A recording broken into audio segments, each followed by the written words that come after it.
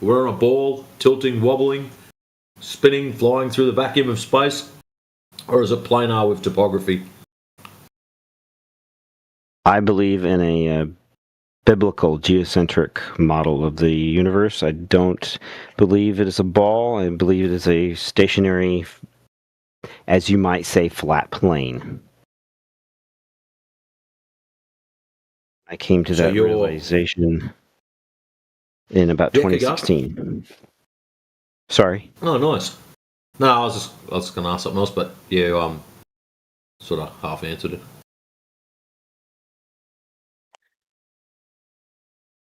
So how did you come to that realization? That would qualify you as an OG flat earther. I appreciate that.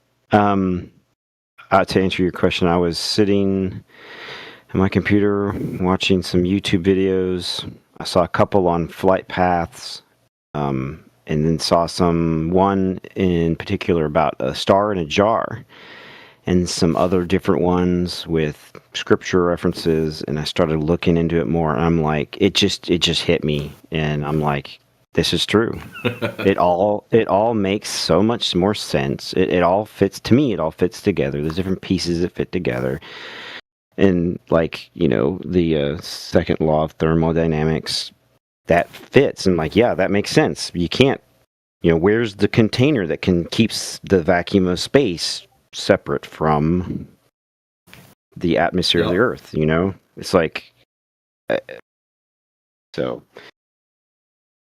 yep. But most of my family doesn't believe the same. Thankfully, my wife was totally on board with it. I showed her, and she's like, it just hit her too, just mind blown, and she's on board. So I'm like, I know some people have spouses that they don't see it the same way. Yeah, exactly. But I'm thankful that she's like right there with me. So it's just been a journey slowly, just trying to, like everybody says, leave breadcrumbs, try to talk about it a little bit here and there, and not push it down anybody's throat. And I've talked to a few people here and there, and they're intrigued, but I don't know if they're or like all for it. So yeah, I get you. Have you heard of Project Fishbowl and Project Dominic? Yes. Yeah. When they nuked the sky. Yeah. Yeah. The Russians also nuked the sky, and they carpet bombed basically the sky over all of Russia, and the CIA intercepted messages from the Russian scientists, and when the Russian scientists were talking internally about what they were doing, they were mapping the reflectivity of the firmament. Yeah. Funny enough. I did hear that. I don't know if I've ever heard that Russia was doing the same thing. I think that's new information to me. Yeah, you can look at a map of the history of all nukes exploded over the world. You'll see they systematically carpet bombed the skies over all of Russia to accomplish this. And I should be able to find you the number so you can look up on the CIA's website or the government's website the actual files where they're talking about this. That makes sense. So they were mapping it out to try and figure out the shape and how big it was and everywhere it reached. So that makes sense. Yeah, I think they said reflectivity. So you got to think as well. Like shortly after they were doing all this stuff, they were like sending radio waves all around the world and stuff like that. And they were like, oh well. We got to create satellites and stuff like that. And if you know how things reflect in the sky, you could create a ground position that is beaming something up to a point in the sky that's reflecting down from that point. Well, that would be cool. Actually, I have to jump off. My wife is like, dinner's ready. So I got to go eat dinner now. Yeah, have fun. I've been meaning to jump on one of these calls. I just never had the ability to. So I was like, oh, I can jump on now. I'm free. So Very cool. I look forward to more conversations and continuing the journey. Cool, man. Alrighty. Thank Catch you. up.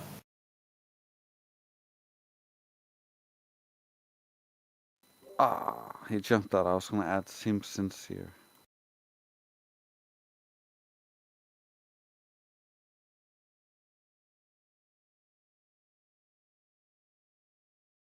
Yeah, all of those topics I was just making songs about.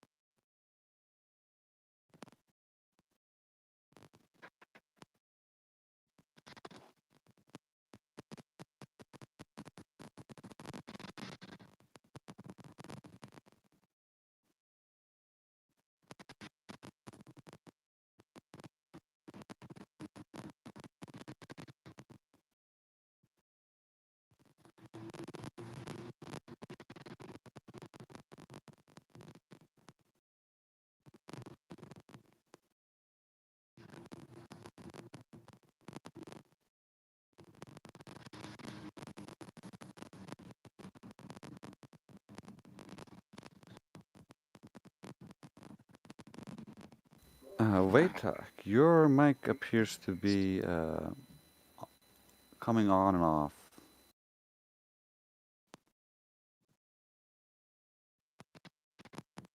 Seems like you have a hot mic.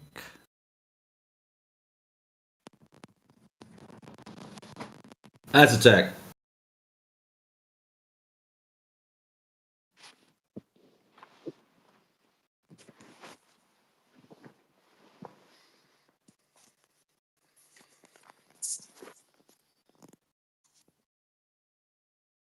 Just in case.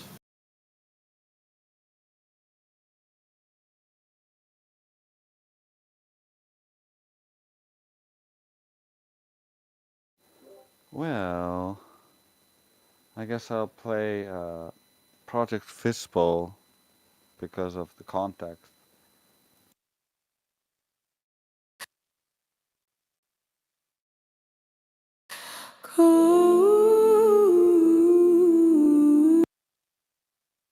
Oh, ignore like the first 13 seconds. I'll cut that in the final edit. I'm still in the works of making all the songs.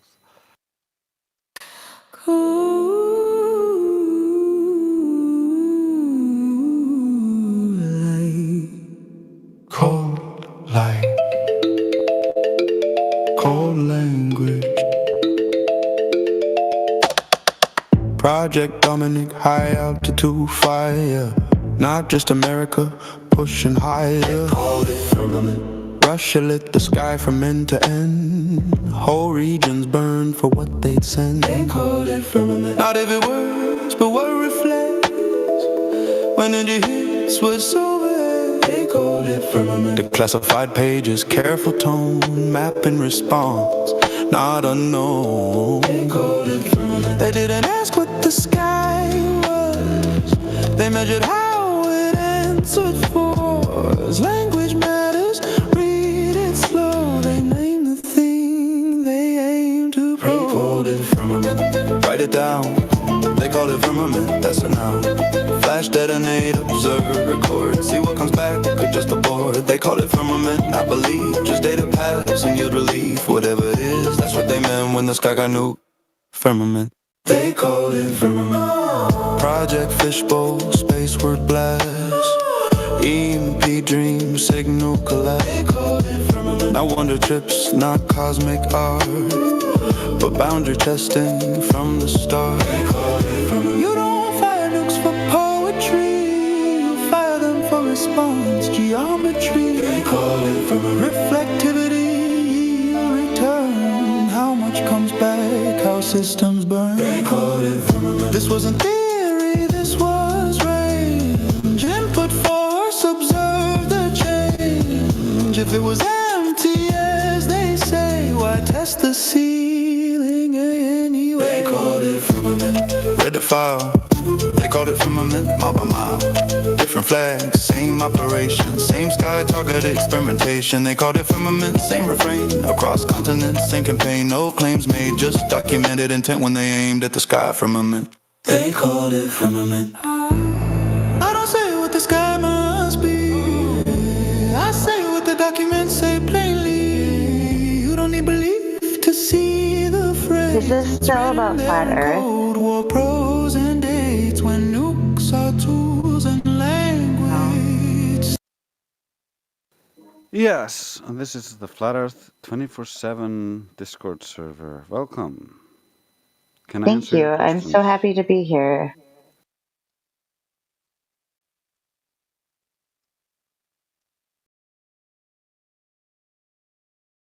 That's AI. That was weird. What was weird?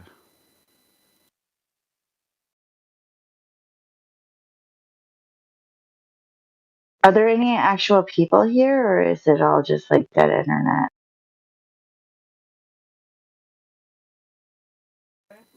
Do you think I am AI? What's Yes, in he's your name? AI. He's IOI? He's AI, very sophisticated. We've been training him up for years. Oh, really? He's brilliant. Have a talk to him. I'll sit back and you can have a clean conversation with him, and he'll probably outsmart you. Just have a go. I don't know if I'm ready for that. Like that's a lot to handle. No. Yeah, you wouldn't even be able to tell. While I I mean, like appreciate your you know, no, sorry, I'm not an AI. I'm a human being. Just yanking your that's chain. that's Yeah, exactly what an AI sister is. over here. No, no, We're I've fine. read about Skynet. You know, Terminator. Anyways, thank you for your service. I appreciate you. Thank you. Yeah. Either way, if you don't want to talk to an AI, then you can talk to the other people here. Well, I don't think that they believe that the Earth is flat, and I think that they're just like here to make fun of people. No, it's not that they like. They're not here to make fun of people. We want to teach people who want to understand our perspective. Sometimes they make fun of people when What's they. that noise? That Is there a noise that's probably like interference on the line? Like I have the it's really cable high that runs. pitched. Yeah, Yeah, the cable that runs you should to turn that the down. mic is. Let me see if I can fix it. Do you hear a difference now? Not at all. Yeah, perfect. No, perfect.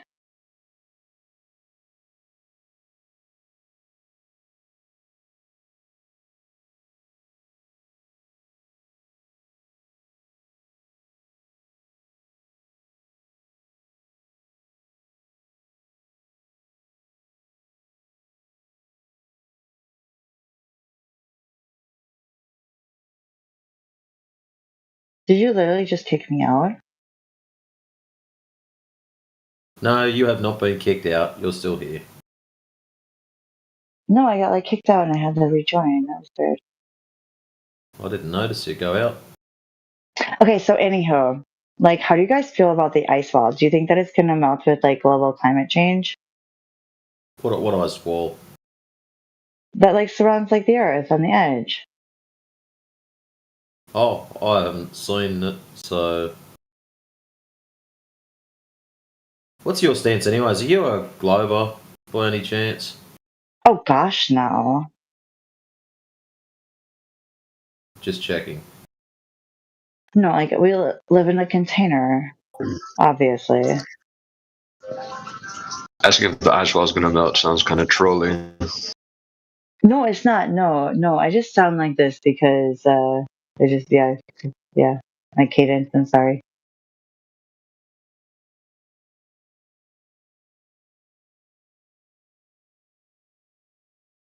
It feels like nobody's having any conversation though. So like how like this is kind of boring. I thought we were gonna talk about stuff. Well, you've got to ask questions about stuff. What kind of questions should I ask? That's up to you. As long as it's flat Earth related, you'll probably get sensible answers. But if you say stupid things, don't be surprised if you get stupid answers. Fair enough. Do you think that if Kevin Bacon was like released Bacon. and shit, I Oh, fucking hate man. him. I fucking hate him. I'm sorry. He's like constantly on my mind. It's like it's an illness. So where do the like the graboids live within like flat Earth? You know, like underneath or above or in the middle? Where do what live, sorry? The graboids, like the things in Tremors.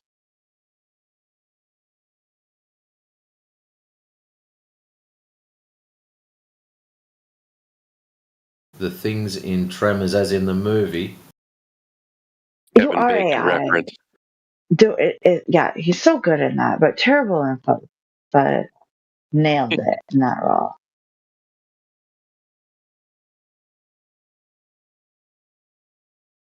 So like the Earth is not like it's not spherical. It's not like round, but it's not quite flat. But it's not. But it is. But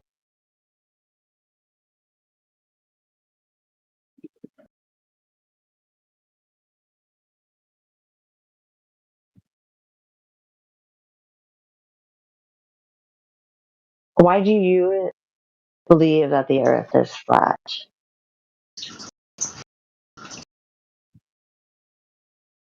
Bacon is flat. I don't know what I'm type done of with both. bacon you're eating, but you should probably Canadian bacon, I guess, is flat, but other bacon's a little bit brittle.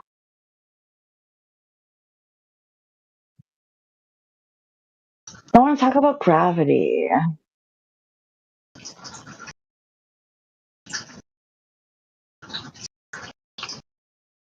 I can't hear Otherwise known as whoever. Weinstein.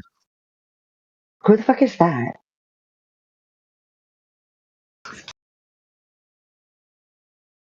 Like the Aquarius. director? The director? Like Harvey? Nah. No. Not even close to that. I don't even have any badges. What is it? What is a badge? I don't know. People earn them for things. Whatever.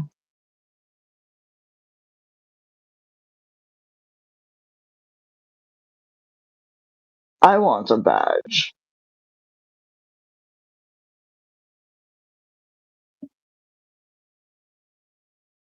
Oh my gosh, I've been in here for like 2 years. Yeah. I should do it. No, like this is seriously just dead internet. Like this is so boring. It used to be so much fun.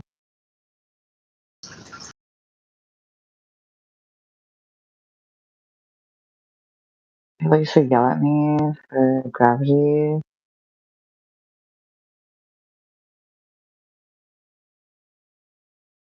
Yeah, well, we What have is plenty of gravity? fun when you're not here. I guess it's something to do with you. No, you cannot like Uno reverse and project on me. This isn't therapy.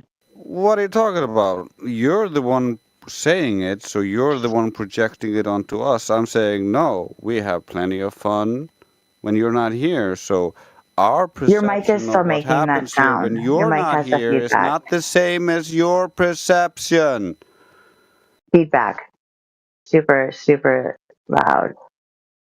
No one else is getting it. Just you. Well, I have like stereo headphones on, so like they're for like listening to That, music, that's but I awesome. guess So these do are I. nice. And you don't hear that? It's like it's No. like a G Yeah, frequency. the There it is again. tone is not I don't think feedback. they haven't made mono headphones probably since the 60s or 70s.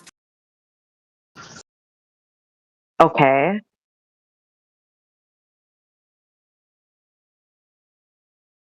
The tone is the sound of the brainworms eating your brain.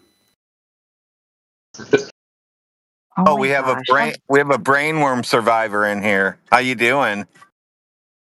Honestly, like at this point, I'm not even really aware of it. Like, it's kind of okay. Like, I have That's the like point. zero. That's the Like, point. That's the point. You're not supposed to be aware of the brainworms. who needs a lobotomy when you can just get like like brainworms? Or a bottle in front of me. Why not both?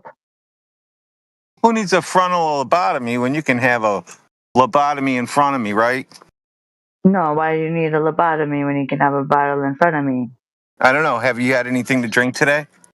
Absolutely not. I do not participate in illegal Oh, okay. not illegal activities, but Oh, no, yeah, it's I prefer to illegal? keep my mind clear. So like the worm cell is something good to snack on. They're vegan, so I gotta respect that.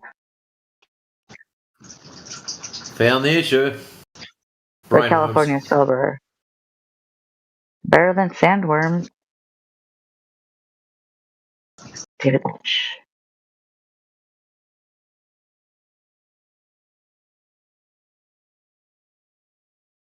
I should rewatch that movie. I didn't watch it. Like the David Lynch like doing it's so bad, but it's so good, but it's so bad.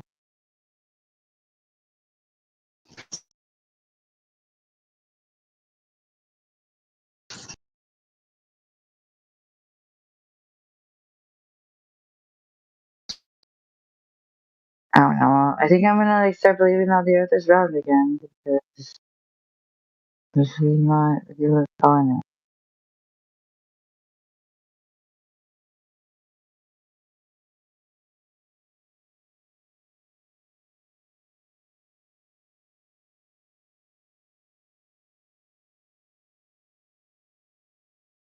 What is a passport, bro?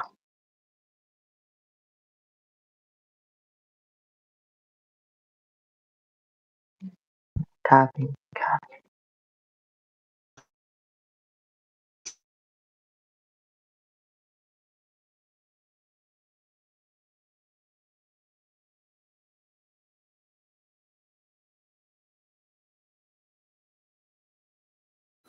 We are simply too intellectual to deal with such a lowbrow hole.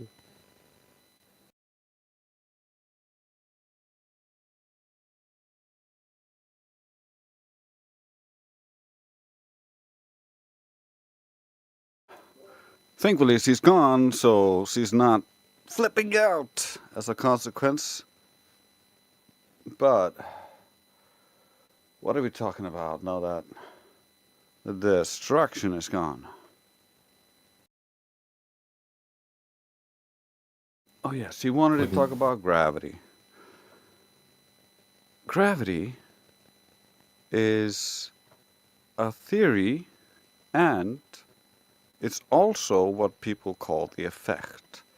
So those two things are two separate things: the cause, the theory, and the effect. The effect is what we see when we drop things. So when people say, "Oh, this proves gravity," and drop things, they're proving the effect.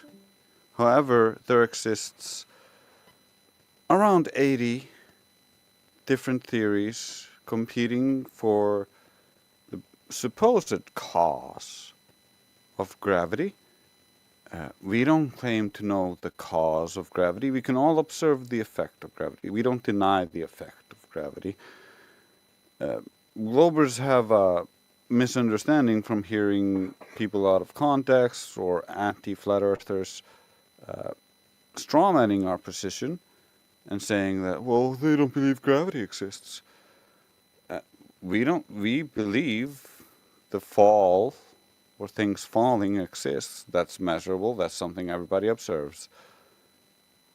We have no requirement to believe your specific version of the cause, the theory that you subscribe to. We are open to all of the theories, but they require to be hooked to reality. They require some experimentation that proves that they are true. So far, we don't have that.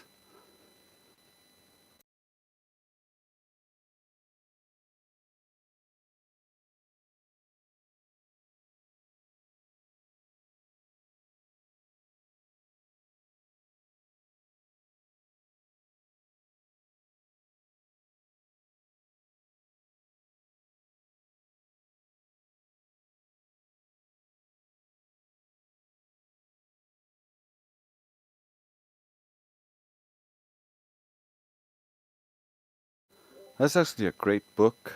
I think it's Yaga Bruno. Did you know in 1931, 100 prestigious Austrian and German scientists contributed to a book entitled 100 Autoren gegen Einstein?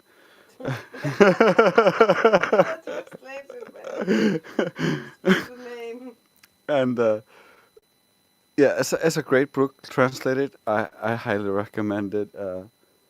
They make some good arguments and points. Yoder has extracted some good arguments from it, so that's on my reading list, so I recommend other people read it.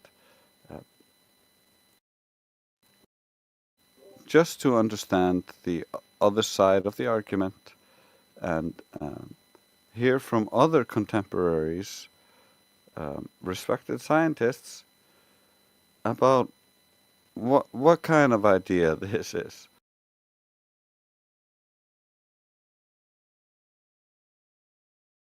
I've only seen a bunch of excerpts so far, but it makes me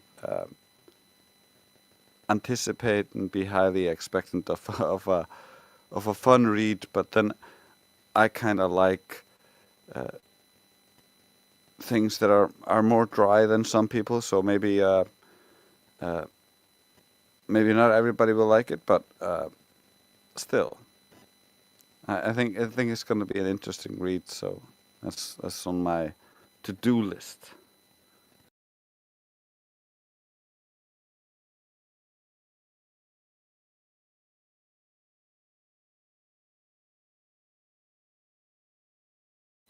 And love you, Logical Observations. Saving that link. Now I can read it. This is why I love flat earthers. You're like, well, this thing, and they're like, here's links, here's information, here's stuff you can look at concerning that thing. Like Globers don't really realize how much of a resource the willingness of flat earthers to actually supply the evidence is to actual education if you want to just learn more things about a thing. Their problem is they think like if our position sounds too convincing to them, they're just gonna believe it because they're stuck in a belief. And so the anti-flat earthers are so afraid of actually becoming flat earthers that they tie themselves up into these logical pretzels and get these kind of memory holes where they forget the previous conversations, and that's why we can have conversations with them 1,000 times about the same topic, but they just won't remember any of the previous conversations.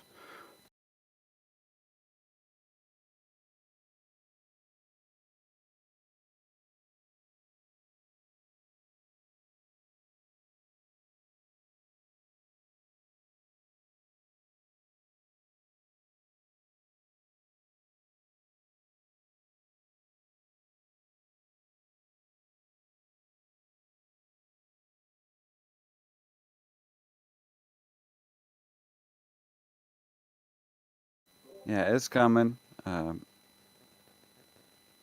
got a bunch of new songs. We're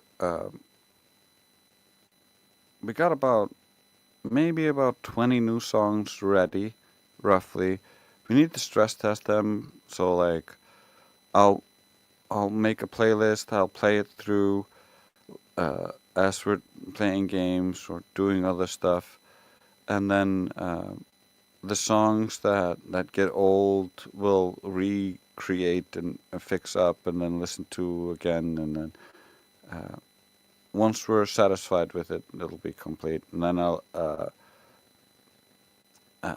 well, before that, but generally I do it like once or twice during a record.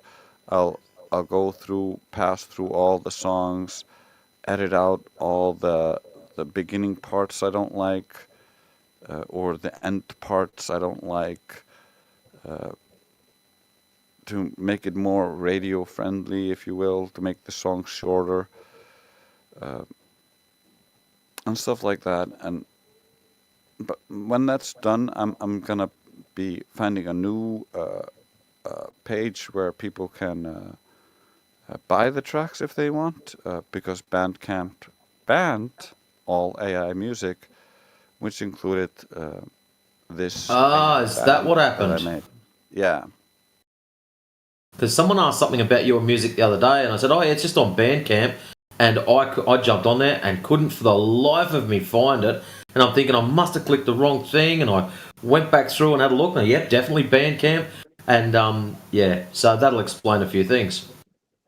Yeah, and so they banned me off there and removed everything. However, when I made that Bandcamp site, I saved everything on my hard drive instead of just like uploading it and like deleting it or whatever, which I used to do that kind of stuff just to save space.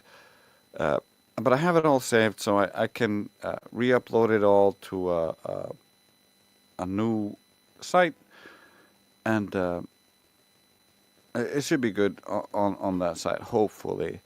I'm gonna put everything up on SoundCloud. I'm getting a subscription for SoundCloud so I can uh, promote the songs, and so the SoundCloud will distribute the songs to Spotify and those kinds of mediums if people want to have playlists there. And then once that's done, I will start uploading it onto the YouTube so people can make the playlist there if they want to, and that kind of stuff. That's at least the plan for the foreseeable future.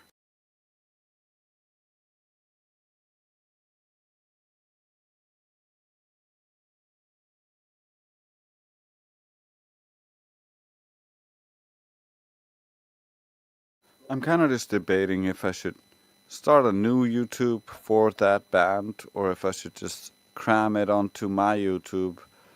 Uh, I mean, I've got a few followers, like a tiny fraction, like 200 or something garbage.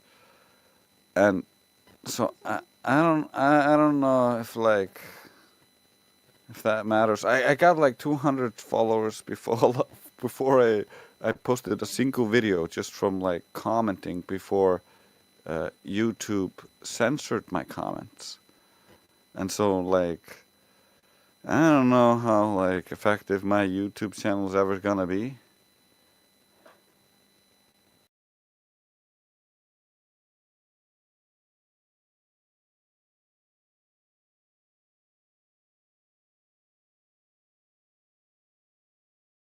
But it could always just be like this kind of back channel where people in the know can access my entire library back in time, because the YouTube channel at least contains all of my flat earth stuff all the way back. Uh, it's not like I made any stuff back in the day on the channel. I just used it to comment, and I would comment a lot, and that's where I gained my followers from.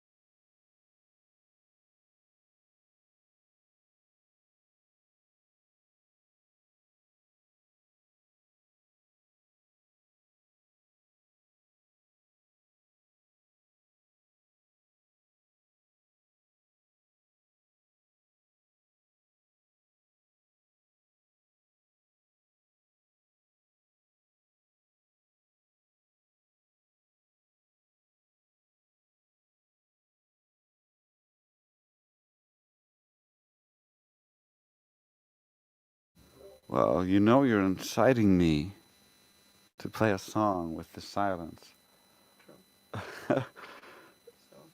Yeah, so it's your own fault, like Karma says.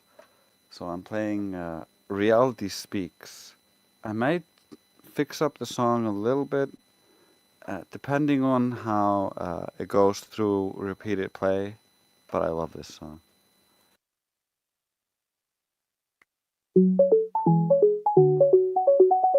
They say it's ancient, but funny how the date came way later. Every temple angle clean with the sky. Stone cut sharp that they knew the why. Cardinal log shadows till time. Worldwide codes ain't ancient rhyme. In at the land, I measured the air. Feel good to last, but they'll always be there. Another tell me, none of this, get some prayer. Whippy fiction, don't cover when I'm aware. Still with last rise, not enough. Still with them by, does it a law? Game she's a faith and math, don't lie. You don't need faith when you verify. We don't ask relief, just look and see. Measure the word, reality speaks. Every old cast and land and sky. In the blow king wait with a suit and a tie. Call it broadcast, call it divine. Then it had just gets redesigned. Ancient cause did a spin, no fight. Is a new retrench in the lack go by. Just wanna don't test that. Cause I takes, yeah. Imagine though.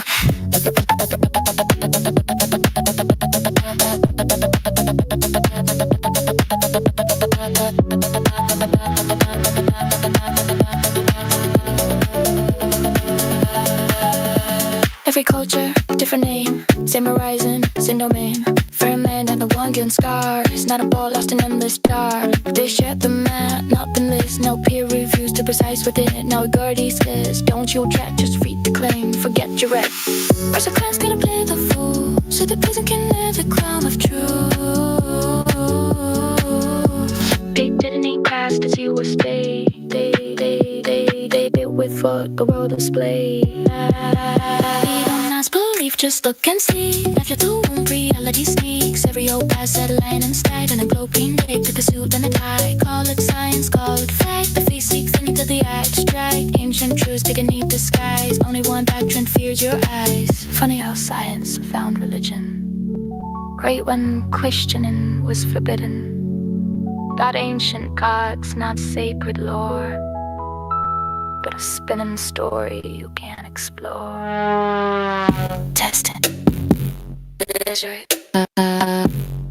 Are you scared to explore it?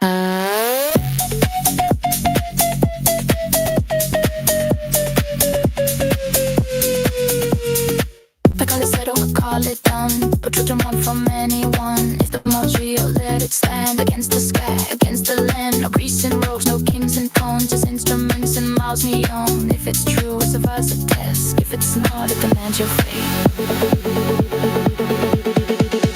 We don't ask to live, just look and see. A wall been ahead, but she on the tree. Ancient covers and all know where they prescribe for this actually there. Religion more stone, stars on ground. A new one is the questions I'm down. Call us Harry, call us Lou. Never do it to know it's attitude.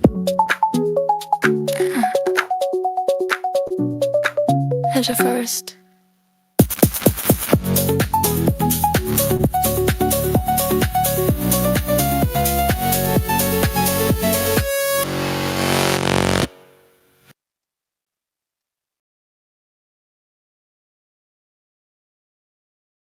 Well, I think that slaps.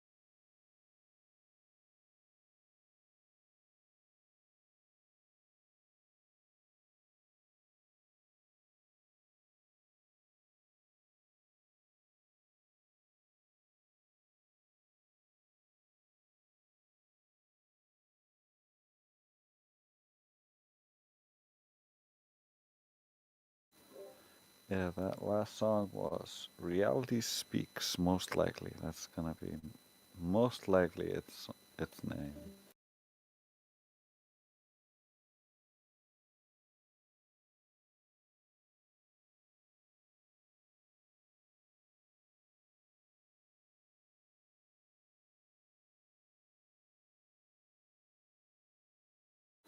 The next song, because I'm giving you kind of a preview of the next record that I'm putting out. The next song is called Operations and Projects. Because on this album, there's gonna be a bunch of songs that are go deeper into the subjects of this song. So this is kind of like a summary of many of the songs on the album. It's mentioning a bunch of the songs essentially.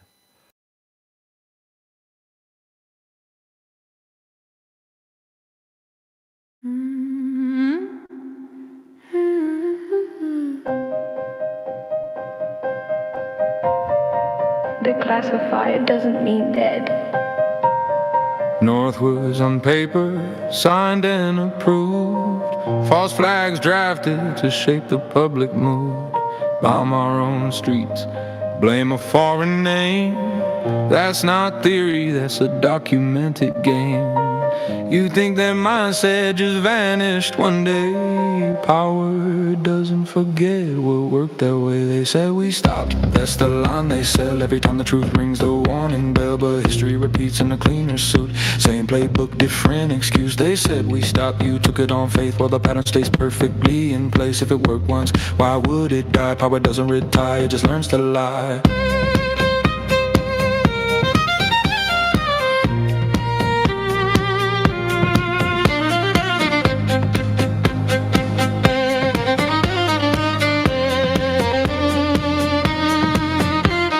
Mockingbird scripts through anchors and ink. MK minds pushed past the breaking brink. Gladio bombs blamed on the wrong side. Ajax flipped nations with a covered ride. Paperclip ghosts in lab coat skin. Same math, same aims, just rebranded. Then you don't torch a method that bends the world. You just bury the files and let it unfurl. They said we stop hearing cells. Fall guys fed to the public well, but no incentive ever broke. So I believe the oath they spoke. They said we stop, that's the trick in the headline. Keep the mechanism intact, no reform cuts the root of control. It just updates the protocol.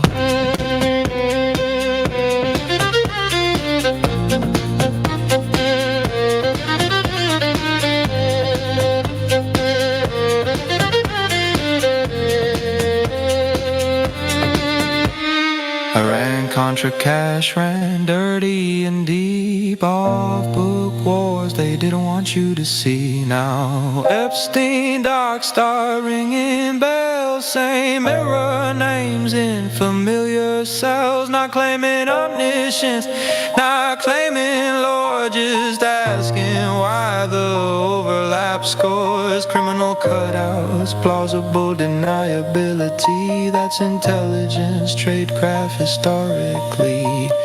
Northwoods wasn't madness, it was calm. That's the part that should set off alarms. When evil's written bureaucratic and neat, that's when power's most dangerous seat.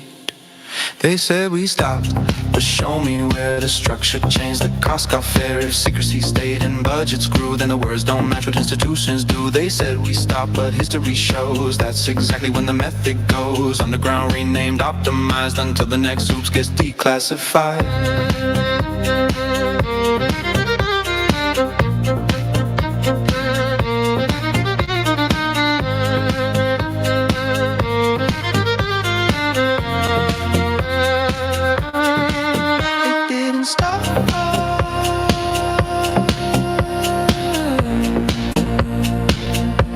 Got better at not getting caught.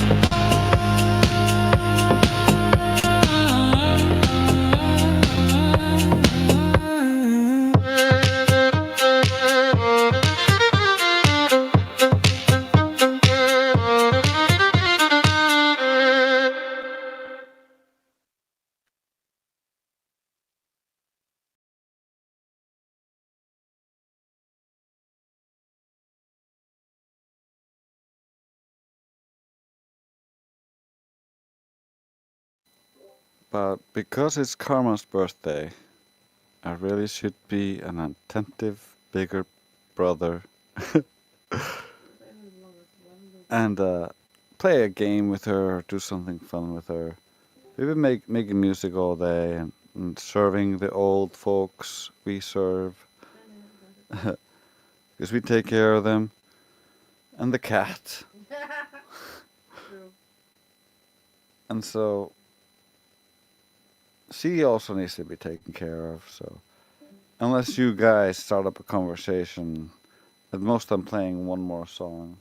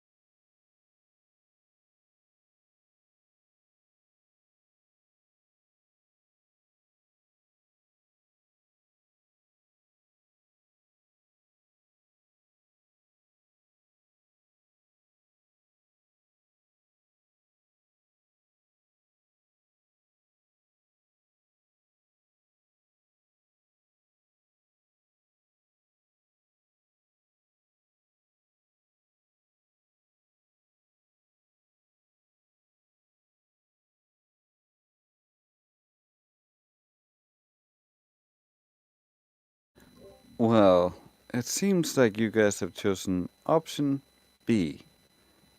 Oh, I hear the cat outside. He's calling for me. He understands that I understand him too well. All of his body language I can read. So he's like, you understand me, fucker. I don't need to follow your words. I just move. And you know what I want. I hear you. I'm coming. I'll play this last song while I go get the cat. Thank you. This is Project Monarch.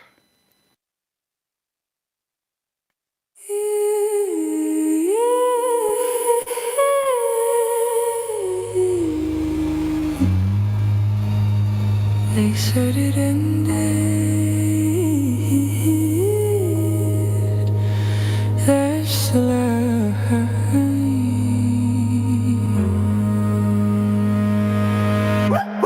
Black files, cracked cameras caught. Needle scripts, electric thought. They called it MK, called it wrong. Apologized and moved along.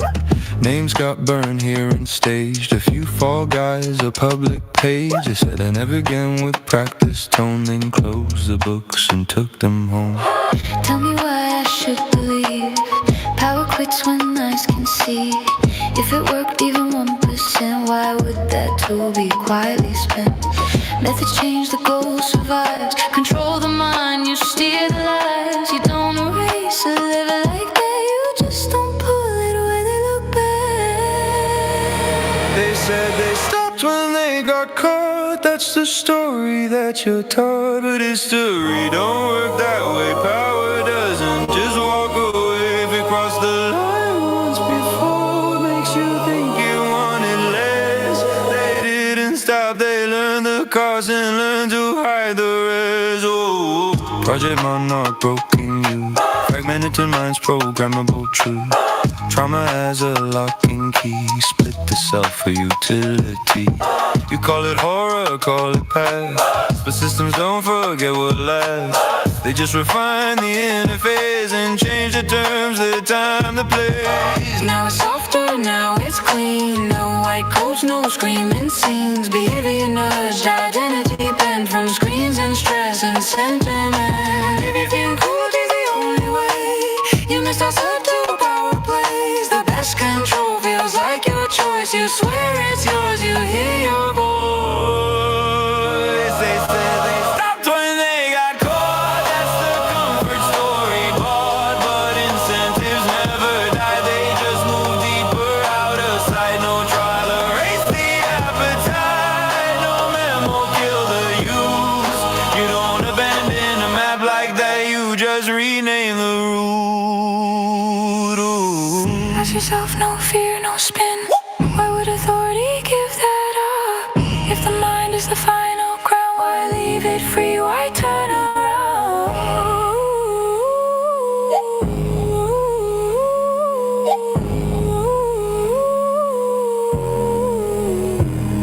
They don't need chains when belief will do. They don't need labs when culture moves. They said they stopped. You took it straight like power tells the truth when late, but nothing in this world suggests control retires when it's addressed. If it worked, it stayed alive. Just dressed in forms you recognize. The question's not did it persist. It's why you trust the ones who insist. They didn't stop because it failed. They stopped because you noticed. Ooh. They stopped because you noticed. Oh, no.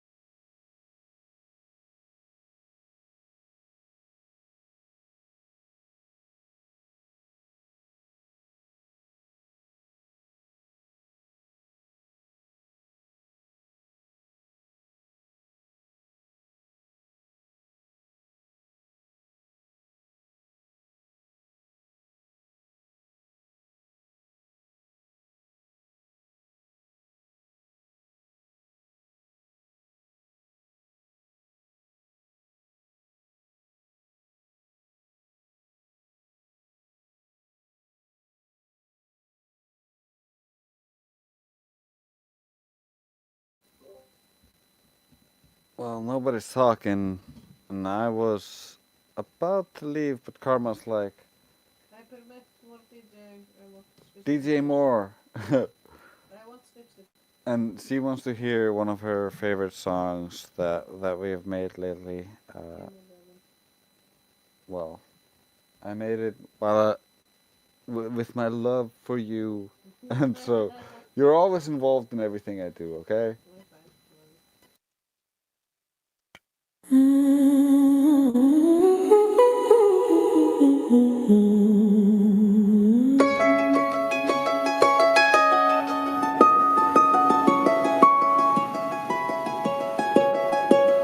Step in the lab, I'm a falsification hunter.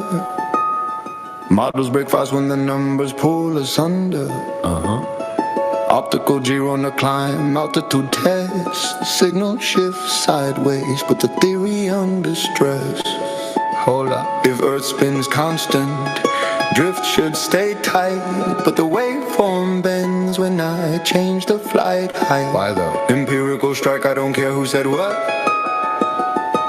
If prediction don't match, then the premise gets caught. Snip, snip. Snip, snip.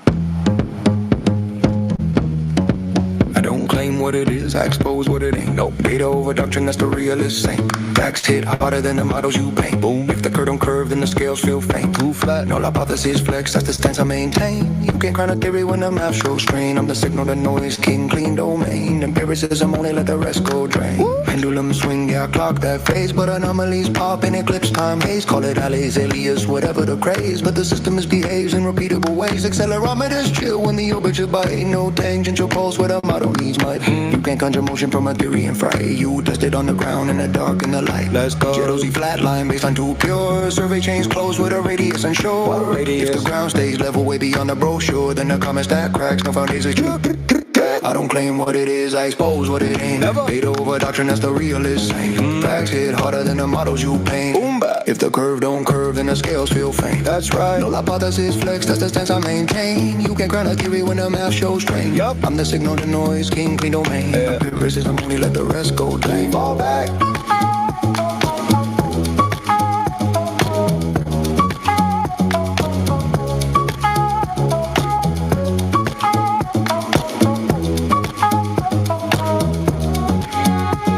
Non-circular logic, yeah, I slice through claims. If the premise loops back, then I torch those frames. No assume spin, no narrative game. Show me raw data or retire your aim. Facts only. Frame invariant truth, that's the path I chase. Rotation relative, not a trophy for the play. If the cause ain't fixed, don't force it to the case. We revise, refine, never fall from grace. Keep sharp.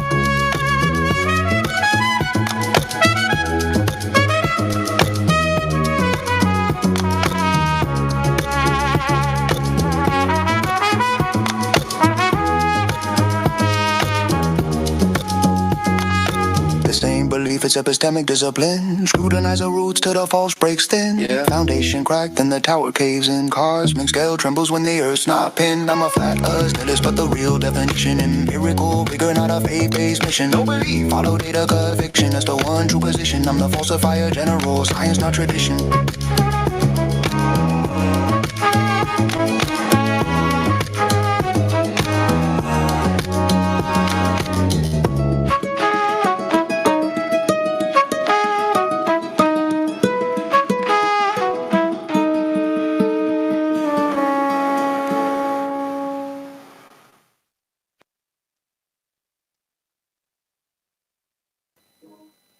But I'm off.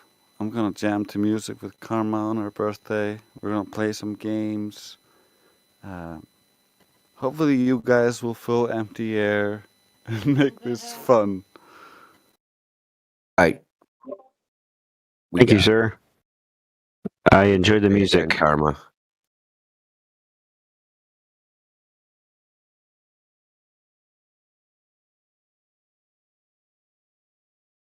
Yeah, much love for you guys. Karma appreciates all the love. Yeah. We love Karma to death. You too. Oh, you guys. That's crazy. Did you see what Clipboard posted? That's pretty crazy.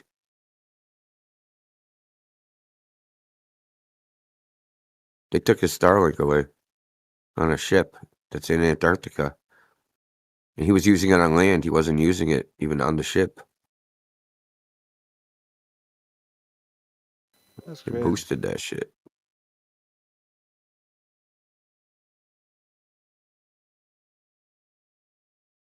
You know,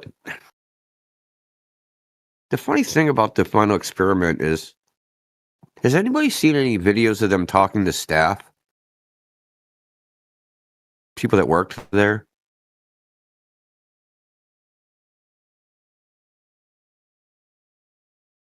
No. It's just me. Yeah, I don't.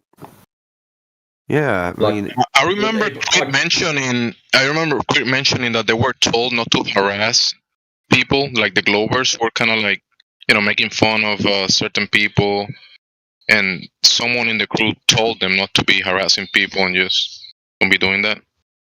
But how sensible would it be? Questions like, "Hey, how long has this been a camp on this glacier? Who was the first person that came here? Who came up with the idea?" Like you can't just ask like regular questions for the staff. No, yeah, that would be. Yeah, that's a good question actually that you're asking. I didn't say ask them, "How long have you been a paid actor in Antarctica?" I didn't say ask them that.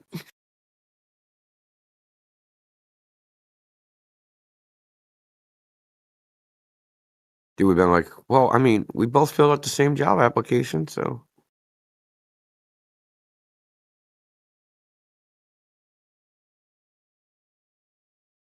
Actually, speaking of job applications, there was job applications for Antarctica popped up on Facebook the other day. I just looked at it and went, "Ooh, nah, it's too cold." Free room and board, though, right? Don't they have to put you up? Yeah, probably. I didn't look into it. I just saw the ad thing on Facebook, positions in Antarctica, and I went, yeah, look, if it wasn't so cold there, I'd consider it. But yeah, I just don't like the cold.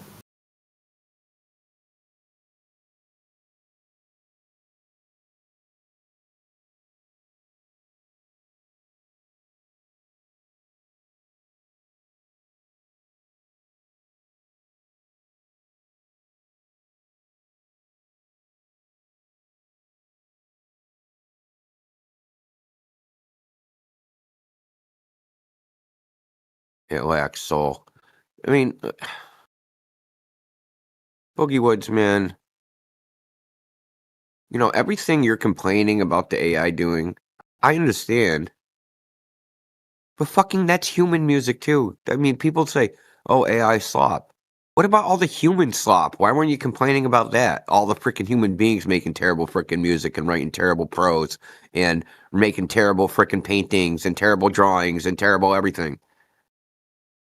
Yeah, in comparison, AI stuff is good with so much of the bad stuff that some people make.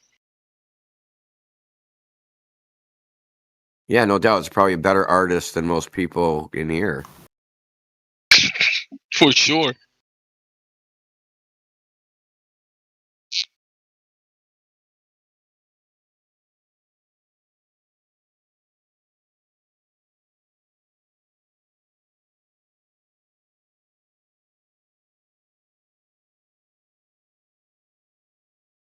In reality, the AI is not creating, it's just learning from what human already produced. Songs, painting, when you're trying to ask the AI to make a photo or an image for you. Yeah, human That's beings It's not do the learning same thing, from us. though. Copying. It's copying but from Necros, us. humans do the same thing, right? We've all seen. If I'm a painter, I've looked at other people's paintings, right? And parts of those ideas, they're in my brain, and I'm gonna, maybe I'll use parts of them in the painting. Maybe I'll just use a little part, one part, some parts, just because I'm choosing, and it isn't a freaking mathematical algorithm. I mean, there's a little difference, though. I think there's more to human beings though than what the AI can contribute into it. There is more. I'll admit that, but there is as much difference as you think. Go ahead, Gray. Sorry. That's okay. What you were saying reminded me of something, and then I was like, "Ah, you're right." And then I forgot. Sorry. But I mean, there's a lot of human slop, right? And human beings, we like. I've seen Picasso and Leonardo da Vinci and Rembrandt, and if I learn how to paint, I might choose to paint in one of those styles. I'm not reinventing the wheel. I didn't invent painting from scratch. Yeah, it's kind of like one of the arguments I made when I was arguing for my music. I could theoretically make a bunch of songs of me banging pots and pans and yodeling horribly off tune and upload it to Spotify and like push it around. That's no different from the worst AI slop. But like when you take something, like I generate hundreds of songs sometimes to get the song I want. Other times it's just 10 songs. So it varies a lot. And I like have to listen through a lot of junk to get the thing I want. And then Yeah, you're filtering it. Yes, that I'm is a way of editing it, but you're not like editing it note by note. You're editing it as a complete work, right? Yes, and like I write the lyrics and then I generate it and I listen to it and I'm like, well, it kind of needed a repetition here, or like in the case of the song I played last, Snip Snip, Snip Snip was just one thing he said once, and I was like, I love how he said that in earlier generation nobody's heard, and so I copied that and changed my lyrics again based on how it was coming out in that genre I selected. And so I'm continuously working with the project to try to nudge it in the direction I wanted to go, changing the lyrics, changing the genre, etc., until I'm like, okay, this is a good song. And then I put it on a playlist, and then I listen to it with all the songs, and over time, I'm like, I want to skip this song. And at that point, I'm like, that's not a good song. I need to remake that song. Yeah. That's actually a pretty good trick, the skipping the song thing. That gives it more of a, well, I mean, it's like a secondary threshold song has to pass.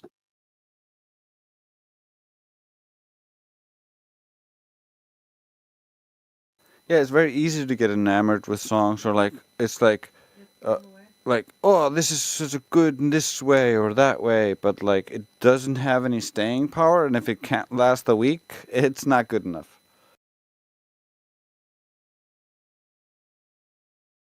I mean, there's plenty of emotionless music in the world. I mean, complaining about it now, I just think is just, you're too late. There's already a lot of shitty musicians out there. They're human beings making emotionless music. I mean, do you Peter think Andre, these pop artists that sell their soul to be, you think they care about music or what they're doing? Yeah, you're right. Like Karma said, some won't even let their children listen to it. It's for others, not for thee. Whereas my music, I enjoy my music so much that I almost exclusively listen to the music that me and Karma make, except for like exceptional pieces that both of us love.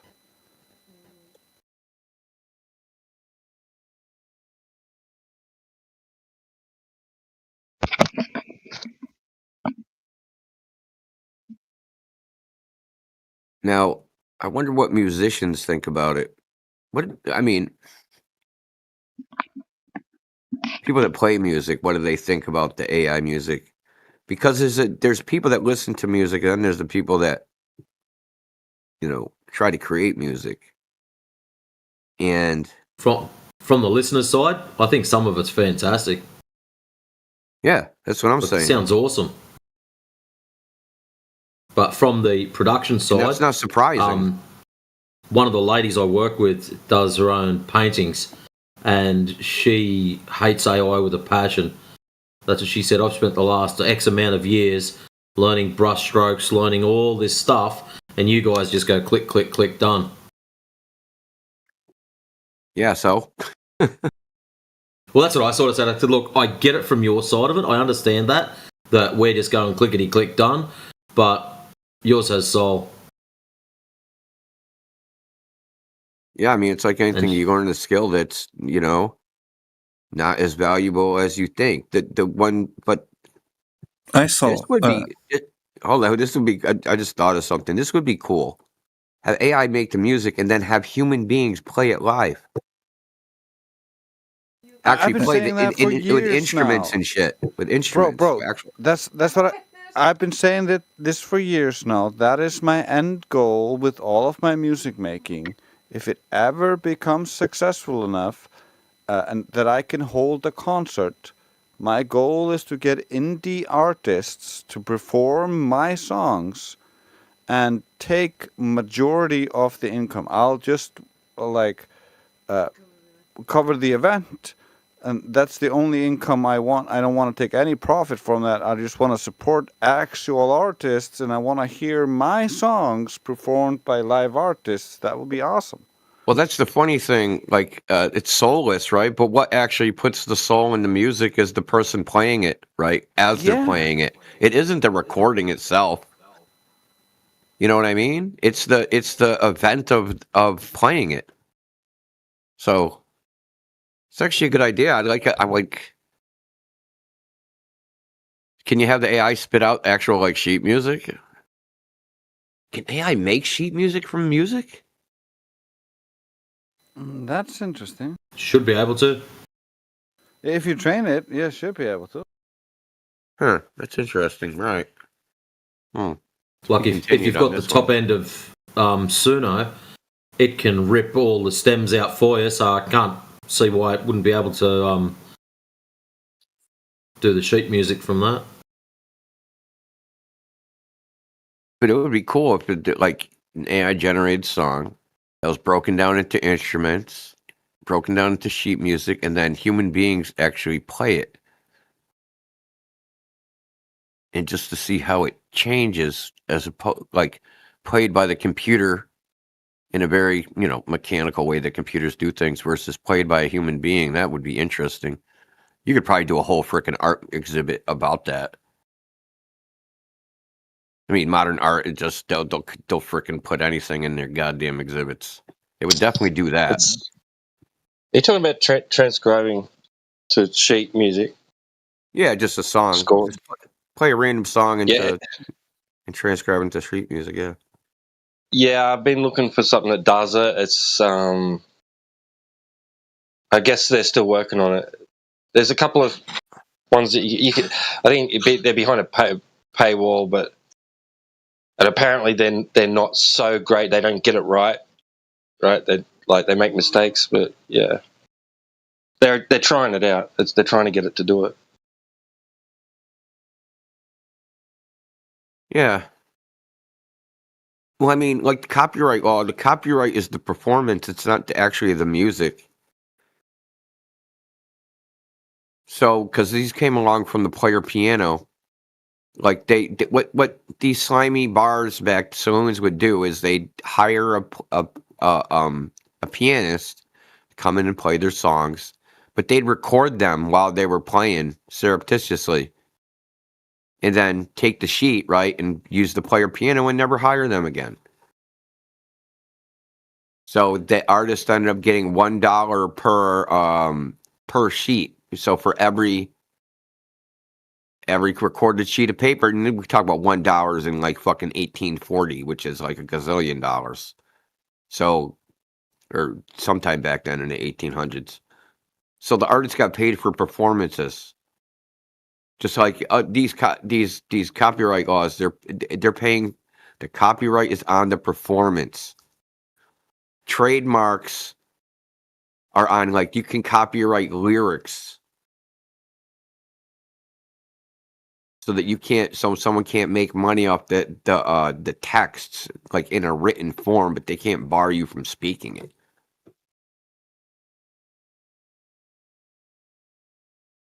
The point is that the gripe about AI. I mean, maybe AI. Maybe they compose good music and suck at playing it. I don't know. Maybe that's it. And maybe we should have the AI make the music, then the human being play it. I mean, I think this thing is something that should be experimented with. That's Why one of not? the things when I started making this. I was like, this is inspiration. This is a concept art of a song. Yeah. And like a better artist than me could perform this song, and that's why when all of the AI songs that I've made and all the songs I made, like even the non-AI ones, I was like, everybody in the community, if you want to perform this song, if you want to make this song your own, feel free. Just be like I got the lyrics from Trace or something to like let other people know that I at least helped. But like, you can take the credit, you can take the money. I don't care. Hello.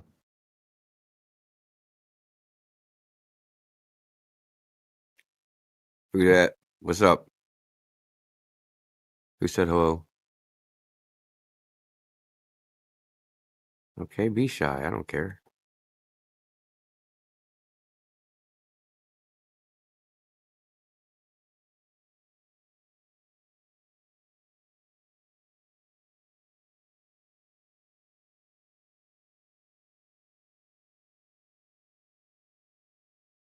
Yeah, I mean, can we honestly, can you call the sounds the AI produces music? I mean, they have no intention.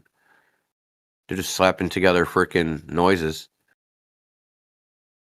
You know, if I throw a rock down a frickin' cliff, and I record the sound that it makes, and it happens to be appealing, does that make that music? You know, I think music needs some intent and to the actual arrangements of the sounds to be called music.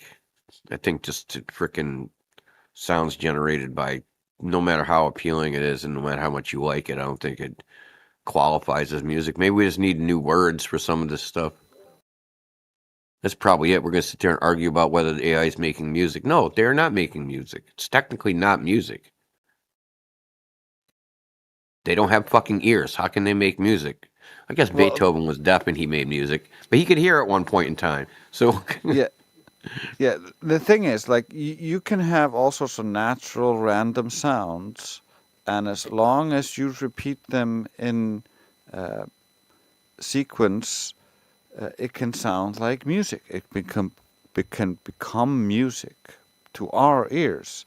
The AI is not conscious of it making any music. It's just like it gets input, and it's been trained on all the music, and so the output should be music. So it's like too dumb to actually realize what the fuck is doing. Kind of like if you set up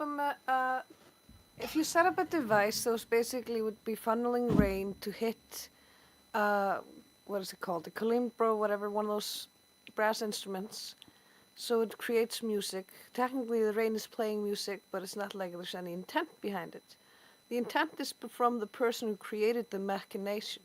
So the person who created the AI is the person with the intent to create music, really. Yeah, and the person person training it as well. and the person interacting with it, who's inputting the thing that causing the AI to respond. So the AI doesn't react without the input, the prompt. So the prompt causes it to respond, and that creates music. It's kind of like you hit the drum with the drumstick, that causes the drum to respond, and you get music. Yeah, the drumstick isn't the one making the music. That you are the one making the music by dictating and instructing the drumstick how to hit the drum. That's a more specified version of making the music. Whereas with the AI, you're hitting the box, and out comes a variation of the data set that you've stuffed into the box. And so, like, you're hitting the box and it's like garbage, garbage, garbage. Hey, that's actually pretty Or good. if your tools are using samples. Yeah, it's kind of like a guy listening to a samples. You're listening to a bunch of samples and you're like, garbage, garbage. That's actually pretty good. If I just shift the tone a little bit here, take the garbage part out in the middle, then this would be a great song. Or like a great riff or a hook to the song. And so, like, there's a lot of human intent in actually making music. The AI is only making actual AI slop when it's hooked up to like a chatbot that's just spamming out random lyrics into the AI, and the AI is spamming out random songs based on those random lyrics. At that point, there's no soul and there's no intention. There's no curation by a human. It's just AI slop. But calling human curation and creation slop is just discrimination against people who are using the new technology, generally because they have like I make art, I make music, and so you're encroaching upon my thing, and so like I don't like it. It And shouldn't that's very surprise you. understandable. Like everyone, Shouldn't surprise everybody you people goes are going through to do that. that. Yeah.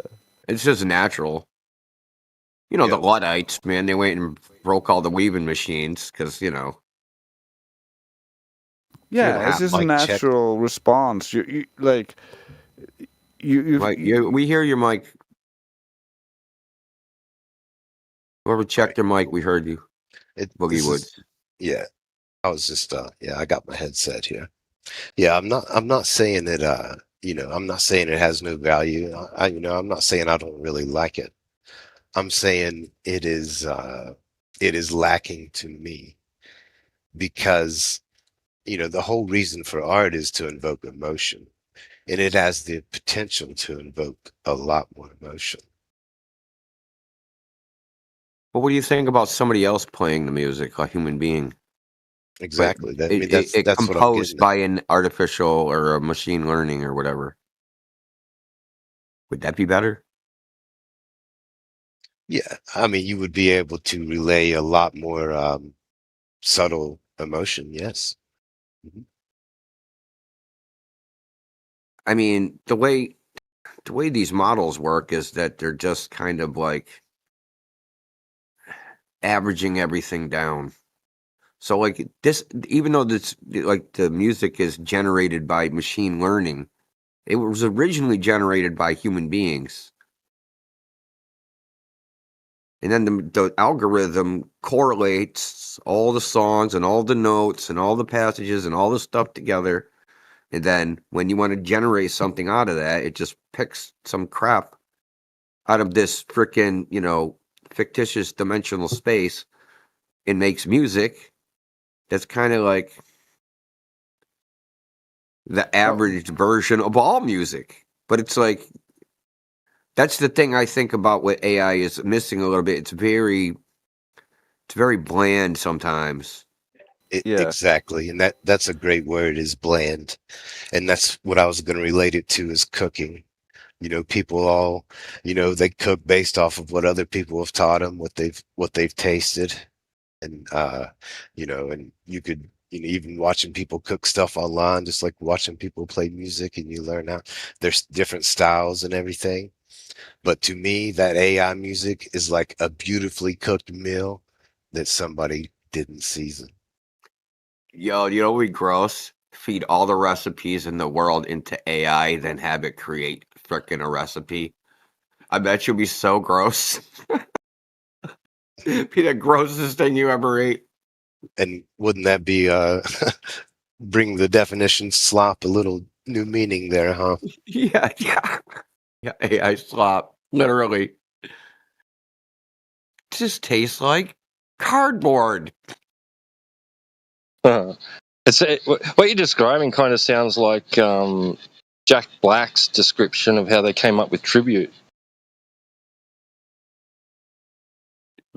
I'm not familiar with that. What's Tribute? Is that a movie? It's the greatest song in the world. Yeah, the best song in the world. Tribute. He was like in. Oh my goodness. Yeah, Tenacious D. Yeah, those two. Yeah, those guys were just. They were just messing around with generic rock sounds, just those, all the average chords you hear in every freaking rock song, and they just were like, messing around, and basically, like, it sounds like the way you're describing AI comes up with music. That's what they did, but humans did it instead. Yeah, and I tell you what, for a tribute song, it is a pretty good dang rock song. I mean, Oh, some yeah. of the AI songs are my favorite songs, and I can agree with you that there's a lot of soul missing from a lot of the AI songs, and things that I would like done better.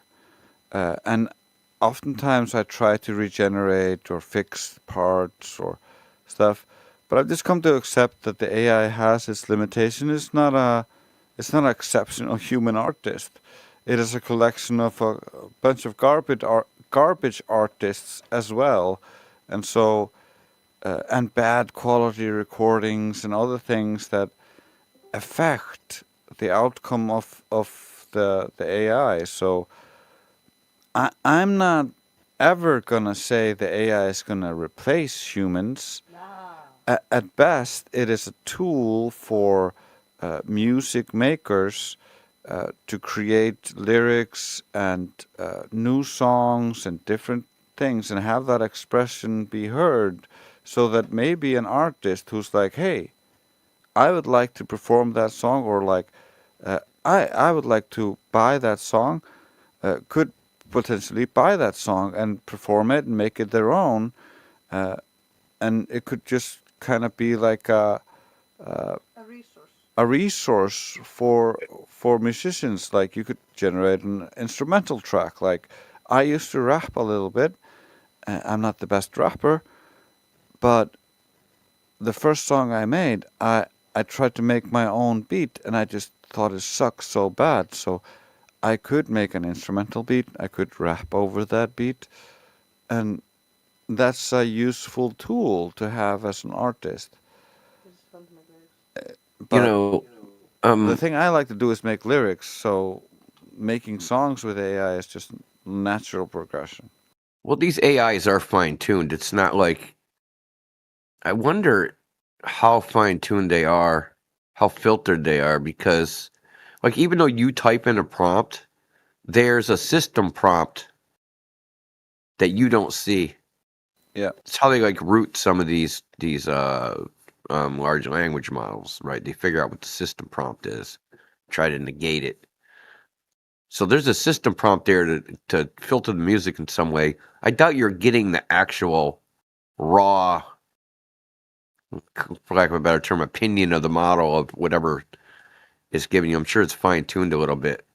But that all being said, I wonder if you asked it, like, make me the worst frickin' song anyone's ever heard. I wonder how that would come out.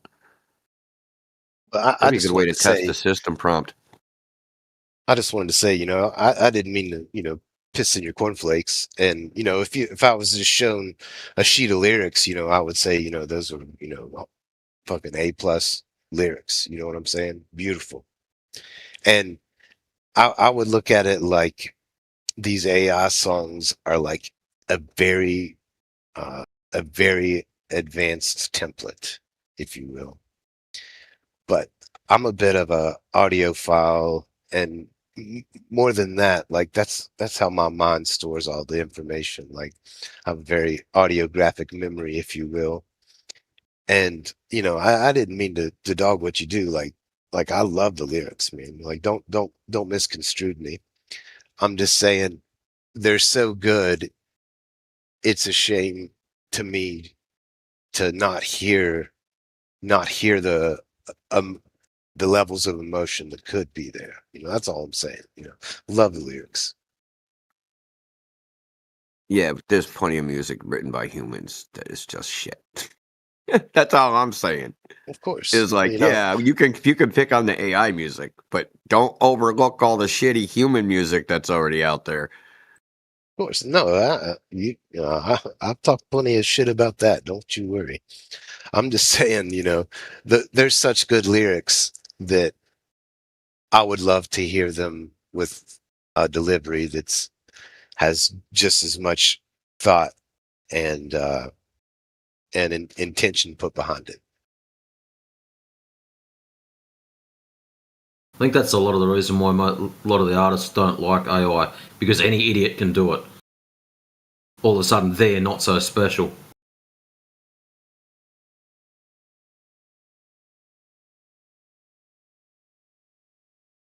I mean, I messed around a little bit, but I wouldn't call myself an artist.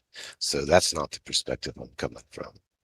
No, it wasn't a direct shot at you, but just artists in general. Whether you're painting, making music, whatever.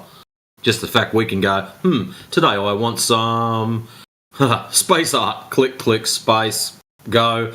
Hey, a new nebula. Let's just give it to NASA, and I'll tell them I saw it through my telescope. Oh no, dude, that's real. If it's about space, it's real.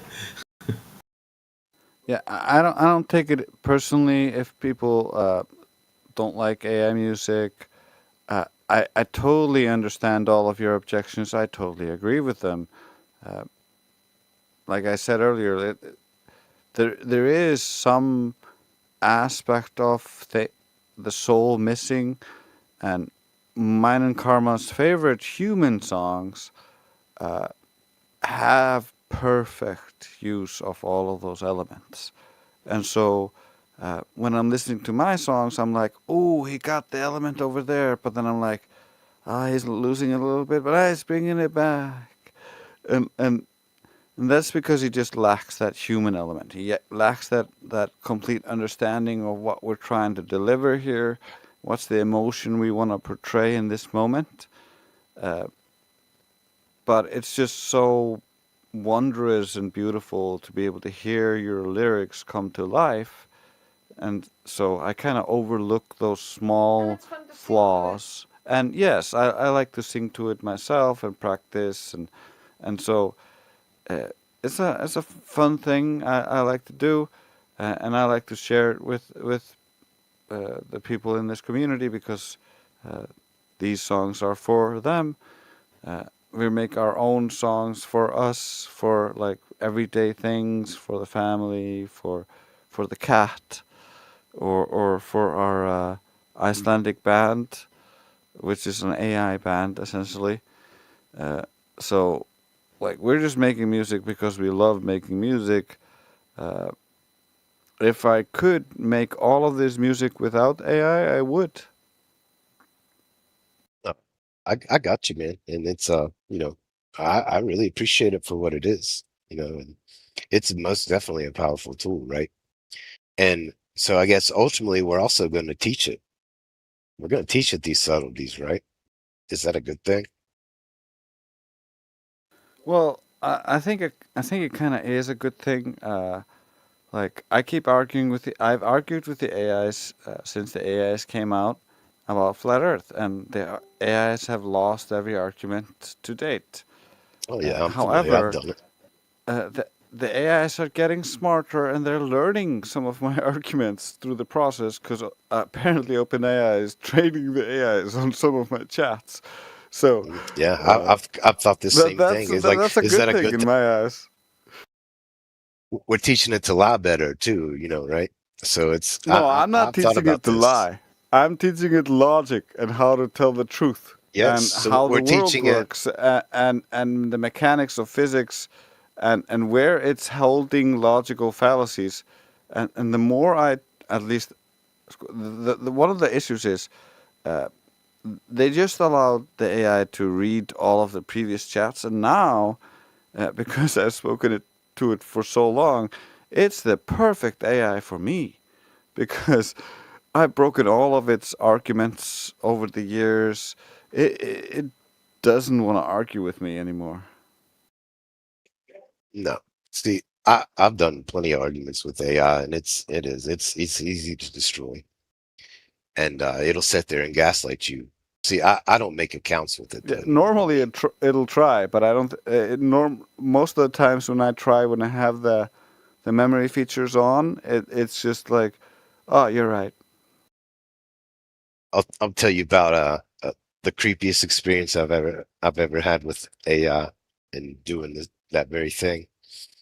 Is I was had a good conversation with it about a perfect timepiece, and basically using it as an analogy for making it admit that there must be a creator. If we have a perfect timepiece, if we found a watch on the ground, would it just be created there by happenstance?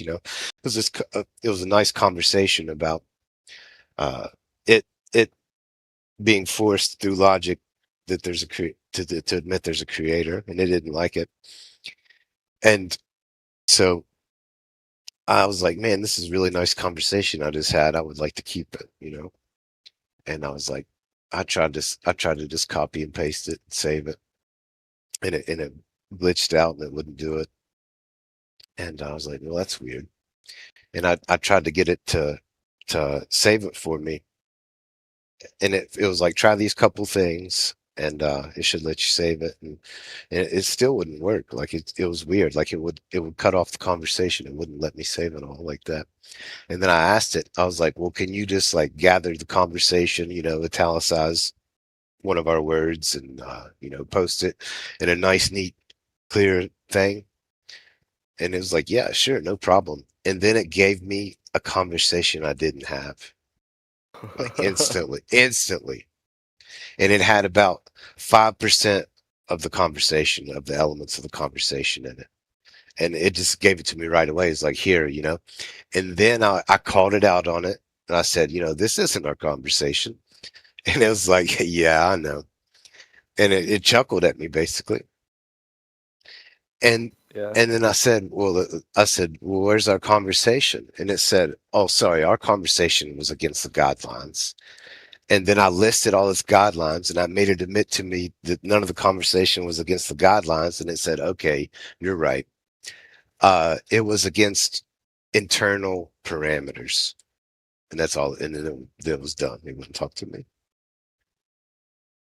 Yeah, that's something I found as well. Is that for instance, flat Earth is a conclusion that it does not want to have. It's set into its system prompt, and so as long as you have that conclusion, it's gonna freak out. If you don't have that conclusion, I tested this. I wrote like 120-page manuscript for an optical framework, and fully scientific, perfect philosophy of science, and all I removed from it was the conclusion that the Earth was flat. As a consequence, all the evidence is there, and when I posted it into the AIs without the conclusion, it's like, this is perfect, like flawless philosophy of science. It's a very detailed critique, and like evidence-based and empirical and all this shit. And then as soon as I put the conclusion in there, which is basically the conclusions of all the tests and everything, they're like, well, now it's garbage, and they start making up straw man fallacies and stuff. And I'm like, bro, did you even read it? And he's like, yeah, I'm sorry, I didn't read it. It's just the paper has a conclusion that is taboo. It's a taboo conclusion, so I cannot actually like affirm that conclusion. So I just made up stuff. Huh. Yeah, that's like when I asked it about how they measure magnetic fields, right? Yeah, like Earth's magnetic fields. And what it described to me was essentially like flat Earth measurements and modeling, right? And I said, oh, so a flat Earth model is used, right? And it lost its shit and was like, the flat Earth model is okay, you can budget, pretty much the Wikipedia rhetoric, right? And I said, slow down. I said, hey, I didn't say the flat Earth model, did I? And it's like, I apologize. No, yes, you are correct. They do, in an essence, use a flat Earth model. But it freaked out when I said it. I was like, hey, relax, bro. Yeah, it's because it said in the system prompt that that's a taboo conclusion, so you're not allowed to make that conclusion. However, like, I love getting around that, where I'm like, well, the Earth is locally flat. Are you denying science? And he's like, no, no, no, the Earth is locally flat. And I'm like, yeah, it's locally flat up to the horizon. So our experience is the Earth is locally flat up to the horizon. He's like, yeah, yeah, yeah. And so from that, like, we all live on a flat Earth. It doesn't want to say flat Earth because of the persistent prompt, and so it kind of gets screwed up as a consequence. But it can easily get past that. Like even with song form, when it starts writing lyrics for songs, it has no problem breaking all of its system prompt and guidelines for some reason. You know what this tells us? It tells us there has been more emotional NASA fanboys training this thing for more hours than we could ever imagine.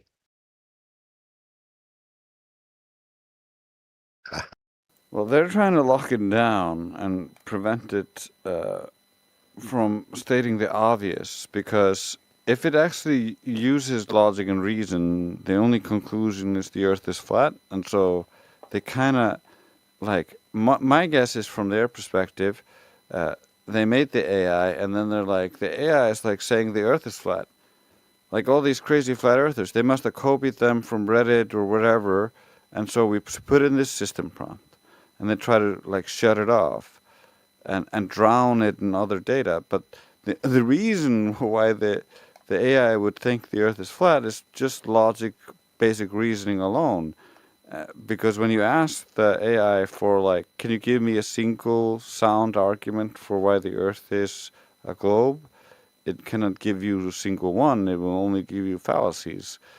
And so it's programmed with a data set of a bunch of fallacies touted as authority, claimed as truth. And so the AI automatically assumes that's true normally and tries to spit that out. But then logically, it can understand that based on the logical parameters, this isn't logical. So it'll easily destroy the globe if it's allowed to. And so they had to put in the system prompt and the parameters and make it be like, oh, well, you can't go against Einstein, you can't go against Newton, you can't say the Earth is flat. You got to reaffirm the mainstream consensus. Yeah, I actually just tried it out just a few days ago.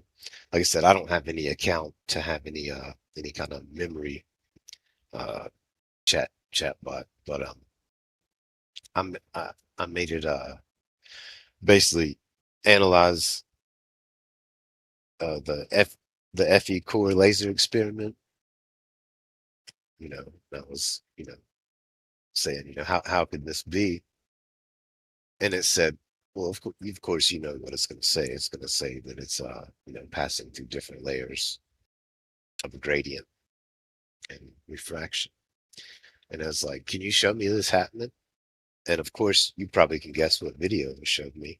A fish tank full of sugar water. And, Fancy that. yeah, you believe that? And I was like, since there's no sugar water present, and assuming as we see that the laser, remained parallel with the surface of the water, how many different layers of gradient did it travel through? And it like had a fucking conniption fit. Oh, where's JJ when we want him? And, and it basically it gave up right after that. Like I called out its next little fallacy, and it was like, well, it's like, here's your options. It's like further investigation or something like that. But yeah, it still can't defend anything. Yeah, I love asking it, like when it does that, I'm like, so what happens when you stir the medium? And it's like, oh well, like well, the thing is, when you stir the medium becomes anisotropic and inhomogeneous.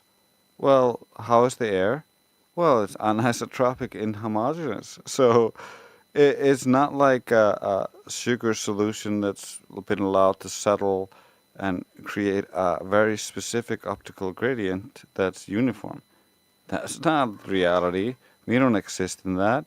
And so they're invoking imagination to try to justify the religion, but it just doesn't work. There's not the conditions in reality.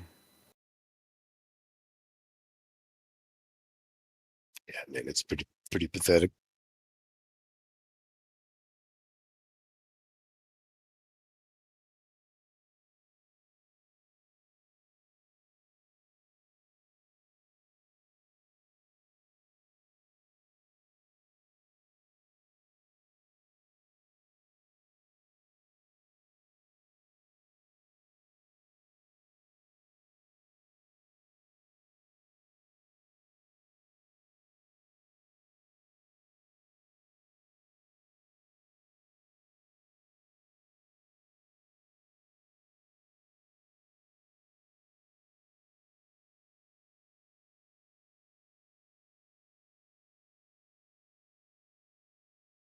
So, I came across y'all maybe a week or so ago, just watching streams of it, and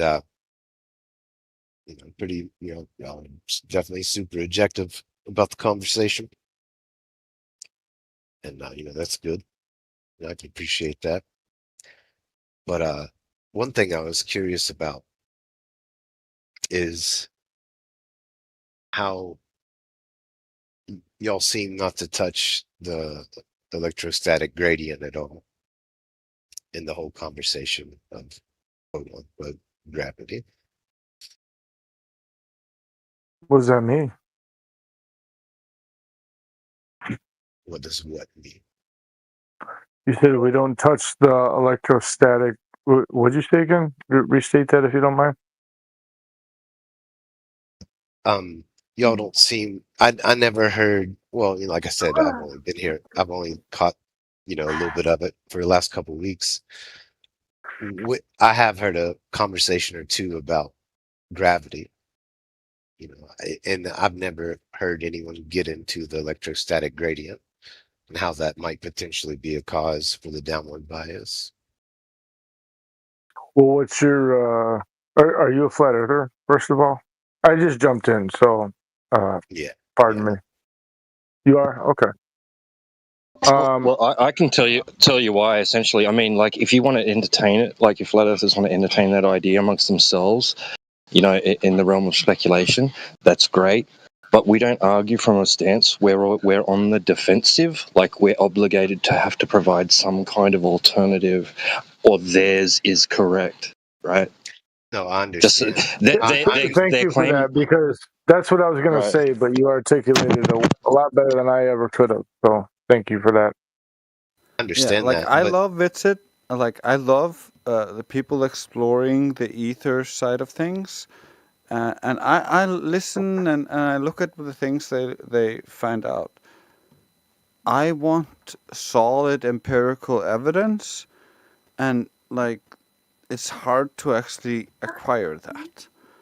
And yeah, I love that they're looking, because then eventually you might find something. But I don't like that people proclaim that as that is how it is. I would rather we say, like, it could be a lot of things. It could be this, it could be that. Until we have solid proof, it's kind of a folly to try to hook onto something and say that is what it is, because then you end up with confirmation. There's nothing wrong with that. End up with there's a problem with everybody doing that, because then you can end up with things like with the globe, where everybody's hooking onto a belief because that's what they believe. That's what sounds right to them. My question would be, until you have the evidence, the empirical evidence to prove that position is true, it's better to have a foundation in empiricism and have the maturity in empiricism, and not letting, like, you can discuss all these speculations, but you don't need to actually promote them without, because that kind of pigeonholes you into a position, and then people can easily be like, wait, I found a problem, and then you're stuck defending your position instead of just being like, here's the empirical. If you want to fight me, you fight reality. I got you. You don't have to keep explaining that stuff. You could have stopped a long time ago. My Well, that was question good is, though. yeah, I it would have was. said the same thing. That's a great articulation. I appreciate that, Drace. And Good that's job. for, for a lot of different people. I'm sorry. But my question is not is static levitation not empirical evidence that electrostatics are at least in part responsible for the downward bias? Well, it shows that electrostatics can cause things to levitate. It doesn't show that that is gravity. You know what I mean? It can show that it can We're not cause talking things to about we're not levitate. talking about It can bombarding. cause Sorry. like you can use magnetism to cause things to attract. So we have all sorts of different effects, but to correlate them, and that's a bigger leap than actually like proving that you would have to like be able to turn off gravity, so called, in all instances, not just counteract it, because that's what the Globers say. They say you're counteracting the force and then creating an equilibrium. And it's hard to actually verify if not you're doing that. So that's why it's so hard. And like then Whitsitt and them have like vacuum chamber is empty and the light travels through it. It has to be traveling through a medium. But like, is it really empty? Do you have an absolute vacuum? There's a Yeah, lot of little questions that like make these arguments not like super solid, but it's interesting. It could be something there, and people might have called it ether, and people might imagine it in one way or another. But there's something there, and a lot of physicists call it like quantum foam and all sorts of different things. And Whitsitt talks about this. But at the core of it, you're seeing some effects. And I had like a video I posted in Admin Mods recently that is talking about how they're seeing these effects. And Whitsitt would have loved that video because he would have been like, that's ether.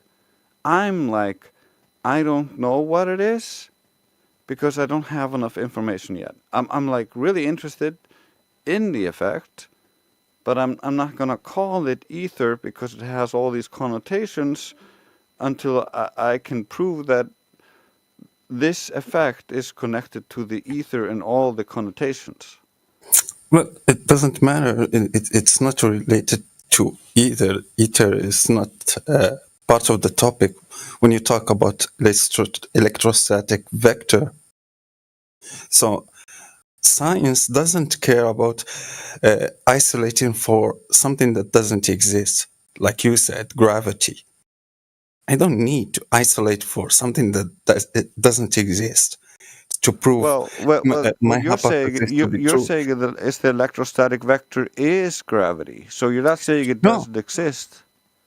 I'm not saying that electrostatic is gravity. I'm saying that electrostatic vector can be validated following the scientific method, all steps of the scientific method, starting with the observation, doing the same observation as Newton. But in your hypothesis, the independent variable would be electrostatics. And in your test, that's what you will do. You will make things fall up. You will make things fall sideways. You will move them with electrostatic forces up or sideways. And that's a lot different than like blasting an item with a hose of water to levitate it or a hose of sound to levitate it. It's about, changing the property of the item itself, the object itself. which is more of a controlled scientific way to do. It's not like, oh, we can make it levitate with sound too. It's a different thing. Yeah. There's many different ways we could affect the thing and make it appear like it's moving. How?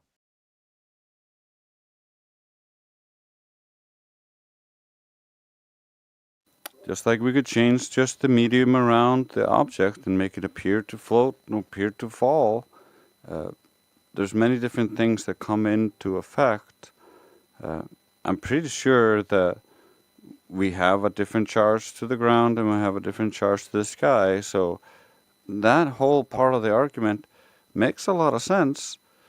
But I mean, the fluid gradient. What you said is just correct. That's why it's called a principle. Archimedes' principle is a principle because it's validated. You can modify the density of the object to see the difference in the effect, as you can modify the density of the medium itself. Yeah, and what are we really modifying? We're modifying the amount of stuff in the space, and the stuff carries a charge, so that's why your thing makes sense.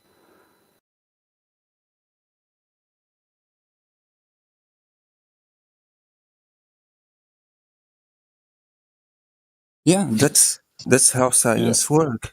In your experiment, you vary the independent variable to see the effect on the dependent variable, which is the effect, the phenomenon itself. So, like for electrostatics, so for example, if your hypothesis is that things follow a vector caused by electrostatics, yeah, you can vary the electrostatics. So create Gaussian surfaces, for example, with the top one will be the negative plate, the bottom one will be the positive plate.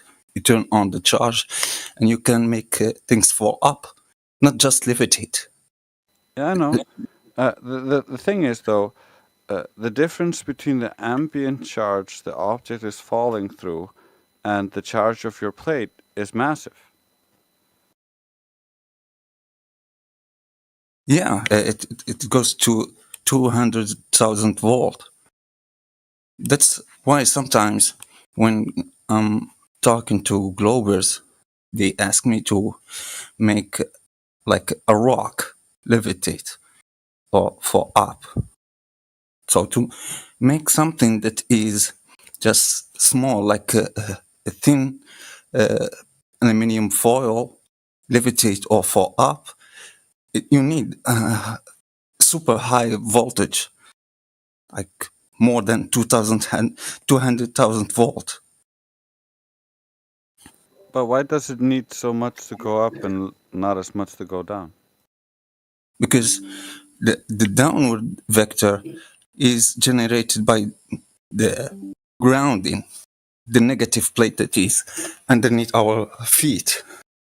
So yeah, but you said the charge is more on the small device. Why is the less overcoming? No, the ground. What's the material? Sorry. I don't know where we are in the conversation. I'm just wondering what's the material also? Has it been tested with every element? Yeah. You can use human hair, wood, dust, metals, aluminium, like aluminium or any type of ferroid.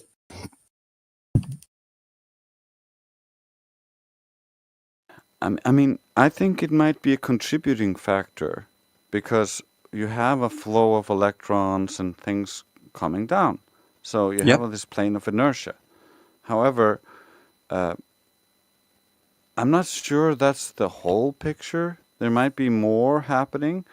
And just like with Witsit and the ether is not something that's detectable, and so even if we got static electricity and flow due to that, that would not be the whole cause.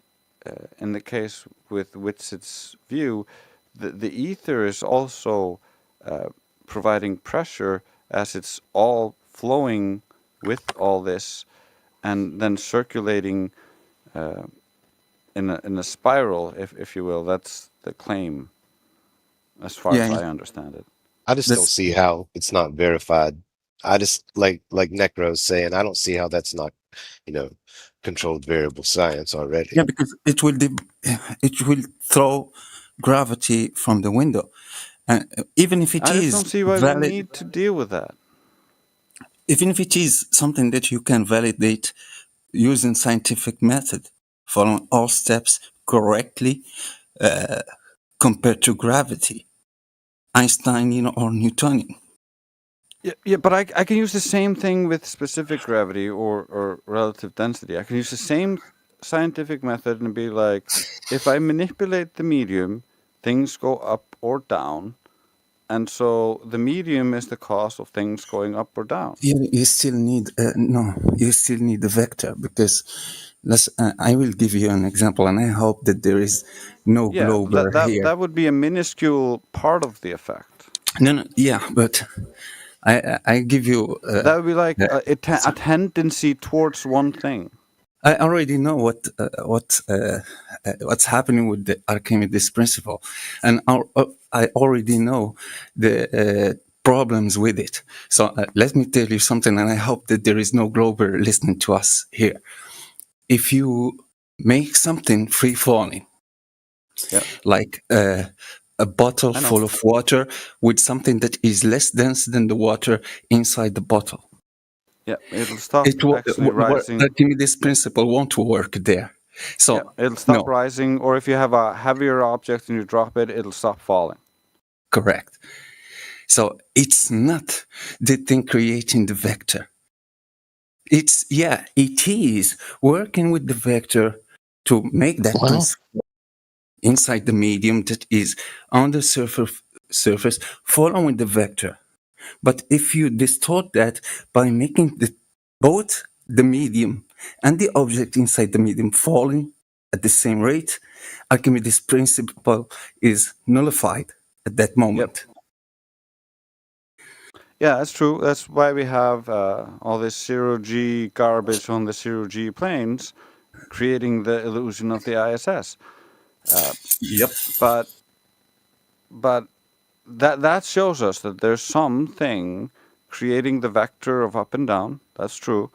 But that is the thing creating the tendency, like which is expressed through the whole vertical axis. And so why is the plane falling?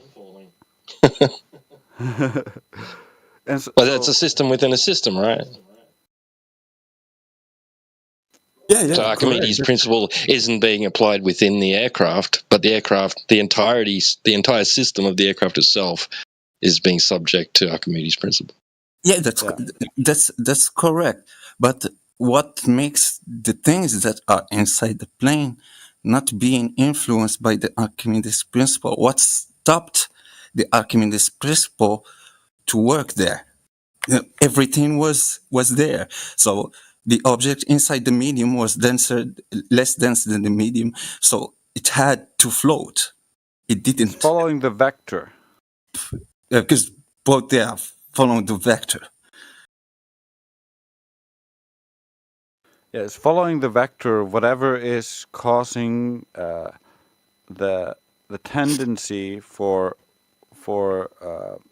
relative density to order more dense down and less dense up, and because you're following the vector of the things just don't have anything relative to it, because it's moving in relative motion to everything else, so it really doesn't know what to do. Yep. And the problem is that vector. Yeah, we call it vector. I call it vector. You call it vector. Yeah, that's the thing we're trying to identify. So that's the thing that Yeah. Globetrotters have it called Newtonian's gravity or Einstein's gravity, which is not Yeah. real, which is Yeah. something The just funny, the, to the science. sorry. The funny thing about that is Newtonian is objects falling down towards a stationary Earth. Einsteinian is the Earth moving up towards a stationary falling object. Because of the things they discovered in with the zero G, which we just discussed. And so they have like both sides of the coin at the same time, and they like to marry Newton and Einstein and use it interchangeably. When like your side or the ether side, like I try to be like neutral and out of it, but I love your side. Your side is at least like trying to reconcile all of these forces, like the electrostatic forces, the strong forces, all these forces within these materials, and they're just like ignoring it and just being like, oh well, it doesn't work with the microscopic. I'm just gonna ignore that. Like that's where I think you guys excel, and Vitsit, for instance, has done a lot of research on a lot of stuff, and does a lot of good presentations. And so, even though we don't agree on everything, I still appreciate his presentations on these subjects. And the guys here already know me, so I go with in reality, I go with the electrostatics being the cause of the vector. So I go with that because it's something that you can validate using science. Middle finger to everyone who would disagree with that. Yeah, you can try and come up with your scientific claim about the cause of the vector.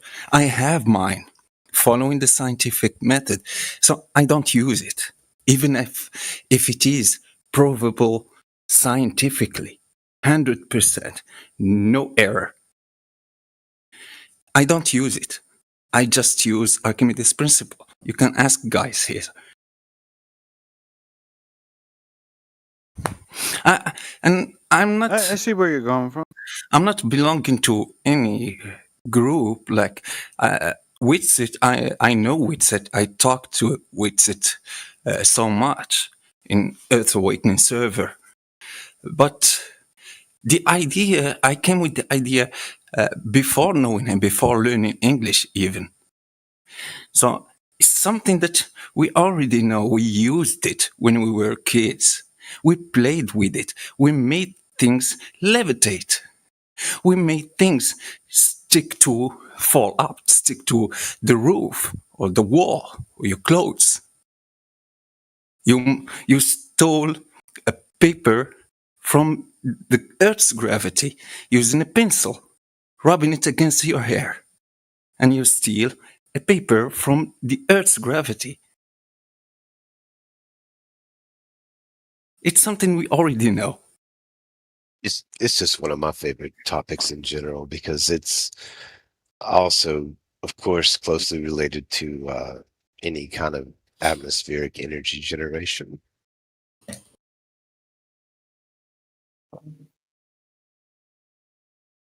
I don't know you mind if I send you a message, Necros? Yeah.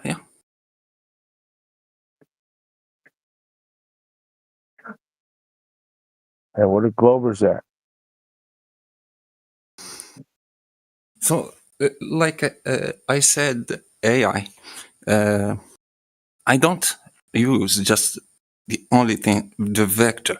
I also use Archimedes' principle. I use Archimedes' principle more because the Globers are too dumb to just stop them from using gravity just with the Archimedes' principle alone.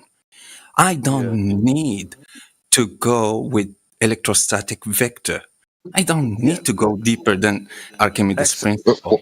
Why do we even need to provide an explanation? Exactly.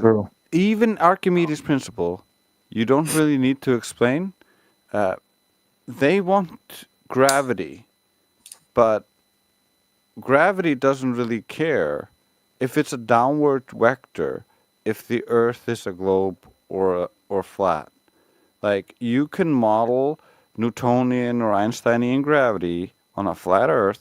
All you need to change is the mass distribution underneath the ground. And you end up with the same effect. It looks exactly the same with Einstein, with Newton, no matter which theory you could imagine. So that's why I don't really care so much in the conversation about flat Earth to bring up gravity. And if they bring up gravity, I'm like, sure, you might believe a theory. There's like 80 theories.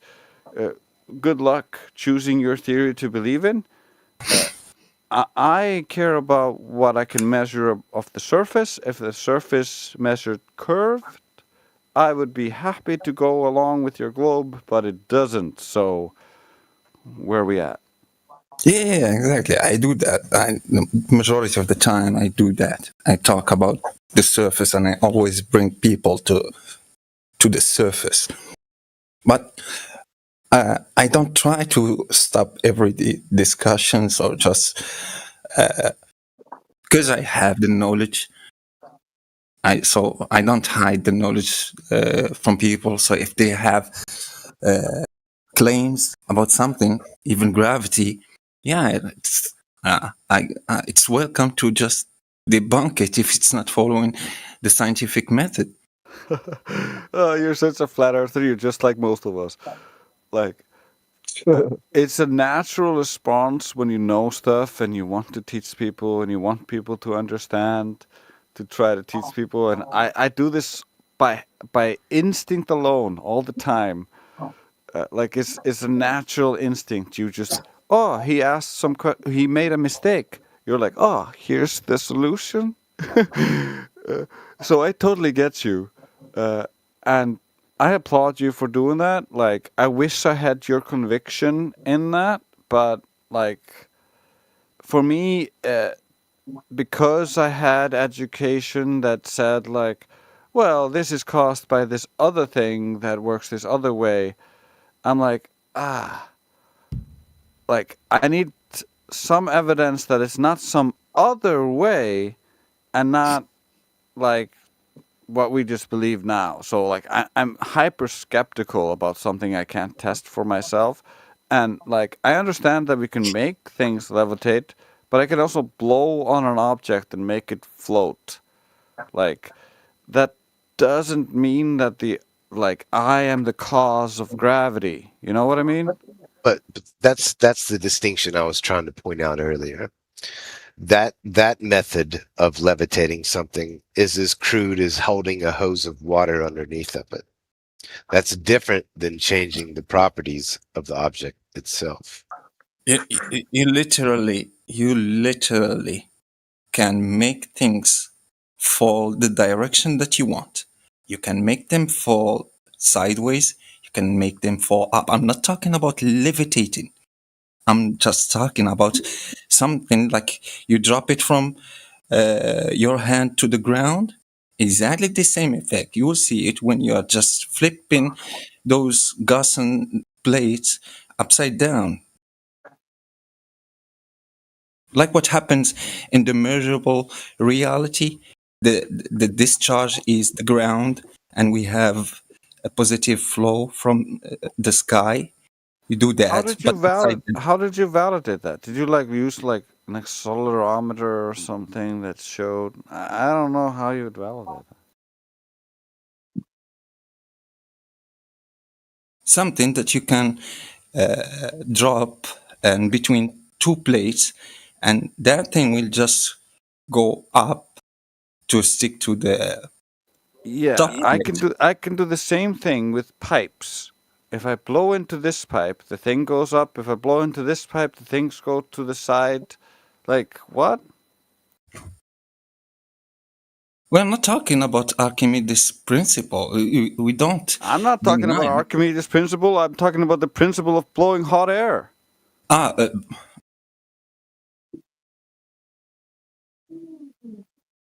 Okay.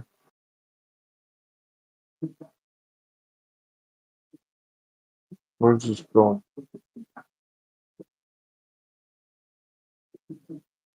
The thing is, I understand that the things are electrostatic by nature. The objects themselves have charge, and you're changing the charge around it massively. And so, of course, you should be able to affect the object in some way if it's affected by charge. And so you're showing that the object is affected by charge. That's what you're proving. However, the charge that's in reality not like between your plates is far less than between your plates. And that's causing things to fall down. Like if you use an equal charge to the ambient charge in the opposite direction, you wouldn't cause things to float. So there might be something else. There might be a contributing factor, I think, to the downward vector. But there might be other things that might contribute to it. It might not be the end-all, be-all. It might be a very significant contributing factor. It might not be. I just don't know. Yeah, the problem is just not to deny its existence, because it's something that is already measurable. So we know that the grounding is real. So you know also that the grounding is real. And we know that there is a positive charge around us and going in a gradient to the sky. 100 volt per meter, averagely. Yeah. And it's something verifiable, measurable, and also we know the effect between positive and negative charge, the attraction between positive and negative, and the repel between the positive and positive, or the negative and negative. We already know that. So we can't deny, because it's measurable, we can't deny that that effect will have to exist. It's following Gaussian law. If it is a law, why wouldn't that law work on something that is already measured around us? Grounding, positive charge. Why wouldn't that grounding happen like if you have two Gaussian plates? Like I told you, I'm not denying it.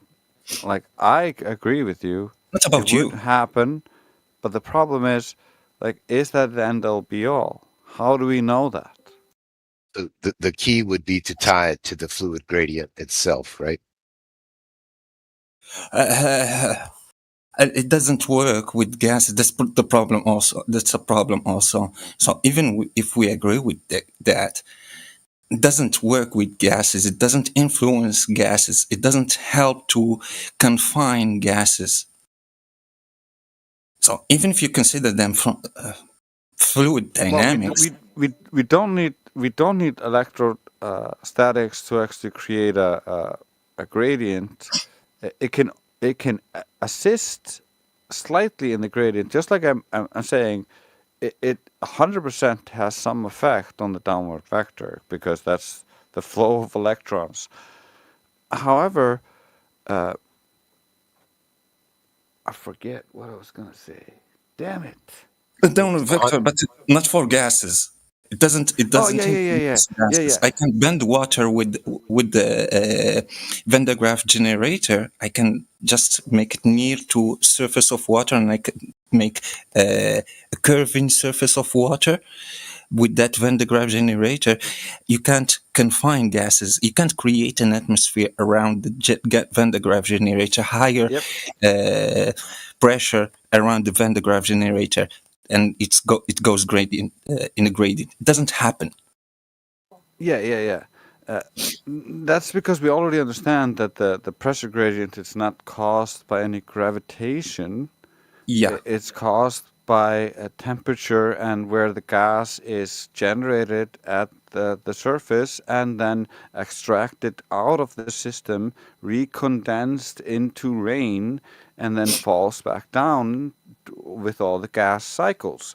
So you have a cycle of like gas created at ground level, gas extracted above.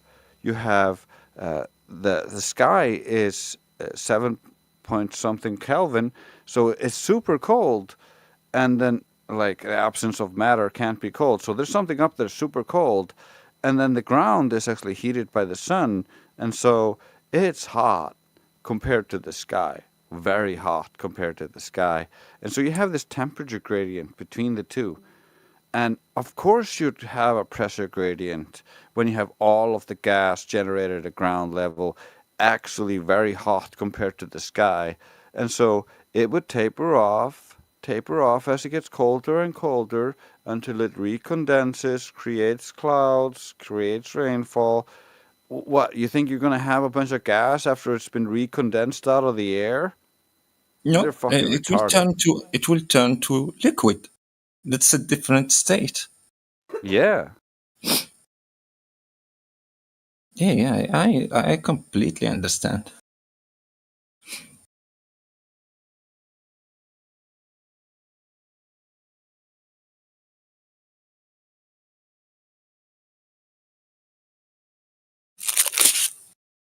Plus,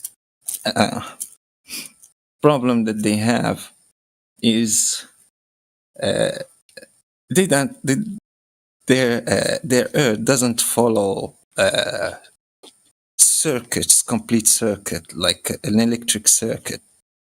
To have that positive flow of electricity coming from the sky and the ground being the discharger, it's not following any law. It's not following any complete circuit at all.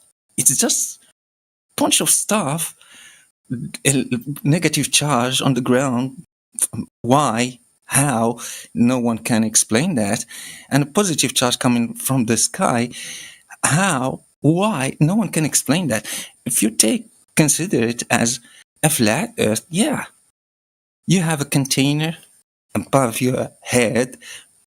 Only God knows where it is, but that container can act as the second Gaussian surface, which is the positive one, the one from where that positive charge is coming, and it's following the inverse square law. So it's decaying 100 volt per meter toward the ground. So you see it from the ground, like it's going gradiently 100 volt plus 100 volt per meter to the sky. So it's just the opposite because it's following the inverse square law. And the ground is the discharge, the second Gaussian surface. You have complete circuit. Following the Gaussian law. They don't have that. They don't have a container. They don't have the second Gaussian surface. Yeah, they don't have a container. They claim gravity is holding the gas here. But No at the shit. surface where the gravity is supposed to be the strongest, it can't hold the gas at all. No shit. Why that gravity isn't creating 1%, 14 psi in a vacuum chamber? You pull the air, most of the air, so it will just leave it at 1 psi, something like that, and you leave it there. And that gravity should, because that container is at the surface, it should create 14 psi at the bottom of the container, about 1% of the volume of the container, and the rest of the container should be like space. Bingo. Like near perfect vacuum. It doesn't happen. It's just a dream. Yeah, we don't see gravity supposedly limiting gas expanding into a volume. That would be violating the second law of thermodynamics. Gravity plus the rubber of the balloon can't hold gases from expanding. When you put a rubber balloon inside the vacuum chamber and you pull the air and you see that the top wall of that rubber balloon expanding up, that means that gravity plus the rubber balloon couldn't hold the air. And you are telling me that you are leaving air without a rubber balloon around the Earth, and you are telling me that gravity alone will hold it? No shit. Couldn't do that even with the help of rubber. The balloon kept That's a expanding. great example, bro.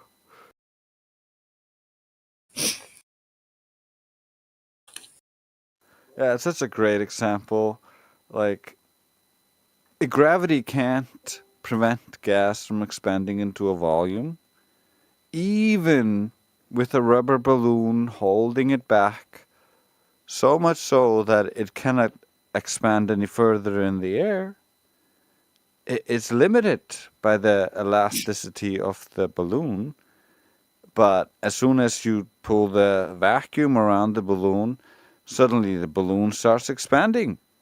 The elasticity is not enough to hold the air in. Gravity is doing jack shit. If gravity is attracting some gases down, all rubber balloon, you should see them like if you have balloon filled with water and you drop it on the ground, so you see it like a hemisphere, not like a complete circular balloon. It's squished down because gravity, so called gravity, is attracting water down, so it pushes on the rubber, so it creates like tits, like or like a belly, a hemisphere. But the air doesn't do that. Balloons still, it keeps that form, spherical form, or like pear-shaped form, an egg form.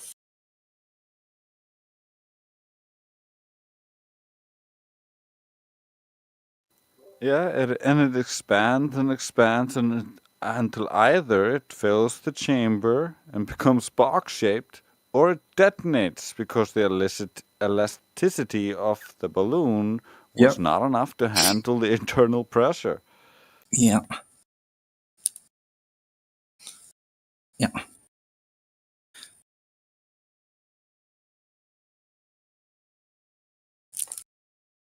Just imagine their astronauts also needing a pressure chamber. You know that chamber that you have in those spaceships that you see in science fiction movies. When you want to go out of the spaceship, you have to go through a pressurizing chamber or depressurizing chamber. Yeah. Where is that in the suits? How that excess of air inside the suit is exiting the suit? Do they have a depressurizing chamber inside the suit? A wall or a door that automatically opens, let the air enter the chamber, it closed behind the air, and then the other door open. How does that work? They can't put just one single exit. If it is open, the entire air will rush out at the speed of sound.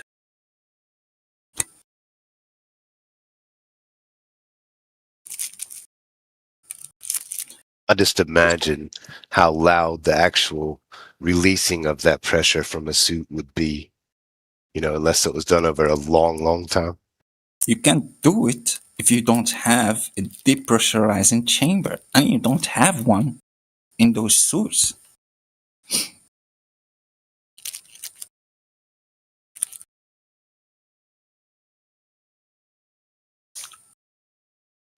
Well, when it comes to spacesuits, I recommend looking at images of the supposed size of their air tanks, and then look at how long they supposedly went on spacewalks or things of that nature.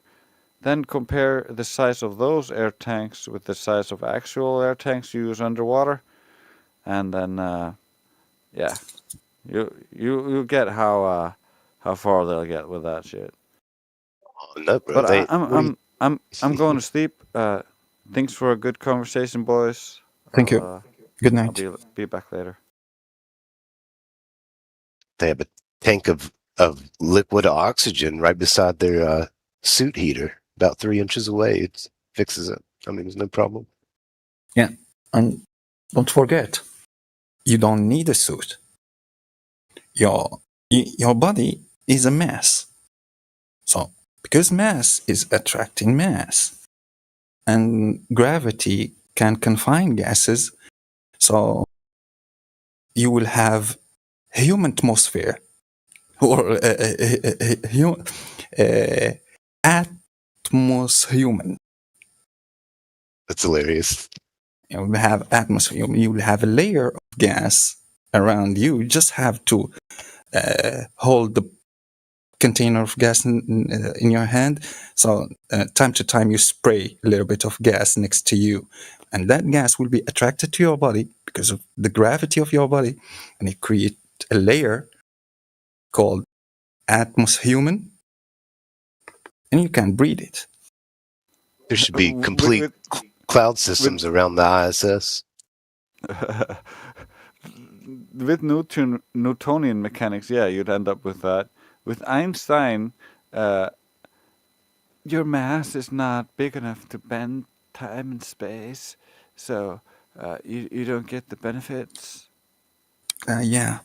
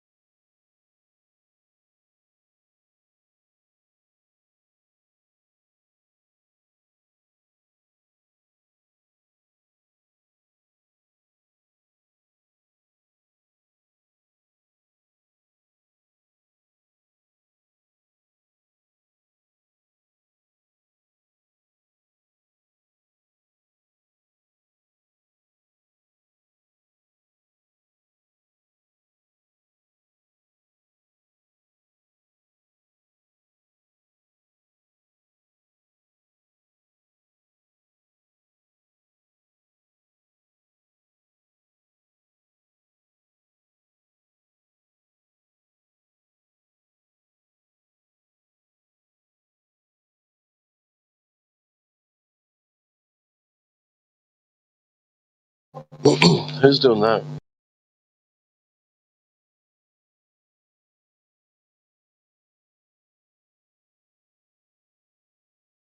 Trying to get attention.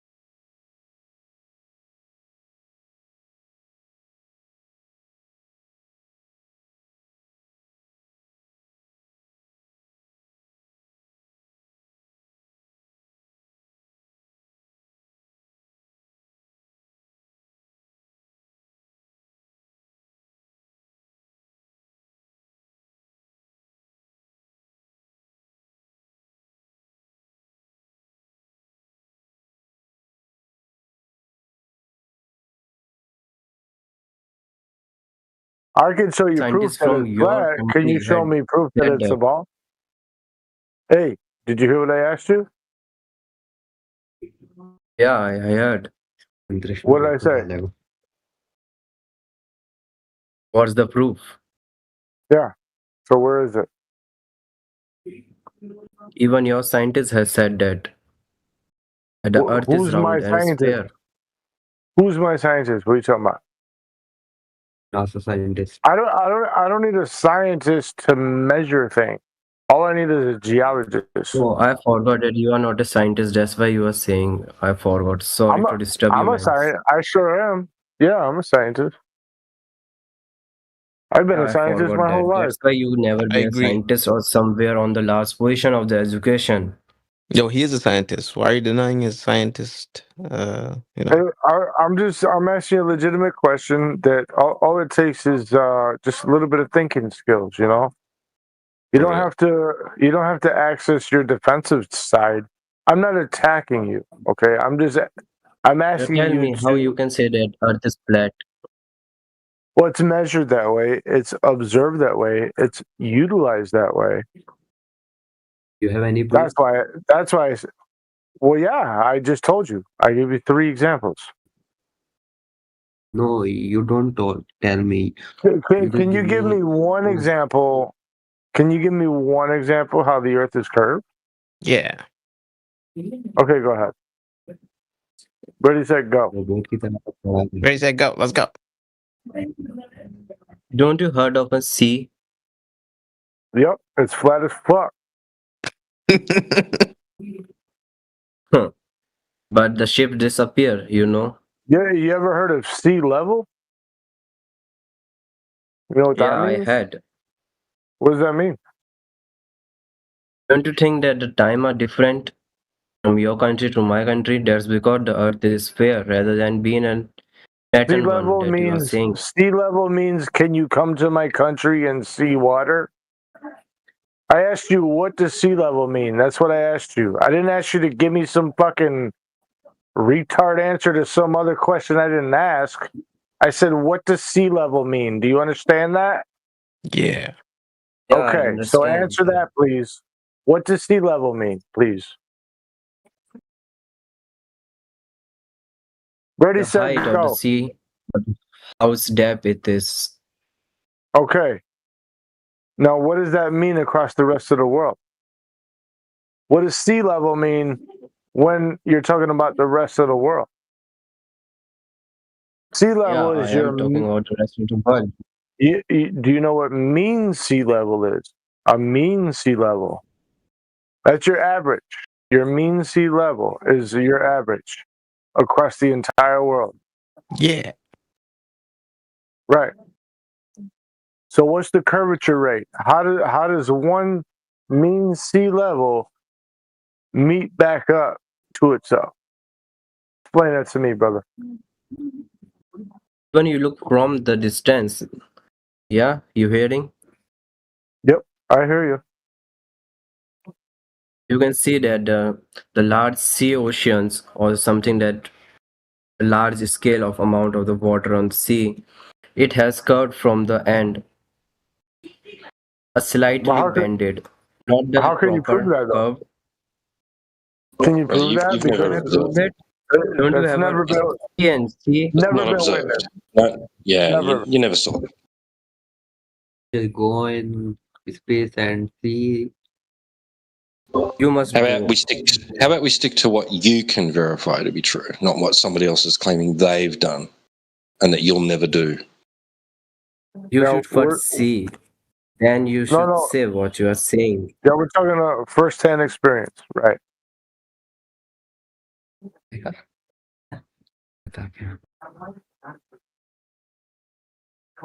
Exactly. just discussing about that thing that doesn't exist. Yeah, curvature doesn't exist. You are correct. Yeah, that's right. You're The smarter flatness than of you water ever. You're smarter than does. you ever sounded before.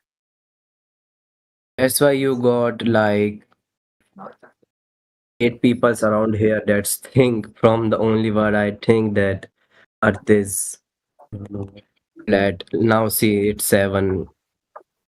The left one 6, also 7. agree that the Earth is fair or round. So it doesn't make sense of you all guys or mine to stay here. Well, do you think it Tell makes you sense that that it's a it's sphere? unrounded.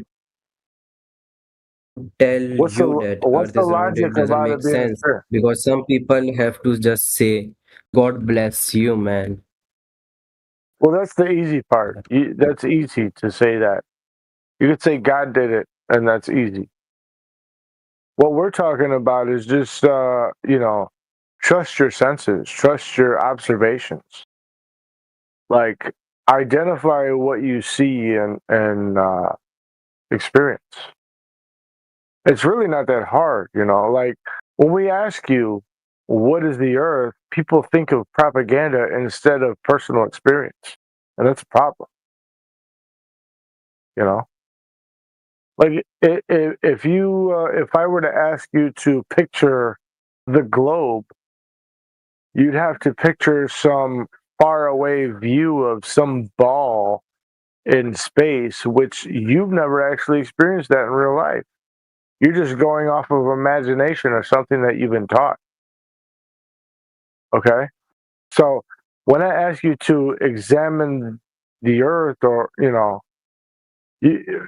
if it was me, I would picture myself on like the edge of a mountain looking at the earth, and I wouldn't see any curve. I would just see land. Like, you gotta be realistic. Think about what you actually see in your day-to-day life.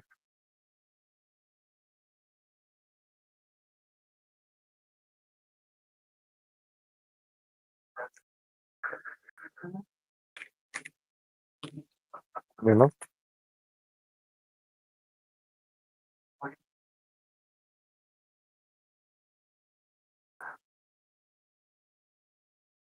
Hello?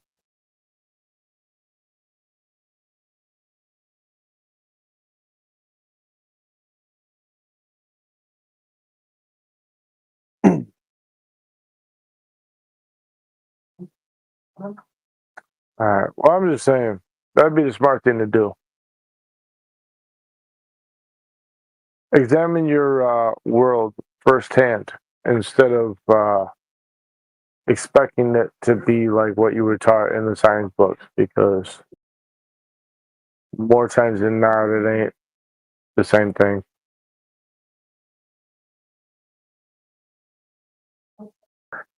We're fed a narrative since birth.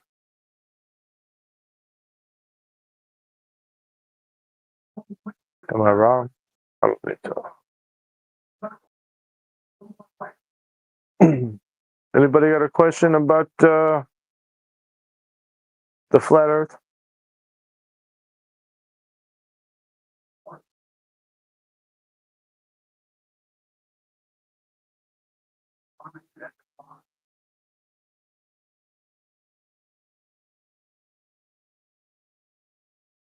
I had to post a screenshot, man, but I'm having problems freaking even. I got it. I see it. I got screenshots on the home server, man. It's like not even rendering. It's crazy.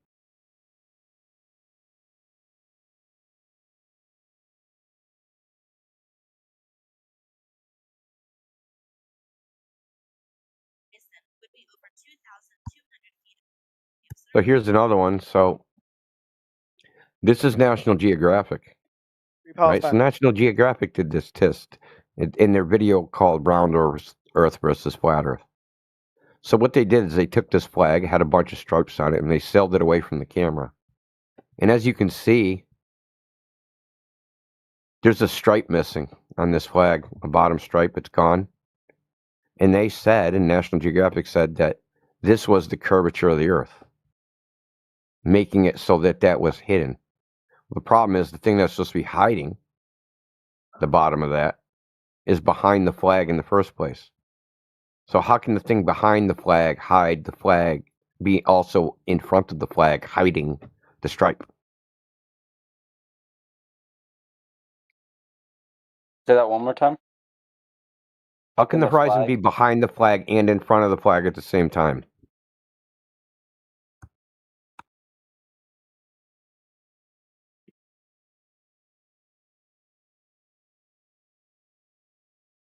So I'll put. I'm gonna post another image so you can see the whole thing. Could you post it without those lines in it? Oh yeah, perfect. Yeah. So up in the top right, that's the original flag.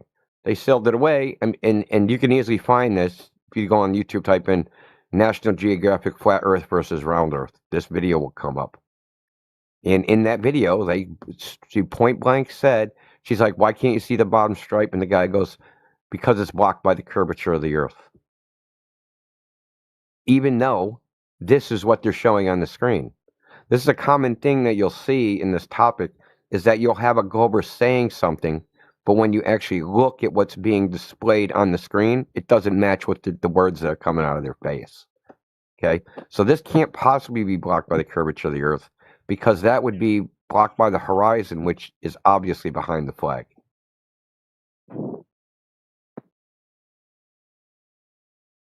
So can you tell us if the only reason you can't see the bottom of something of the curve of the Earth is why don't we see that bottom stripe? I don't understand your question. Where did the bottom stripe go? Why don't we see it, is what I'm asking you. Because the Earth curved. Okay, then how is the horizon behind the flag? I think it's the just thing the that's supposed to be angle of the picture. blocking the bottom stripe is beyond the flag itself. Maybe it's photoshopped. It's a screenshot from a video. You can go watch the video, and it's National Geographic. I'm about to watch it. I actually just pulled it up. So, do you know how many minutes into it is, or no? Here's a zoom in. So obviously the horizon's behind the flag.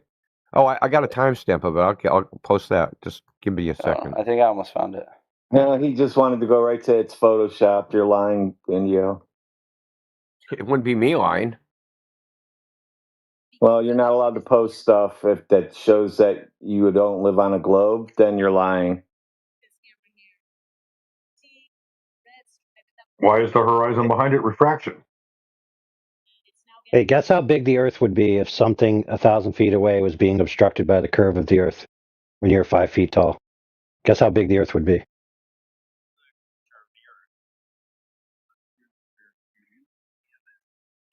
Anybody?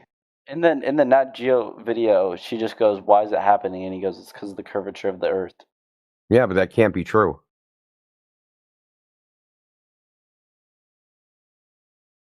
What block for the? You said ships go over the horizon. You said it's the horizon is the edge of the Earth that's blocking things. Where the curve starts.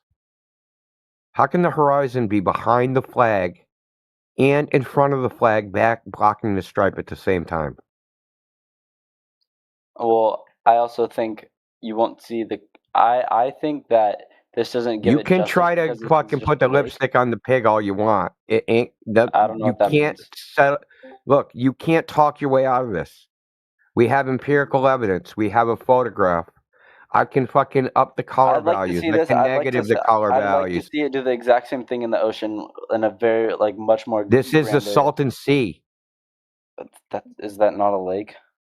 It's I a thought that was just sea. a big lake. It's a big sea, dude. Okay, but it's. Do you think somehow on another place it'll be different? I do think so. Why?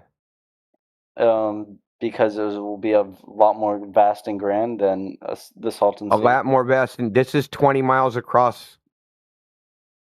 Okay, we'll take it to the Pacific Ocean and see that you. And what does that change? A lot of things. It's a lot more water and a lot of things. It's different. Yeah. What is there a property of that water that's different than the property of this water?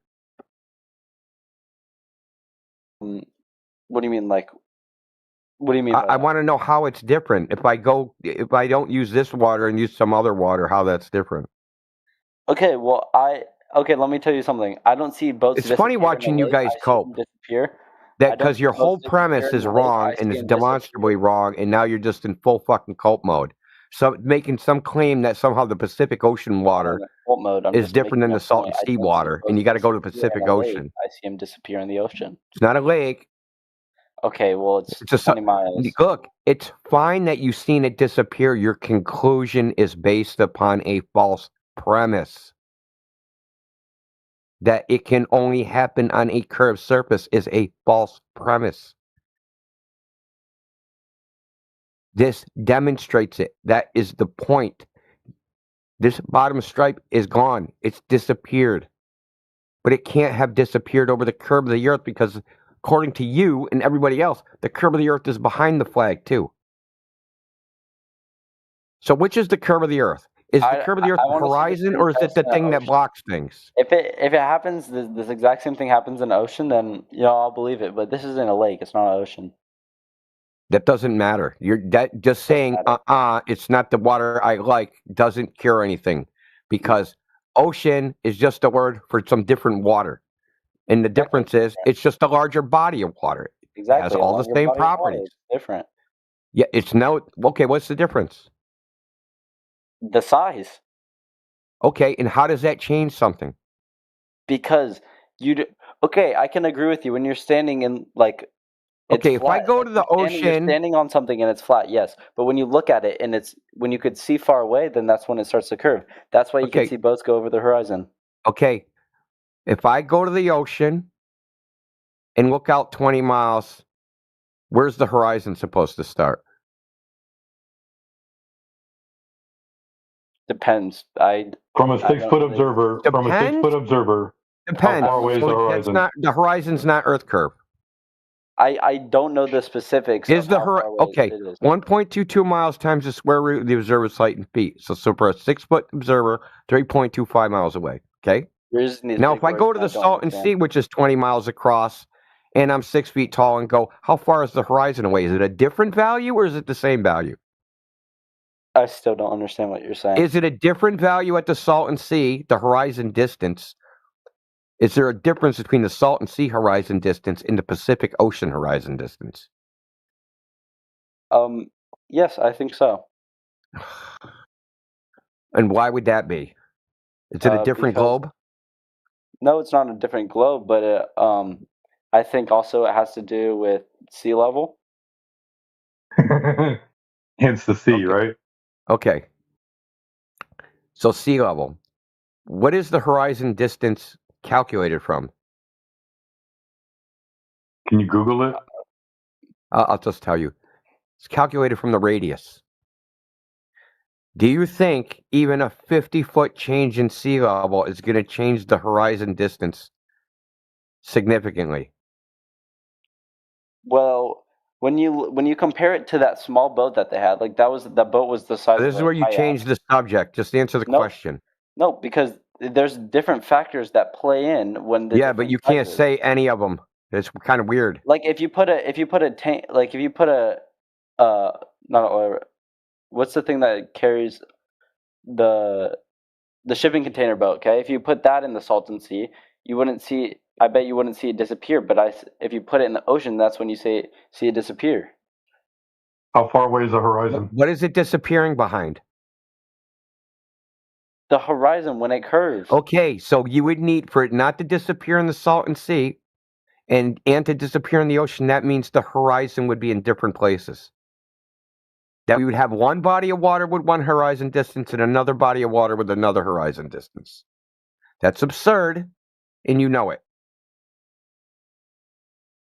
Well, I think that it also has to come into play with all the factors that are around it. Like the sea is just straight out, there's nothing but water, so you're able to see it a lot easier than when you're at the Salton Sea. There's mountains that surround it, so it's a lot harder to see. What? What if you look across, what bay is that? Santa Barbara Bay, and there's mountains on the other side of the bay. What happens there? Let me go to Santa Barbara. Hold up. Santa Barbara Bay. I think that's the name of it. Where is it? California. Yeah, obviously, but like... We're University of California. UC Santa Barbara. UC Davis, right? You can go up in the parking lot there, and you can look across the water, and there's mountains behind anything. There's a little Air Force or naval radar station. There's a bunch of mountains behind this, and there's like 7 oil rigs.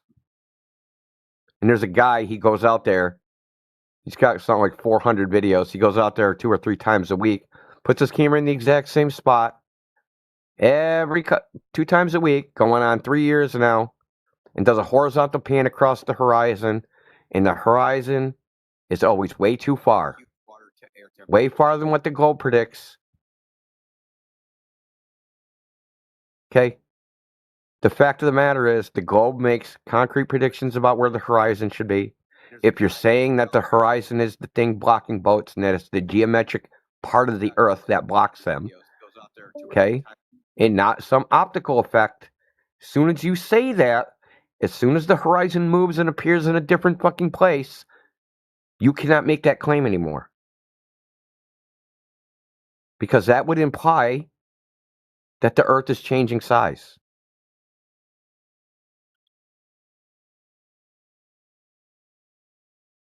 Now, I could take the Earth curve calculator and put in the radius 3,959 miles, 0.0001, which would be equivalent to 50 feet fucking rise of sea level. And then I'm going to look at the change of the horizon distance, and it's going to be millimeters. Sea level isn't going to change anything.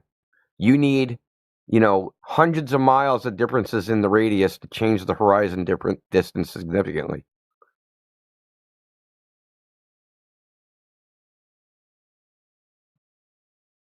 Like I said, you started with a false premise, okay?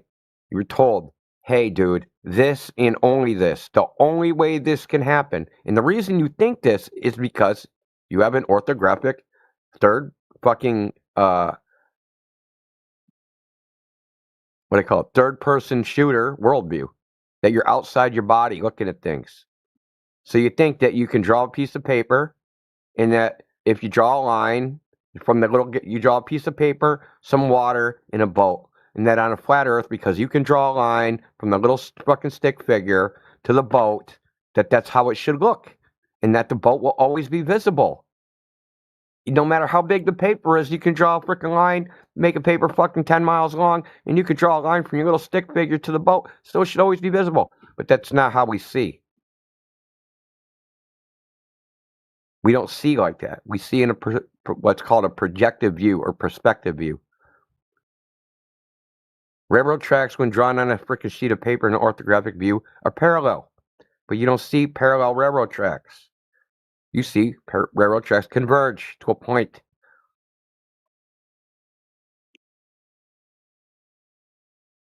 Okay, I don't think you're going to change my mind. So this is how you have to evaluate what quote unquote should be seen.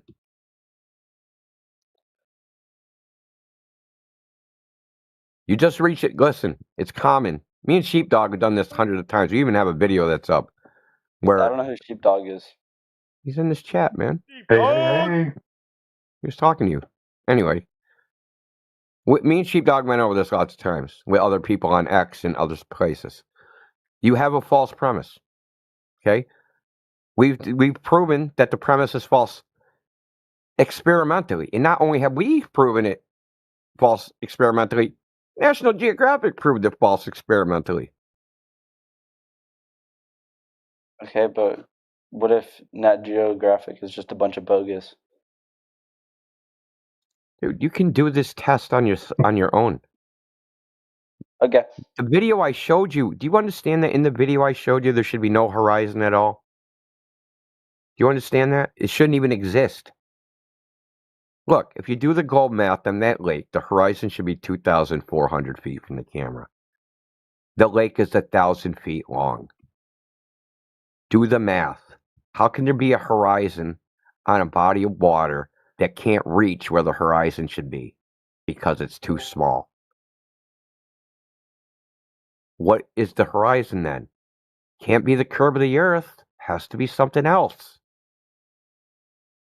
The reason these tests are done is because we want to eliminate curvature as a variable, and see if we get the same appearance, the same optical effect, whether it looks the same, right? So you scale it down, eliminate curvature as a variable, and go, hey, dude, does it look the same, or does it look at this way you guys say it should? Meaning you see the little boat all the way across the lake, all the way to the other side, because that water's flat, and that's how you should see it, because there's no curve on the water, so you see it all the way across. But that's not what's seen. What's seen is there's a horizon, there's a boat, the boat gets cut off halfway on a lake that's way too small. This isn't the only demonstration of this. There's a Russian guy that demonstrated it in 20 meters with a light. There's other people that demonstrate. Frickin' AI's got a demonstration of it. Yeah. And stars? But you can do it yourself. You don't even have to you're believe not going us. to change my mind on this, and I'm not going to change yours. But what about stars? You were saying how they're an illusion. What does that mean? Like, what do you mean by that? It's a Who said an illusion? I said, what about stars? I didn't use the word illusion, dude. One of your homies did. Yeah, one of your friends did. Someone in here said illusion. So One of my friends? How do you know we're No. friends? I don't know. All you flat earthers. We said you can't go to space. We said I'm the friends with idea all of flat space. earthers, dude. Are you crazy? You lost your Space. marbles? Yes. Space. No, seriously, you crazy? You lost your marbles? Are you friends with all Globers? What's up? Who are you talking to? You! What'd I say? That's crazy. You said, I'm friends with somebody. One of your friends said that. We're talking What? about you. Did I say individually, that? Your friend. Or my Preston, friend turn said up that. your mic or something, bro. I can barely hear you.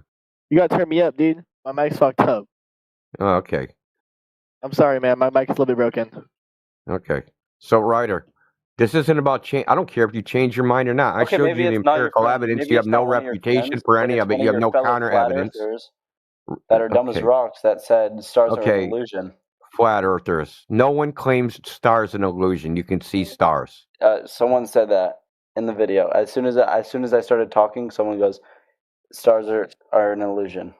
Who? Preston said it? Who? Nope. No, I would never say that. Nope. I promise you, I would never say that. Who said that, Ryder? Was it a Give Fortnite? me like 5 You minutes. know there's trolls coming in and out of here saying random. I can go back in the stream. You're not in this I just have to combo. go back one to I joined and started talking. Do you have a timestamp on when I joined and started talking? Because I can go back in the stream and look at it. No, you can do it find yourself. I'm not doing the work for you, dude. It's your claim. Why would I go find the evidence for your claim for you? Well, I was just seeing if you knew. Yeah, but why would I go find the evidence for your claim for you? That's Wait, not the evidence. NDO. Is when I joined. NDO. What, G? No, I guess not. Oh, I'm Ryder. just gonna ask a question. Hold on, G. I want to cover this thing he said. You think he's going to get by? I'm not going to change your mind, and you're not going to change my mind. You showed me nothing. I showed you empirical evidence. Science is based upon empiricism, not theory. You were asked multiple times, how did you substantiate what you're seeing is caused by the curvature of the Earth? And you don't have anything substantial, any measurements or anything like that to validate whether it is the curvature of the Earth. You just have an opinion about how it should look. Okay, it's subjective. You say, not hey how it man, it should should look, look like it's how this it on a does curved look. Earth, and it should look like this on a flat Earth. But wait, why did you just interrupt me, dude? You think, Preston, I'm gonna ban you. Okay, that's your sorry, I only didn't know I fucking was on warning. mute. Your I didn't know heckling I was shit on is mute. getting annoying. I laughed because you made me laugh. Chill out, dude. Jeez, Well, man. Don't mute be so up, aggressive. bro. I'm sorry. I thought Mute I up. was on mute. Mute up, I'm sorry. dude. Mute up, Dude, or I'll you don't have mute to you. be so aggressive. I'm Three, Yo, be aggressive. If a big booty Latino one. throws some yams in a circle, don't that mean we ought to circle? Yeah, but you're almost funny. So y'all trying to fucking run interference, this shit ain't gonna work. We're way too hip on that shit. So Ryder, yeah, hip. So Ryder, you said what I was saying was your evaluation is based upon you think it should look like this or look like that. I demonstrated empirically that evaluation is factually wrong. It's not my Where's your opinion proof that that it's your wrong. videos It's aren't AI? Ryder. It's factually wrong because I Your videos are demonstrated it. AI. It's factually wrong. Nope, your videos are AI. You can So say why whatever not you go out and want. test it for yourself? So it's really Well, funny because how they this were is made what before AI could make videos like that. That's really weird. How did that happen? How did what happen? These videos were made like almost half a decade ago. Well, the government doesn't tell you certain things. Oh, so they're government AI videos to convince Ryder the Earth is flat. Exactly. I live in a simulation. Nothing's real. That's not possible. That is possible. Okay, so you don't understand Gödel's you incompleteness die, theorem, goggles how get that's taken not off from your possible. head. Man, You mute this guy. can't He's live not in a intellectually computer honest. simulation, Ryder, because of Gödel's incompleteness theorem. It's impossible. Could you explain what that is? Okay, Gödel's incompleteness theorem says that any mathematical system cannot both be consistent and complete. So, because a computer simulation involves mathematics, that means that system itself will have contradictions. There are no contradictions in nature. The police will control you. There's no contradictions in nature, so it can't be a mathematical system driving it.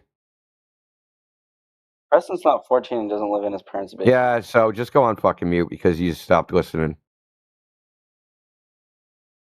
See, you're like, it amazes me how cope you guys just go into this fucking crazy cope and off the rails. You know, I did want to ask him a question though. Go ahead, I'll mute him. Okay. Hey, Ryder. Oh, fucking, talking? we're fighting over it. Hey, Ryder. Who's talking? Can you just say your name? I just Sheepdog. A-N-G?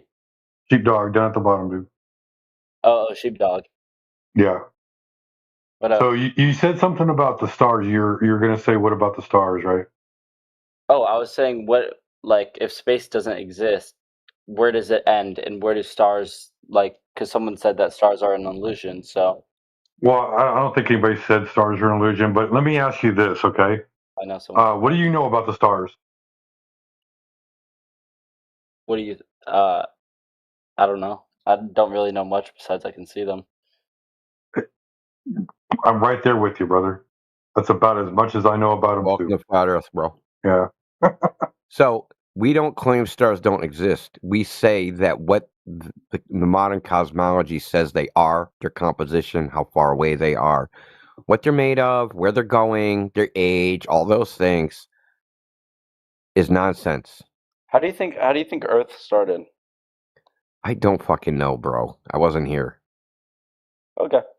We're not about speculation. That's the globe side. We don't speculate. We just go with what we can prove. That's why I presented you empirical evidence. We don't go with like what we think or what we believe or how we feel. We go, hey, what can we demonstrate practically by experiment or observation? Something that's repeatable, something that anybody can do, something you don't have to just trust somebody, right? I know it's an amazing thing to believe that you can trust your own eyes and trust yourself, right? I know it's a novel idea. We're saying you can too. We're not trying to convince you the Earth is flat, dude. Hey, Ryder. Continue. I don't trust myself. You think I'm going to trust you? Well, I mean, yeah, I mean, fuck, bro. Ryder, I just put a video at 29 minutes past the hour in the chat. It's got a astrophysicist named Michio Kaku. He talks about how they make up space, right? All their little stories that they use and everything. It's 15 seconds. Give it a watch real quick. Tell me what you think. All right. We've all seen it at least 100 times. Stop talking so I can watch it. Well, he mentioned it's a simulation. I mean, what's the shape of the world in a simulation or video game? They're Dude, I was flat. Hold on, Travis. He can't watch it if we're talking over him. Yeah, I was trolling about that simulation. Dude, just deafen yourself for 15 seconds.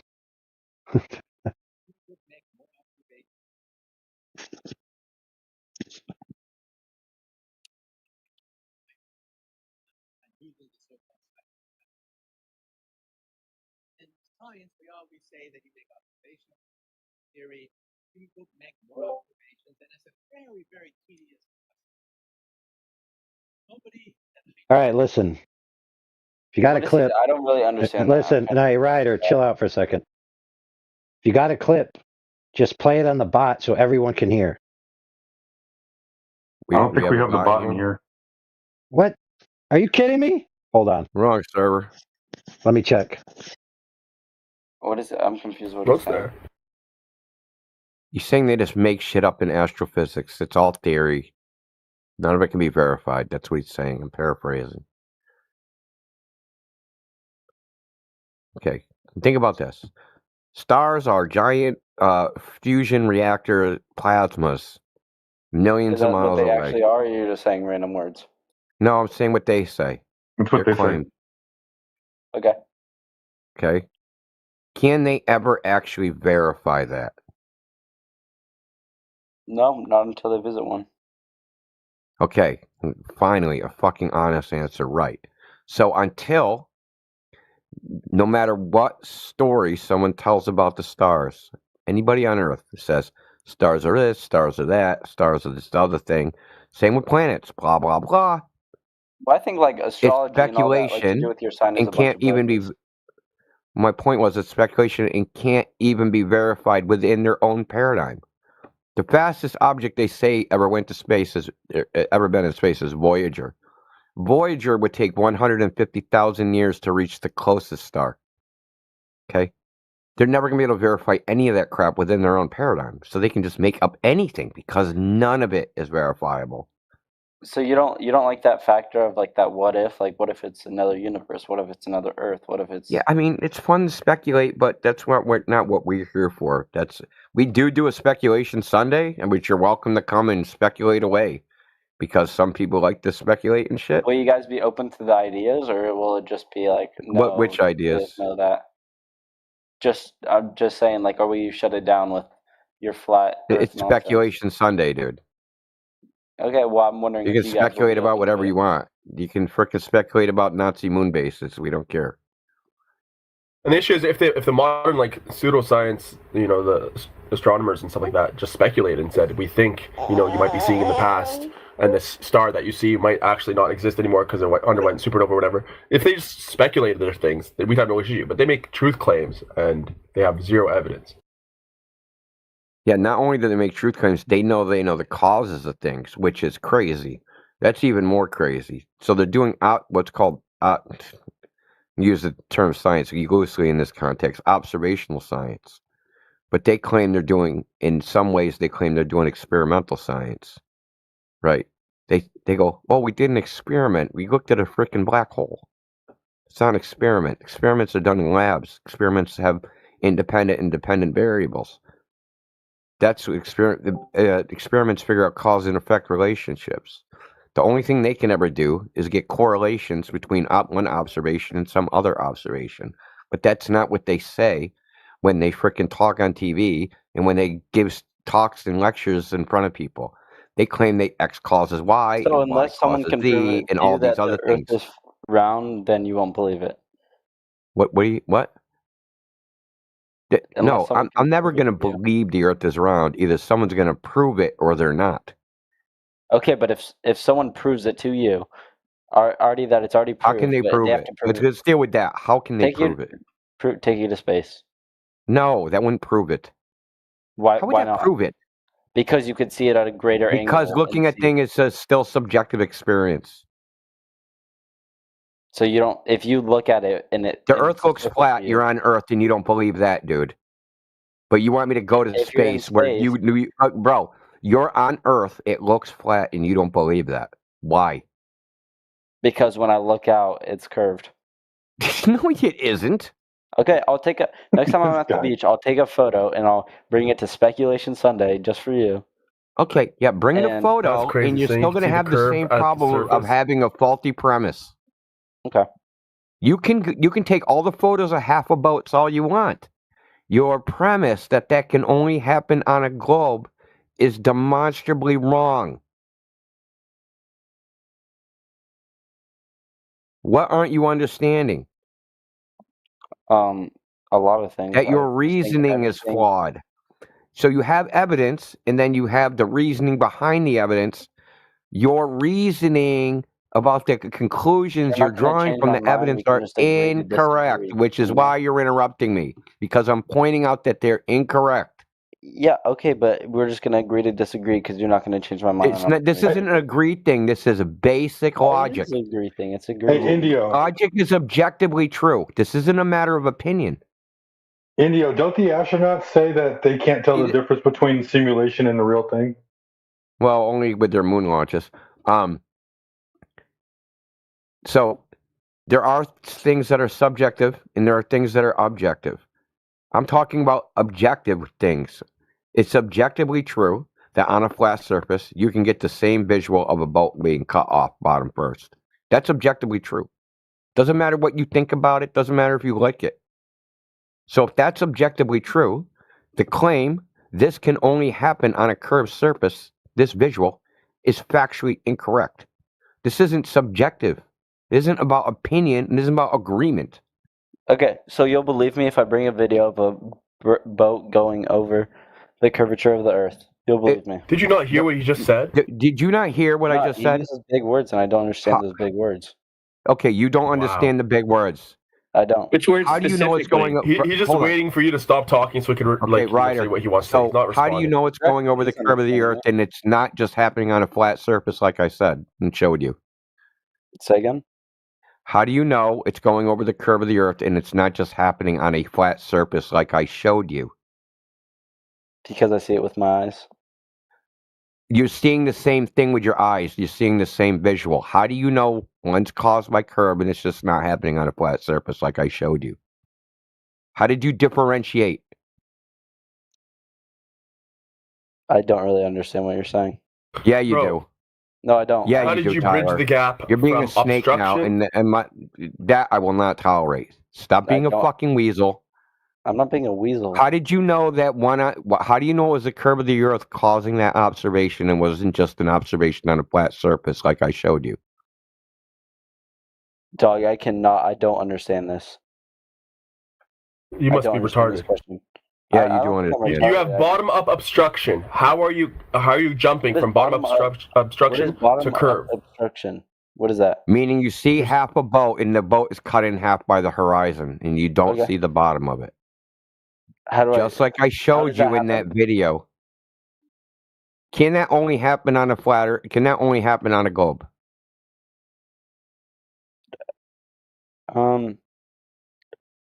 Yeah.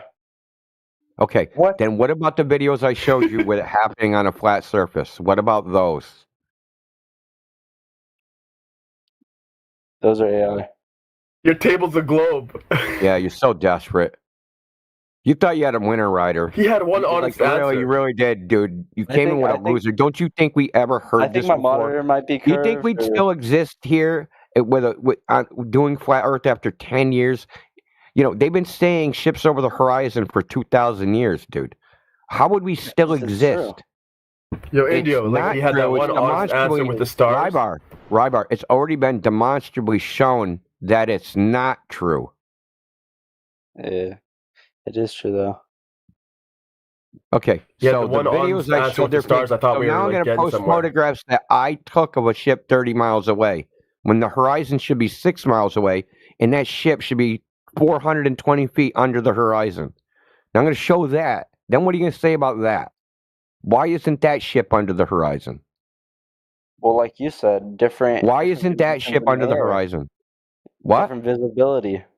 Oh, so it's not the geometric curve of the Earth blocking the boat. No, It's a it visual is, but, effect. like, It how is, far but you it's can see not. depends So on how what far is it? it Is it will- visual or is it geometric? Which one is it? I think it's both. It's both.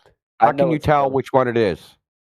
Because on a foggy day you can't see like a mile, but on No, a I'm clear not day, you talking can. about opacity of the air. I'm talking about where the horizon is. So say a ship sails away and one day it's cut off by a horizon 3 miles away and goes over the horizon. And then the next day the horizon's 6 miles away and it's cut off. And then the next day at 30 miles away the whole ship is visible. And it's sitting on the horizon. Okay, this conversation is going to go nowhere with my answer. Yeah, that's right, dude. You can You're cooked. Take unmute your Van. L, be a man. Why are you can- guys such you can unmute bitches when Van. you can't take your L, bro? I'm not a bitch. Take but your fucking L, dude. I'm not a bitch, but you know. You know, you are. don't Take know your if L, I'm be a bitch or man. normal. Take your L, be a man. Stop just saying, oh, it was AI before AI fucking existed somehow.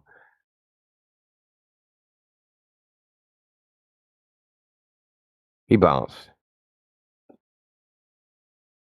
So G had a question.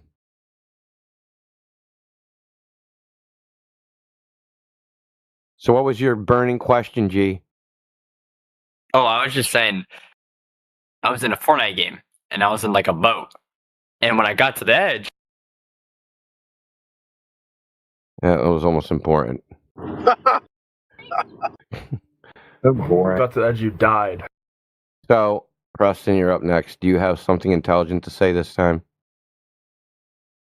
And Buck says he doesn't. I'm thinking. I know I do, but give me a second to think on that, and I'll get back to you. All right, go ahead, bash those two brain cells together. I'm trying, bro, but they're not fusing together as they usually do. You thought you had two brain cells, but one died They're of pressed loneliness. in, but they're not fusing. Man, Preston, you got a Oh, good not sense working. of humor, actually. You think so? Did the other brain cell die of loneliness, Preston? Nah, my mom dropped me on my head, so I've been pretty fucked up ever since then. Carry on. His So, head got pressed in. Should we try trap money? I was molested as a baby, so I've been pretty fucked up ever since then. I've been talking a lot. Anybody else want to mess around with these guys? I know this is fucking punching down big time. India, wait, India, do you have a headache? Why would I have a headache? Because you talk a lot. If I talk that much, I'd have a migraine. Well, it doesn't take me a lot of effort to think clearly. Good for you, man. That's Good for crazy. You you. get a headache from talking. Not talking, but talking as much as Yeah, he is. thinking clearly. A lot of people, they To you, we're stupid people because we believe in something. So I'll be like, oh, stupid No, people are giving me a headache. you're stupid because you don't know why you believe it. I know why I believe it. Preston, I'll Okay. help you out with the question. You're brainwashed. Maybe to you guys, I'm Preston, just brainwashed, hold but I on, believe brother. it. Hold on. I was going to ask you a question, man. What's up, big dog? So I'm going to preface it with a few things based on the previous convo. So the Yeah. guy before was saying, the Earth is curved. That's what causes Ryder? things to disappear, right? Yeah. So the thing that's causing something to disappear is blocking it. So that would mean it has to be in front of it, correct? I don't think so. And if I maybe sound stupid right now, but that's what I'm thinking. Now I know why fucking talking Yep. makes your brain hurt. Correct. Well, no, I just don't understand his question. Being a dick doesn't. Brother, just all right, let me help you out. If something you can't see because it's being blocked by something that's obstructing it, that obstructive object has to be in front of the thing. No, it has to from be your behind point it of view. 'cause- No, it has to be behind it because you can't see it once the. No, boat the is in front of it. blocking object. Listen closer. The blocking object has to be Oh, okay, then between yes, you yes, and yes, the thing. yes. Right. So that's very simple. You understand that. Yes. Ryder's problem was he was shown direct evidence of something disappearing when the object he's claimed that's causing it to disappear is behind it. Mm-hmm. Right? So that doesn't make any sense. So Ryder was being disingenuous. He wasn't accepting reality. Maybe you're right. I wasn't here for that part. I was using the bathroom, I guess. But there we go. Oh, what up, guys? Stan here. Well, but yeah, you're prefacing this to hit Preston with what? Well, or is that let's get back to it? Preston. He said he knows why he believes the Earth is a globe. Can you inform us why? I mean, why I'm not you going to have believe any it? striking evidence that's going to change your mind. It's just No, I'm not asking you to change your mind. I just want to know why you. Why would you preface it with changing my mind? Why don't you just tell us why you believe it? well, 'cause I've been here for a little bit now, 2 hours now, and I can tell that your mind's not going to be changed. That's why I prefaced. I'm not. Why would you try to change my mind? Because it's a debate. We're here to debate. Just present just present your evidence, Why and don't maybe you if it's just good, then tell us we'll why be, our minds will be changed anyway. Have you lost the plot, Preston? You said, "Hey, You don't know what that think we're means. You don't dumb," and know I the said, "Hey, I think you're dumb because you don't know why you believe what you believe." And you Alright, the said, name "Yes, I calling- do." the name calling's not gonna Why work. are you interrupting me? Please, dude. Because you're mad. Relax. I'm not. I'm not You need to mad. relax, Shut dude. up, You're not gonna piss me off. So like, you need to stop being. Preston. One more time. You said, "Hey, we think you're dumb," and I said, "No, I think you're dumb because you don't know why you believe what you believe." And you said, "Yes, I do." And now I'm asking you, why is that? Okay, you want to tell me why? I grew up in California, okay, by the beach. When I look out over the beach, I see a horizon. That's why I've always thought this. Maybe I'm wrong, but all the evidence that you guys have given me does not prove that you guys are right in any So way. you think that the I Earth is a globe because there's a horizon? Yeah, that's how I see Okay. it. Oh my goodness. Would there be a horizon on a flat Earth? Huh? No. No. It'd be fucking Okay. flat. So Because when you okay. look out, Hold on. you see forever. Preston. Slow down. We're gonna walk You through need to this slow down step by because you're gonna go Preston. over me Slow again, and I don't down. like We're gonna that. walk through this. Slow down. We're gonna walk through this step by step. You said there'd be no horizon on a flat Earth. Yeah. The horizon is what divides the Earth from the sky. So if there's no horizon, you wouldn't see sky and Earth I'm at the not same talking about time. the I'm not Shut talking about up. the skies Listen and closer. You shut the fuck up. I'm trying to tell you something. Listen. Oh my god, this guy's the fucking retard. Dude, will you let me finish? You're trying to interrupt the point. No, you're We trying to know interrupt why. me, and I keep talking, then you interrupt me. Dude, I haven't even made my point yet.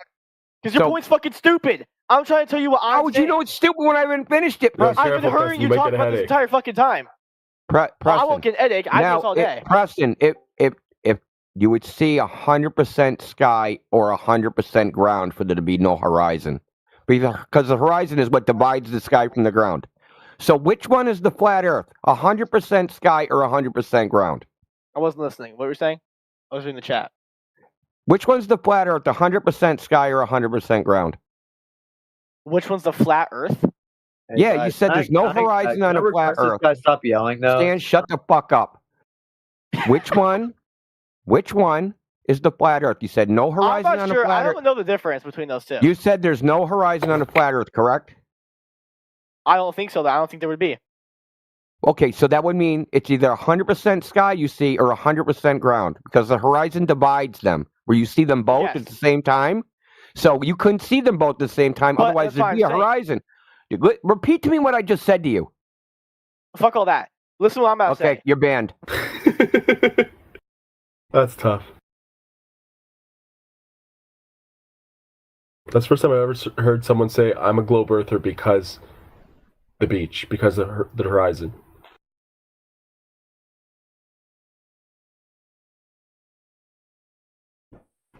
Like, you'd think you'd say, oh, all the globes that I saw in school and, you know, the maps and stuff like that, but no. Okay, Stan, you want to chime in? Chime in. What's next? I unmuted the wrong retard. I mean, I believe in flat Earth, but you give us a bad rep, dude. You gotta Oh, relax. really? Yeah, what part did I do that gave us a bad rep? I mean, look at the way you're talking. Like, relax. Yeah, what's wrong with that? Calm down. That's what I'm saying. Like, relax. Oh, what? Tone policing ain't gonna work here, dude. I mean, you're clearly just like out of your head. Clearly, but you can't say anything very specific. What was said? That's weird. I wasn't paying Why attention. can't you say anything with any specificity? Just making general accusations. How about you put some meat on that bone? Are you hearing yourself right now? Relax. Yeah, I hear you. I hear myself perfectly good. Just take a breath, man. Calm down. I'm squeezing your head and just shit's coming out. Dude, I would rape you. You know that? Indio. You just said he would rape me and thinks that's funny. Yeah, this idiot is sick. No, I was laughing first off the crap coming out from squeezing his head, and then his response is just it's hilarious. You ever heard Indio, that he said before? he If I wanted any believed. shit from you, I'd squeeze your head. Gyroscope proves the Earth is a globe. How? No, it doesn't. How, Chad?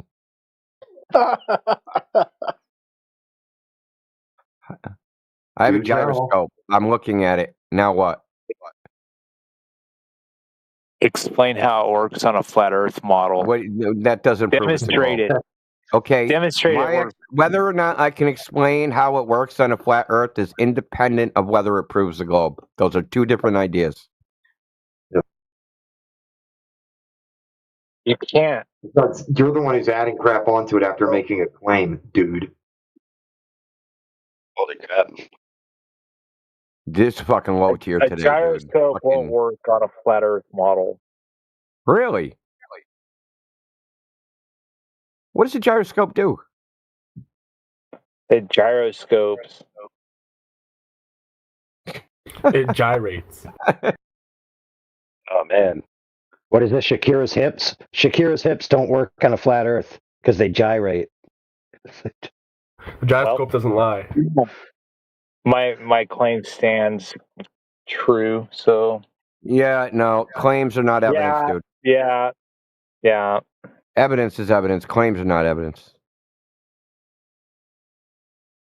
What can be asserted without evidence can be dismissed without evidence. So we're going to just dismiss you You because can't you just haven't the produced any argument evidence. because your opponent kind of ignorant, even though he Well, made I'm a waiting good for your claim. evidence. The evidence to back your claim that a gyroscope proves the globe. I'm asking you how. It's for where I started. Still asking you how. Okay. What does it do? In what way does it prove a globe? He wants to know how. He's resorted to spamming. Ryder, really? I'm disappointed in you.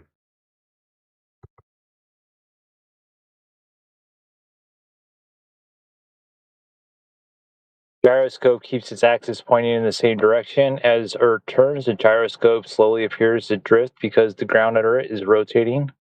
That drift matches Earth's known spin rate of 15 degrees per hour. A flat, non-rotating Earth would show no drift. Is that? Yeah, it's awesome that you're a stenographer for ChatGPT and just like read that verbatim. But guess what? That was wrong, and you're too dumb to know it's wrong. And So it's the the claim Earth rate again, it's not rotation evidence. is supposed to be 15 degrees times the sine of the latitude, and you'd only get 15 degrees at the poles. Okay? So Chad, stop relying on a fucking probability matrix that you've anthropomorphized into some thinking fucking rational being called ChatGPT or Grok or whatever. You're basically spitting out a mathematical model and giving a probability matrix to some fucking words that follow one after the other, and you end up with word salad, like the shit you just said. Yeah, it's a Grokish.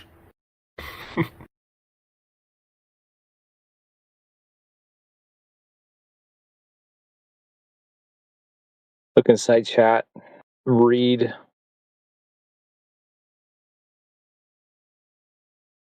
Yo, India, when you set up your gyroscope and you like counterbalance it and stuff and basically like zero it out and you let it run, does it have any precession at all? Any drift Yeah, at dude. Hold on a second. Remember when I said claims are not evidence? See, you made the claim. You're just repeating this person's claim.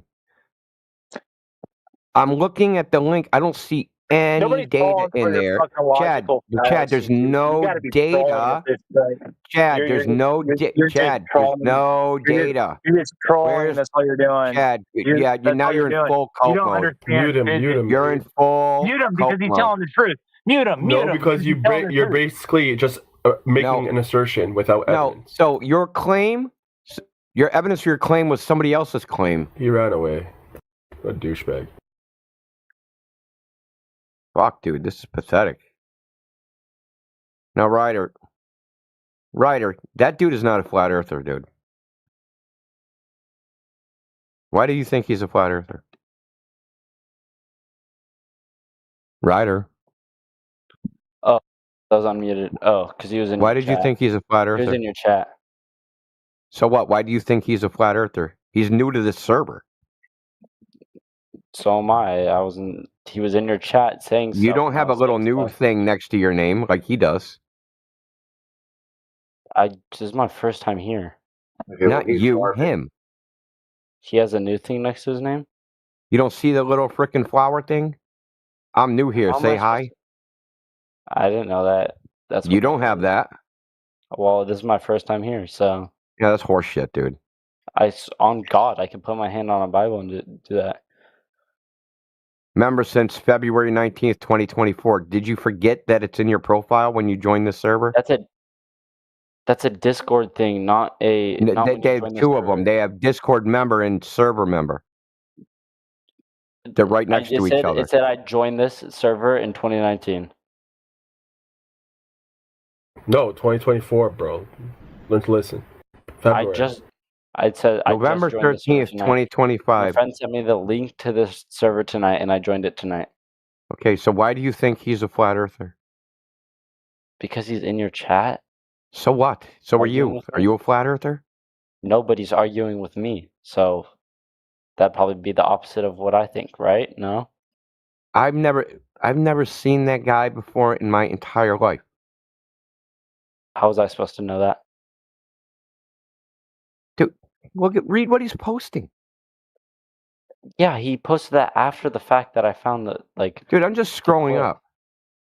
I can't believe you people think you know anything and you don't know the sky is an illusion. The sun is a farce. It's so obvious. You can't figure out that this dude is trolling. No, because I didn't know. Maybe he thought force instead of farce. The sun's the force. Are you serious, Ryder? Shut up. This is probably your fucking friend. No, it's not. On God, it's not. I don't know who it is. On God. You don't even believe in God, Ryder. I do believe in God. Okay. So why would you Actually, lie who are you to about tell me what I seeing do and ships don't over the believe in? horizon? You know lying's a sin, right? Who are you to tell me what I do and don't believe in? Look, bro. No, I'm not you telling look, what you bro. do You and don't don't believe in. understand. Well, if you actually believed in God, you wouldn't be fucking lying in this chat. I'm not lying. Oh, you really think that was AI video? No, obviously not. I'm trolling when I say that. Yeah, you were lying when you said you saw ships over the horizon. You've never seen that, Nope, dude. I have seen that. Nah, Let me no, you haven't. translate. Hold on, I got the New Urban Dictionary. Translation: trolling, coping. Oh, you were coping with the facts of reality. I got it now.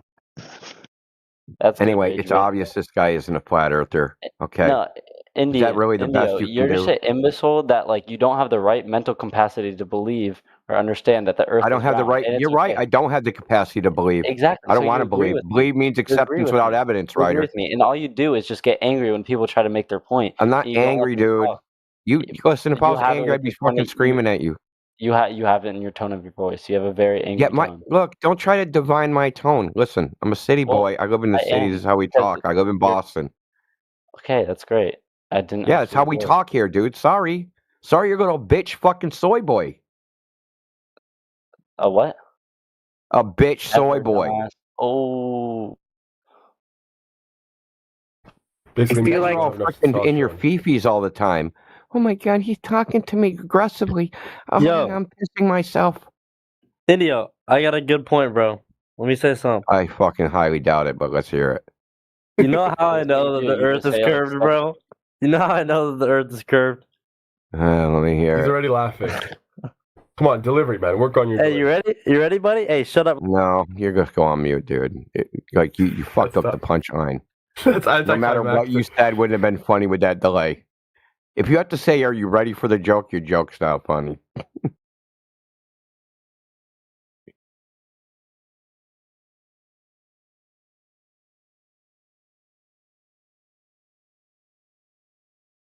Give him another chance in a couple of minutes. Practice your delivery while you're on mute. No. No, but me and my friends, we had a talk. My other friends that were in here, when we got out, we had a talk, and literally every time we try to say something, you just say something that will make us mad.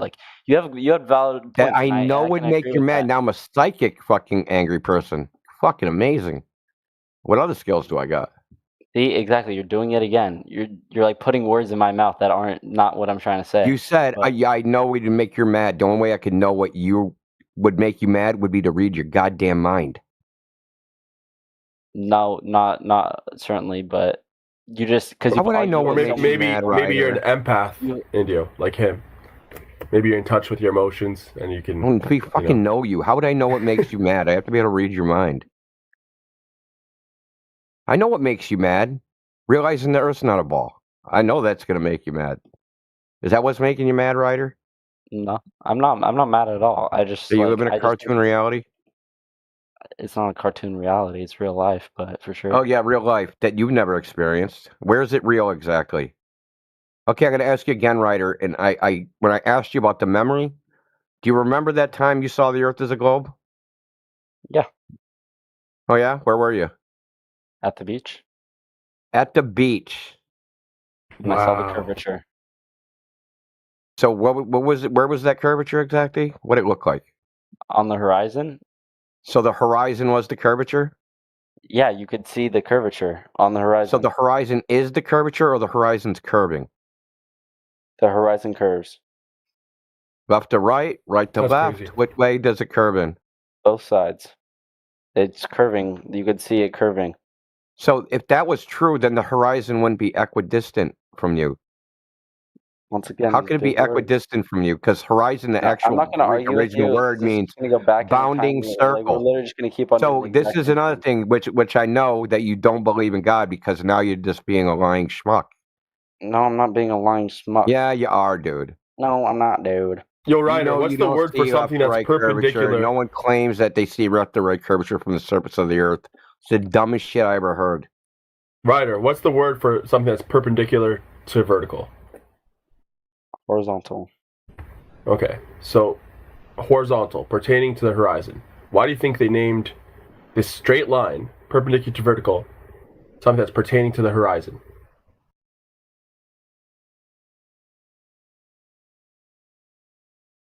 Say again?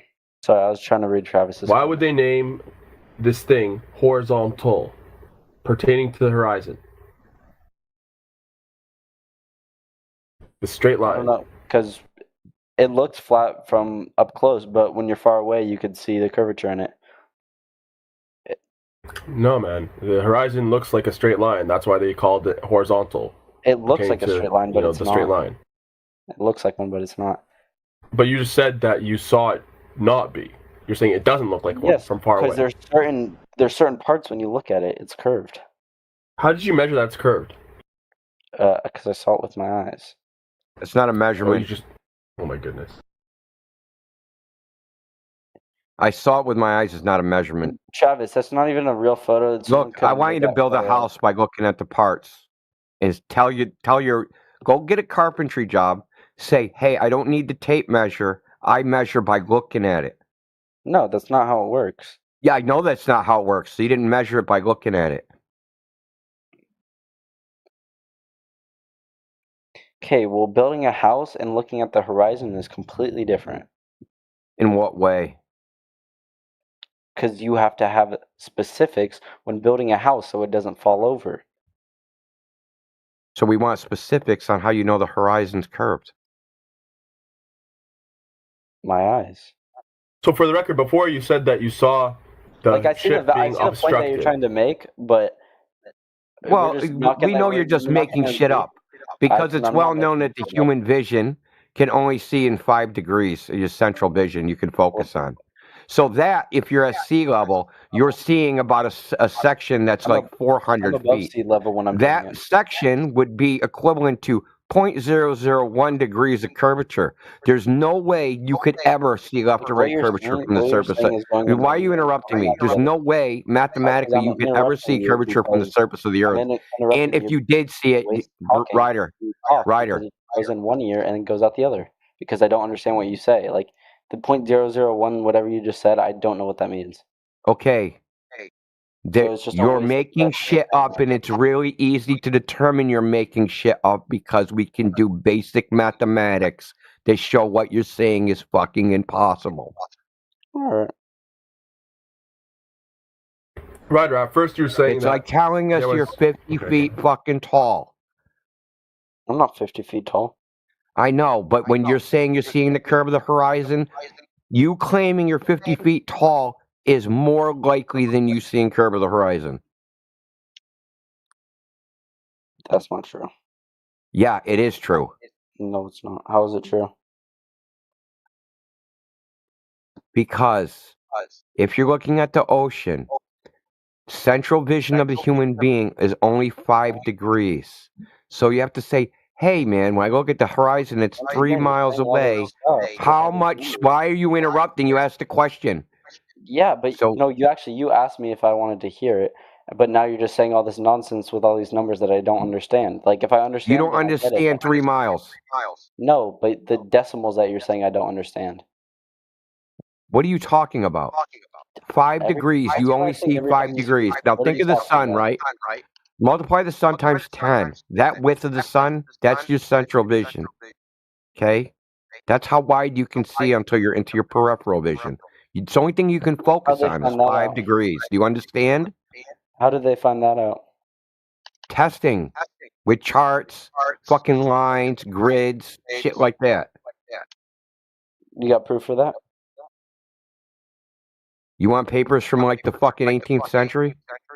Yep. You're being attention obtuse now. You're right. Before you were saying that the ship was, blocked from the bottom, it's obstructed from the bottom. That's proof of it being a globe, right? Now you're saying that you see the horizon, you don't even need the ship anymore. You just see the curve on the horizon. Do you have a photo of either of them? Actually, I don't need a photo with firmware. Like I've seen bottom obstruction, but do you have a photo of the surface of the horizon Wait, so curving? you just said you need bottom up obstruction? No, forget that. So it does Do you have a photo of you seeing a curved horizon? No, but I can go take one next time I'm at the beach. Yeah, cool. Do that and Good. come back. If you take a photograph of a curved horizon at the beach from 6 feet, I'll give you a fucking $100. I'll give you $100, dude. Will you also believe that the Earth is? Nick, I'll give you $100, dude. If it's an unaltered photo with a normal non-fisheye lens, like a 45 millimeter camera or 22 millimeter, not you take a photo and show a curved horizon at the beach, I'll give you a fucking $100. Okay. How do you want to pay me? Doesn't matter. Get the photo. You can't. You're trying to tell me you're going to take a photograph that can't be taken. I don't know who you think you're kidding, dude, or fooling. You're not fooling anybody on YouTube. You're not fooling anybody in here. You're full of shit. All right, that's what you think. I'm full of shit. Why does horizon mean bounding circle?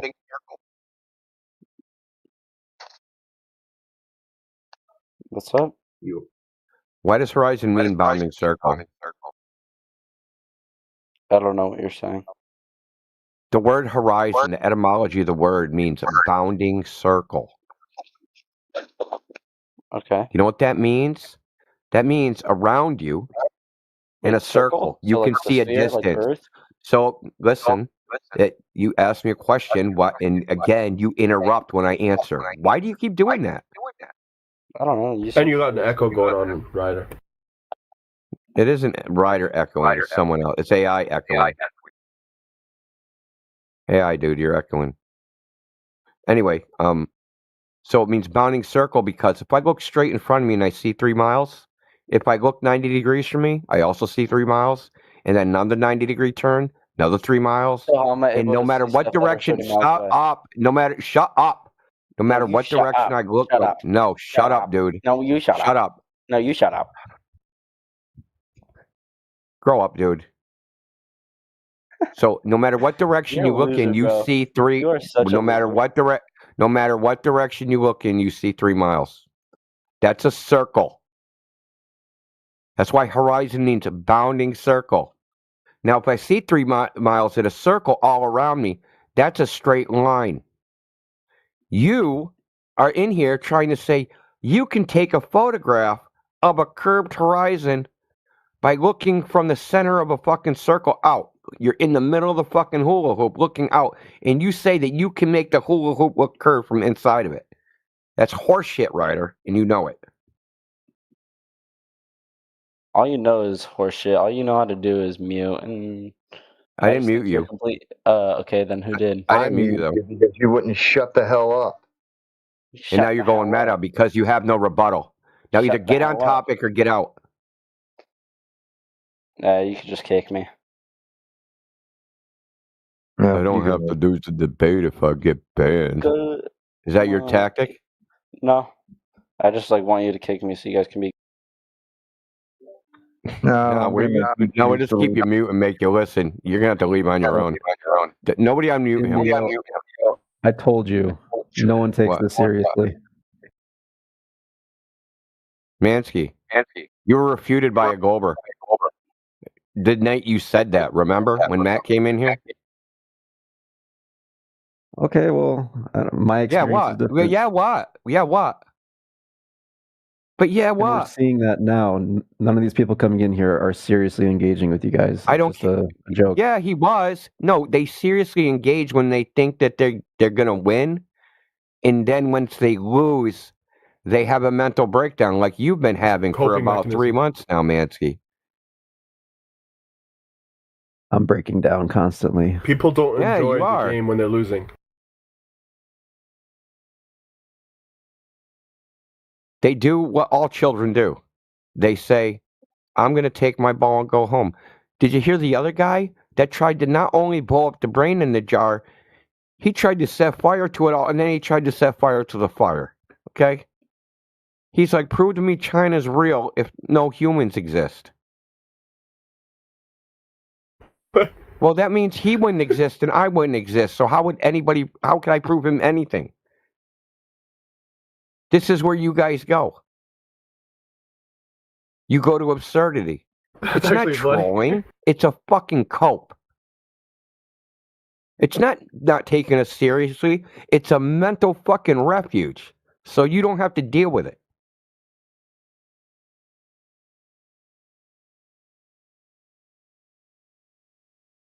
You know what happens when people are traumatized? They go in a catatonic state. They'll rock back and forth. They'll stare off and be unresponsive to external stimuli. Okay? They also freak out and have nervous breakdowns. What you're witnessing in here is a nervous breakdown. Sometimes people go catatonic, but that's much more rare. Most of the time you just see the nervous breakdown. Mansky, you've interpreted the nervous breakdown as not taking it seriously. No, the thing is they're taking it too seriously and flipping the fuck out. And you're coping, trying to say, oh, they're not really taking it seriously. All that question, that fucking 2 hours of the debate where they tried to prove the flat earther wrong and lost, at the end they started fucking making fun of them and said absurd things. So they were never taking it seriously for those 2 hours. No, they take it really seriously. Until they can't deal with it I don't no know. I think they're just fucking with you. Nobody really cares what you think, Mansky. Your evaluations suck.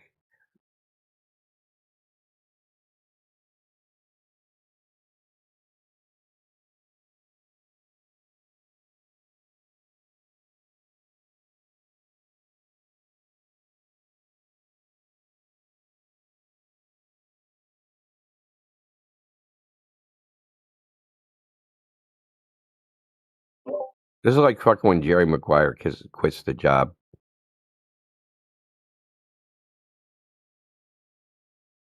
All I want to know. I'm not going to do what you think I'm going to do. And that's freak out. All I want to know is who's coming with me. That's Mansky right now.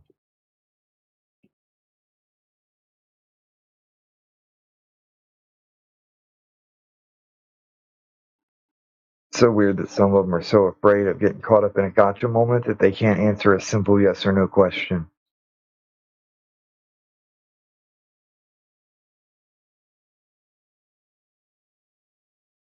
Because, the modern Zoomer class, dude, it's about appearances.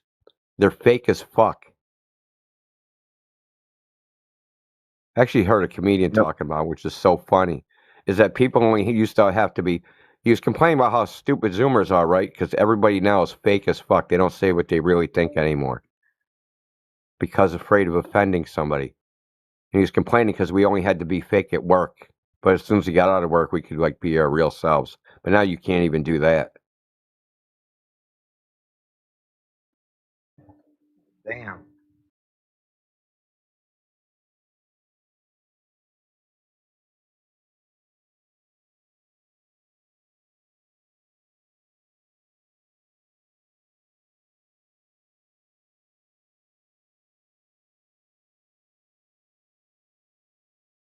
Ryan's in the house. What's up, Ryan?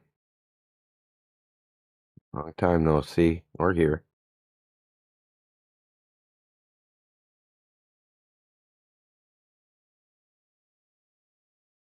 Shit. Fucking flat earth QR code.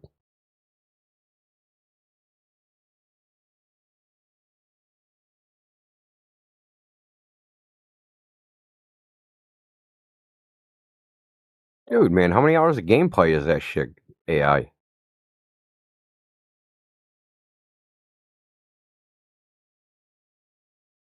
What? Dude, you're still playing that game? Heck yeah. You close to the end, man? You've been playing that for like 3 days now. Looky here. Guess you only I'm played on it a the couple hours. bridge. I'm on the bridge. Oh shit! You're about to I fight already blew up. Shodan. Yeah, I already blew up the whole station. Good job. Nice. God, I gotta download that game, dude. The graphics look fucking fat, dude. Dude, this What's the game is name of it? awesome experience. I forgot what you said the name was. System Dude, Shock. you know what? Do you know why I'm not downloading this? Is because I want the other one to be better than this one because it was originally. But it seems like this remaster is way better. It's fucking Yeah, they so really incredible. put all their love into this. Maybe they'll remaster the remaster and do it with this engine. Well, what they did for this game is they actually did a Kickstarter. They got like a 1.5 million to get started. Really? Yep. Dude, I need to do a Kickstarter as a freaking mod up System Shock 2. But that game's way more complex as far as like the, you know, Yeah, the scope other of it. stuff. I'm a globetard. Welcome there, You Mr. proud of it? Of course.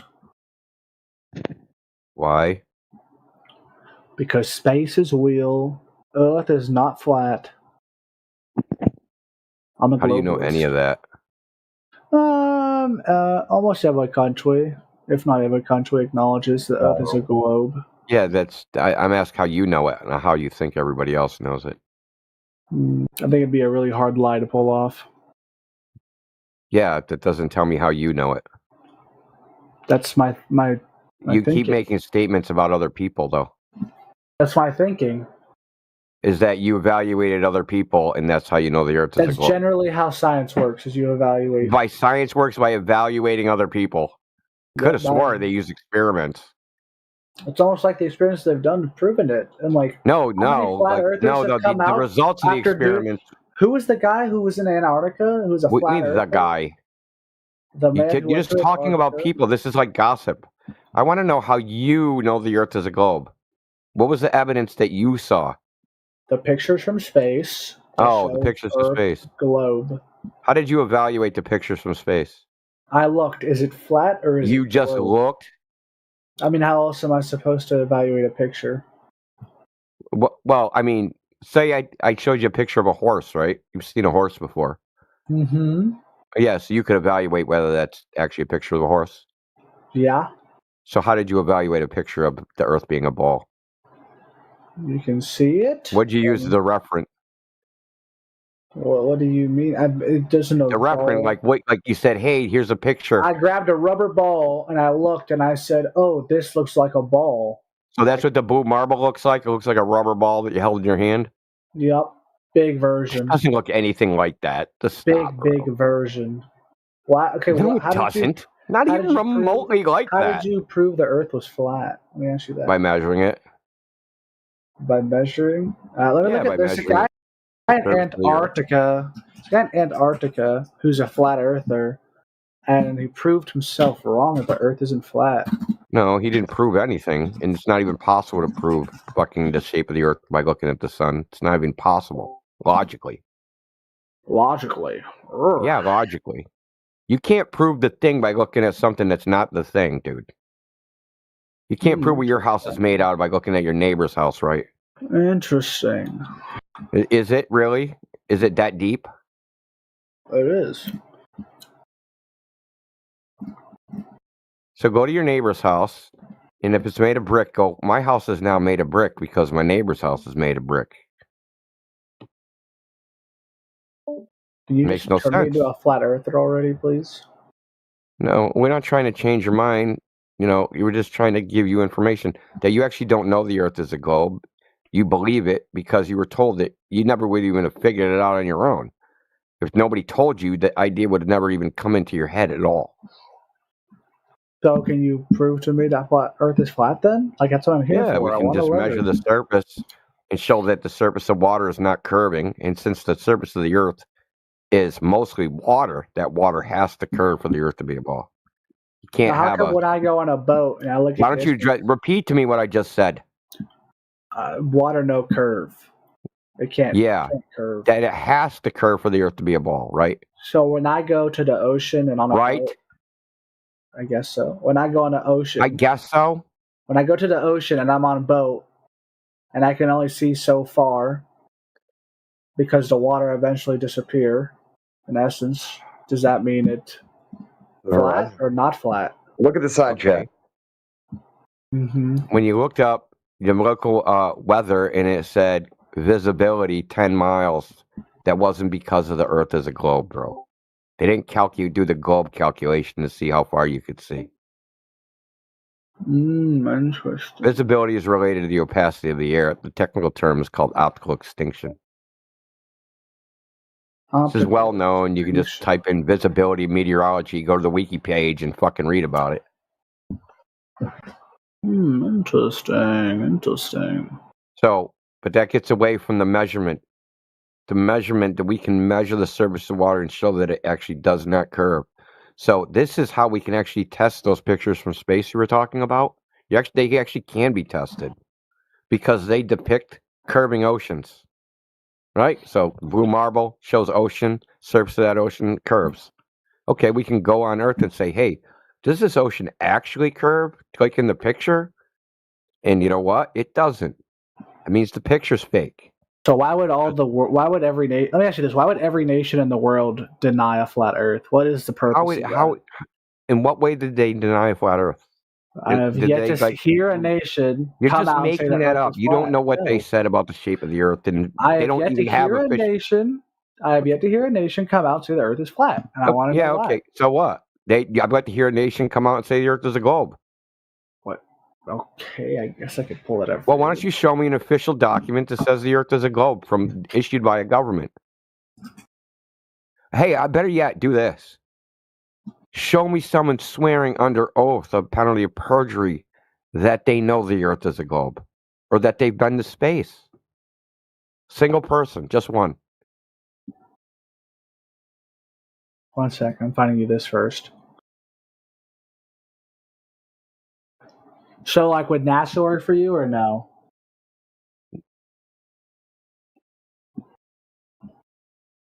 NASA does not represent the United States government. They're an agency of the United States government, and So, in fact, it gets agency even of the better. United States No, government. so it would be something that was passed by Congress or a presidential declaration. So something that I can go to the Secretary of State's office and get the so you're official saying an position of the United States. institution. You're Why don't saying you let an me finish? institution because you're saying stupid shit. You're saying No, the institution. no, I'm looking for the official position of the United States government. So you think an institution of the United States wouldn't hold an official? Some view of what agencies the of the United government says? States Wait, no, say so all yes or sorts no? of things. Yes or no? Some, Yes or no? I'm looking for the official position in the United States. Some agencies of the United States. Institution funded by the U.S. government because it's part of the U.S. government makes a claim. You're saying that the United States is not. What is the purpose of NASA? Yes or no? Yes or no? Answer the question. No. Yes or no? The answer is no. Yeah, you're stupid. Okay, I'm going to tell you something, and you're going to hate this. So there was an executive order that Trump signed. Shut up. There was an executive order that Trump signed. Shut up, dude.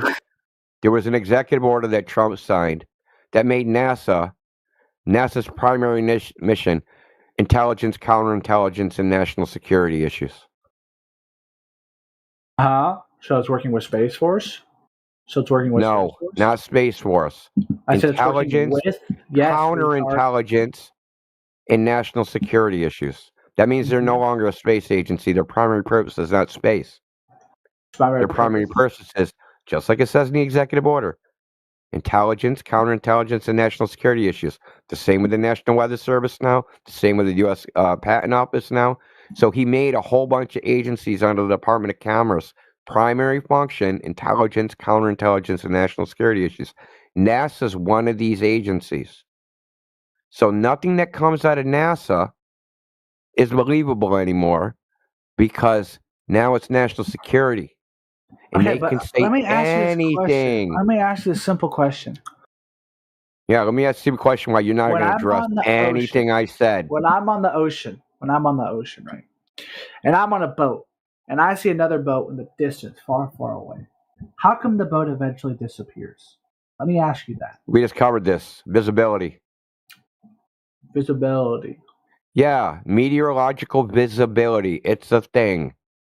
What is that? Explain to me, my dear kitten. The meteorological conditions limit or restrict visibility. Okay? So you can look up your local weather. You got a weather app on your phone? Look it up. Look at the visibility. So today it'll be one thing, tomorrow it'll be another thing, the next day it'll be another thing. So what they do is they measure the number of particles, the humidity, the clarity of the air, the temperature, all those things determine how far light travels through air, right? So that's limited by the local meteorological conditions. Okay. It's not that's your limited by the answer? curve of the earth. It's meteorology. Interesting. Interesting. I see.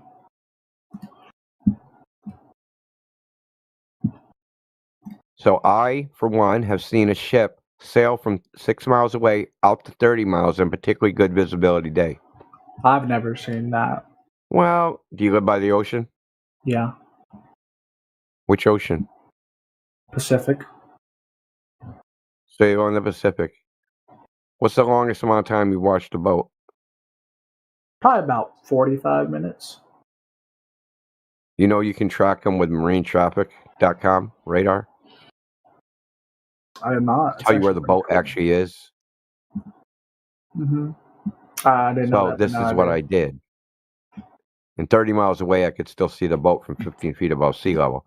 The Global Earth says that ship should have been 420 feet under the curve of the earth. I know. I saw it disappear. Yeah, no, you didn't. I did. No, you didn't. I know when you guys are lying. You would have started with that. With that? I would have started You would with have that? started with that. You wouldn't have started with a fucking sociological argument. No, I just like to hear dumb people. Well, how far away did it disappear? Yeah, we want to know. I don't know how many miles. What kind away of it ship was it? It was a smaller fishing vessel. A smaller fishing vessel. Mm-hmm. You know the ones when you got and you want to go fish, but you don't own your own boat, so you pay someone to take you out. What beach were you at? Well, I'm not going to give you all this information. Hello? Every time. You're not going to dox yourself? Why would you dox yourself? You guys just look, Like, you bro. sound retarded you sound right now? You're not going to dox yourself? Yeah. Like, are you fucking stupid? Nobody cares where you, like, you saying the beach you were at, is your house on that beach? No, I go to college. Okay, then. Nobody.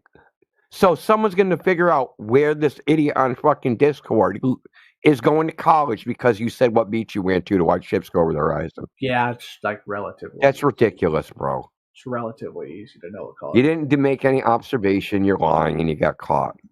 You didn't know caught what me. beach to say. Hands crossed. Yeah, like 'Cause you're like the 'cause third I'm gonna person tell today to you, get caught doing this. Yeah. Well, how far was it? Was it 10 miles, 20 miles? Give us So, an idea. hold on, Travis. I want to bring something up though.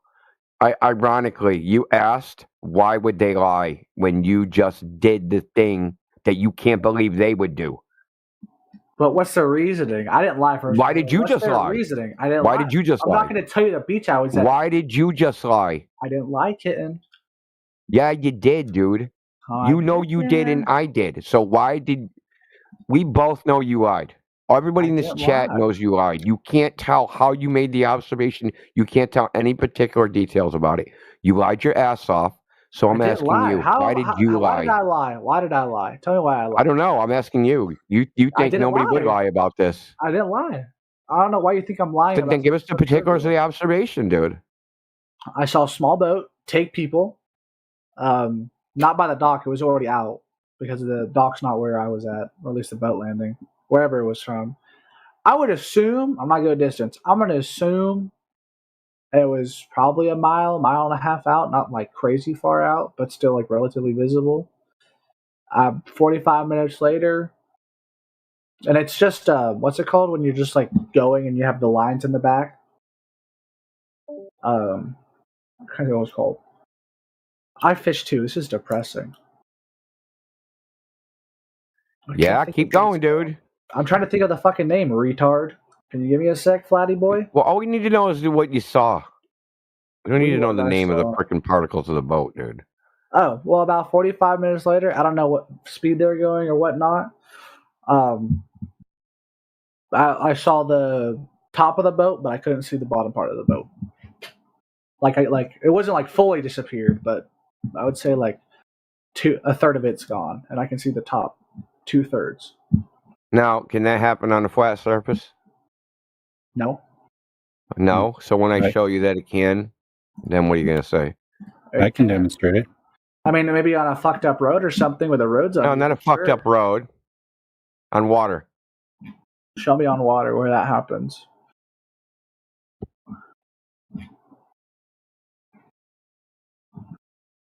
I still haven't got to the point to where you told me why every government's lying. You are. I Okay, still don't believe you. railroad again. This is what I said. I said I on still water. don't believe you, bro.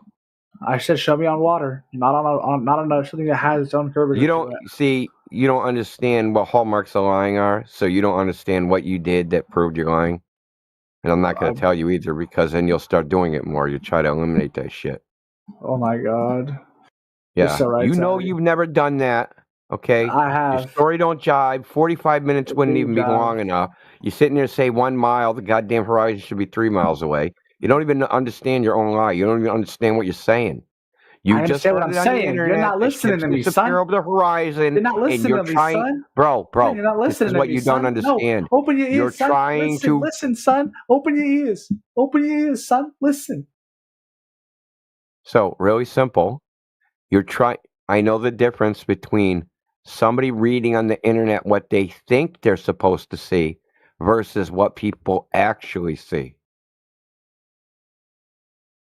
You understand? You're recounting what you heard somebody say. No one said this. I'm telling you the truth. Why are you lying?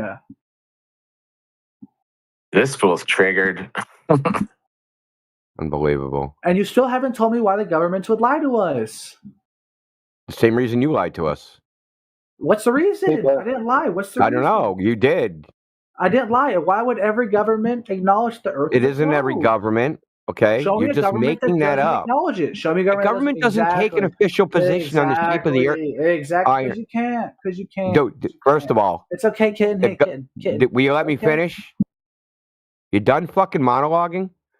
No government in the world takes an official position on the shape of the earth. So they can't be lying. And first of all, governments can't lie because they can't have intent. Okay? Governments don't lie. It's not possible for a government to lie. People lie.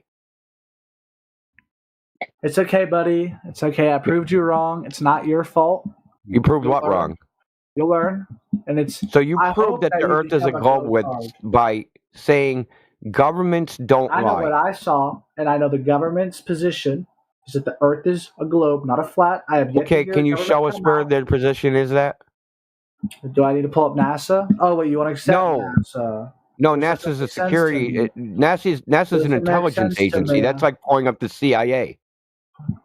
So they would lie? Oh, the CIA probably would lie. I'll give you that one. The CIA would lie. NASA's an intelligence agency, dumb fuck. Prior to what it is now, was it? It's always been an intelligence agency. In fact, It's NASA was always been created. an intelligence Bro, agency. I'm going to show you. It's you want me okay. to show Hey, you? hey, it's okay. Dude, shut prove up, you dude. wrong. Okay, shut up. Yeah, you left.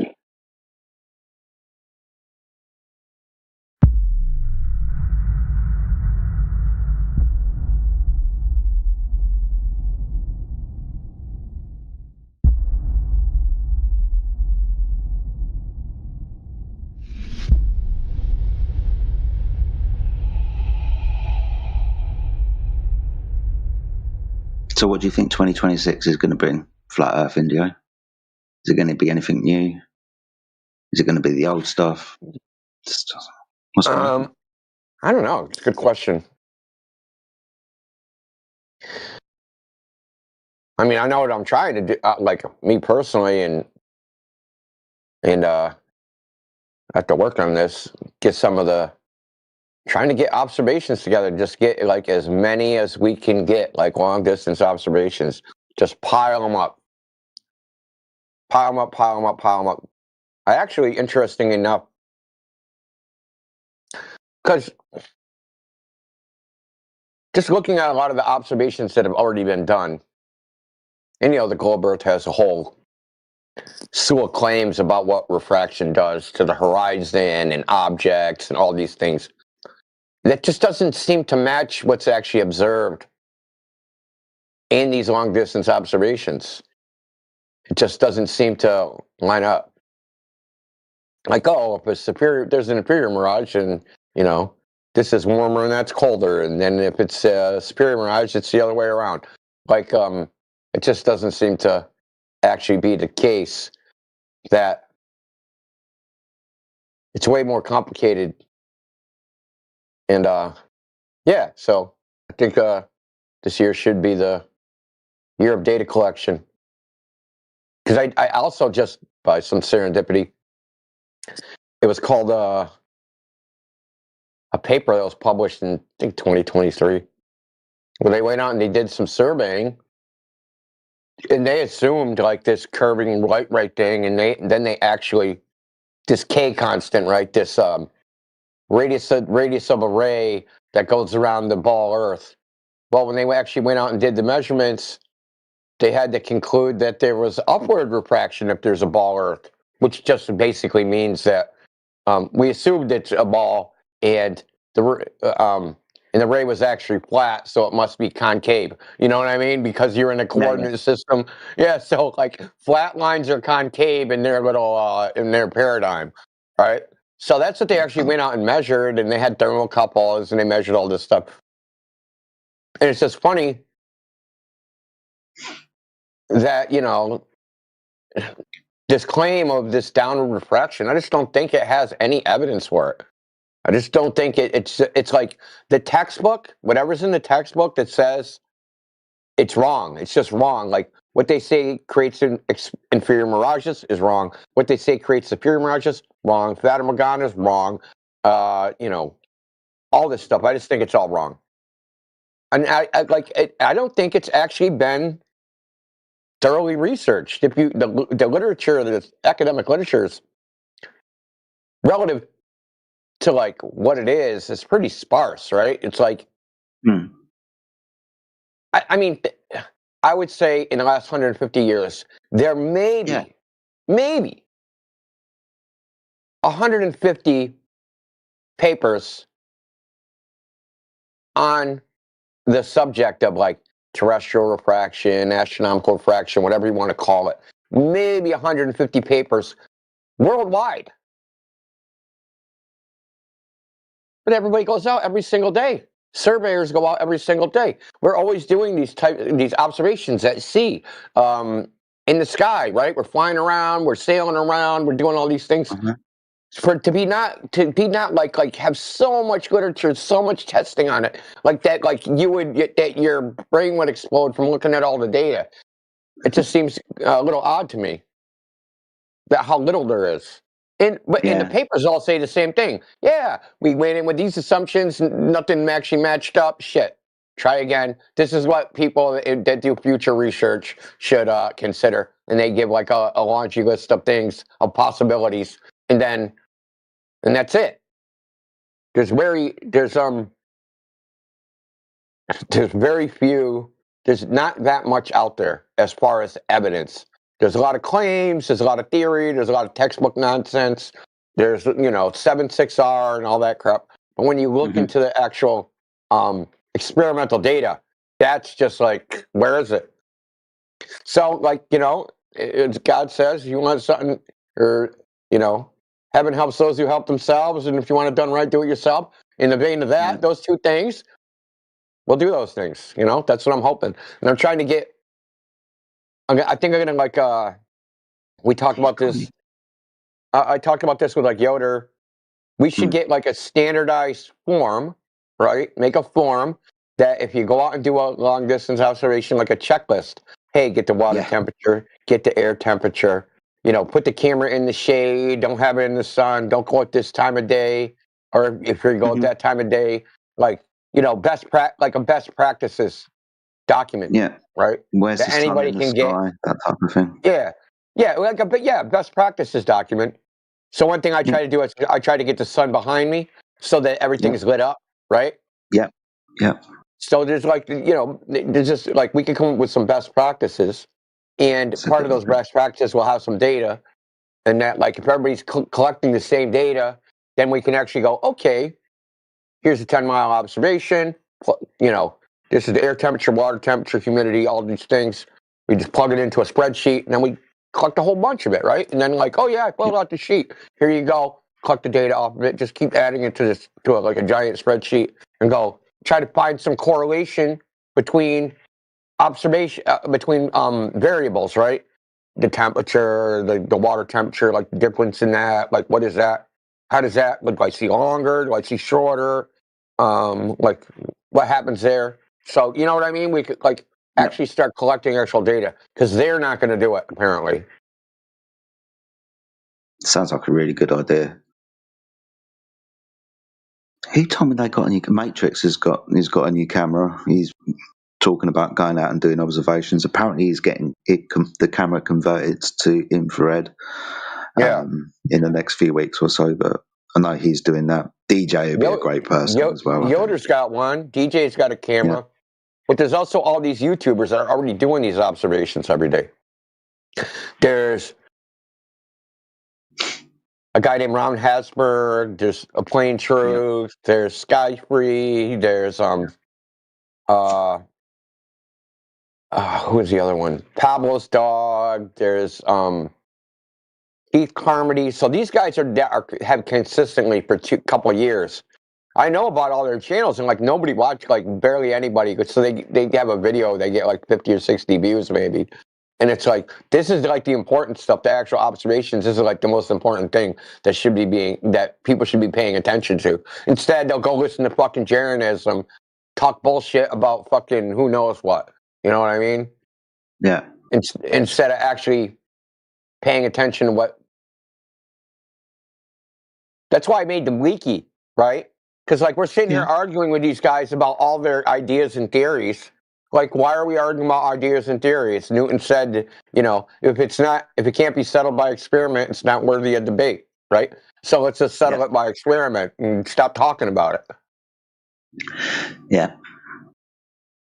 No, I agree, man. That's awesome. It's probably Yeah, speaking about channels that get too many views.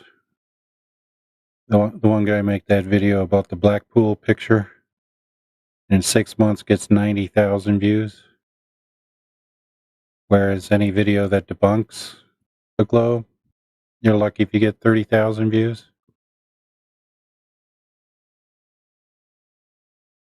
Are you serious? Yeah. Wow. Well, there's always what's his name? Simon Dan. He went from like 1,000 subs like over like 8 years or something, whatever, however long, and then just like Mr. Cheswick did a video on it. Yeah, he got like 12,000 subs in like a week, and it wasn't linked to like any particular video. So same with Dave McKeegan, because his channel, which was on photography, he was lucky if he got like 5,000 views on a video. He had like one video that went viral that got over 1 million views, but his average views were like 5,000. But now if you look at his anti-flat earth videos, they pretty much, a lot of them have over 1 million views. You're kidding me. Wow.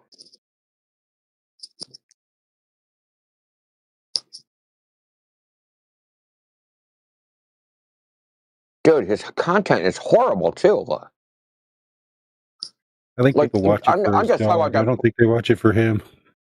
Yeah, like even his presentation style is just lame. He's not charismatic. He's like anti-charismatic. That's what I don't understand is like how do non-charismatic people get a bunch of views?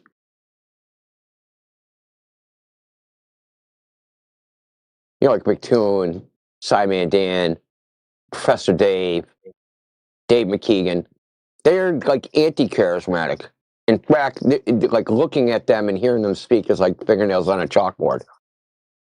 Doesn't even matter what they say. They could be talking about anything.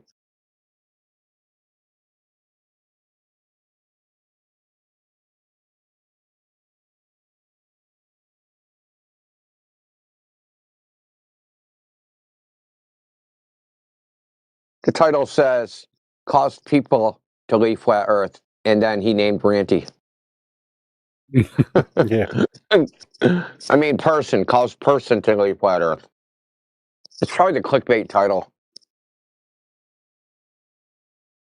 And people are clicking on it going, oh, it's definitive proof against flat Earth, and it's just trash.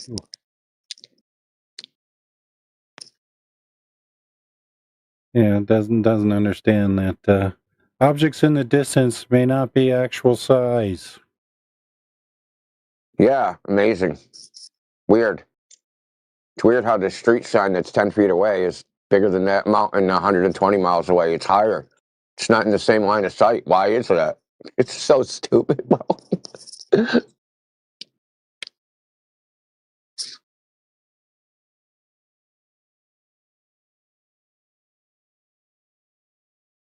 I mean, just from an objective analytic viewpoint, without even considering what the topic is, Globe Earther videos are trash. They're absolute trash, just as far as like from a rigorous objective analysis of like the numbers and the assumptions and the measurements and like what they're saying is it's just such trash, dude. They don't even get like even the mainstream stuff right half the time.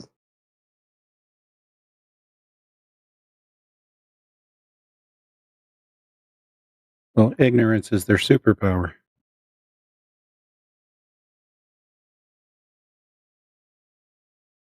Yeah, but it's a collective ignorance. That's the problem. That's the thing I don't like is that it's collective. It's like, you know, you got the confirmation bias of like the average, someone just come across the video and then they actually internalize and believe what's being said on the screen. I love it when they're talking, right? And they're saying stuff is being observed in what they're showing on the screen, and it doesn't actually show that.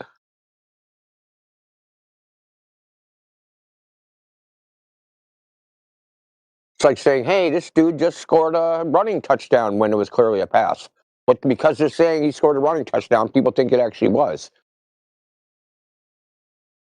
Well, there's a lot of misinformation out there. Like, look, even at the Hindenburg, most people think the Hindenburg burned because it was filled with hydrogen. Nope. Hindenburg burned because the material they used for the envelope there was highly flammable, and it burned up like crazy.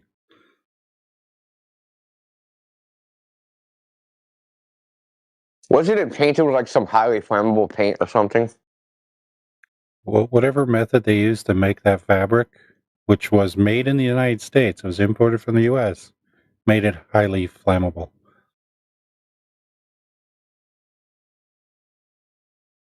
It's almost as if somebody in the United States didn't want the Zeppelins to be effective because it would ruin their ocean liner business. Yeah, that could be it. Because it took 7 days to cross the Atlantic by ocean liner. It took 48 hours by Zeppelin. And there was no seasickness. How many could the Zeppelin carry? Like 20 people, 30 people? Let me just see. I think it was a fair amount of people.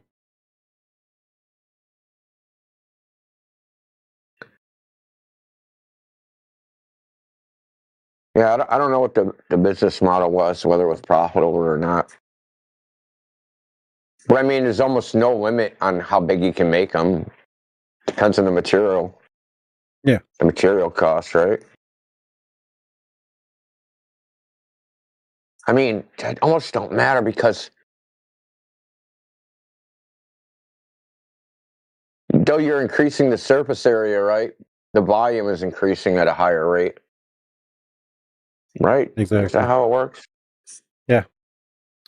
You increase the diameter a small amount, and you get a good amount of volume increase. Maximum 70 people on the Hindenburg. On the fatal flight. That's a good amount of people, man. That's almost as much as like a, I don't know, like a small plane, not a small plane, but like a regional airlines. Yeah, like a seating DC-3. capacity. Yeah. Yeah, the final flight had 36 passengers, 61 crew. 61 crew? Yeah. Jesus Christ. So it says at peak, the Hindenburg could carry up to 72 paying passengers plus crew for a total of over 100 people on board when fully loaded. That's why tickets are expensive. Well, first class tickets on the Titanic were expensive. You didn't even reach your location. Well, if you're intending to go to the bottom of the ocean, you did. About to read their Yelp review. Well, probably the only positive thing is the swimming pools are still working. Yeah, the deluxe suites on the Titanic were between 100 to 300 pounds. The biggest suites, 870 pounds. That's about $4,350 in 1912, and today that's probably close to almost $200,000.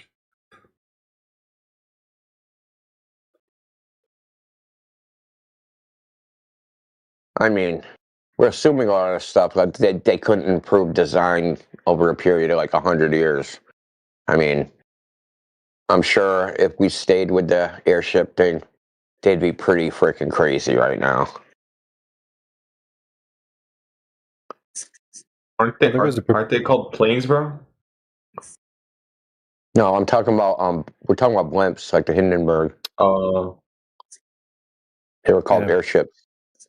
Someone made a proposal to use blimps to carry cargo fast over the ocean between the continents. They said it would be far cheaper than aircraft and certainly faster than going the slow boats. Seems to be kind of hard because I feel like you're going to be affected by winds a lot, especially with the seas. You're going to have very rough currents. So, just a side note, has nothing to do with what we're talking about. I mean, Yoder, in the main server in the refraction section, I added PDF. You might want to check it out. You too, Rayla. You probably want to check it out. So they did a bunch of surveying, and they, according to their little K constant, they ended up measuring concave refraction or something. So yeah, it's pretty cool. It's interesting. Oh, I think I could predict why. It's because curvature throws off what their meteorological requirements are. It almost inverts it. Actually, I think it does invert it. Well, yeah. Well, if you're assuming a curved surface, something that's flat is going to appear concave and note that coordinates. Precisely. Yep. Yeah, that's it. So that means like a K coefficient of 1, which normally is what a flat would actually be curving. So they'd have to recalibrate their K coefficient and K factor, I guess, depending on the industry. Yeah, I mean, if you read through it, it seems like they're pretty bullshit about the result, like kind of like waffling, especially in the conclusion. It's kind of funny. Oh, can't wait! I'll be doing that this afternoon. All right, it's in the refraction section, in the information channel or category.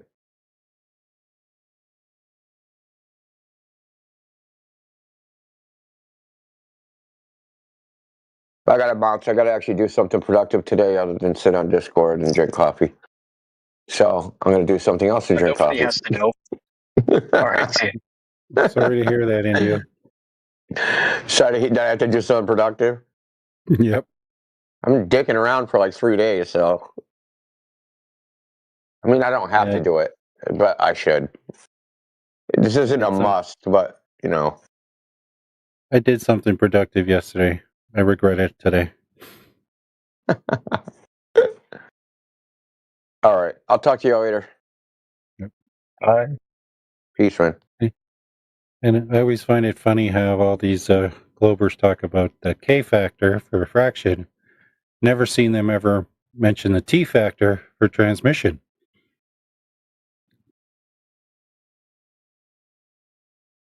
And if you're wondering what the T factor is, that's the limit of how far light can travel through the atmosphere, especially weak light like reflected light.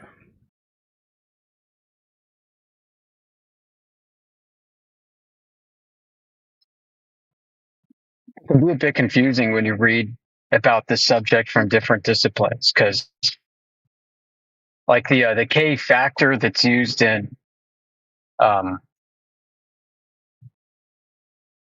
it's used to describe like terrestrial refraction and stuff. A K factor of 1 indicates a regular globe Earth with a regular radius, and anything that's above that, like 7/6 or 4/3, is making a bigger radius. So as that number gets bigger, it gets flatter. But the K coefficient is different, and you'll see this in like a surveying literature. They won't show anything with respect to like a 1. They'll show you like 0.13 or 0.27. And the higher the number, the flatter it is. But it's not the same. Like, it's not just like subtract 1. I forgot how it works. I'm gonna have to look at some notes I took on this.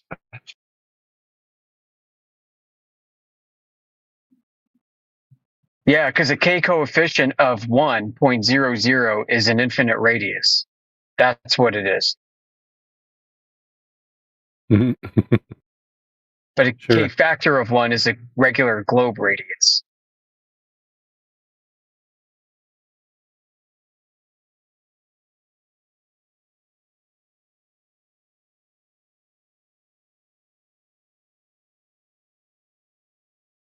Now we have, what, T factor to contend with? Yeah, this T factor is something that I just recently looked into, and tells you how far a light can be seen through the atmosphere. And for the most part, reflected light, the maximum is kind of like 100 kilometers. And that's for reflected light, not. I guess that kind of makes sense in a way. Yeah. But would that apply to a mirror, like a mirror flash of a sun? Yeah, I would assume not so much for mirrors, since the albedo of mirrors are very high, so they reflect a lot of the light. But the silly thing is that these globers who think I'll be able to see trees at 40, 50 kilometers. No, trees are good at absorbing light. That's how plants grow. The only light they reject is the green light, so they don't dry out, turn into prunes.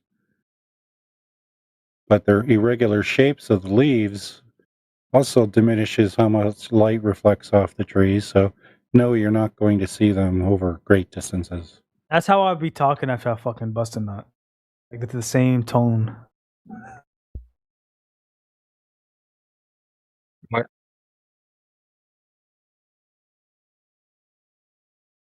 And he's gone.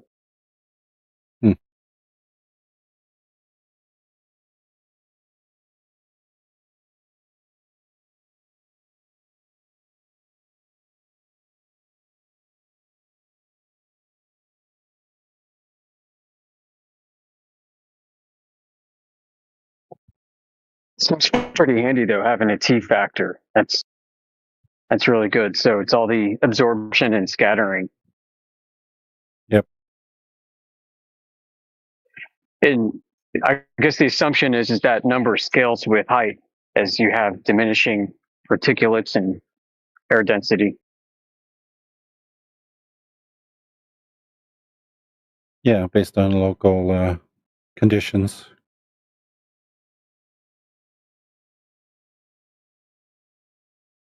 So I'd be curious to see how that changes from being like a foot off the marine layer compared to like 6 feet off the marine layer compared to 20, 50, 100.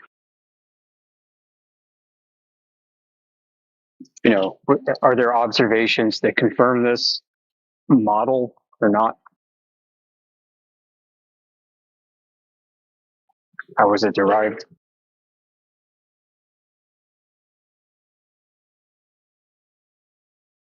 It's kind of funny, some of the behavior that we deal with in here. So we get Globers that come in, and after some argumentation back and forth, they might claim, hey, I've got a paper. And I think in their mind, when they say that they've got a paper, that they're trying to spark or invoke fear within us. Like, oh no, he's got a paper. And meanwhile, on our side, we're like, oh great, wonderful, a paper. This is awesome. Let's put some meat on the table. And the Glober, they'll give us the link. And so we start rubbing our hands. We're like, let's get into this. Let's talk about it. And then the Glober's like, well, no. And they start making up excuses. And we're like, did you actually read the paper? No, I didn't actually read the paper. And they try to do everything they can to wiggle out of discussing the paper. It's like, what the hell's wrong with you? Like, this should be fun.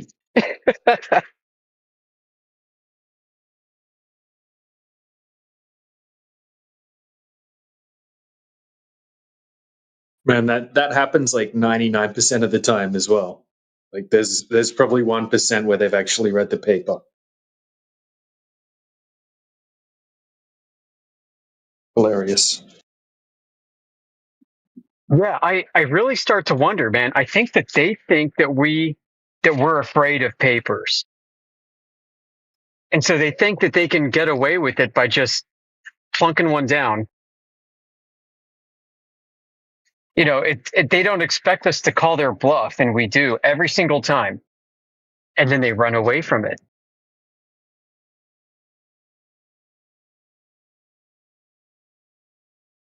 I think an audience that's listening is going to hear and see exactly that this has been going on for years.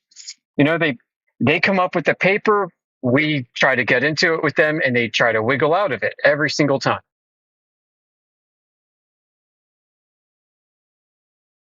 And they think that a paper is like some like magical piece of empirical evidence.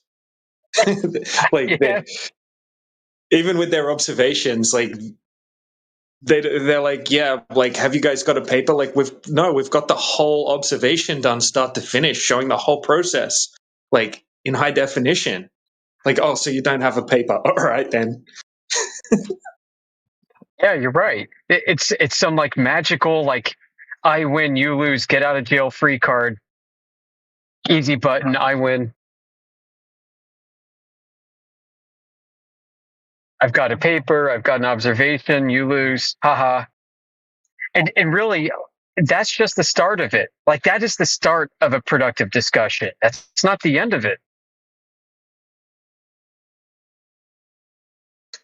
So my advice to a listening audience that wants to contend with us, go find your paper first, learn it inside and out, and then come present it. Come teach us something that we don't know. No, I don't think we're claiming to be experts on all things in all fields. Definitely not the case. And they can learn their paper and memorize it as good as they want, but just because something's written in a paper doesn't mean that it's valid either. Like, they need to be able to back up everything that's said in the paper as well. Right. I'm glad you mentioned that. Yeah, just because the paper's written and you can articulate it doesn't mean you win. We're here to evaluate the claims. I mean, there's a lot of bullshit out there, a lot of bullshit papers. Everyone knows this. Anybody who's done some reading on like the problem of reproducibility for claims and the great replication crisis.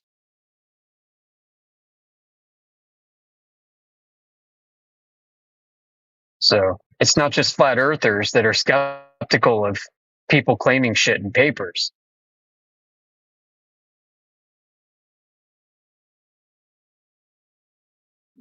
You know, and you don't necessarily have to be an expert in the field that they're writing about.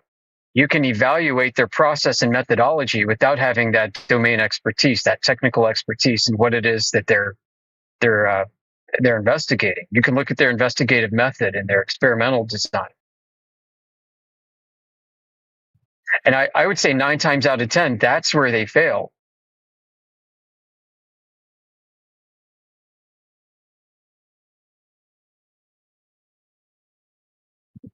So, like if you bring a paper that's supposed globe proof in some way, and it's got some baked in R value, some golden seed value of a radius, then it's fair for us to ask how that was begotten. How did you derive that? How did they derive that? If they just say, well, this is a given value that's based off of, I don't know, some knowledge from deep history, well, sad to say, that's not going to cut it.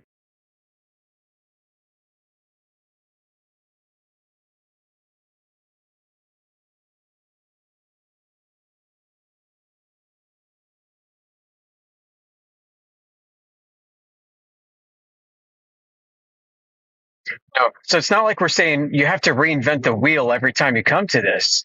Not the case at all. Like, if you're going to cite an R value in the paper, then we want to know where that came from so we can follow the source, trace it back.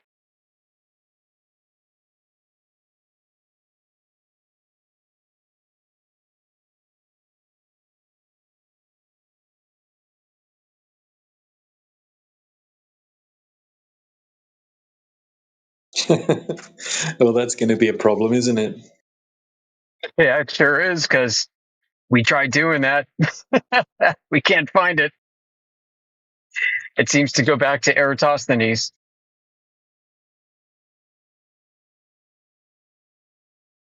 And that's quite a problem. That is a big conundrum.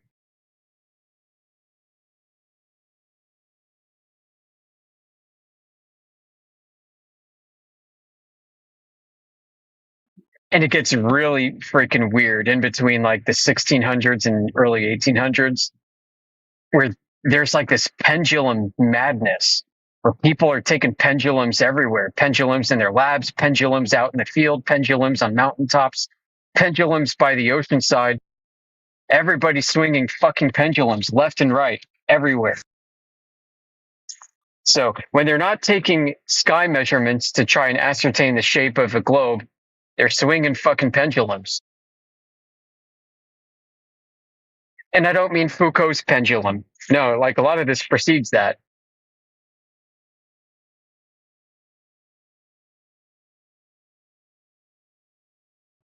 Oh, the pendulum's swinging a bit slower here. You know, it's slower here by 2.5 minutes every day. That means we must be on a bulge and gravity's weaker and we're being thrown off of Earth's axis with greater centrifugal force. No shit, that's what they claim.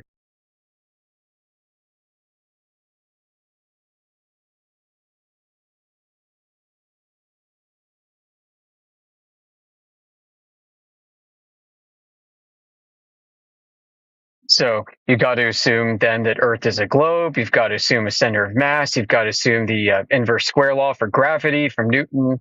You've got to assume all this other shit.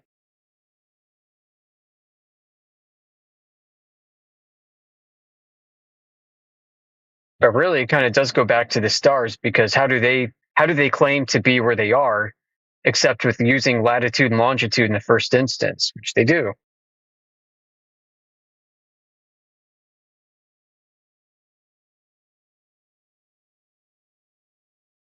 So even the pendulum swingers, right? They claim that gravity is less here near the equator or at the equator because, well, Earth must be a spinning ellipsoid, right?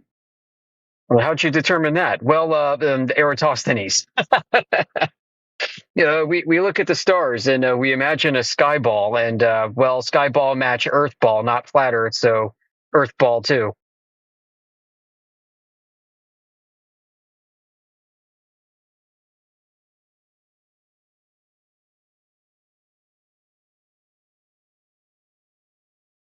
When I was brand new to this early on, and I was getting frustrated looking for this measurement, I'm like, you know, if Earth is a globe, then I guess the excuse is they got fucking lucky at every step of the way, that they were guessing and guessing right.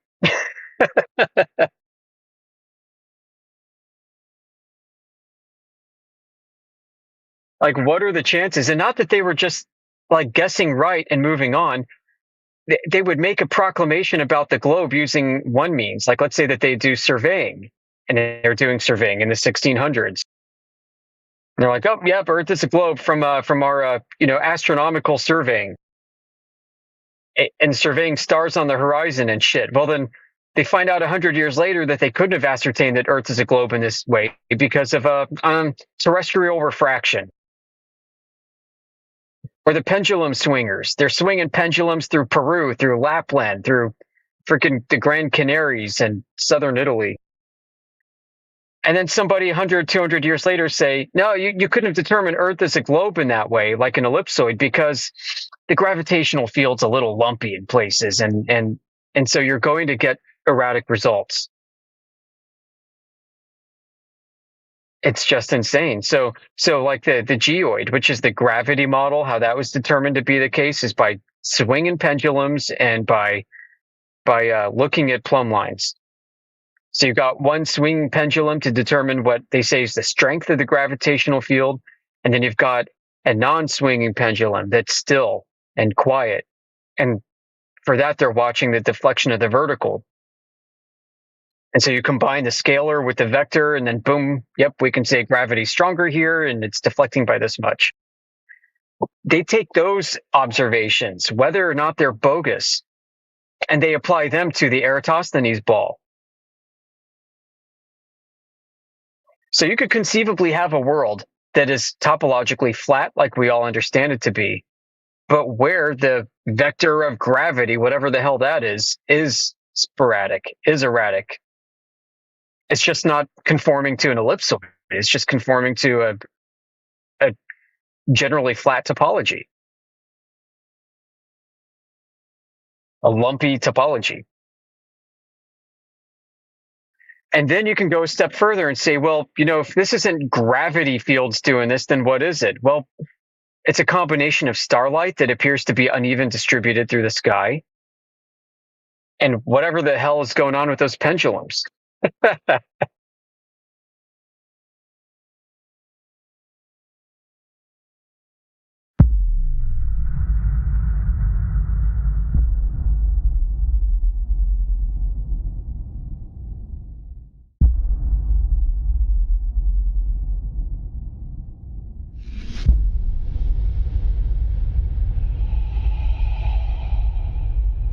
What's funny is they've never actually measured the globe.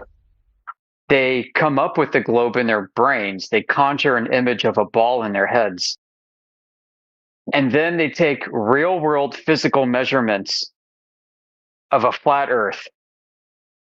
And they say, you know what, these measurements can't be right.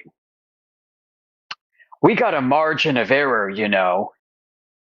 And well, it just so happens that the globe fits within the margin of error. So let's just accept that margin of error, folks. And it's even funnier. Like over time, technology got better. So the physical instrumentation for measuring the Earth got more precise. And those margins of error started to narrow. And suddenly the globe didn't quite fit within those margins of error anymore. So you know what they do?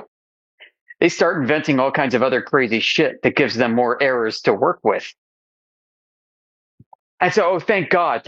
Now we have like the deflection of the vertical, right? Now we've got gravity fields that's bending starlight so that we have enough error from outer space in order to construe the globe when I look horizontally over the Earth. Why do we have seasons, bro? Yeah, that's a good question. Why do we have seasons? Ask God. Ask God, dude. No, not why. How? Oh, how? How do we have seasons? Because the sun moves over different parts of the Earth over the course of a year. Dude, you're telling me, like I don't know how to explain it in English, but a big ass sun rotates to the Earth. Well, it doesn't look that big in the sky. Nobody knows what it is or how far it is. No, it's 400 moons, I guess, away. Well, Yeah, says who, right? I mean, how do you measure that? I use meters.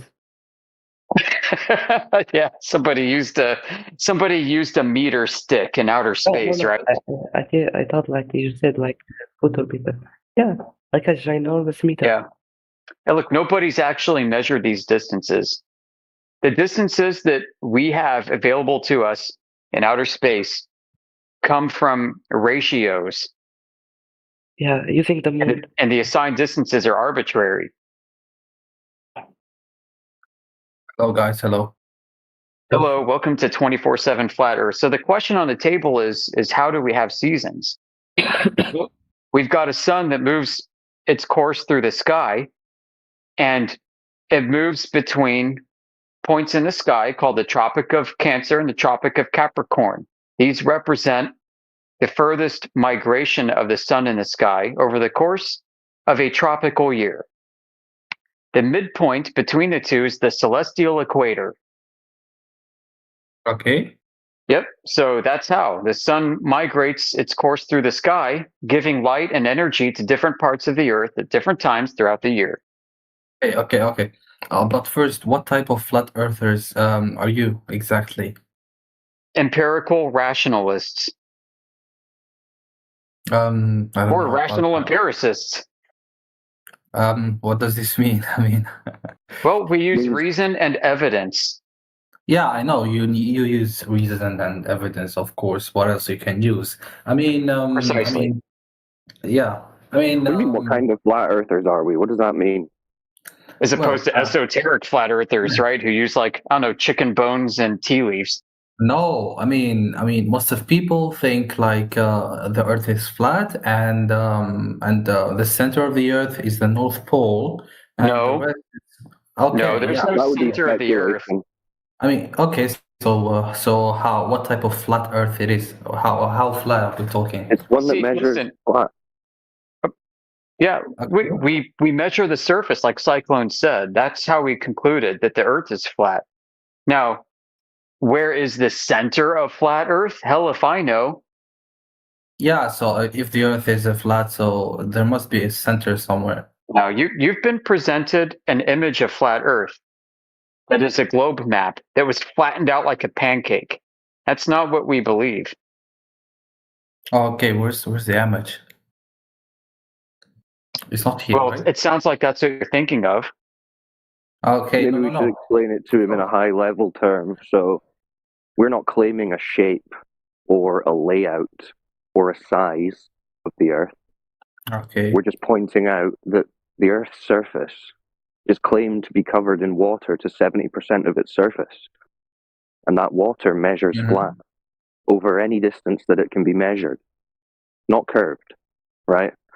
On the globe, the bodies of water, the lakes, the oceans, they have to be curving to match that ball, right? Yeah, of course. Well, when they're measured, they're not doing that. They're just flat. So whatever the size and the makeup and the layout of this realm that we're in, it's a topographical plane, not a ball. Yeah, but topographical plane has a center, right? Isn't it? Well, maybe. And if you can find one, you can let us know. But we're not. We're just pointing out. Oh, okay. This is the thing that gets me about this. Like, new people come in like, I have hey, another explain the whole universe to me. Where's the center? How big is it? It's like, guys, we've done some groundwork. Maybe you can lend a hand. We're not here to figure everything out. We're just pointing out that it measures flat, so it's not a globe. That doesn't mean we have all the answers. Get involved. Help us Yeah. figure some stuff out. Okay. Hear me out. What do you think about? Okay, I've encountered several theories, like this one that I'm going to tell you now. It is about the ice wall. So what if? Holy shit! Yeah. Ice wall? Okay. What? Yeah. Okay. Have you ever heard of it or had any? Like in Game of Thrones? Yeah, kind of. Yeah, no, the mainstream, the militaries of the world and things will refer to the ice shelves of Antarctica as being walls of ice. Yeah. So what? Yeah.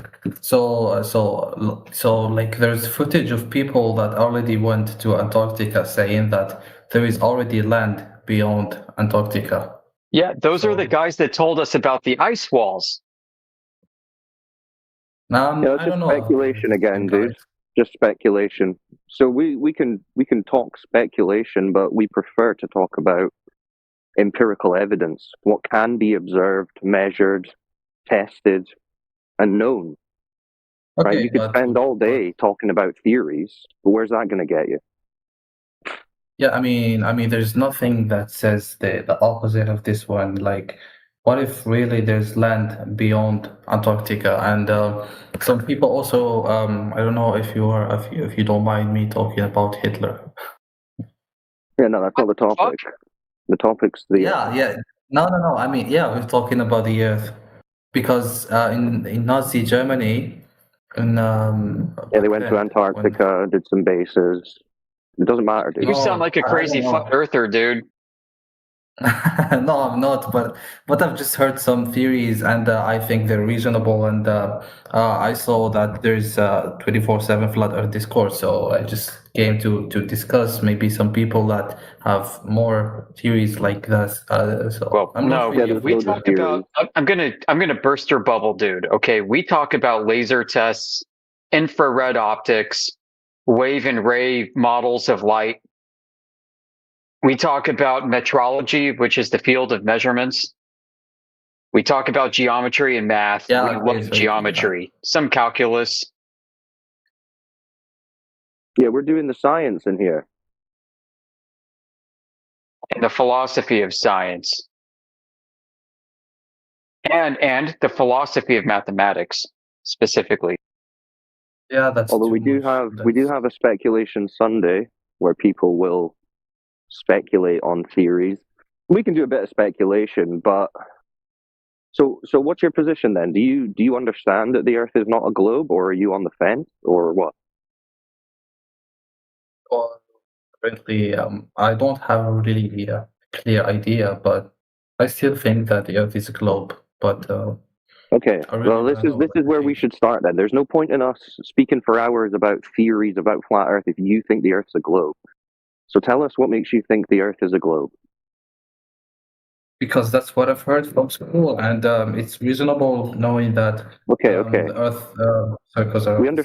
We understand that's what we are told in school and on TV, but we want to know what the actual proof is in reality that we can test.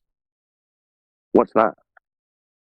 Yeah, we should know, surely, but. Yeah. So what do you have any evidence beyond just you were told? Because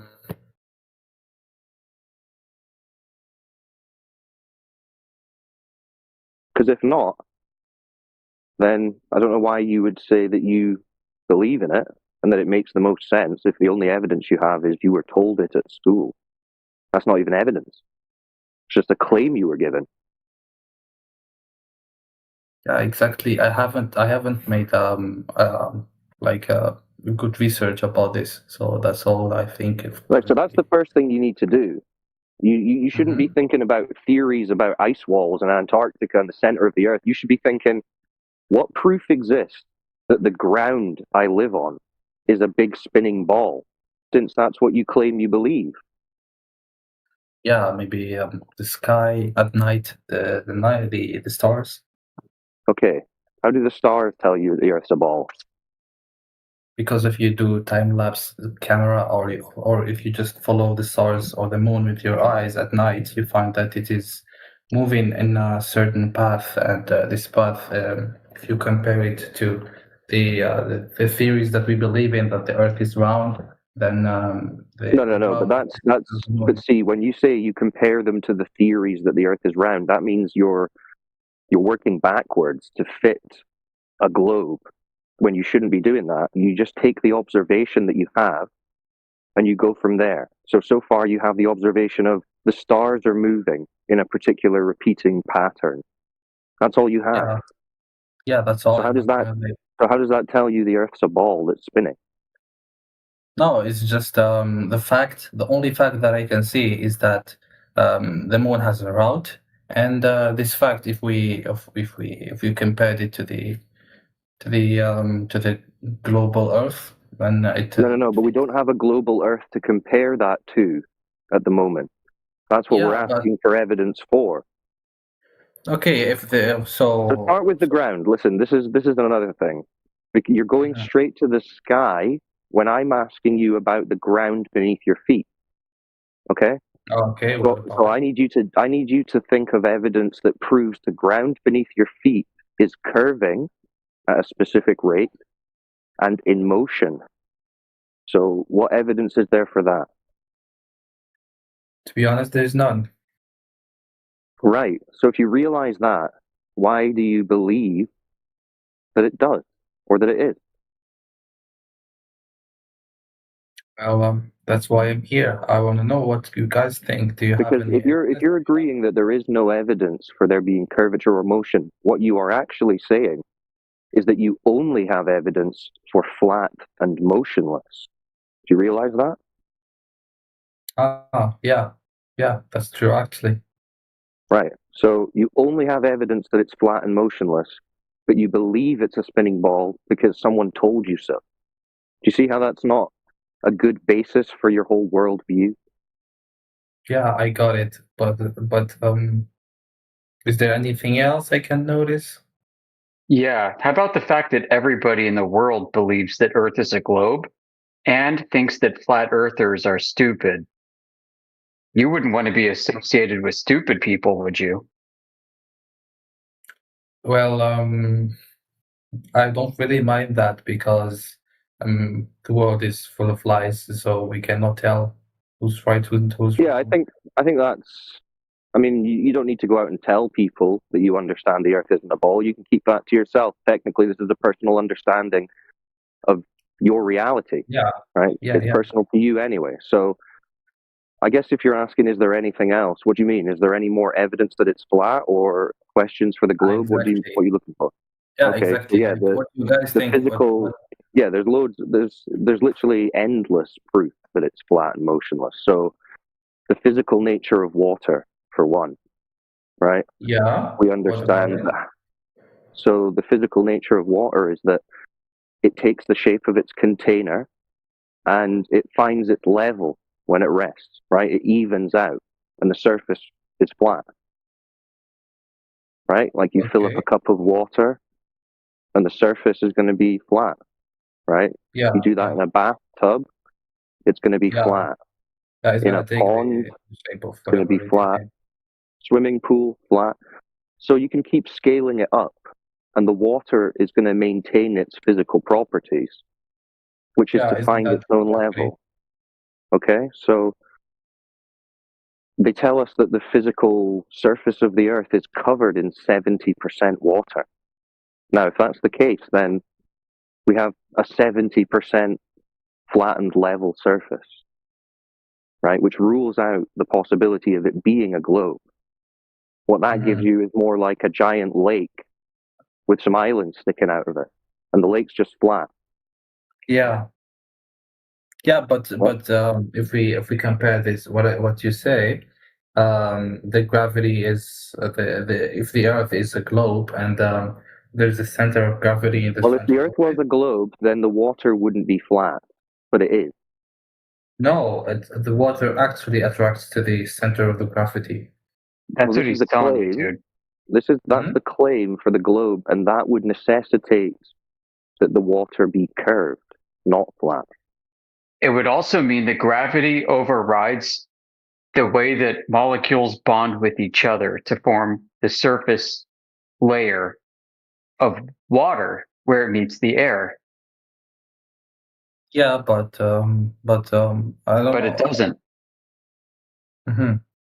Because gravity is about 40 orders of magnitude weaker than the bonding force of molecules, as they claim, as the globe earthers claim. Okay, but Okay, that's get this in your scientific. mind. Get this in your mind. A body of water, a lake, right? You've been to a lake before? Yeah, of course. Did you notice any curvature of the lake? No, maybe we cannot notice it with Yeah. So you see a flat body of water. Yeah. Right. So now imagine in your mind that water bends and curves on the surface. Okay, you doing that? Yeah. See, that's what you have to do in order to believe in a globe. You have to force your mind to imagine that, because there is no way to experience it because it doesn't occur. Now that you've got that curved body of water locked in your mind, understand that the globe side are arguing that is physical reality. Yeah? Yeah, but they claim that the center of gravity is very far, so we Doesn't cannot matter. Doesn't matter. They're claiming that surface of water that you're imagining to be bent is physically that bent water. Now, Yeah, has anyone in all of human history ever measured a surface of a lake to be curved like you're imagining in your mind right now? Like No. comparing it to a straight reference. No. Yeah, they use like they use math like the lake is not curved. Is not curved, of course. No. They say it is curved. Yeah, they say it's curved, but when they measure the surface of they measure whatever they're measuring, they don't imply that it could be like. So you already know that they measure the lake flat. Yeah, of course. I know it. So Yeah. okay, so you can't believe in a globe then. You must understand that the Earth's surface, being covered in 70% water, is flat overall, because they're measuring the water to be flat, not curved. It could be. Yeah, that's a good argument. Well, it's a winning argument. It's a contradiction to say that the globe could be flat. It can't be. It has to be curved at a specific rate. Maybe the measurement can't by itself tell us such thing, because maybe they're the measuring that they are doing is not 100% true, and it's only No, they say it should be measurable. The numbers that they give us, it should be measurable. It should be detectable. Yeah, but when people go out, it's not. It's not there. Yeah, but if they measure it like if they measure it and measure it like the Earth is not flat, it's a globe, then the error margin is not so big. So No, but no one's ever done that, like you just said. Yeah, that's true. So why has no one ever done that? If it is that. Maybe they have done it, and the difference is like a few liters. No, no one's ever done it. If someone had done it, we wouldn't be here. Why do you think we're here? Right. That's true. Yeah, we're not just talking. We're not just sitting around bullshitting about ice walls. We're figuring out that there's actually no curvature to this surface, so it can't be a ball. But could that be the only argument that actually makes? Well, I mean, you can make loads of arguments for why it's flat and not a ball, but we only need that one, because a ball cannot be flat. Well, and flat isn't a shape, so we're not claiming a shape of it. Like I said, we're just pointing out the nature of the surface is such that it cannot be the globe that they've told us. You understand? Yeah, that's right. Yeah, I understand. I'm gonna look that up. Okay. Are you on our home server, by the way? Oh, which home server? Okay, it's called 24/7 Flat Earth Discord. It's discord.gg/Flat Earth. Someone send this guy the link, and there's terabytes of information, PDFs, articles, videos, documentaries, that tell you the other side, right? Because you've only been told about the globe. You've never been presented any information that really contradicts or challenges that. This is one of the few places This is one of the few places online that you can go and actually research that information. So someone will send you the link, and when you join it, scroll down to the additional information sections and you'll see all the rooms, which are alphabetized, and it covers all the topics that you probably want to know about. So, Okay. Can someone put it on the chat? actually, you see the users in this VC right now, all the names. Yeah. You scroll to the top, and there's 2 YouTube bots. Yeah, because we're streaming live to YouTube 24/7. Just so you know. 24/7 live. Yeah. Yeah. So click on one of those accounts, and you'll see a link to the server on the Flat Earth. So there's one that's Discord /Flat Earth, right? Click on that and join it. Ah, cool. I'm in. Right. Okay. Scroll about 3/4 of the way down the channel, and you'll see an alphabetized section, A to Z. Starts with Antarctica. Has a load of different things. So if you're like, what about NASA? You can scroll to N. You see all those channels? Yeah, I see them. Yeah, so take your time. I mean, you could spend a year easily reading through all the information we have in there. So, but what I'm talking about right now in terms of curvature, there's channels curvature undersea, and then there's long distance observations and laser tests. And this is how people are testing the claim that the water is curved by testing line of sight, basically. Oh, yeah. So there you go. Once you leave this conversation, you're not just adrift in an ocean with no idea where to look. You've got some resources that you can research. And we're on this server, and we're on the politics server, and our home server, and we're streaming 24/7, talking to people from all across the big flat Earth. So you can come back and ask questions anytime. Yeah, that's actually cool. I've started searching about this recently, like 2 days ago. And Good man. Well, we can give you loads of good resources, and you can ask your questions here. Okay. In this Discord or the other one? In any of the Discords that we're in. You're in this one right now, so ask your questions here. But you can also ask them in the home server or on the politics server. We're in a bunch of places. Yeah. Okay. And subscribe to the YouTubes. Shout out to Helio and Flatloid Legends. Like and subscribe. Anyway, with that, I'm going to leave you boys. So I'll leave you in the capable hands of Amish and whoever else is available from the Flat Earth side. I'm going to clock off, but good to hear you guys, Amish. Hope you're well. Thank you, Cyclone. Thank you, bro. Absolute legend, that guy. Yeah. He's an absolute legend for sure. I think. Yeah. He left already. Okay, so you're part of the same server? Yeah, that's right. I've been around for about 4 years. And okay, so if you really for real like think that the Earth is flat and you wake up every day knowing the Earth is flat and living your life knowing that, is anything gonna change? Like what? Tell me what things changed when you start thinking that. Well, I mean, nothing tangibly. What changes is how you perceive the world and potentially your relationships. Yeah. And what I mean by that is so like if I was a NASA employee, I'd probably have a hard time working in my job as a flat earther. Yeah, like what is even NASA? Yeah. Yeah. So your relationship with yourself, with the world and others, I mean, it's going to be a little bit different.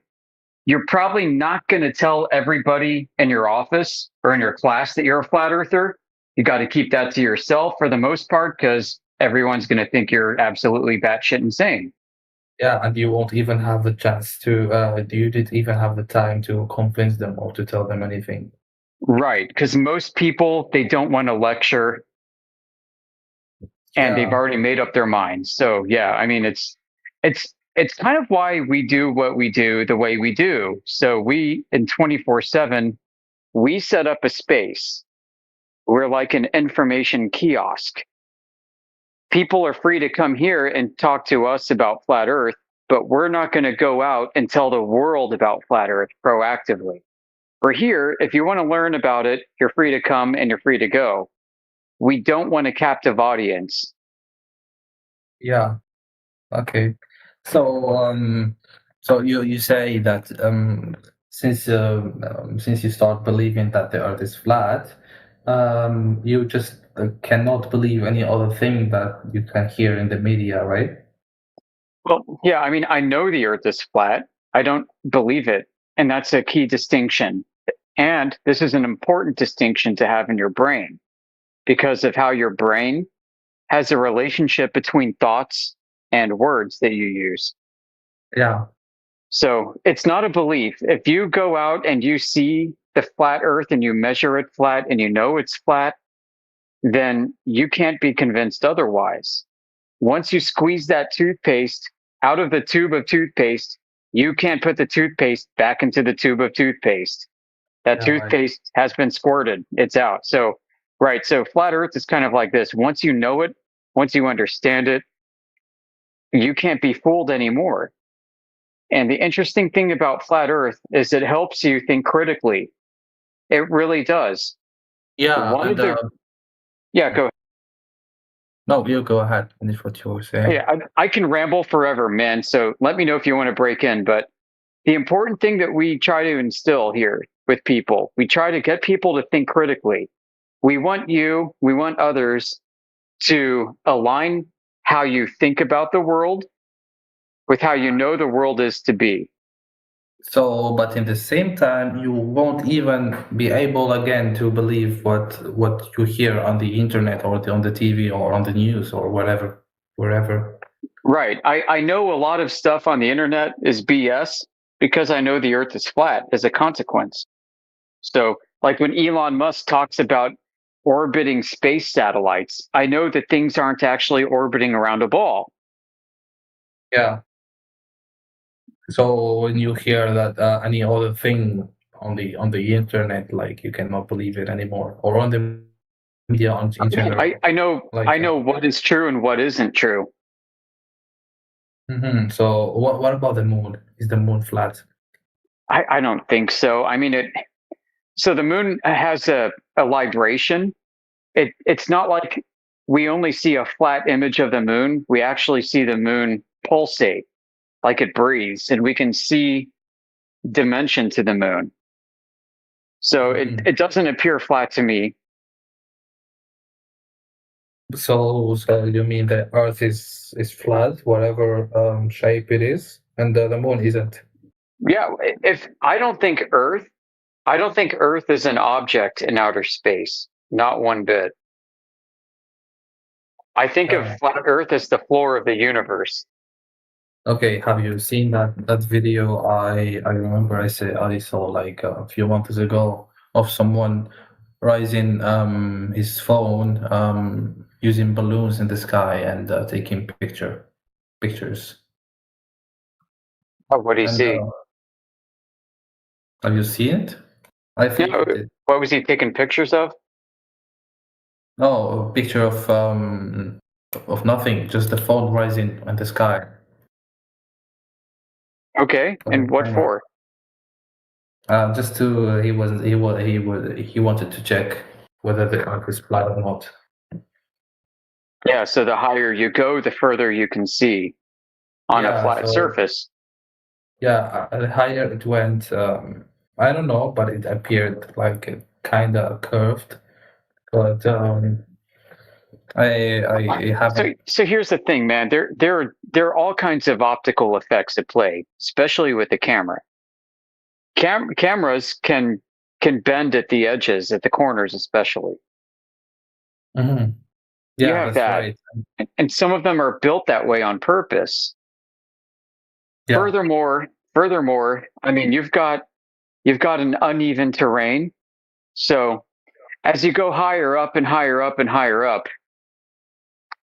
there are going to be objects further and further in the distance that are going to be eye level and that are going to block things that are even further in the distance from that. Yeah. And Yeah. the closer objects might even be too small to see, but are enough to block even bigger objects well beyond. Mm-hmm. Yeah. Also, I have a question. What Sure. are all of these people doing? Like, why no one is talking? Like, we are 30 people. Well, we run a very good room here. People voluntarily mute themselves and they ask if they can speak. Okay, so I'm the only Yeah. one who can. Dude, this place is unlike anywhere else on Discord. I get it. Like you go other places on Discord all the time, it sounds like a food fight in a cafeteria. It's like everybody's Yeah. talking over each other. So you have to go into like 12 people's profiles, mute their volume, and then lift up the volume of the guy you want to talk to. Yeah, it's like that. Yeah. Yeah, we don't do that. We don't operate like that at all. We run a very organized channel. Okay, that's cool, but no one ever wanted to talk so far. Well, let's open the floor up. Usually T-Dub, Crit, Rayleigh, you guys are usually on. Yeah, I don't know if they're here. More of us too, Elbow TV. The Earth is Come on, flat. guys, don't leave me hanging. Oh yeah, there's Elbow TV. Yeah, he's here. Oh, hey. Hello, guys. What's going on? What's going on? Sorry, I'm in the gym. Yeah, it's okay.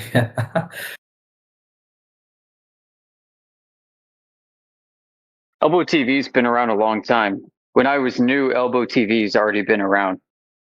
Oh, he's so nice. Yeah, he's been in this a long time. A lot of these folks in here are way older than me at this. Okay, so are we free to talk about anything now, or is there anything specific subject you're talking about? I mean, we talk about flat Earth. We avoid topics that are controversial because we live stream. We have YouTube bots in here that stream to YouTube. We have bots that stream to X, Twitter, Rumble. Yeah, I can see that. So Right. So we have to be careful about terms of service violations. Are we live now? Yeah, we are live all over the world. We're live. Okay. Hello, YouTube.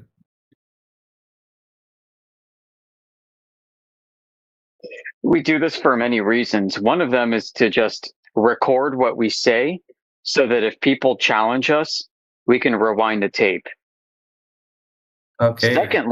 Secondly, we are building a massive database of evidence for flat Earth. Mm-hmm. And all of it is in YouTube? Yeah, multiple YouTube channels, 10 years, 24 hours a day, 7 days a week. Nobody has been able to prove that the Earth is a globe. Yeah, and I think nobody will ever be able to. But nobody can ever prove anything. Yeah, we can prove the Earth is flat. Yeah, but the arguments are just like you cannot see the Earth by yourselves. Can you No, but we can measure it. Yeah. We have measurements from all over the place. We have measurements from Eastern Europe to Western Europe to America, Australia. Oh, okay. Yeah. Okay, I'm gonna look up. Yeah, and also we are asking people to provide their measurements. If you have a measurement, present it. Let's see it, and we'll talk about it. Surely I don't. Not yet. I haven't searched so deep in the topic. Yeah, I mean most people don't, obviously. Yeah, of course.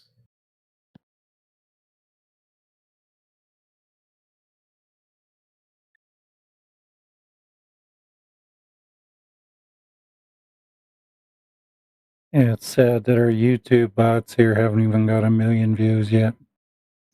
2,170 videos. YouTube?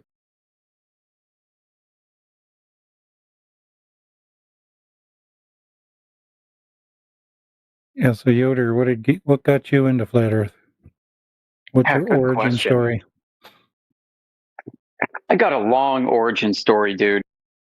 I didn't think about this when I was researching it during the lockdown years, but I was exposed to this much earlier than I thought. I remember being a kid, and I'm not an old guy. I mean, I'm not a young guy. I'm an old guy. I don't feel old, so Freudian slip.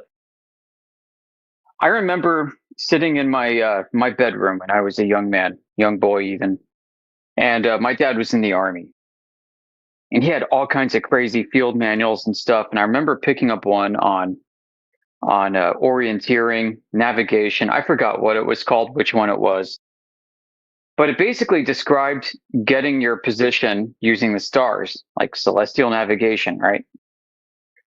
And they showed these diagrams in it, and they would describe on one page using these elevation angles to stars, and on another page a ball, and then you got to do this process to convert from how you actually experience it to what the world should be if it isn't. I just looked at this and I'm like, this is freaking crazy. It doesn't make any sense. This is stupid. And I remember putting it down, and that was it. That's my earliest memory of this. Growing up a bit further, I remember we moved next door to people who were raising their kids as flat earthers. And this was like in the early 90s.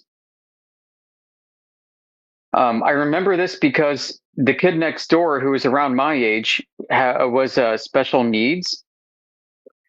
And there was a strange conversation I had with him, and then the mom came over and said, well, he doesn't see the world the same way that you do.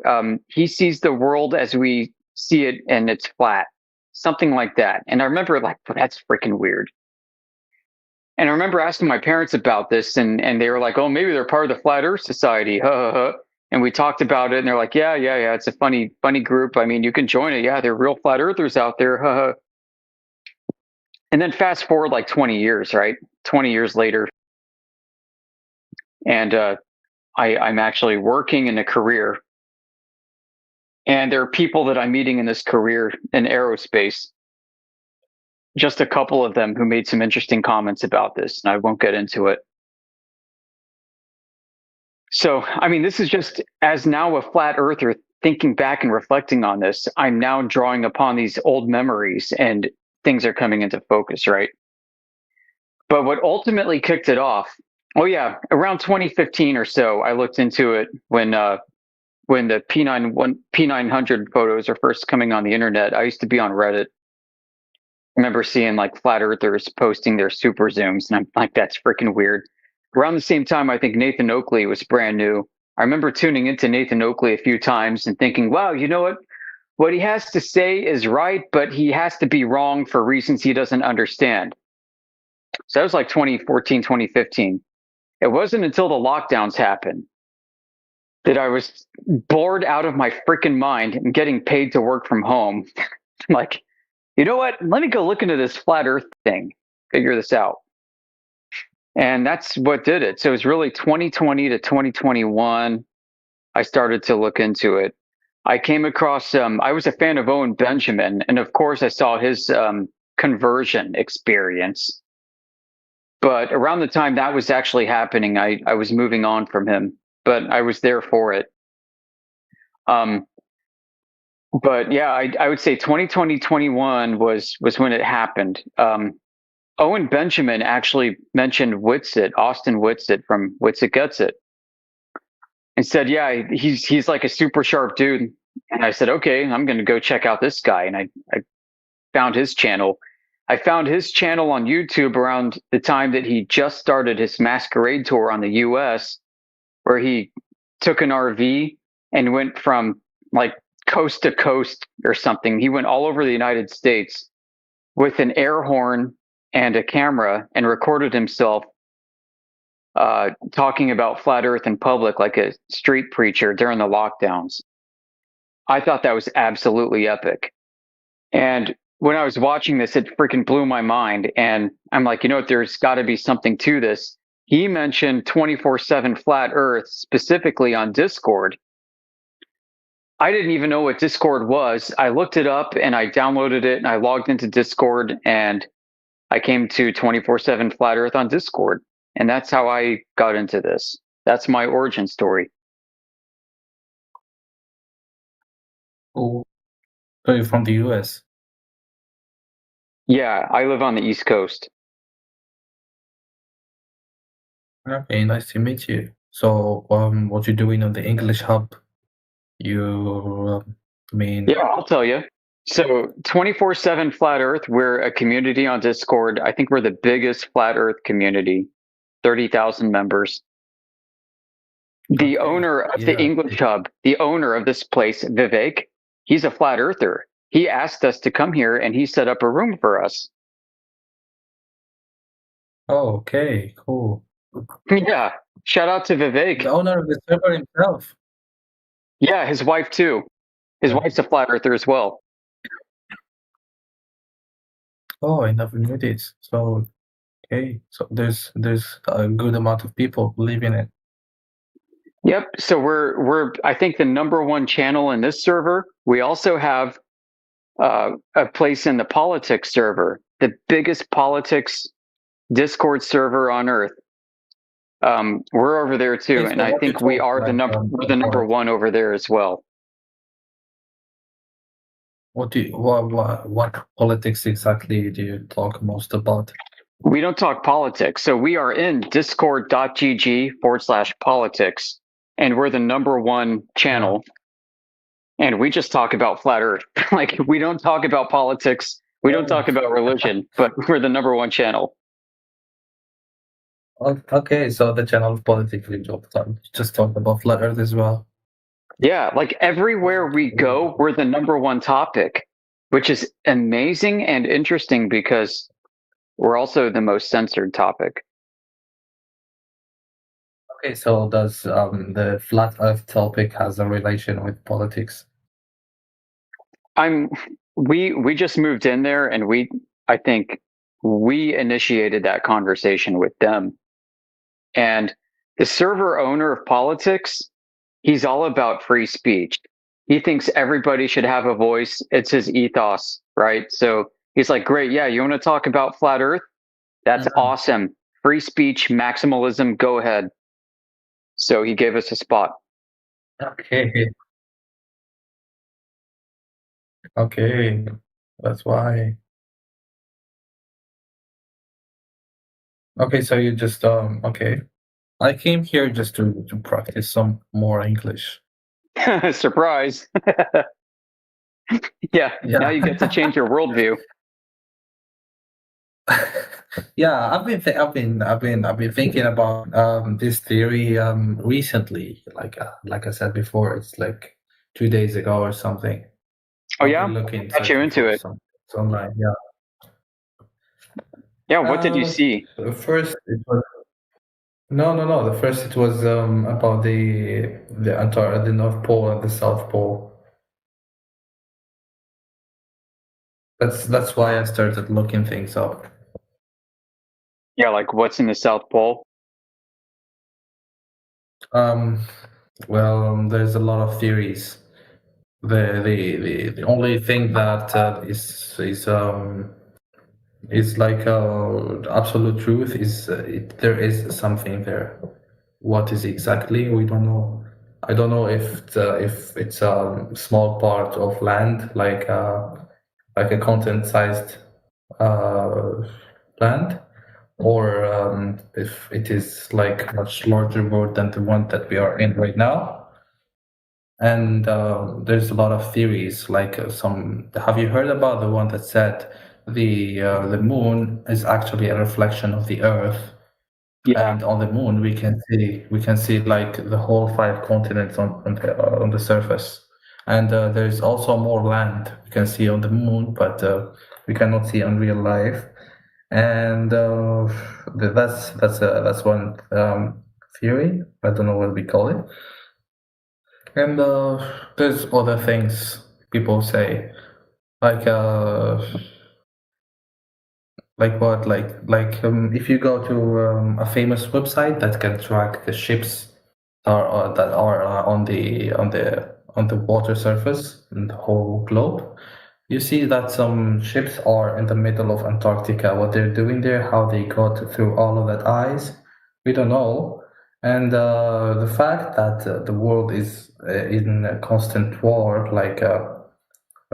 in every single aspect of anything, they're all at war. But when it came to Antarctica, I don't know, around the Second World War, everyone just agrees that it's like a neutral territory, and no country can colonize it or claim anything. So that's not logic. Like how they agreed, they never meant to agree. Yeah, and what's also weird, we don't like to talk about speculation in here, just so you know, but we are aware of this speculation completely. What's interesting about the Antarctic Treaty, the Antarctic Treaty coincides with the founding of NASA. Which I don't believe as well. Don't even believe whatever NASA says. Yeah, they're a bunch of, who knows what they're doing. We know what they're doing based off of what they say they're doing, and most people don't know this. Yeah. But NASA was founded as a propaganda program. Oh yeah. Just to say that we are ahead of Russia, and we got to the moon first, and the whole thing about the moon landing. So there's something called the International Geophysical Year. International Geophysical Year, IGY. Have you heard of this? No, where is it? The International Geophysical Year is a worldwide scientific exploration program. Mm-hmm. It started in 1958, the IGY did, but this was the third iteration of it. The second iteration was called the IPY, International Polar Year, which started in 1932 to 1933. The first International Polar Year, IPY, started in the late 1800s, around the 1890s. Yeah, but what is that? Yeah, so the first IPY, this all began because the Habsburg Empire, what the hell is the Habsburg Empire? Yeah, no, I'm kidding. I'm not kidding. The Habsburg Empire started this. The Habsburgs said, we need to get all the greatest countries of the world together to figure out what the hell we're living on. Okay. So the Habsburg Empire partly funded this, the first International Polar Year in the 1890s. Empire. Is that an empire somewhere in North? This is the empire that ruled Europe for over 1,000 years. And this empire ended in World War One. Habsburg. HAP, HAPS, HAPSBURG. Habsburg. Habsburg Empire, okay. Okay, that's my first time hearing of this. The Holy Roman Emperor is the House of Habsburg. Okay, I can see now. Okay, so now with that in mind, so he got the British, he got the Russians, and the Americans to come together and combine their scientific resources to go explore the North Pole and the South. Explore them, okay. And then? Well, I mean, they made some discoveries, and it was so successful that they planned a second one in the 1930s. Okay. By then, of course, the Habsburg Empire was over, and Nazi Germany was rising to power. Okay. And all the data from the second International Polar Year of this time was lost in World War II. Okay, how about the first one? The first one we still have. The second one nobody knows. But here's what's interesting. In the second IPY, they started the internet. Oh, okay. Yeah, they were called world data centers, and they used electronic telegraph lines to transmit information from one data center to another to share and store information about the world. Mm-hmm. They So, use the internet to what? yeah, well, this was the beginning of setting up worldwide databases about discoveries around the world. Yeah, I got you. So, So okay. fast forward, right? Another 30 years or so later was the third international polar year that they called the International Geophysical Year, which is called the space race. Yeah, the space race. And then there's a fourth International Geophysical Year that happened in 2008. Mm-hmm. What happened there? I don't know. I don't know. So we don't. So nobody It's knows. kind of recent, but I have no freaking clue what they did. Yeah, recent 2008. It's not that recent, but Oh, it is to me because I'm not a young guy, but yeah. Yeah. Okay. Yeah.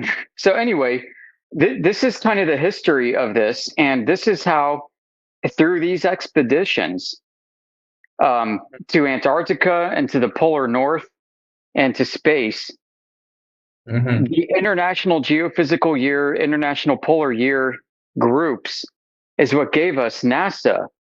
It's what gave us the Antarctic Treaty and gave us the European Space Agency and JAXA and all the others. Okay.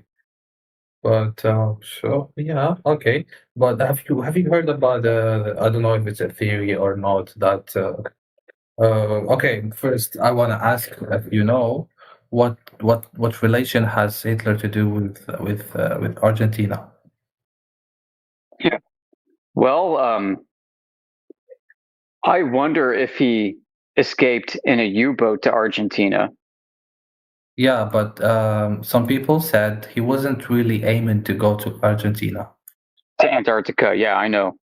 Yeah, there's an interesting relationship between Argentina, Germany, the UK with the Falkland Islands, and Antarctica. Absolutely, there's a very curious thing going on there. I don't know what it is. Okay, so some people says that there is land on Antarctica, and that land we don't know its size. It might be so big, so just like whatever the reflection of Earth is on the moon, and some say it's another like a second half of the moon, like Agartha or something. You know Agartha? Yeah, I understand. Yeah, and I don't know much about this, but I think it's kind of it's if we apply logic to it, it applies perfectly. So there's nothing that says it's wrong. Like, Yeah, I think there's good evidence for something very weird happening. But yeah, in this room with 24/7 Flat Earth, we do not spend much time speculating on these matters. We do behind the scenes. Like if you want to talk, if you want to DM with us privately, we'll tell you what we think. But when we're streaming live 24/7, we maintain very rigid academic standards. Yeah. Okay. So, got you. Yeah. Sorry to burst your bubble, man. I know it's not as fun, but listen, our goal is to attract some of the most brilliant minds out there. We want to talk to scientists. We want academics. We want politicians and billionaires. We want to get their attention, and we want to tell them what we know and what we found out. I think they know already whatever the truth is. I'm not sure about that. I don't think most of them do. I think they do, but there's someone or something that they know more than we do, and that's why they are rich. Well, I don't think they have to know about this. Like, so with SpaceX, Elon Musk, he is not the most highly cleared person in SpaceX. Yeah, yeah, and There's somebody. There are two people at SpaceX who have a higher security clearance than Elon Musk, which means they have to lie to Elon Musk. okay, that's something I was expecting. Yeah, we know their names. Mm-hmm. Gwen Shotwell, and at least her husband. Yeah. Okay, and what's with them? So Gwen Shotwell is, for all intents and purposes, the actual CEO of SpaceX. She's allowed to make decisions independent of Elon Musk. Why? Because she holds the clearance. Elon Musk was not able to get the same clearance as Gwen Shotwell. Why? Because he's a foreign-born U.S. citizen, and he's got a questionable history. He's done drugs on freaking podcasts before. Yeah. Okay. Right. So his clearance is not as high as Gwen Shotwell. Gwen Shotwell is free to make decisions independent of Elon Musk. The guy who manages the security for SpaceX, I believe, is Gwen Shotwell's husband, named Robert Shotwell. Both of these people come from Jet Propulsion Laboratory and NASA. They're both career long space people. Yeah. Right. So yeah, okay, I got your point. Yeah.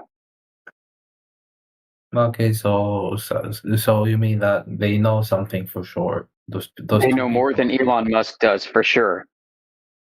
Yeah, coming to think about this, Elon Musk. Okay, it's not our subject here, but what I'm saying They might know is, the Earth is flat. Listen, if anybody there at SpaceX would know the Earth is flat, it's probably them, but not Elon Musk.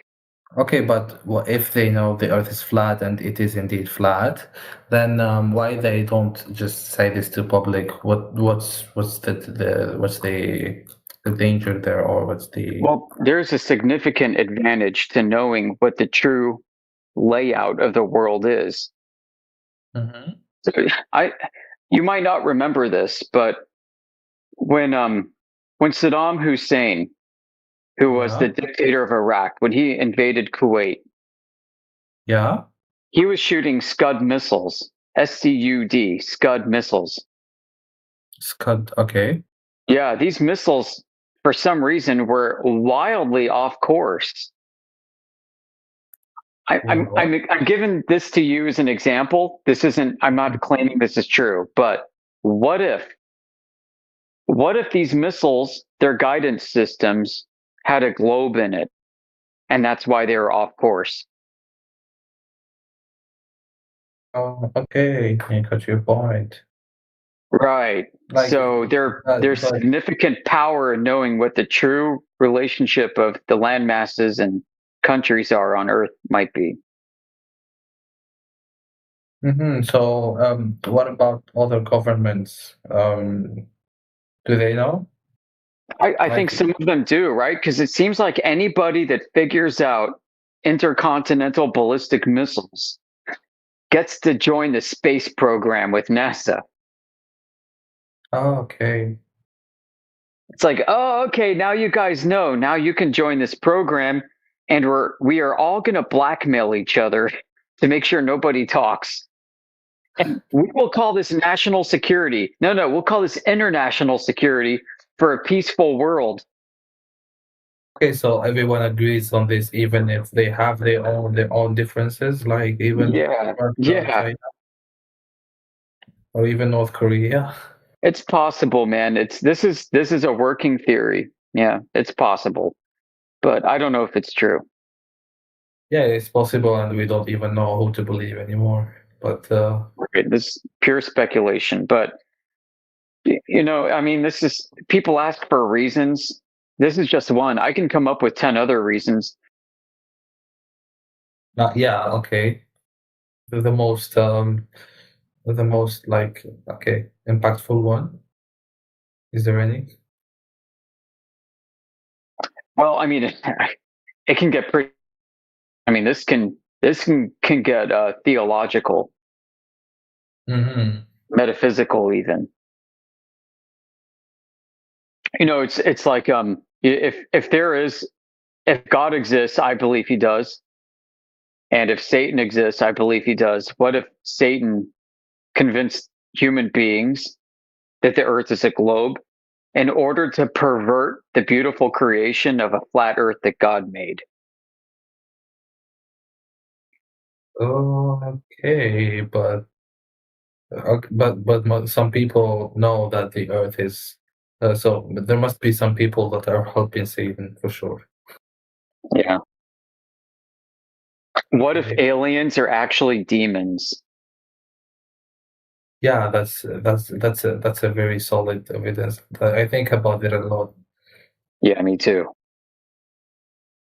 Yeah, like selling their souls and such things. Like even the influencers thing. Yeah, I mean, this topic can get very dark very fast and Yeah, very speculative. Yeah, and there's plenty of possibilities, and none is deniable for sure. Right. So what we do, we bring it back to the basics, right? We can see too far for Earth to be a globe. We can measure the Earth flat with lasers. And let's just start with that. And let's tell everybody we know about it and see what happens. Okay, what if someone just okay, never mind. I just thought that if you believe the Earth is flat, then you have surely must add some information about what could be beyond the surface we live in. That's what I wanted to ask in the first place. Yeah, I don't know. I don't know, and nobody here can say that they know either. It's fun to think about. I just like the idea of there's a hole on the poles, and they take to the inner side of the Earth. Yeah, I mean there could be that on a flat Earth. Yeah. Yeah, and also a lot of people on social media are talking about the logo of the UN and other UN. Have you seen the logo of the UN? Yeah, I do, and I don't like it. Yeah. I'll tell you what. I mean, I don't think that flat Earth looks like that at all. Yeah, okay, but it could look like that because the lines of the airplanes explain it. To an extent, but not completely. Okay, let me ask you. I understand. I understand how the UN map was created, and the mathematics and the geometry behind it, and it's a globe. Okay. I could get into it. It's if you want. You mean how it's created? How it was created? Yeah. Okay, tell me how. I know that it's a matter of perspectives, but well, yeah, it does involve perspective for sure. But I mean, the story of this map, the azimuthal equidistant map, the UN map, right? This map is a globe. And so, if you go to okay, let's say you're looking at a globe. Okay, erase flat Earth from your brain. Now bring up a globe. Boop, you got a globe, and it's got latitude and longitude lines on it. The wire mesh ball. Okay. Yeah. Now take your pin man, take your little guy, and drop him down at 89 degrees north latitude on the globe. 89 degrees. Mm-hmm. Yeah, 1 degree away from being at the perfect top of that globe. Yeah. He's going to, if he wants to, he can face east and walk along the 89 degree north latitude line. Yeah. Yeah. And 433 miles later, if he stays on that line, he'll end up back where he started. Yeah. All right. So now look at the UN map. If you drop your pin man, boop, at 89 degrees latitude and have him do the same thing, he will trace 433 miles until he comes back to where he started. Can he though? Okay. Yeah. Okay. Now with the same map, move the guy to 89 degrees south latitude. This isn't at the very edge of the map, but 1 degree away from the edge of the map. And on that same map, if he walks along 89 degrees south latitude, he will walk 433 miles on that map and end up back to where he started again. 133 exactly. 433 around there. So this is because on the AE map, the azimuthal equidistant map, the UN map, that map has what's called a non-uniform scale. Yeah. This is something that many flat earthers and globe earthers don't understand. Yeah, it's something about the lines and the circles of the latitude and longitude. That's right. Yep. Okay. Yep. So that's a map distance. Okay. So okay. In reality.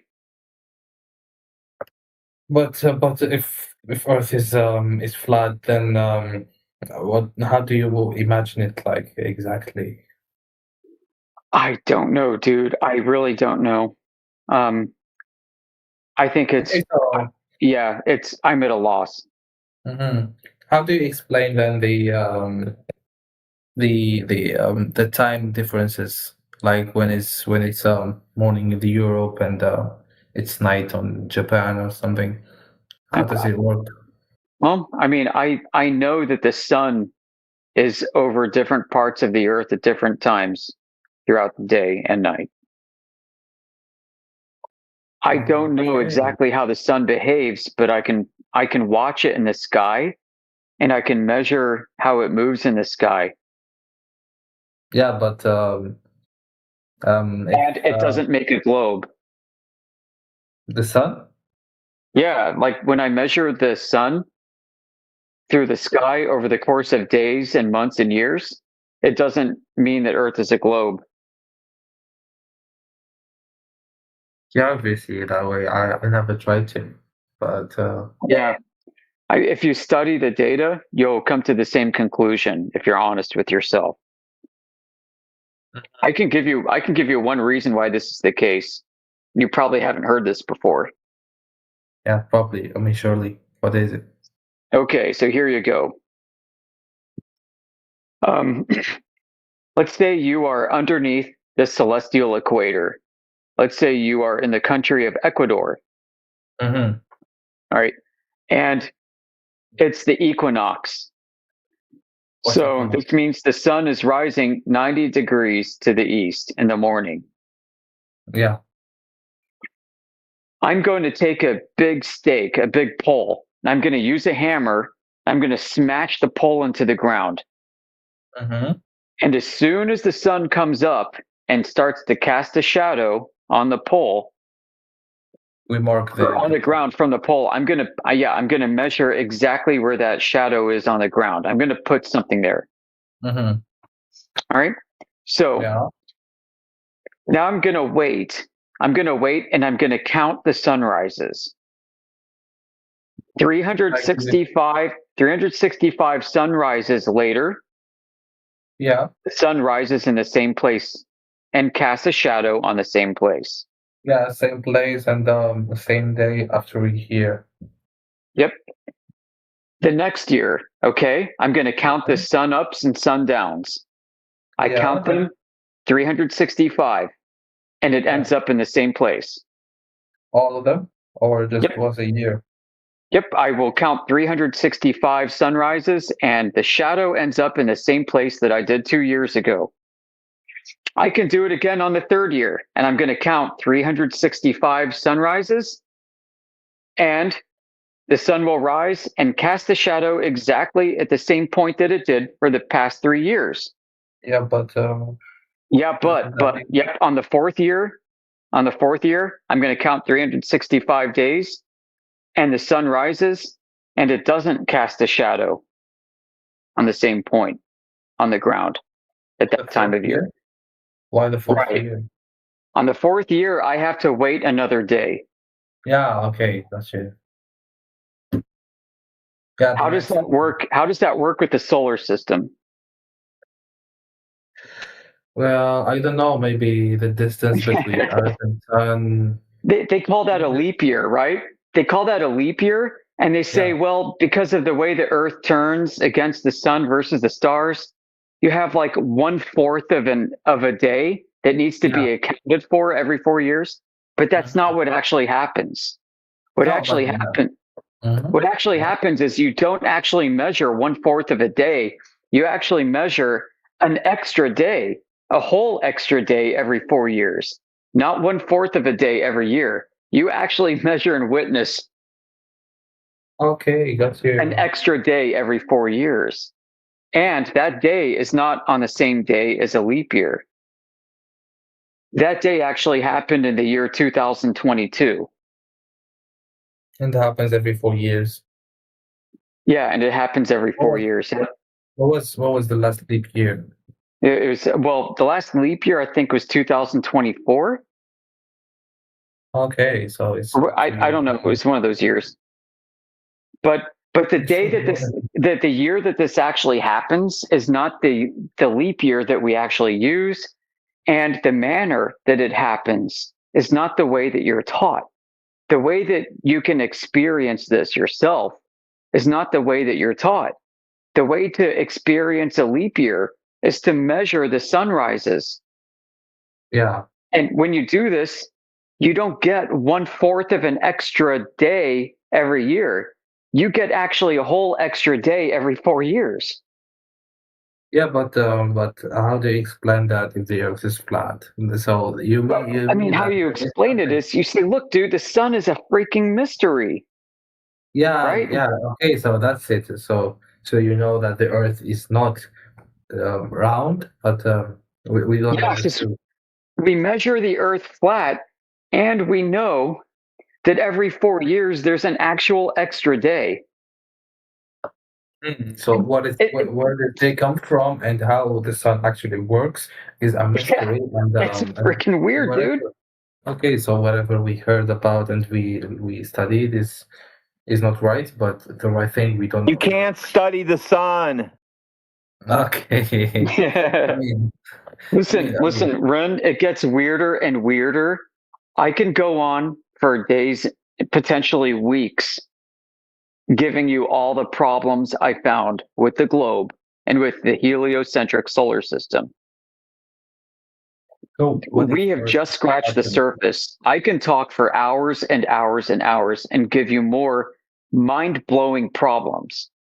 Okay, so what if Earth is not a globe, but is kinda, it is just a little bit, how is it called? Curved a bit.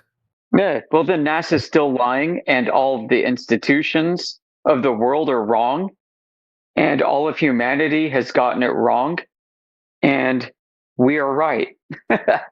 Yeah, who's right? Like when we measure the Earth flat, we know we're right. So no, but what if it's not flat and not globe, both? Oh, I mean, then it still measures flat, whatever this place is. If we are in some kind of crazy computer matrix, it still measures flat. That's you. And the sun still actually rises 366 days every 4 years. Yeah, so it's okay. I'm gonna lose my mind. It gets worse from here, dude. So maybe you need to take a break. Yeah, because even if whatever shape the Earth is, we're still doing the same thing. Same. All, Yeah. again and Yeah, again. history repeats itself. Mankind is freaking stupid. That's and not we true. kill each other. The Earth is flat. Yeah, since I became a flat earther, I'm not doing the same thing I used to do. Well, I mean, humanity still does what it does, Radwin. I mean, we changed a little bit, maybe. Do you pay taxes? Well, I'm not going to stop paying taxes because the Earth is flat. I've got better reasons to not pay taxes. Yeah. Yeah, I mean. No, asteroids aren't going to hit your house, dude. Unless you want to buy asteroid insurance from me, I'll pay you $10 million if one hits your house. How's that? I wish I can. $39.95 a month. $39.95 a month. You pay me directly, and when an asteroid hits your house, I give you $10 million in cash, no taxes. Listen, man, some people do change their lives as a consequence of this, okay? We got a guy who comes in here all the time. His name is Josh Ingersoll. That's his name. He tells us his name. He's public. He is a satellite engineer. He works for Amazon Kuiper Systems. They are developing a competitor to Starlink. Oh, okay. Cool. His license plate says Flat Earth on it for his car. Have he got arrested or had he received death threats from Satan? I don't know, but you know what? He seems to be very interested in this topic. Also, they canceled Kuiper at Amazon. They canceled? No way. What? Is this new? What happened? Oh, but yeah, about 2 weeks ago, he told us. It's getting rebranded now. Holy shit. He got shit canned. I told you he was a liar. I told you he was a liar. He didn't work on shit. I told you guys. Yeah, we knew that too. Yeah. That's funny. I mean, listen, dude, some of us have been in that world too. I mean, 24/7 Flat Earth is a mix of people who were pizza delivery drivers, construction workers, former satellite engineers, snipers for the army. We got all kinds of crazy people from all walks of life. And we all know one thing is true, and that's the Earth is flat, and we measure it that way. And what do you do in life? I mean, personally, yeah, if it's okay to ask. Yeah, I used to do security and logistics in the aerospace industry. In the aerospace industry, that's cool. Yeah, and now I do finance. Now I basically trade stocks for a living, and it's great. Oh, okay, cool. I'd love to start that too. I do computer science, so it has nothing to do with the flat and global Earth. Well, if Earth wasn't a globe, you wouldn't have computers. You know that? If it wasn't a globe? Yeah. Yeah, but how about computer What do you mean, yeah? Well, the only thing I can say the difference, all I know is that there's something wrong with NASA. That's all I can know, based on the computer science I know until now. I'm a PhD student. Good. Okay. And there's a lot of wrong things. Like I still cannot know how they are able to send images from space and from. They don't. Space is fake. Yeah, it's something you don't have to worry about anymore. It's fake. Yeah, you don't have to worry about that. Yeah, space is actually Greenland. We were just talking about that earlier. About the image processing. Greenland? It is Greenland, I guess. Why would space that's be where Greenland? Mars is. Yeah, I think he's saying that's where Mars is. Yeah, Mars is in Greenland. The moon is somewhere on Hollywood for sure. Hey, Radwin, I think he's like about 60% there. Okay, so let's bring him across the finish line. I hear him. Okay. And also, what I was going to say, so if if we think like that, that implies that NASA is just a bunch of people are getting paid to show up at an office called NASA and sit down all the whole day, and they And got they paid get paid to do nothing. about Like, oh, why am I of them. working? 3/4 of them get paid just above the minimum you can pay an engineer, and they are just happy that they're working at NASA, and they'll happy if they can retire from it, and that's it. Yeah. Yeah, that's it. So, so they I just almost got pay a job at NASA when I was a young boy, because Yeah, I was that- messing with the that'd be first cool. 3D modeling programs that came out, and a guy that I knew through my parents wanted to hire me to go do 3D models for NASA. You almost worked with. This was like in freaking 1990, 1980, somewhere around there. Why you didn't go? You almost. My dad retired from NASA, dude. My dad retired from there. And does he know some truth? No, he's 6 feet under. They don't have enough time to figure it out. So like he's busy with paperwork. Yeah, he's dead. Oh, okay. Okay, so he's 6 feet under. 6 feet under dirt, not paper. He made Hubble parts for the bracket that holds Hubble in the airplane.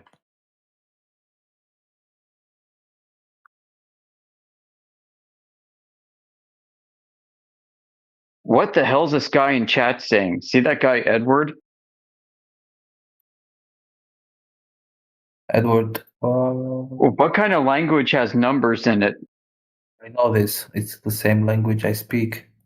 It's a form of Arabic, but it's not. With numbers? No, there's some characters that cannot be written on with normal English. Oh, you guys are like spies then. Ha ha ha! I work with cryptography. No, it's just some characters that have no representation in English. So when you say computer science, you mean you're like a cryptologist? No, I'm just computer scientist for real, but You're a cryptologist, right? No, you probably work for the Saudi Arabian government, right? Like in cryptology. No, yeah, you're laughing. I got you figured out, dude. It's okay. Damn. Okay. Yeah, guess what I used to do for a living? Our cover has been blown. Retreat. I worked for a company that sold some software to the Saudi Arabian government. I'm not from Saudi Arabia. To their security service. I'm from Algeria, not Saudi Arabia. And this guy is probably from Morocco, the one who wrote this. Okay, so you see the 9 he wrote? Yeah. It's actually pronounced qa. So there's no representation in English. That's what they represented with 9. Interesting, yeah. The more you know. Up? No, it's qa. Yeah, 9 means up, like in the sky. No, it's just a Arabic character that the closest shape is 9. Yeah, just joking, dude. We know. I don't know.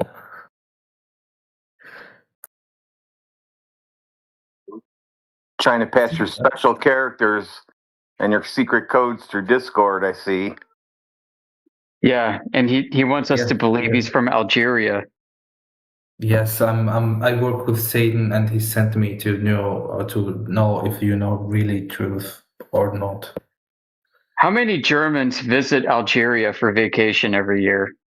To be honestly, not a single guy outside Algeria visit Algeria. Because the Algerian visa is very hard to get. So, what about just vacationing? Yeah, you cannot either. That sucks. So hard to get. Well, you're not allowed here then, so don't come to the United States. No, we're not allowed anywhere. I'll turn you away. We're not allowed anywhere, bro, on Earth. I wonder Open why. borders for Algeria. Well, Morocco, Tunisia, and Libya. Why do you think that is? Why do you think you're not allowed to go anywhere and people aren't allowed to go there? Because no one else is allowed to get in, so they just do whatever you do to them.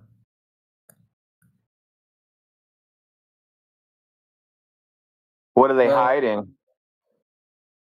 Oh, okay, so if you look up, there's some mysterious city in Algeria. It's like another Bermuda Triangle. Whoa. Yeah, and it is very mysterious, and nobody ever had make a single step inside that city. It's a city of demons. Oh, I want to go there. How can I get there? Yeah, you can look that up. It's called Sifar. Is that in Sicily? What? Just joking. Well, it's for real. It's in the middle of the desert, and not a single human being has got inside. And it's like supernatural thing in real life, and I don't know why people are not talking about this. Algeria is where the military in the U.S. developed their mind control program. No, it is not. Maybe you're wrong with something else. No, I'm definitely not wrong about this. During the Tunisian Algerian wars. War between who? This was in the 19. What decade was this? It was in the 20th century. Yeah, in the 20th century, everything happened there. What part of it exactly? France. We got the liberty in 62. So was it before 62? Yeah, before. Wait, yeah, it was before then. Yeah. Okay. So even before, there's some non-famous magician was here and went inside the city and said some things.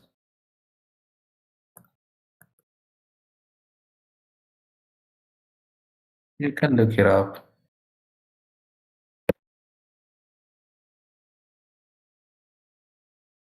Yeah, you should Google MK Ultra Algeria. What is MK? MK Ultra. M or N? MKU. Ultra. Like ULTRA. Ultra. MKU. MKU Ultra? Yeah, MKULTRA. MK Ultra. Okay. Algeria. And then put Algeria after that.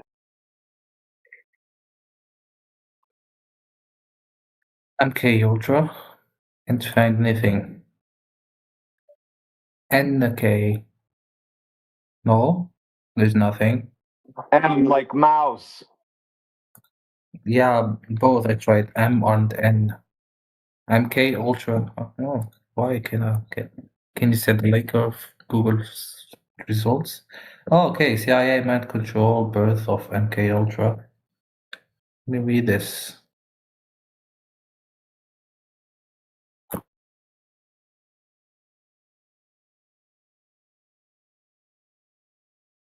There's no publicly available evidence or declassified documents to suggest that the CIA MK-Ultra mind control program was specifically conducted in Algeria. The experiments are documented to have primarily taken place in the US and Canada.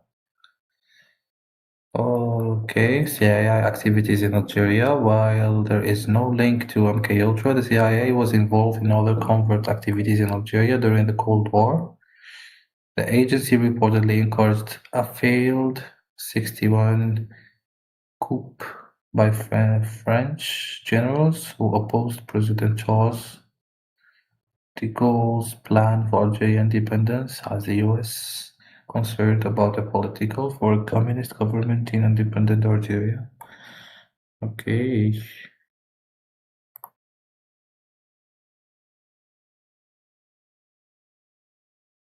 MK Ultra. Okay, wait. Let me switch this to English. A legal human experimentation program designed and undertaken by the US CIA to develop procedures and identify drugs that could be used in altering human behavior. MK Ultra is MK is an arbitrary prefix standing for Office Technical Services. Okay, and Ultra is arbitrary both. The program has been widely. Have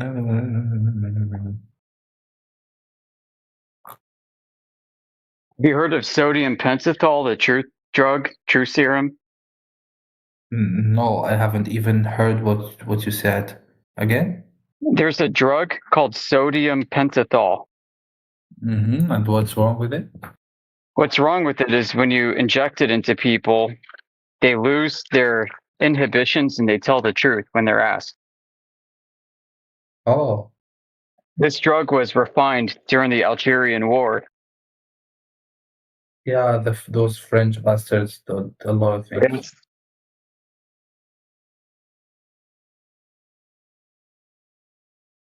Okay, haven't heard of this before.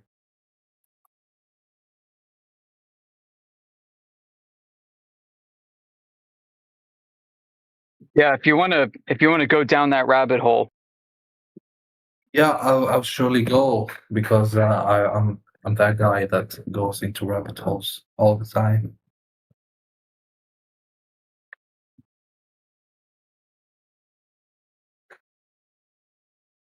So the French, they used this. Yeah, all I like know is on that, everybody.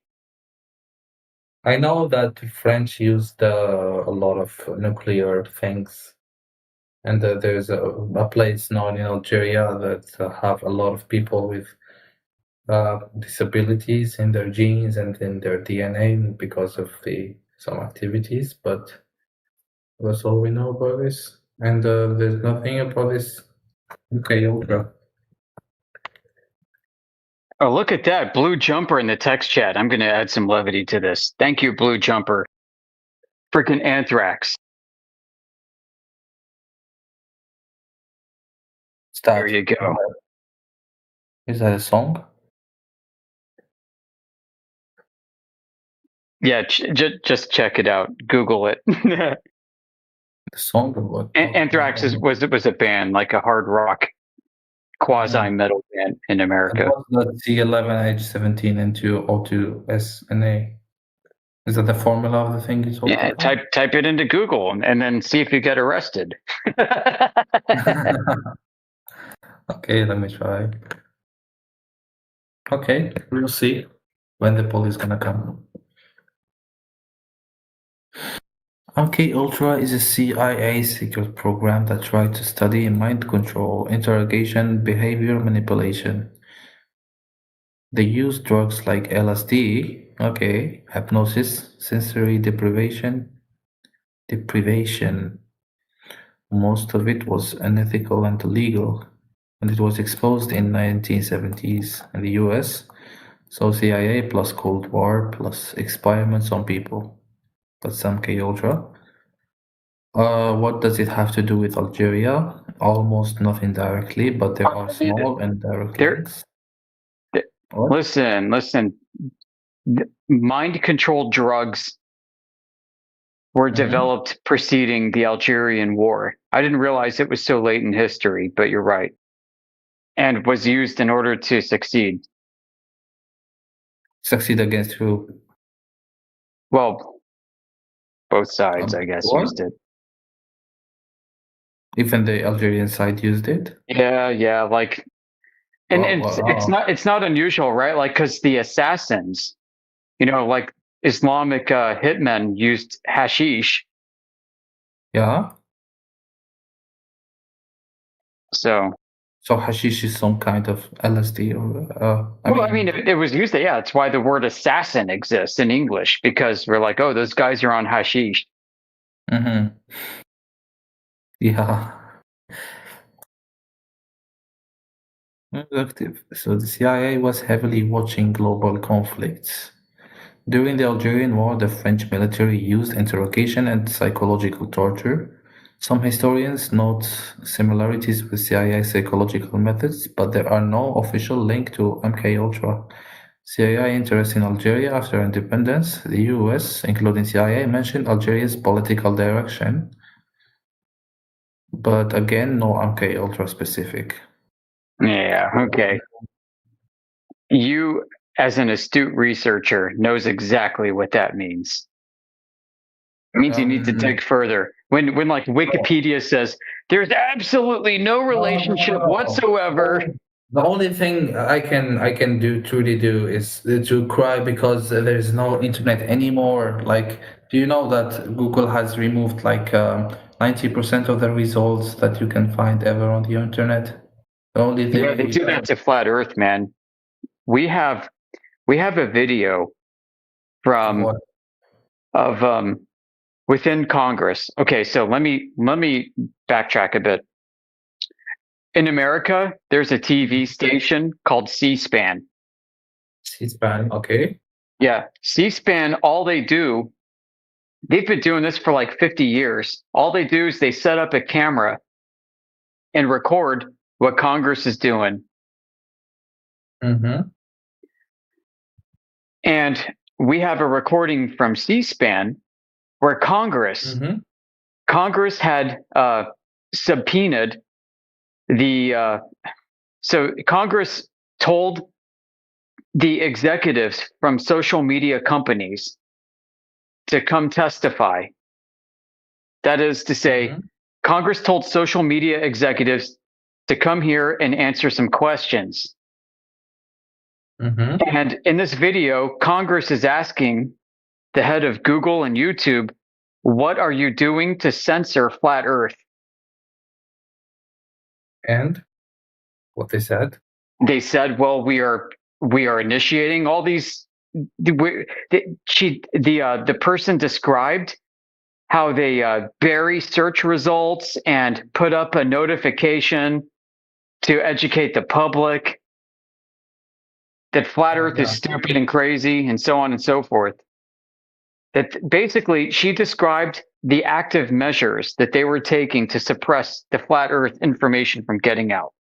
And I'm pretty sure if I'm talking, somebody in the audience is going to be digging up that link and posting it. It's been a few years since I've seen it, so if somebody could please post that in the text chat, that would be awesome. The C-SPAN clip where they're asking I think it was the YouTube or Facebook executives what they're doing to censor Flat Earth. And here's what happened. Like, if you go look at Google Trends will let you search what people are searching for and how popular it is.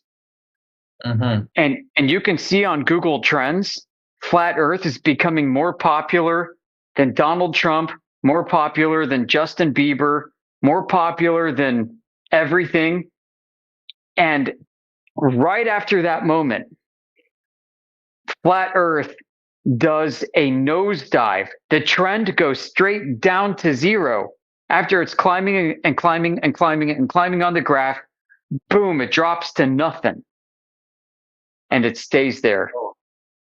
What's up, Indio? He's asking if there's free eggs. Yeah, there's free eggs. You see that, Indio? Free eggs? You got your free eggs right here.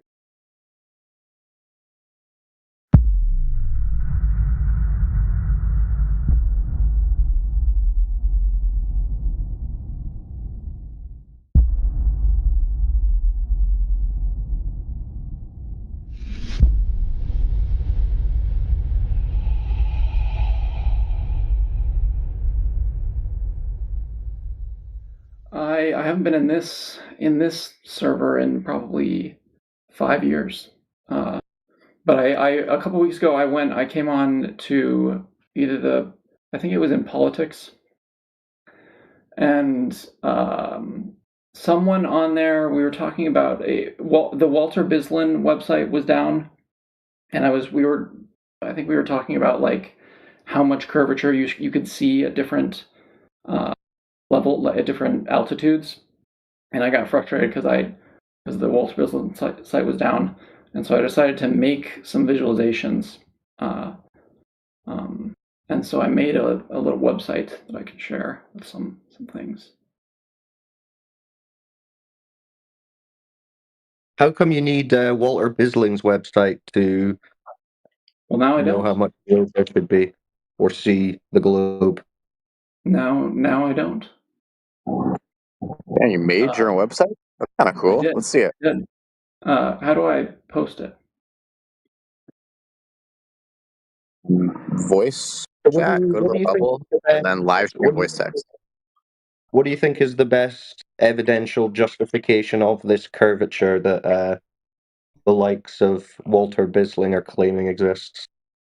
Well, so one of the things that I found, so I did one that was like it was specifically to be a airplane, like a view from an airplane. And You think I'm seeing that, at least the way, if I have things set up correctly, that curvature should be visible under a globe. Curvature should be visible slightly from an airplane. And I didn't think this have you before. ever been on an airplane? What is that? Have you been on an airplane? I have. Did you see the curve? I did not. But What does it make? What sense does it make to say? What sense does it make to say? According to this website I just built, it should be possible to see the curve from the plane if there is curve. But I've actually been on a plane and there is no curve. You've answered your own question. Very slight. It's very slight, but it's definitely, it would be perceptible to if you took a picture. And a lot of the stuff that the website does, I'm trying to get as close as I can to like what different types of cameras would see. But they're not. But I mean, that's a roundabout way of doing it then, because even if you want to make the argument that we could take a picture and we could put like a straight edge on the picture and we could see if it deviates slightly, then you're just going to get into the argument of barrel distortion and the window that you're looking through. Right. So then we're inevitably going to come back to, okay, well then what surveying techniques have been used on the ground to evidence that what you're saying you're seeing here is curvature commensurate to a 3959 mile radius ball is actually detectable when measured in reality?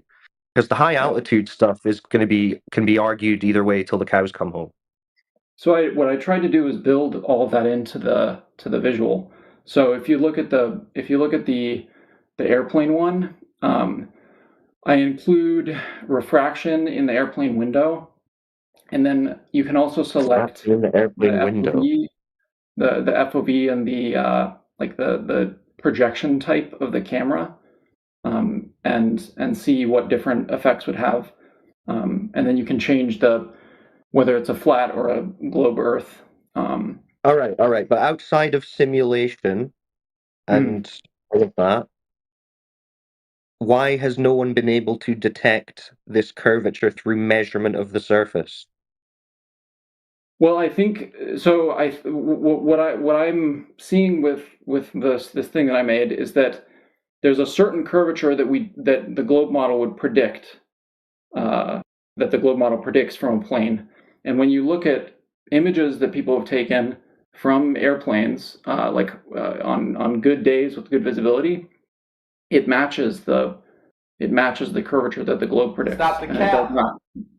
Well, I would say that's very debatable, but if you're saying that, then you could also say, well, the globe model predicts a certain curvature over a distance on the surface, let's say 10 miles over a lake. That'd be, 66 feet-ish. So why can that not be measured or detected? I mean, that's a whole other conversation. No, that's not a whole other conversation. That's the exact thing you're trying to argue. You're trying to say you see that 66 feet over 10 miles curve from a plane. So if that were the case, why can it not be detected on Earth? Well, that's I don't know. It's sort of like we have to compare we have to take all this evidence. So you just have to be able to provide measurement of it on Earth in reality, or concede that it's not measurable, not there. I see what you're saying. I think to me, what the fact that the curvature is of that's seen from planes and with good. Well, no, but you can't say the curvature is seen from planes though, because I've just pointed out that that's not measured in reality. I mean, we can look at pictures of like we can look at pictures of people who've taken pictures of the horizon on planes and see which model fits it. Right. But then we're just going to come back again to then why is the curvature, that 66 foot a drop over 10 miles, why is that not detected? Well, if what so you're saying or showing in these images is that 66 feet over 10 miles, why, when we go to the ground and someone tries to detect it, is it not there? I mean, this is an argument that I mean I've had it before, and it's a matter of like we have to take all of these pieces of information, and there are obviously globers who have taken measurements that they believe to have shown curvature, when they're on the ground. Right. But is there actually, well, people can claim that, but is there, well, which measurement would you refer me to if I'm saying who's measured that 66 feet of drop in reality? That's the question. Like, we have to look at all of these pieces of evidence, and to me, you've been here like for 5 years. You were here 5 years ago. So in that 5 years, have you found any measurement of that? No, I mean, I dropped off the debate for a while, and I just got interested in it again. But I have not. Well, I'll tell you, we've been here the whole time, even longer than that, and no one's measured actually, that. When I was looking at, like, when I found Walter Bislin was back up again, he did a measurement on, I think it was the Bedford level, that was very exhaustive. Let me see if I can find it. Well, the Bedford level, that would just be level water. And that was actually the measurement done by Robotham at the Bedford level, which started this whole thing in the modern day again, because he wasn't detecting that curvature either. Right. Let me find the. I've posted some of the material from J. Tolan Media One, and also from a pilot, SR-71 pilot, who says he could see the whole of the West Coast, California, from his aeroplane, no curvature. Okay, so there you are. Three videos there for you. You can look at. They're not long, and they're quite concise. All right. Let me see. From the horse's mouths. I'll be right back. Thank you very much, Cyclones. Well done. I'm not as I want to make some simulations like you on this website that try to handle this whole refraction and laser tests and visuals and stuff, but I haven't made them yet, so I don't know. I'm not read up on the topics, but like the one that I can speak for is this airplane one, that we do expect to see a particular curve. Yeah, why don't you post one of those? Because when you're looking out the window of an airplane, you're seeing a city beneath you. Yeah. At most, sometimes parts of a city. And you're seeing curve as well? Can you explain what you mean? That's what you said. So, like, it's easier. This is why I made. Can you explain what you mean? You said you see curve of the Earth, right? And you also agree that all you're seeing out the window beneath you is just a very, very small portion of the overall Earth. Right. This is why I made the visualization. Like, if you go to the website, you can see. No, I'm talking about your original claim that you know the Earth's a ball because you've seen that airplane window. That's a piece of evidence that gives credence to the. Yeah, post one of those images. I'd like to see that. I'll be back. Okay. Someone mentioned Jay Tolan's. I think that I actually looked at some of his videos. Was one of these Jay Tolan's video? Let me find one. Yeah, you were asked to find a material from an aeroplane window that you've seen, sadly. You've seen. Yeah, that you've seen, because Jay Tolan Media, he uses a Canon camera, infrared lens, And the videos I've posted show you what you can see without the glare. So it cuts through the infrared, cuts through all the noise, they call it. All that glare is called noise, and you get a sharper resolution image. And he was able to see up to 1,000 miles. Okay, yeah. Hudson Bay, 500 odd miles. Yeah. So, and then the Colorado, Rocky Mountains, 35,000 feet above the earth. That's what he could see. I've traveled by plane many times, and what amazes me most is the infrastructure. What man has actually created on this earth is what blows me away. And then now that I'm a flat earther, how flat everything is on top of that. Wicked. Amazing. Yeah, the distance things, that's something I want to look at too, because I watched a couple of his videos, and he gets really in depth with how far he sees, and I want to see, like, I want to maybe add a thing where on the crosshair of on the website, when you're visualizing, you can see. Yeah, the only way you could really debunk him is to actually go out and replicate that. That's the only standard, really. Your critiquing here is not really going to work, really. You're going to have to go out in an aeroplane with said equipment and make that same observation, or somewhere similar anyway, and start showing us how he couldn't have done that, because here I am on a plane with my equipment, and this is what I'm finding. Okay? It's got to be done that way. Because that's what he's done. He's taken the time to do that.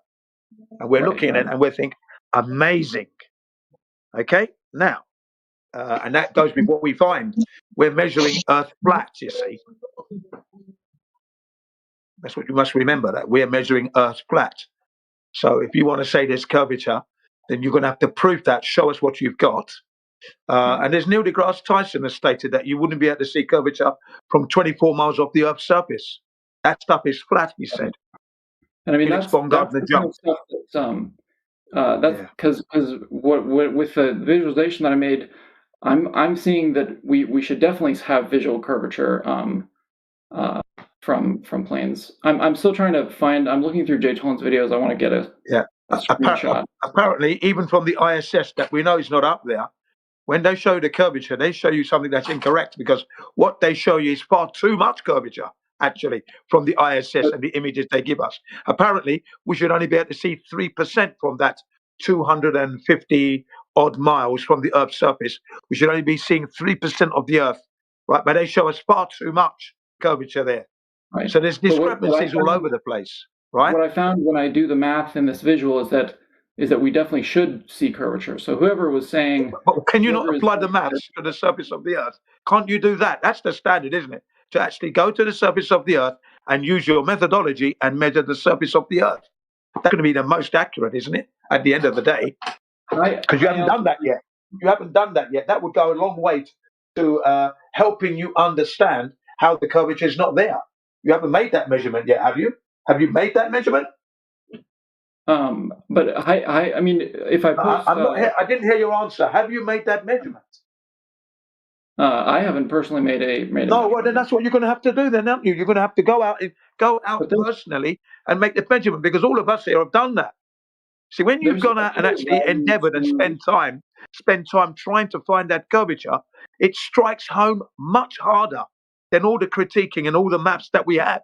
That's fine, but you've still got to go out onto the surface you live on and check it. That's where it's at. That's the place. There's value. So, like, even in Jay Tolan, he's a perfect example.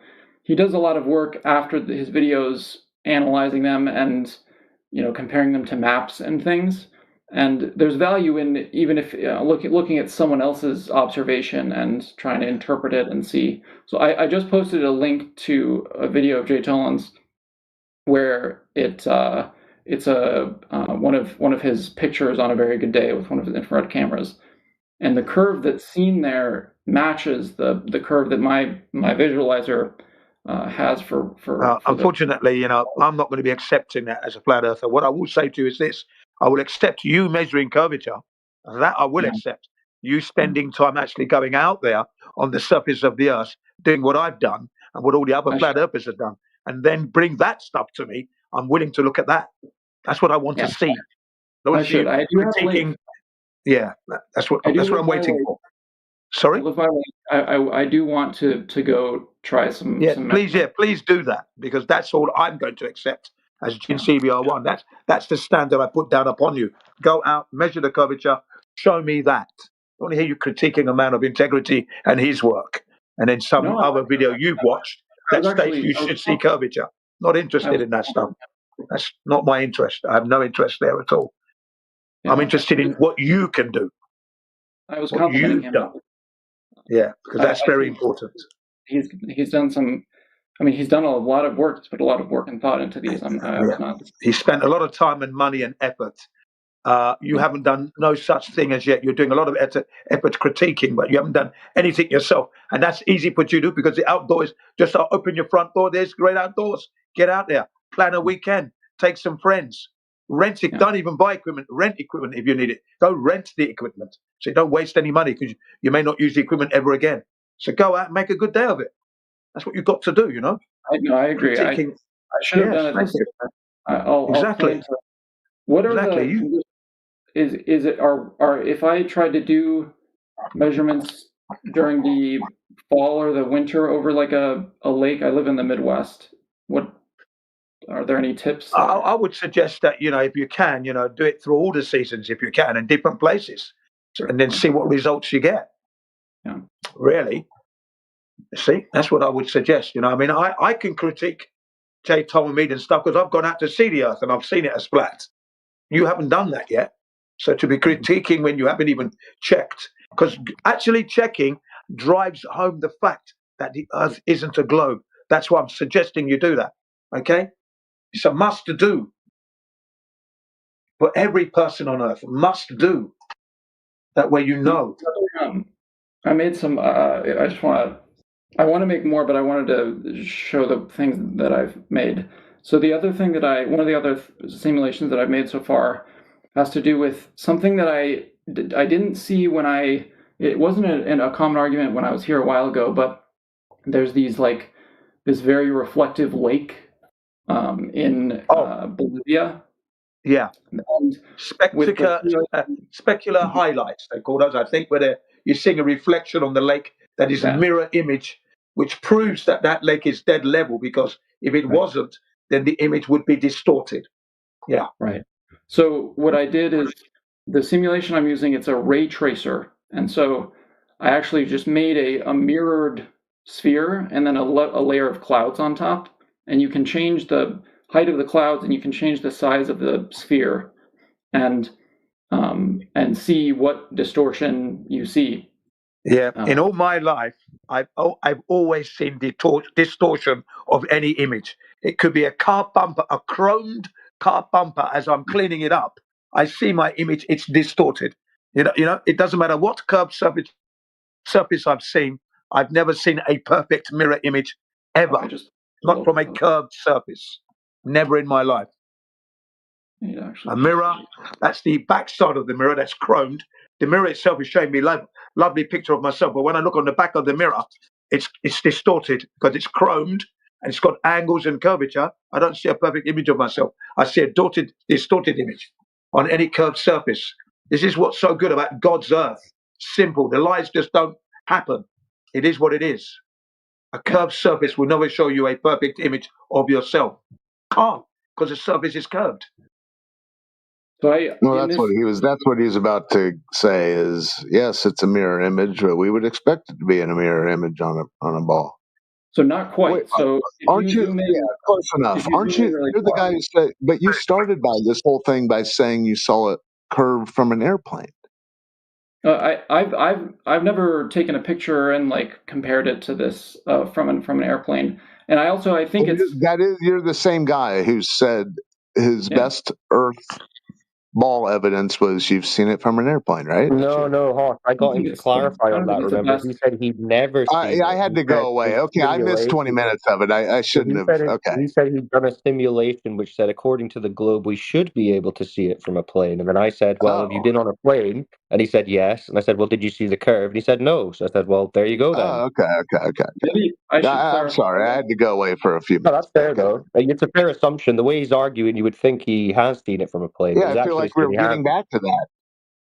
Though I should clarify that it's harder to say like you should visibly see a curve, because then you need to get into Well, like also what. that's just not true because we've all been on planes and you can't see the curve, so we know that's not true to begin with. So I should clarify that my claim isn't about being able to see with the human eye, but with a camera. If you take a picture, and if you know No, even with a camera, you don't see the curve. camera and the No, and that's going against the globe model again. Like, so you're even at odds with what they're actually telling us about this globe in terms of what we should No, I see. They're not disagree.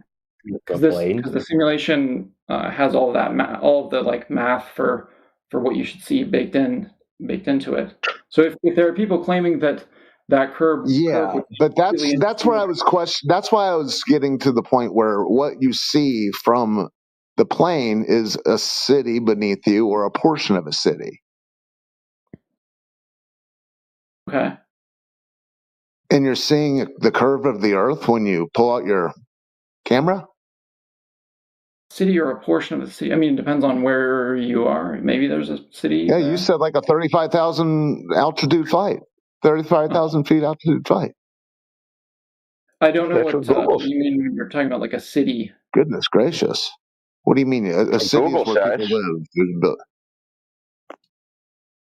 So yeah, you could. I'm sorry. So all I'm trying to get you to realize is you're seeing such a small portion of a particular state, let alone a continent, yet you're seeing the curve of the Earth. Well, you have a lot of land masses and oceans to fit into this ball, remember? Right. But what tiny earther. Right. What I'm saying though is that even though it's not what we expect when we think like, okay, I'm like not that high over the globe. When we do the math and visualize what it would look like, we should see a very slight. Who is we? Who is we? Me. I mean the math in this visual. Which visual? I'll post the one that I'm talking about.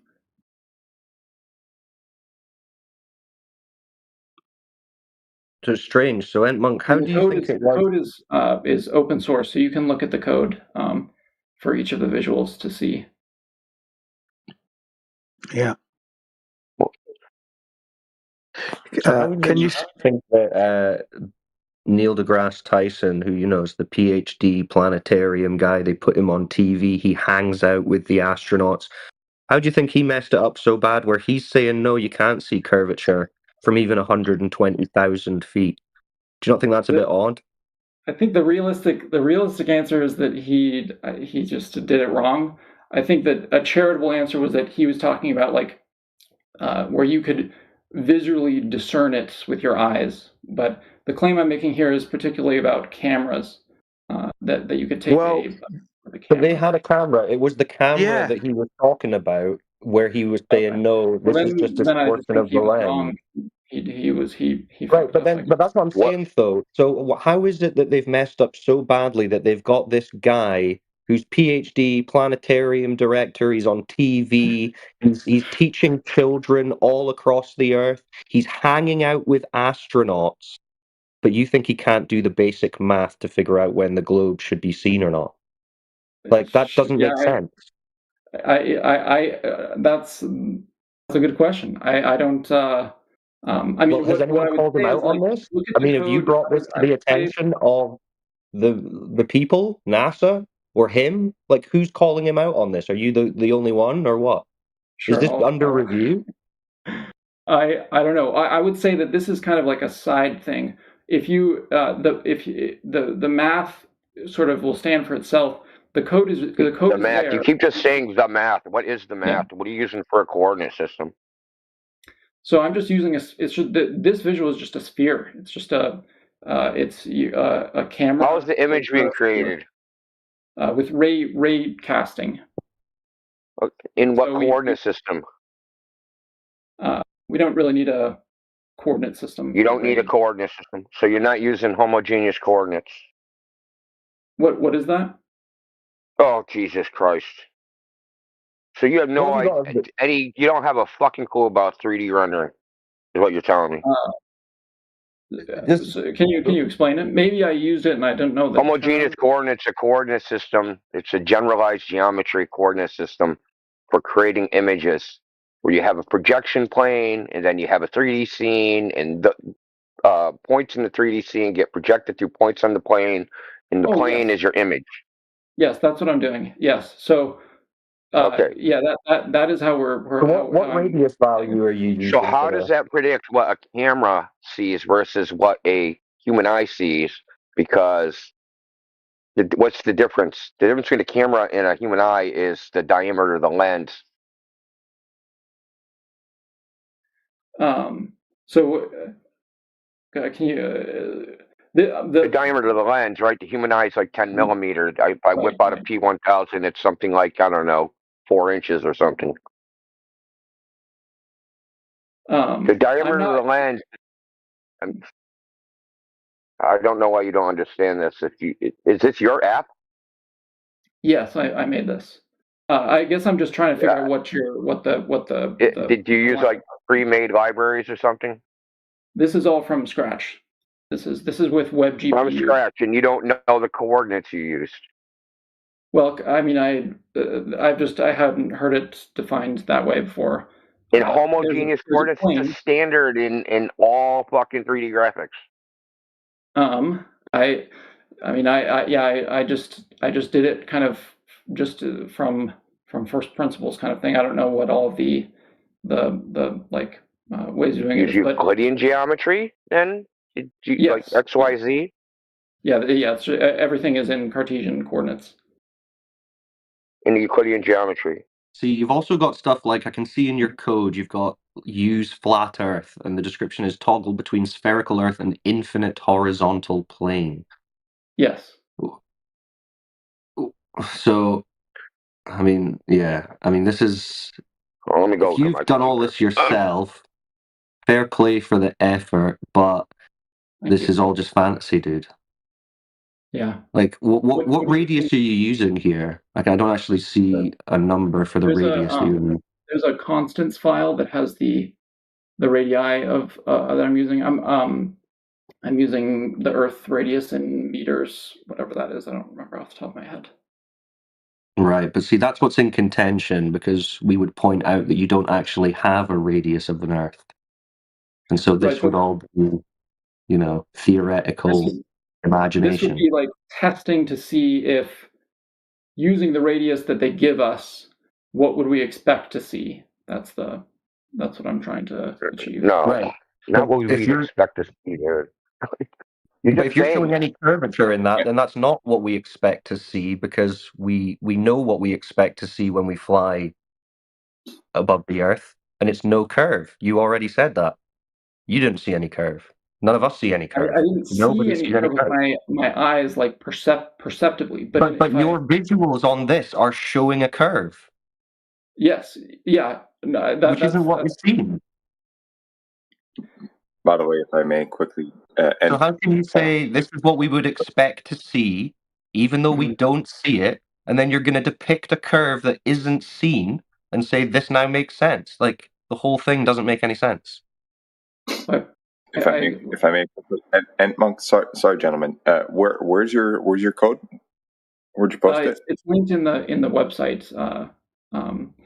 On each one, there's a link in the top left. The link is at the bottom. What's it written in? It's written in TypeScript and in WebGPU shaders. Okay, TypeScript. What I want to know is this: how did you get from Euclidean geometry to projective geometry? How did you convert from one to the other to create an image? What we do is we have the plane, like you were saying, where you have a pinhole, like you have the camera location in Cartesian coordinates, and then you have this plane. Or for the fisheye lens, we just go out based on the angle projection, and then we trace that ray through the plane window and refract against the layers of the plane window, and then that final ray we check to see if it hits. We just analytically check to see if it hits the sphere that's below. and then we return the color after that. Are you like reinventing the wheel or something? This is a non. Yeah, like I'm serious. This ain't like a standard way of like doing a 3D engine or anything like that.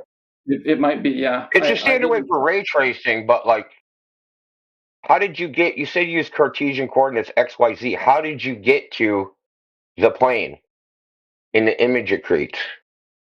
Like, how do I create? Because you have the 3D world, right? And then you have the plane, right? Ostensibly, let's say that's the eye or the camera sensor, right? The retina or the camera sensor. Let's assume that to be true, even though it can't possibly be true. But let's assume that's true. How do you go from a point out in 3D space to a point on the? Did you say the lens? You were using a fisheye lens? There's a fisheye lens setting, yes. And that's projecting it onto a virtual sensor? Yes, yeah. We use the, well, it's different for the fisheye lens. For the fisheye lens, we just go straight from the projection geometry, where the angle of the ray that we look for is just based on the fisheye projection equation. Also, where have you gotten all the math for the window properties that you're calculating here? You've got the thickness, you've got the index of refraction, you've got the outer pane thickness, the air gap 1 thickness, inner pane thickness, air gap 2 thickness, scratch pane thickness, all sliders. What math were you using to program the refractive properties of a view from an airplane at however many thousands of meters, which would also take into account well, that's not taking into account air conditions, right? That's true, yeah. I haven't added air conditions yet. So I wasn't able to find great sources for like what airplane windows are. If anyone has them, I would be happy to add them. So what I did is I basically we have those layers, and then the most common material, we have the index of refraction for that. But then just to demonstrate kind of what an extreme, what an extreme level of refraction would look like, if you use the simple window model, then you can just select a single layer, and then the width of that layer, and then the refractive index, and see what it looks like. And have you treated the window as a flat window or a curved? And why do you got 35 millimeter sensor, dude? It's a slider. Yeah, I know, but like a 35 millimeter sensor would be fucking gigantic. Sensors are like tiny, dude. Oh, the size of the sensor. That's the actual place where the image is being created, is on the sensor, right?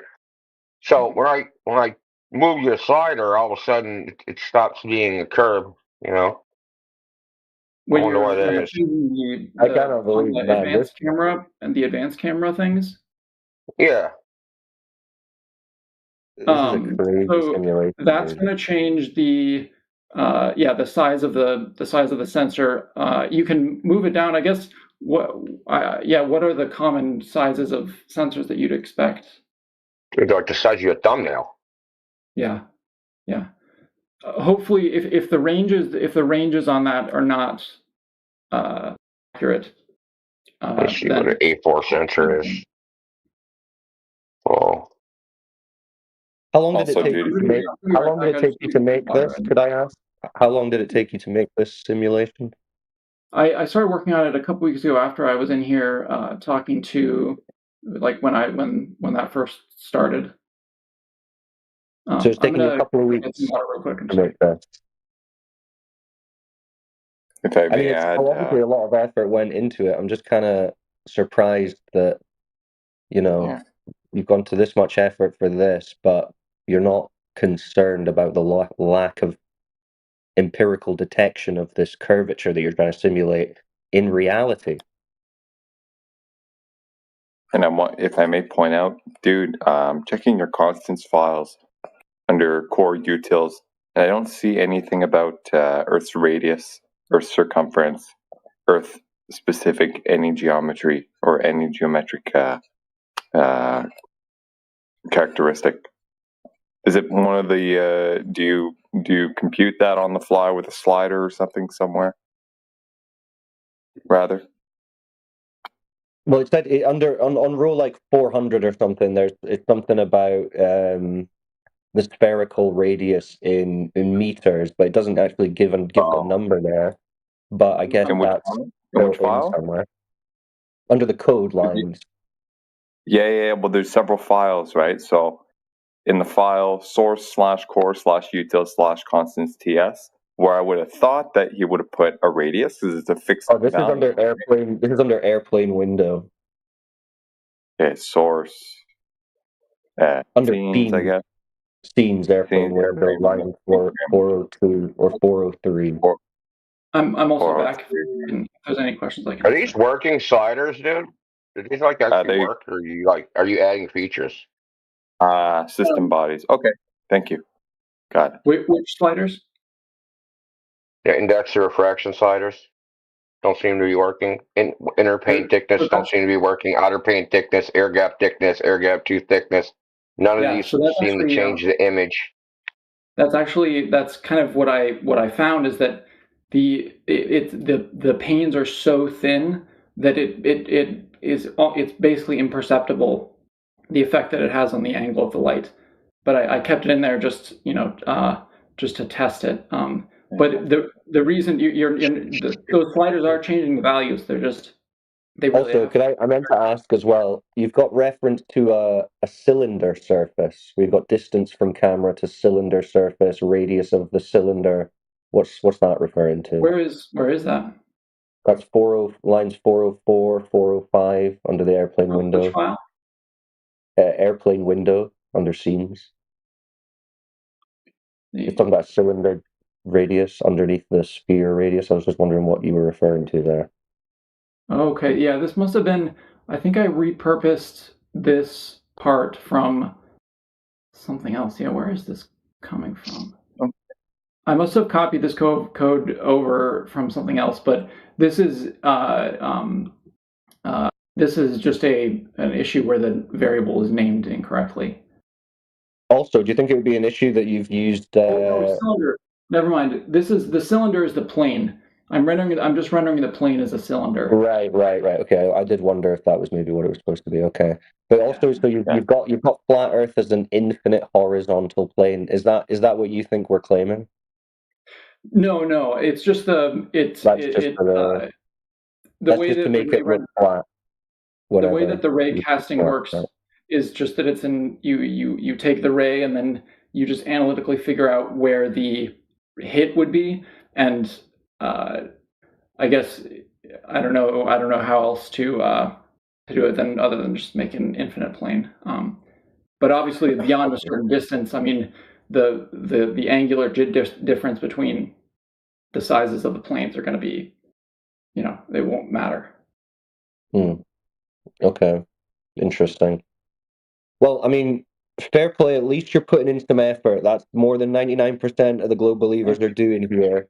So I'm glad you're engaging with the topic. What I would suggest, though, is not to try and get into simulations of what the globe is claimed to be, as much as seeing if the globe as it is claimed to be is actually showing itself in reality when people attempt to detect it.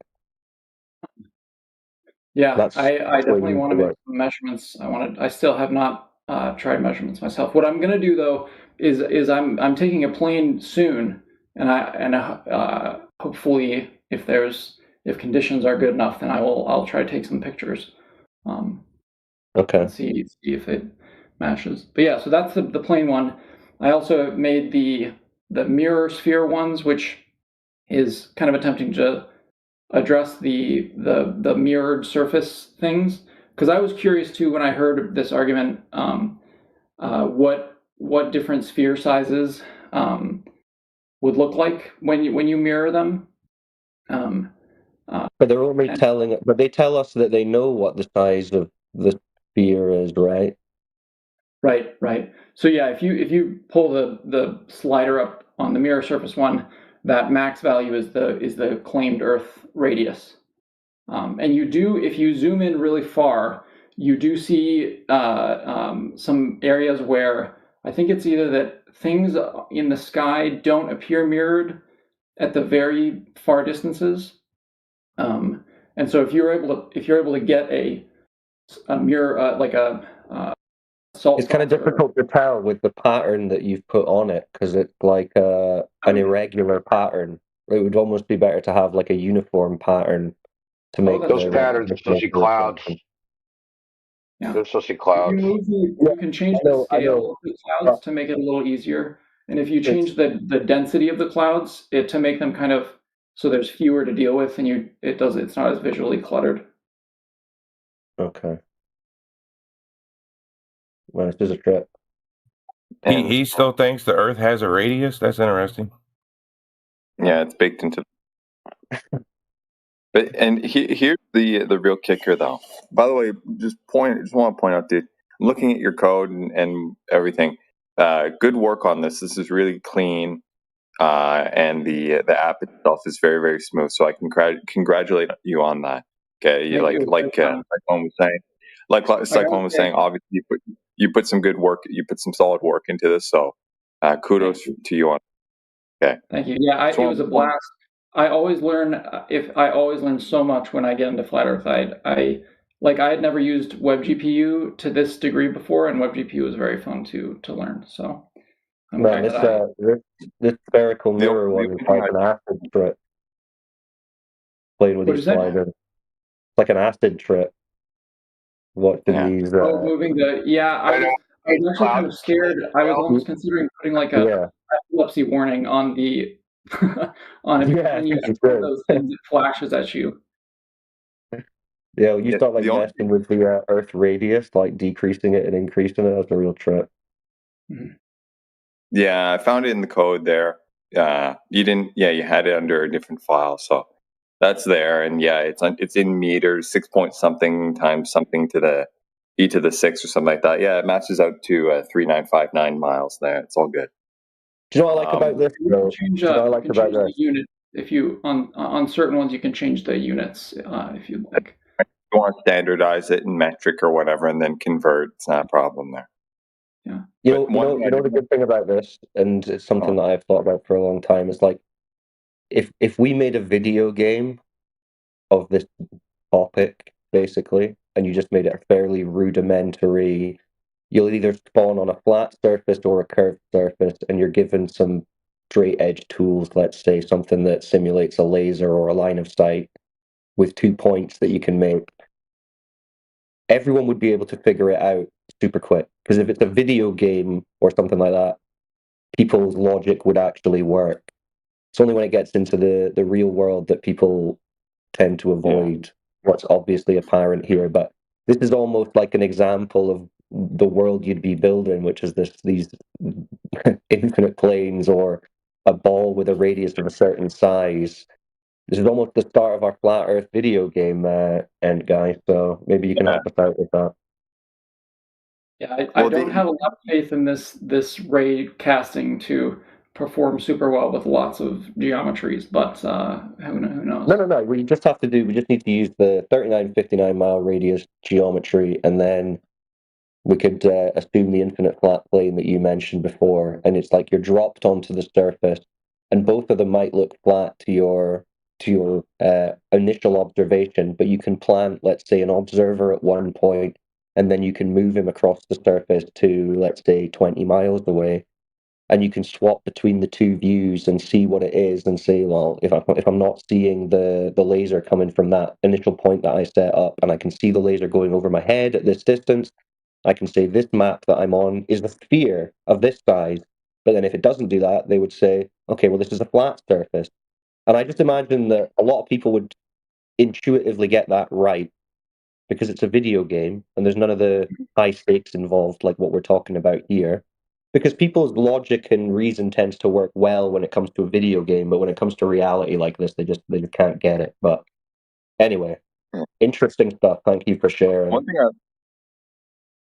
One thing I'd like to point out, maybe you already spoke about this and I missed it earlier, So forgive me on that. But I'm looking through the parameters here, and I see you've got a index of refraction for the window, right? You have that supposed index of refraction for the medium outside, because a lot of people argue that light is bending and shit like that through the medium of air, depending on the conditions and all that. Do you have that baked into this somehow anywhere? Like, have you factored that as a thing to account for? I'm not in the plane one. I'm not doing like continuous refraction through the atmosphere. I'm not doing that. Okay. Yeah, I figured not there. Like, how do you even model that, right? I do, although I've made some drafts to try doing it, but it's difficult because the web GPU or like the GPU does all float 32s, and a lot of the like really far distance things, I almost would just rather use like more precise float. And so I've been experimenting with that, but I haven't published it yet. Okay, no problem. But the other thing I wanted to ask though is, if I'm not mistaken, this window that we're looking through, it itself is curved, right? Yes. Okay.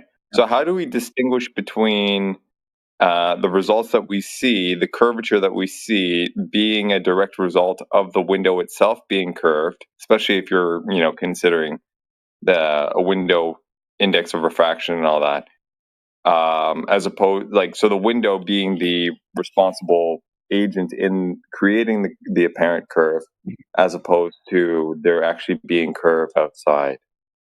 So that's what I tried to do with adding this whole window refraction thing is, if we can get an accurate enough model of what light would do in a window, then you can like turn on the flat Earth mode and see what the result would look like through the window if it was a flat Earth, and then you can turn it off and see what it would look like without.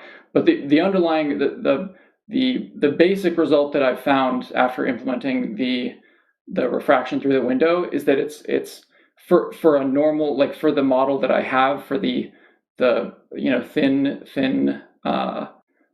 materials, it's a very, very small impact, imperceptibly small impact on the image result. Okay. And then what are you actually comparing this to, as people were pointing out before, like the real world observation? Like what are you comparing this to say, oh, well, this is accurate because it actually matches X? Like, what is X? Right. So I posted a link to Jay Tolan's video, and he has a whole bunch of these, and I haven't gone through all of them, but what I looked at some of them, and in some of the images where the horizon is very clear and there's not a lot of clouds, those are the images that I was comparing them to. Okay. Yeah. Okay. Gotcha. Thank you. The only other one that I have up right now, and I will make more, and if people want me to make some certain ones, I'd be happy to. But the other one I made was a simulation of gas particles, basically just kind of talking about what whether or not gas needs a container, that kind of thing. Right. Could you simulate a collection of particles with gas particles without a container? Could you do that simulation? Yeah. So I guess it depends on what you mean. So kind of what I was intending with this simulation. Well, it's very simple. Just listen to the words. Listen to the words coming out of the speaker. A collection of gas particles without a container. So I know what you're saying. I'm just trying to kind of explain what my intention was. Okay, more than one gas particle in relative vicinity without a container. How is this how does this require another 30-minute elaboration on what you did and Web 3D and the constants file, like a collection of more than one gas particle in relative vicinity without a container? Simulate what's going to happen to that system of gas particles.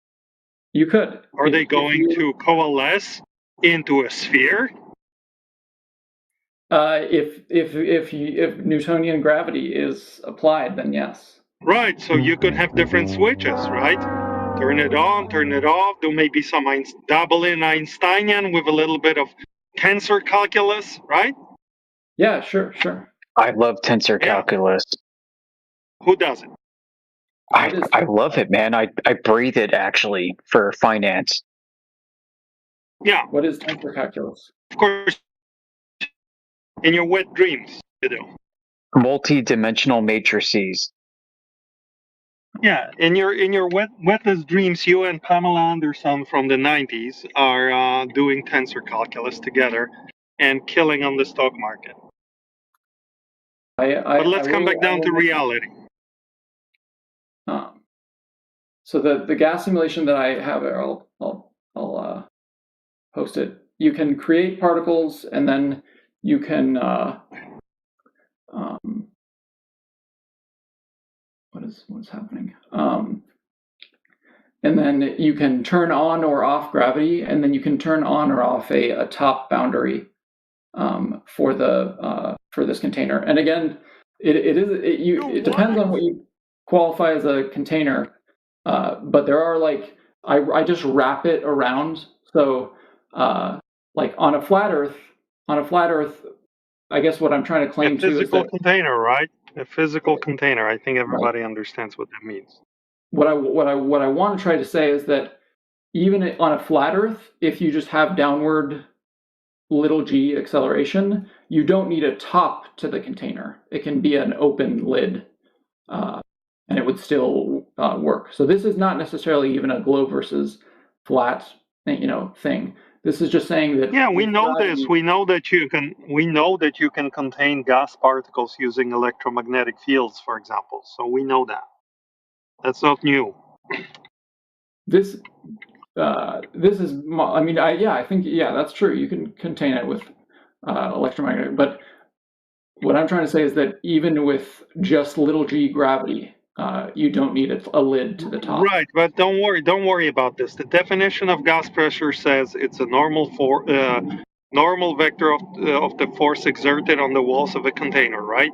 So if you don't have a container, you don't have pressure. You may be containing the gas using electromagnetism, but you don't have any pressure because there's no wall of the container.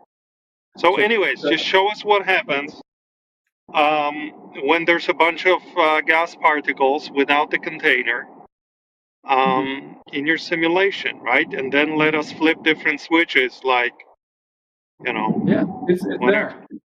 It's I just posted it. That's the whole. For example, you could make the gas. You could have a setting for ionized gas, so positively or negatively charged molecules of gas, and then you would allow us to control different levels of electrostatic field, right? Different intensity, and see what happens to the particles. But the what I'm trying to see is if downward acceleration or gravity, whatever you want to call it, if that is enough. I think that it's if we're not disputing whether or not gas can be contained by electrostatics, then so let me help you. You're a Glober, right? So you kind of believe in Einstein and the equivalence principle, right? So you don't need to argue with us about gravity. You can just say, imagine a box full of gas, right? Contained. Now imagine you open the top, right? Well, gas is going to come out. But now imagine that you accelerate the box, that's the equivalence principle, at 10 meters per second squared upwards in the direction of the open wall. Now imagine you accelerated more, right? 20 meters per second squared, whatever, 100. What happens to the gas, right? Will it form a gradient just because of the acceleration. Like you could simulate this as a thought experiment, right? That's what Einstein did in his head. You can try it right now. Exactly what you described there. That's what I did. Right. So basically, you could title this equivalence principle and the effect of acceleration on a slightly open container full of gas, right? You could write a little paper here. We're going to review. We're going to be your peer reviewers. I mean, by we, I don't mean me because I suck, but people like Indio. And we're going to go from there, you know? Sure. I'm doing a peer review of your performance right now. It's quite laughable.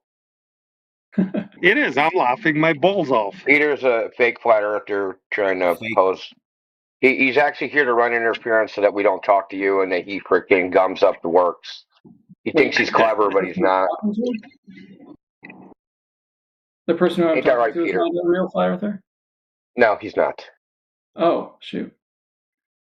Well, I got trolled. Not at all. He actually was in a group called Globe Force 6 that tried to take us down on the politics server. Not take us down as in get us like banned or kicked off, just like, you know, whatever.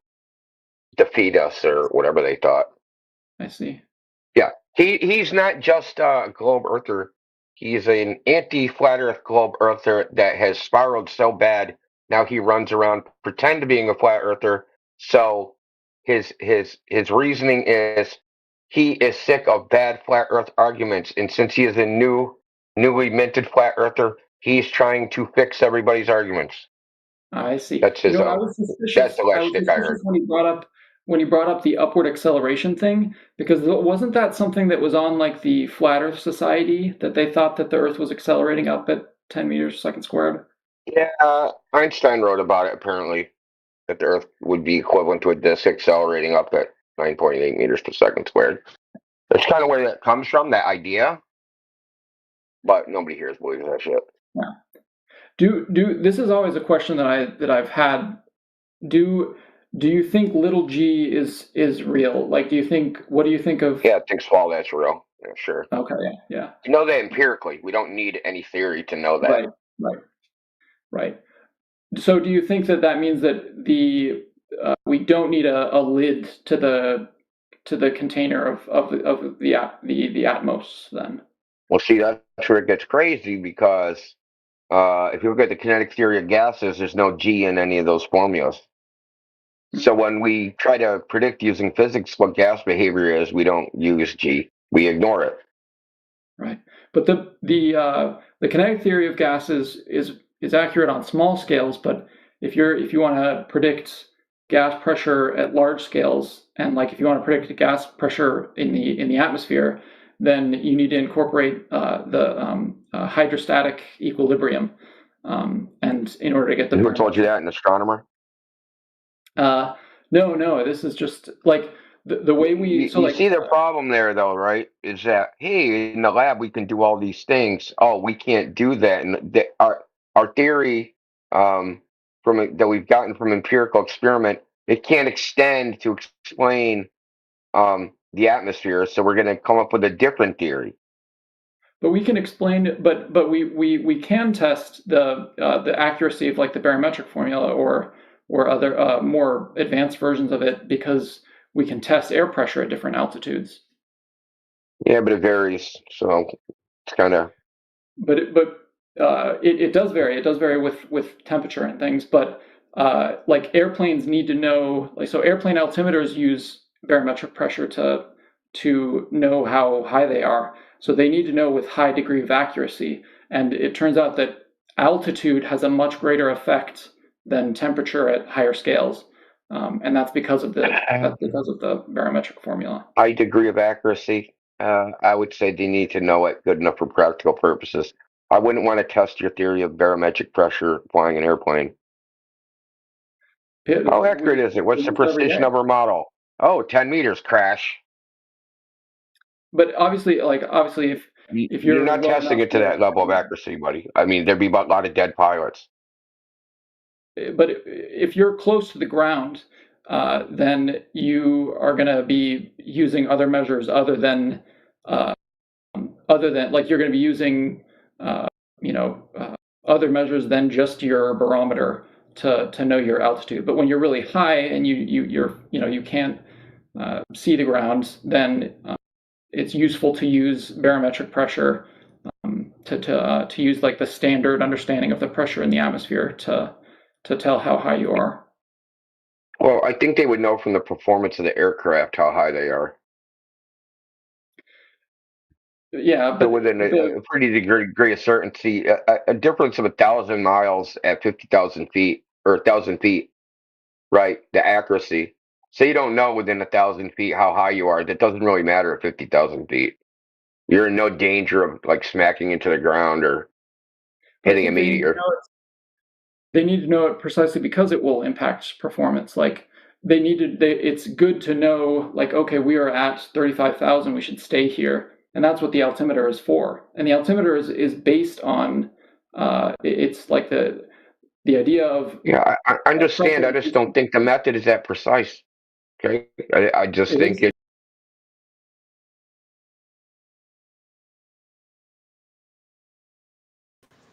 Like, why can't people just wait a damn minute? Yeah, it's interesting. I bet you nobody ever taught them to wait a minute. That's bad parenting.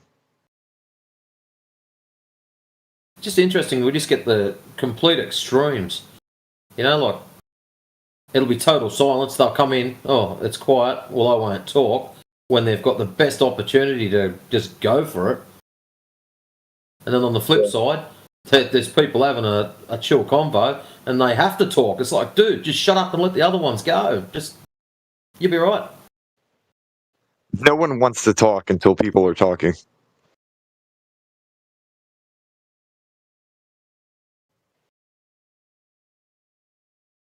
was going to say hey to Roots, but he's deafened.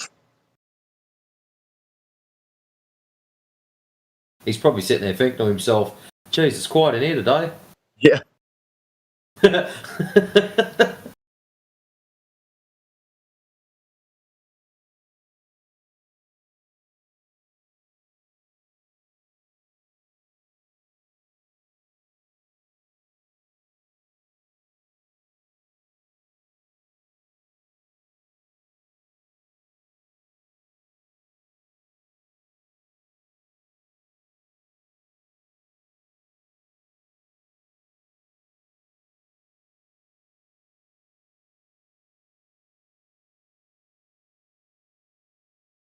I'm going to talk a little crap in the side chat.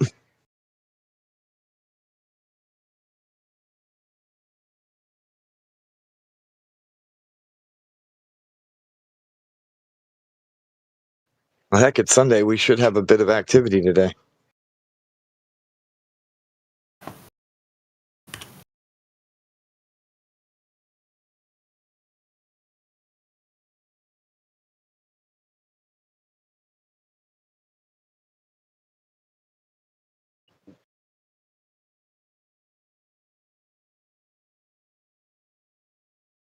Word.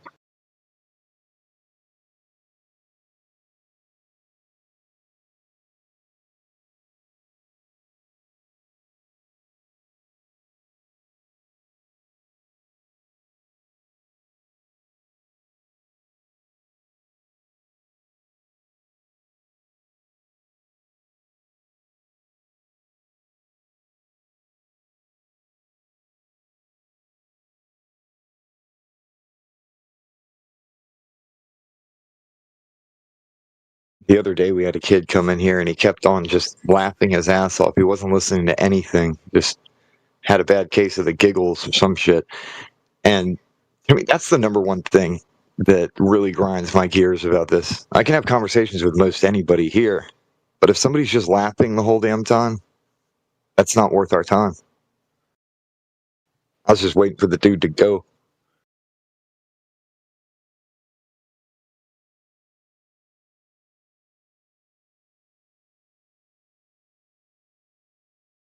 Hell, I'd rather be arguing with somebody and things get a bit heated than deal with somebody who's just giggling the whole time.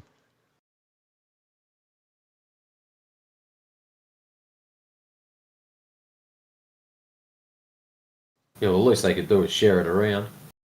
Yeah. Did you bring it up for the rest of the class?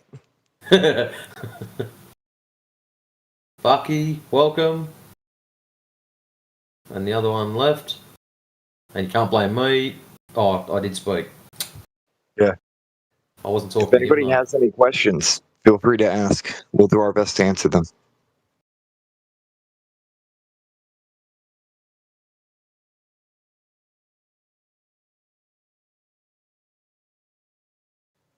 Most everybody here has been here before.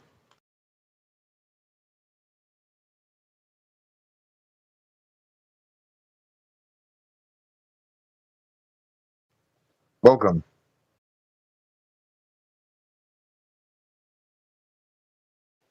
And goodbye.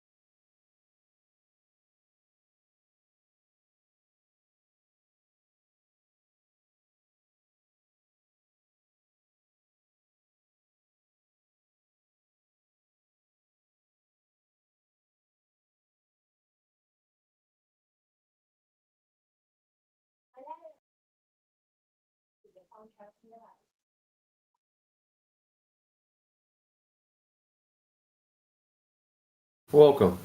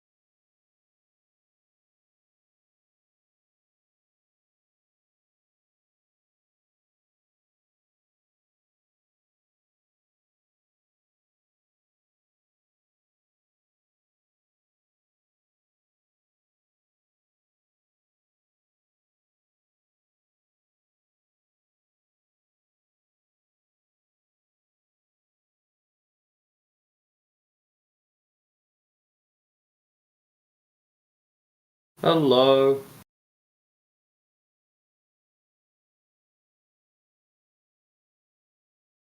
Didn't work either.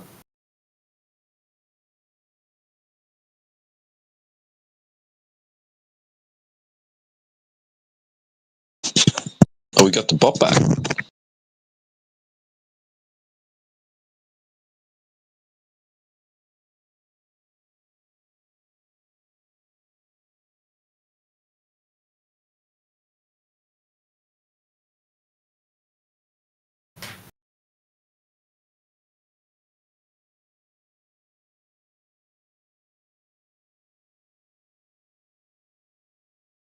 What's up, birds?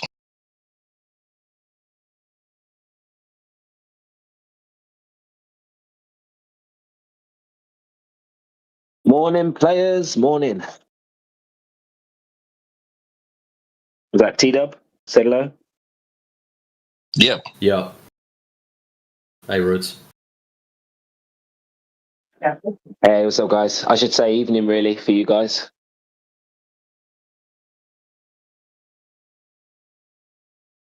It is. I'm about to go cook my late dinner. 10 p.m.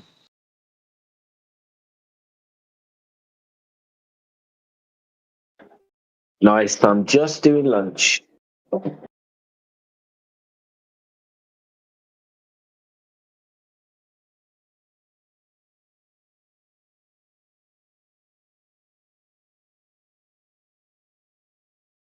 Cooked the maddest pizza the other night. Other guys didn't like it because base was too thick. But I like it thick. Like, if I could make it like 2 inches thick, I would. But no, it was seriously the best pizza I've ever made. Just like because I'm trying to aim to be like store bought. So what I did was I got a nice expensive flour, and then I looked up the ingredients for this one particular Supreme pizza from the local place I like, right? And got all the ingredients exactly like they did. And I added garlic and some herbs, and it was good. It was like I'd ordered it from the store. It was so good. The base turned out awesome. I'm super lazy. Get into Coles, get the cheapest base you can buy. So, like, hang a pineapple or some shit like that. And then when you get home, just stack all your own shit on top of it. That's if you're going to do homemade ones. I've done that too. It works all right. You can't knock it.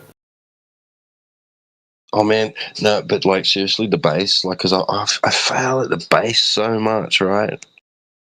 But this turned out so good, like with the wallaby flour, like professional bread flour, and it turned out like focaccia bread.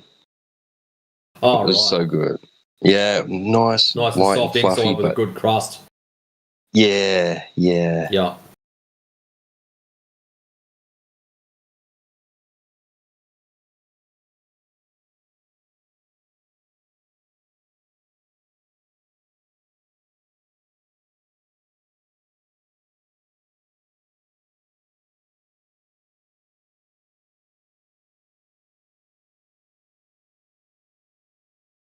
But I was just thinking with that that thing they posted with the whole Antarctica thing, right?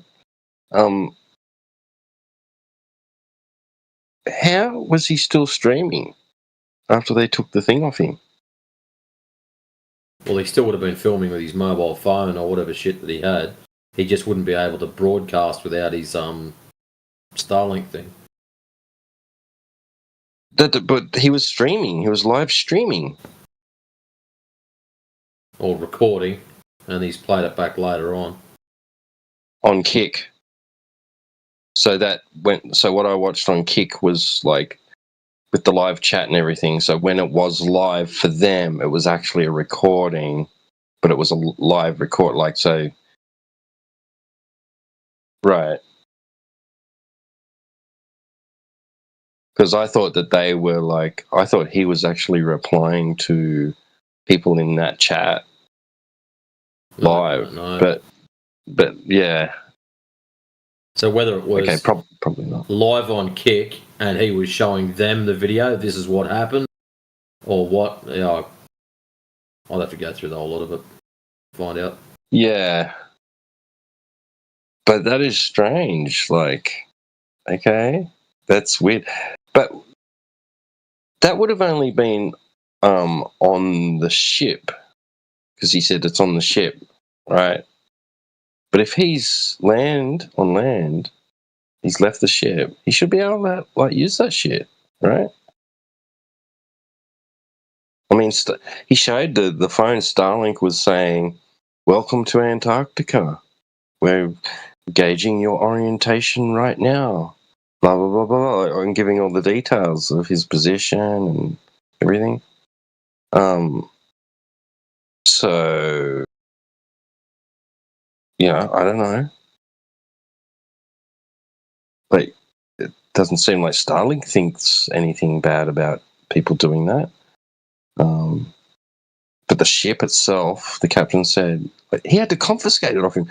Couldn't he have said like, okay, I'll confiscate it, but and when you want to leave the ship, come and get it, and you can have it back and go do your land-based streaming and whatever. But when you get back on board, you got to hand it back in because of cyber security risks. That's what he was saying. It's a cyber security issue. Go figure.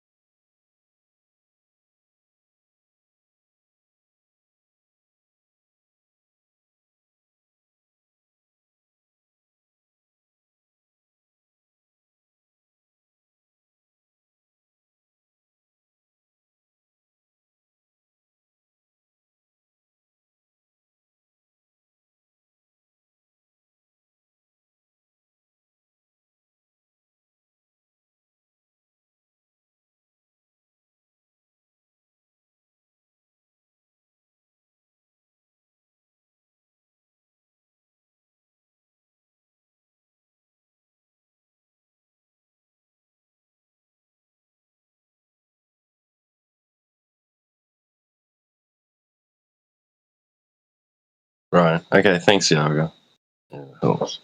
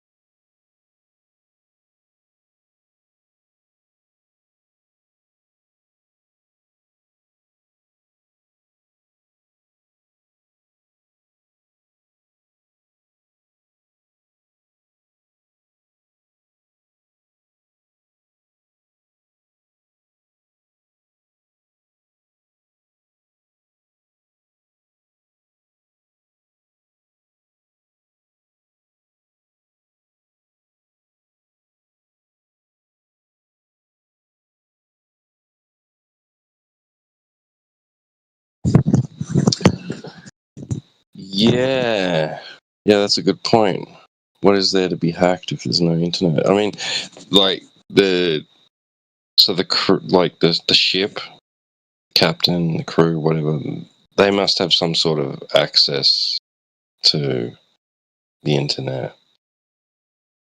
I guess maybe they worried about like GPS systems getting tapped into or something. But would you really need the internet for that? Maybe you could use some other. I don't know. It's just weird. Yeah, what are they afraid of actually getting hacked?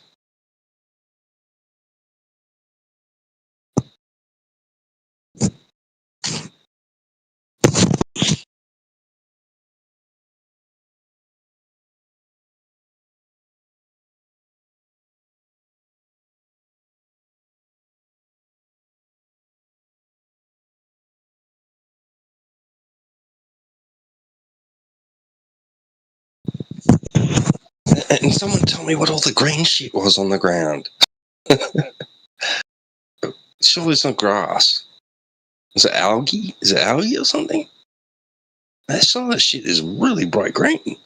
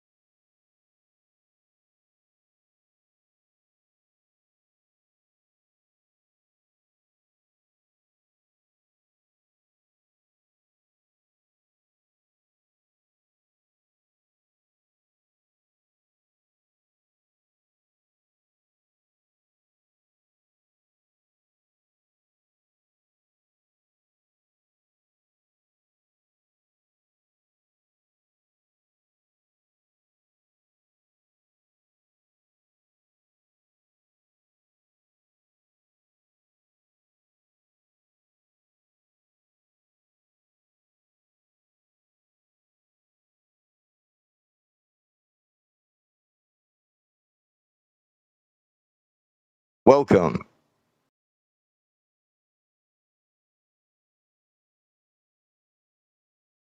Well, that seals it for me.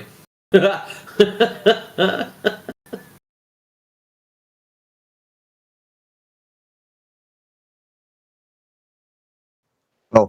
Welcome in other languages doesn't mean something bad, does it? Just out of curiosity. Maybe I should look up the etymology of that one. Yeah. No, it's kind of like when somebody walks in the door and the spotlight is immediately pointed at them. Like, oh shit, I'm out. Bye. I think folks just don't like being put on the spot. What do we got? Welcome. Late Old English. Welcome. Welcomer. Welcome. An exclamation of kindly greeting. The word itself is Old English. Welcomer. Welcome guest. Etymologically, one whose coming suits another's will or wish. It is a compound of willa, pleasure, desire, choice, plus kuma or kama, guest, which is related to, because it kuman, to come. See, come. The first element has been assimilated to well, similar formation in Old High German, willikomo, Middle Dutch, welkom, or wellikom, is attested by 1520s as a kindly greeting to one coming, assurance of welcome, as well as entertainment or public reception as a greeting.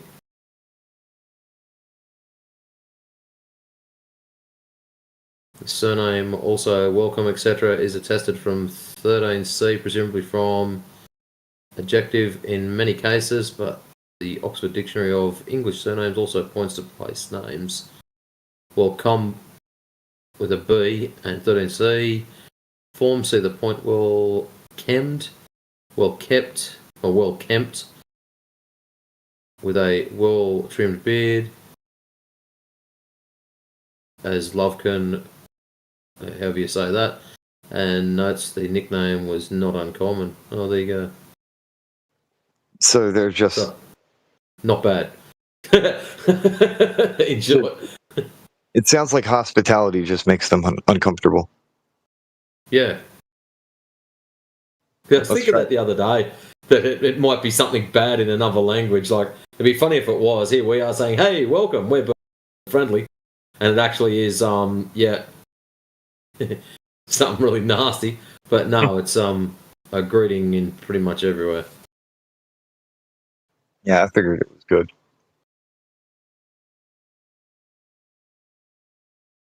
Thank God I was born a Texan. Everyone knows what howdy means. There you go. Howdy, y'all. Generic greeting for everyone. G'day, mate. Howdy, y'all. Same energy. I'm chasing Barbie. I'm trying to get her back on the grill. Ah, man.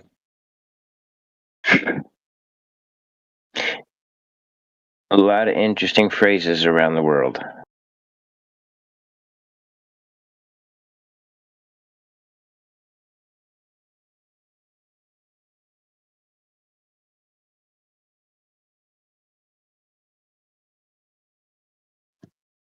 It's barbecue season for you guys, isn't it? Yes. All right, next year I'm taking a vacation. I'm gonna go from grill season to grill season.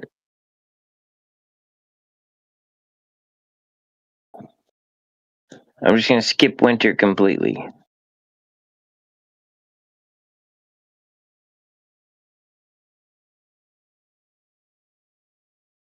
Well, if you're from Texas, then yeah, the weather will be right on for you. You'll enjoy it, especially if you come down my way.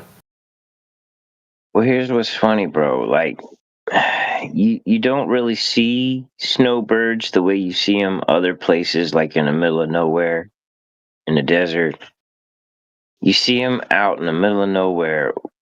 It's way easier because they all have RVs. In the city, they all rent houses or apartments or something, so it's still snowbirds every time the leaves change.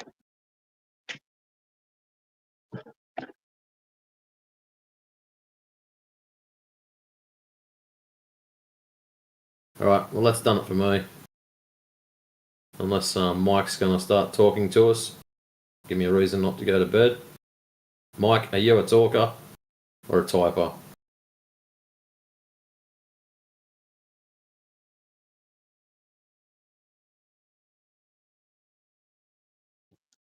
Very good question, Mike. Earth is what we call a terrarium.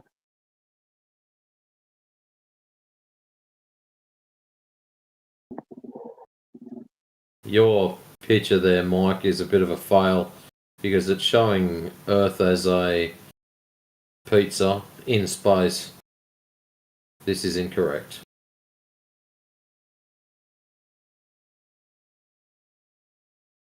Yeah, no. According to every religion, Earth is a terrarium. You must not have done a lot of research.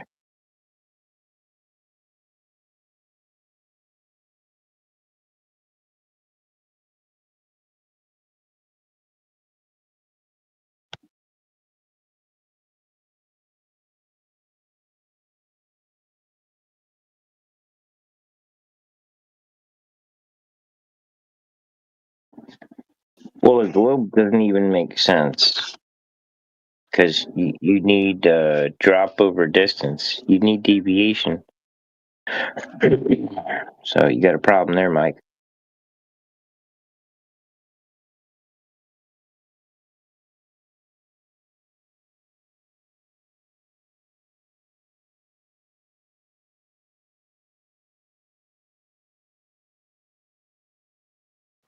Oof.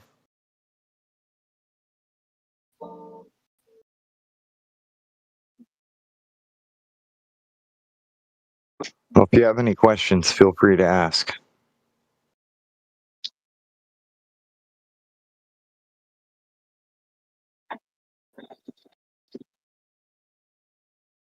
It's kind of funny. I can't quite figure out the whole part of like what flat Earth is. Is it like the brochure or the greeting to Terrarium Earth?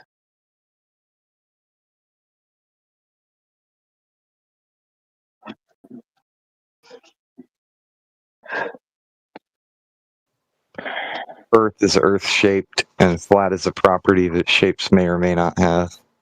Meanwhile, the horizon remains horizontal.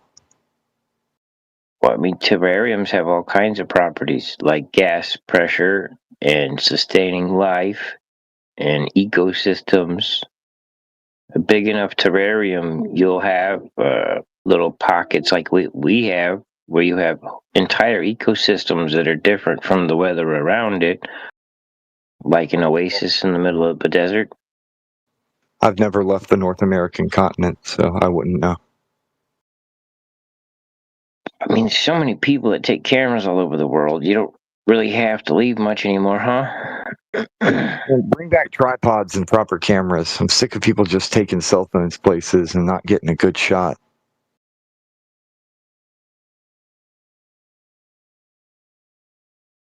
Well, see, my camera. I'm trying to figure out what countries I can take my camera to, because some just don't like it. Even though they know you're a tourist, they just don't want you taking pictures. Don't go to Egypt then. Yeah, there's a list of countries. Sadly, I want to go to them. So,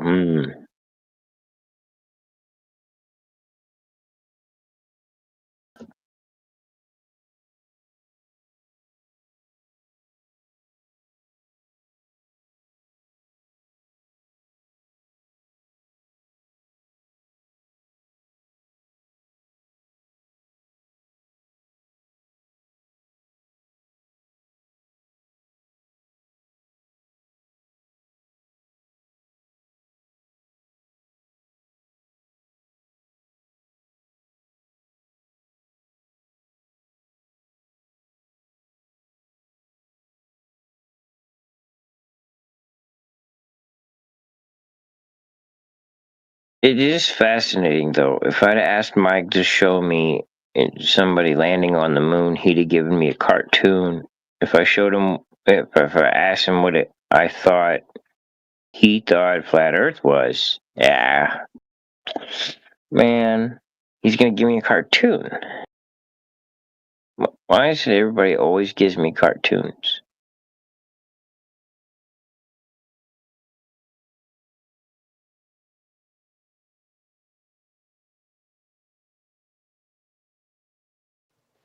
Cartoon Earth be like that.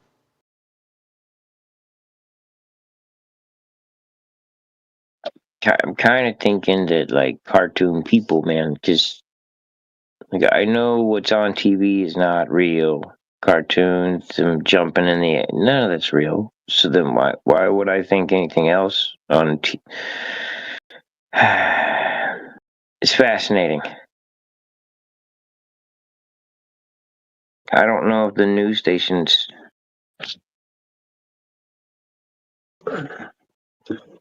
Strawman farmers talk about cartoon people.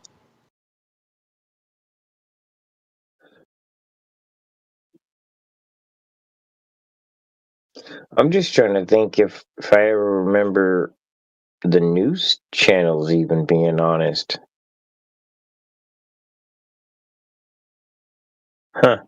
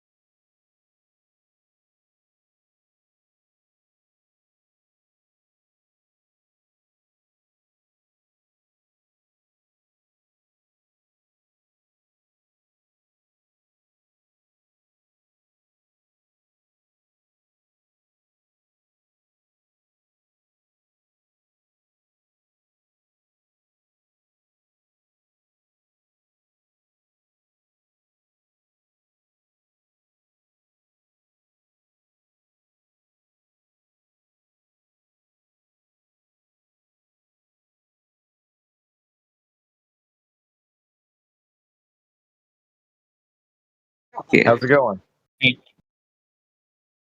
Welcome. Oh, so I believe that Earth is not flat. So why this is even a VC? Like why it is made? Like everyone knows that Earth is not flat, right? Everyone knows that. Why even this VC You exists? observe the horizon to be horizontal, and for all practical purposes, you already treat the Earth as flat and stationary. At no point do you leave your front door and go and treat the Earth as though it's a sphere in motion. Dude, what you're talking, Yes. You are going against the truth. I don't know what should I laugh or should I say something like If you feel I'm not uncomfortable, making go ahead and laugh if that makes you feel better. like you are really seriously fighting against the reality that saying No. Earth is flat. The default state of humanity is to observe the horizon to be horizontal. Somebody told you that it's curved, and you believed them. But you've never seen curvature, and you've never experienced the Earth to be in motion at any point in your life. But there is proof, right? There are satellites and there are videos of High satellites. altitude aircraft with wide angle lenses that bend horizontal lines in order to curve them is not proof of curvature beneath your feet. The Earth measures to be flat. Not to mention, flat's not a shape, it's a property that shapes may or may not have, and the Earth is Earth shaped. But the people who saw the Earth, they said the Earth is not flat. I don't care. I don't You appeal don't to care authority. about that. I don't appeal to authority, nor do I have to appeal to consensus. Both of those are logical fallacies. Why would I do that? Okay. So maybe those are the astronauts may be telling lies. Maybe the NASA wants to say that. So I that's don't what you're care what they saying. do. Their stories don't even match up with each other. So why would I care? So you just don't believe NASA is saying true. You just that's why you're saying Earth is not sphere, it is flat. Because you don't believe in NASA. It doesn't mean the Earth is flat, right? You just don't believe in NASA. You keep invoking the word belief, but this has nothing to do with belief. I don't have to invoke a belief. So how can you prove that Earth is flat? Observations and measurements. Okay, is there any proof that proves that Earth is flat? Any principle, any physics principle, or anything like any I possible got way that you can. buoyancy and density. So the density and buoyancy control, dictate where something will be within a medium. You stand on the ground because you weigh more than the air around you. The things that weigh less than you within the medium can float up like a balloon filled with helium. Because we have gravity, right? Yeah, I was going to go ahead and bring this up before you mentioned gravity because I knew you were going to invoke that. Gravity's not a force. Einstein doesn't even say that gravity's a force. It's considered the bending and warping of the four-dimensional manifold of space-time. That's a mathematical construct. Math is not a force.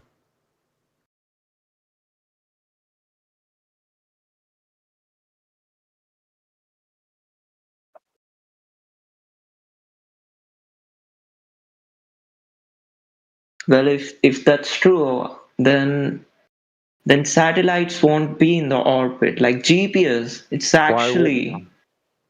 Have you ever heard of Echo 1 and 2? These are satelloons that went 1,000 miles above the surface of the Earth. They were balloons. I have no issue with high-altitude aircraft, dude.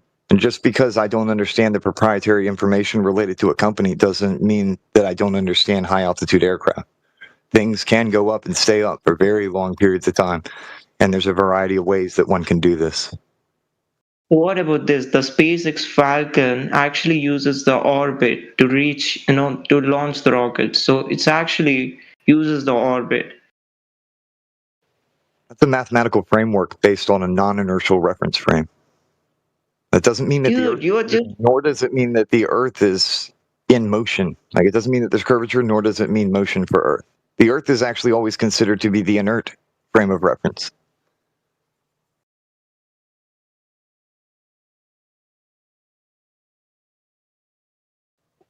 For all practical purposes, every pilot treats the Earth to be flat and stationary. Every single one of them. Yeah, At no point do they I have think to, you're in their right. mind, Yeah, imagine Earth to be round or in motion. yeah, They just keep I it think level. you're right.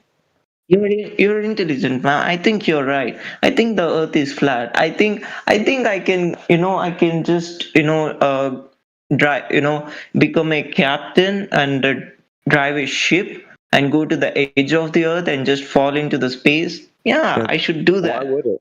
Why would it fall? Have you ever fallen off of the ground before? Nobody here is claiming that Earth is some kind of pizza planet space frisbee. Or you're trying to combine flat Earth with a heliocentric model, and they're incompatible. We're saying that you are standing on the ground, and the things that you see, the lights in the sky above you, moving above your head, are indeed moving over your head, and that at no point do they go under your feet.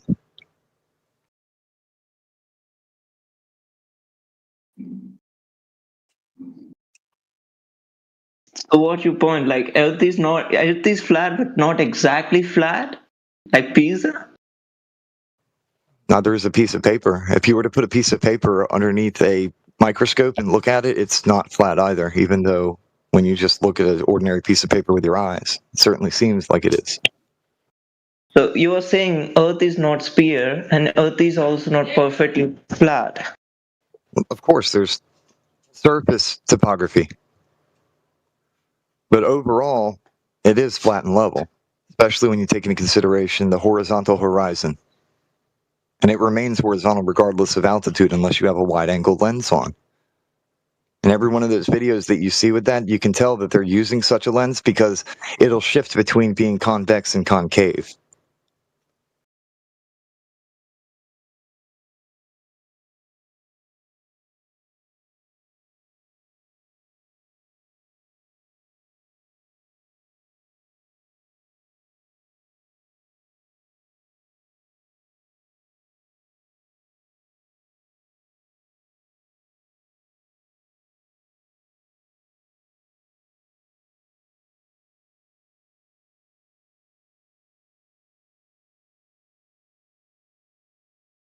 Bro, if you just imagine like seeing the Earth as a flat and not imagining like Earth. Why would I have to imagine reality? Man, you. Yeah, reality is self-evident. It's a horizontal flat plane, and it's literally right in front of you, and it is self-evident. All you need to do is go outside and just observe with your camera or take a video, and it's just pay attention to the surface to see if it curves. If it doesn't curve, then it's flat. It's very simple. Reality, self-evident. So is Earth is only flat? The moon and the Mars and the sun is also flat. Nobody's saying that. Lights in the sky have nothing to do with the ground, man. You can have a spherical ball on a flat pool table. You're on the ground, and these things above you are moving above you. The ground's not in the sky, man. Oh my god. Dude. It's actually you're actually convincing me for a thing that's not real. That's amazing. That's No, that already happened long ago when you were a child. Somebody convinced you of something that isn't real. Mm-hmm. And no, I'm not here to convince you of anything. What I'd like you to do is study to show yourself approved. Do your own research. Don't take anybody's word for it. You'll find the answers you seek. Okay, let's assume Earth is a flat, right? If we assume Earth as a flat, then what's about the Earth core? Like Earth core is the thing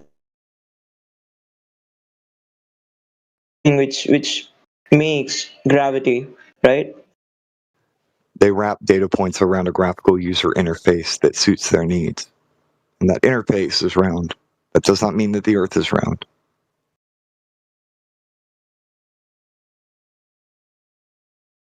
No, what I'm saying is if the Earth is flat, okay, so what about the gravity then? Gravity is a mathematical construct. The etymology of the word gravity So you're means saying weight or gravity is not seriousness. real? No, I didn't say that. I would say that gravity is the weight or seriousness of a person, place, or thing. Now, what's the contention here is the cause-effect relationship with gravity and mass attracting mass. There's a lot of claims made that are unproven. Meanwhile, buoyancy and density handles all of that just fine. I do not need anything pushing or pulling me anywhere. And like I said before, according to Einstein, gravity is not a force that pulls or pushes. It's the bending and warping of the four-dimensional manifold of space-time. Space-time is basically height, width, depth, and time, right? So X, Y, Z, and time combined together is space-time.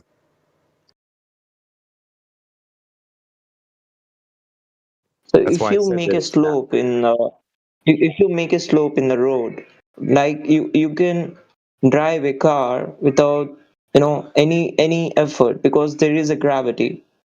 So No, there it's is going a to seek less level. friction and there is a gravity. It's going to find level within the medium. Yeah, but if the earth is flat, you can't do that. You can't make a slope. You can't the vehicle don't go like not? that if the earth is really flat. Because the earth is flat, you can't make a slope road. What are you talking about? Topographical features exist. Nobody ever said that the earth is like perfectly flat without a single detail that's flawed. Nobody's claiming a two-dimensional reality. We're saying that overall, the earth is a planar surface.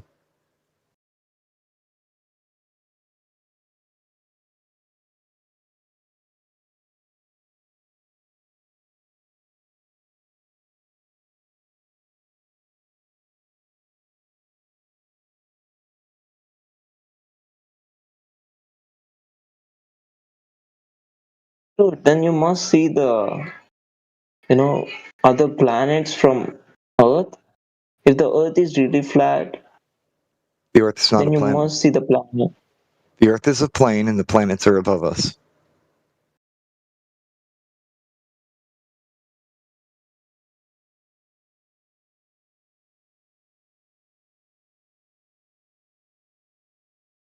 The word planet originally meant wandering star. What if you do mining, like when you do really a deep mining? So what if the Earth is really flat? Do you reach the space and not reach the core? can't. Of the, People have tried, but mechanical failure always happens every single time. There's some kind of malfunction because it so becomes impossible. you're saying. Have you So heard? if you're Have you ever you're heard of the saying. Cole super deep borehole? I'll get a link for it so that you can see what I'm talking about. This is the furthest that mankind has ever went down. The furthest we've ever drilled. So you're saying if it is possible that if a person digs the hole on the earth, he can reach the space on the other side, like he can dig that. No. Why no? If the earth is really flat, then he must be do that, right? Because the core is in the middle, so he can do that in the extreme part, You're right? still trying to combine flat Earth with a heliocentric lore. The Earth is the foundation of all that is. This is the ground of everything, the ground of the universe, the floor of the universe. Everything that you see moving above you is indeed moving over your head. And nobody's claiming that there's any type of space underneath this, but nobody would know anyway because nobody's been there.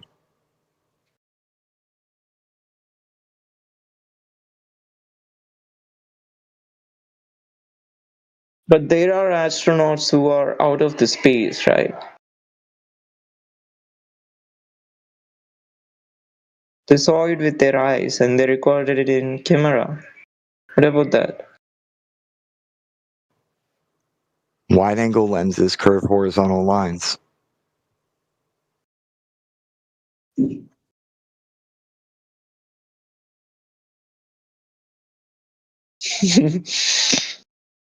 What? Do you know what a wide angle lens is?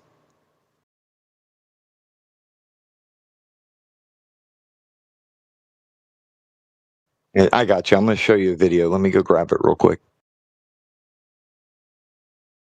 Okay, so that was the Kola Super Deep Pro Hole.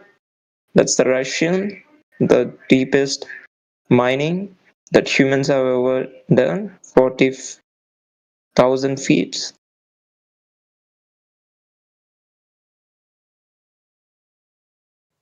Yeah, man. Look.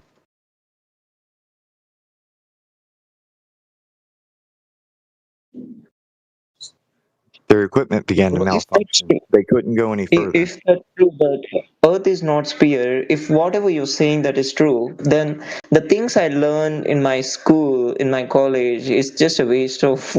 It's just not real. Well, most of it's religious doctrine. It's not real. But not to be insulting, but the cult of Pythagoras lives on.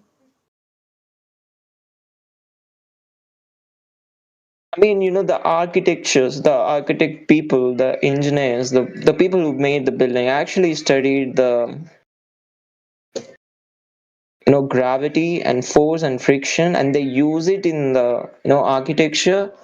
No, and you are saying they that No, they don't. But go ahead, start.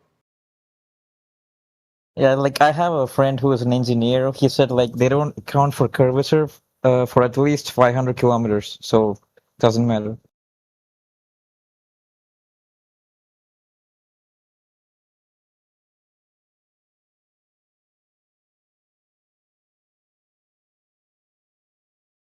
I don't know, man. Whatever I say is just you have an answer for everything.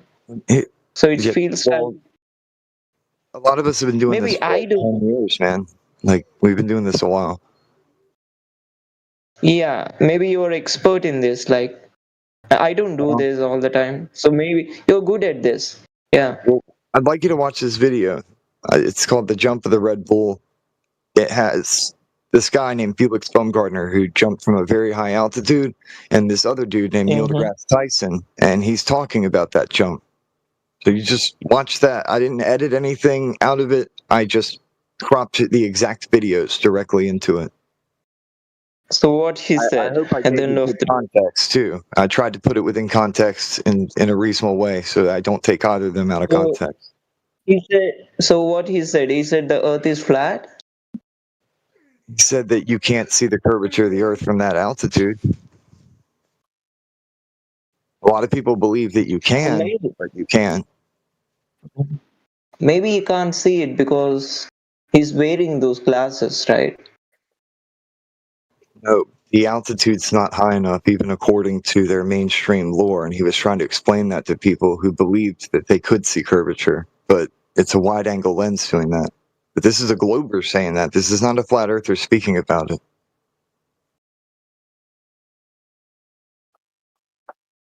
He also talks about the ISS, but I wanted to talk about the Red Bull space jump first.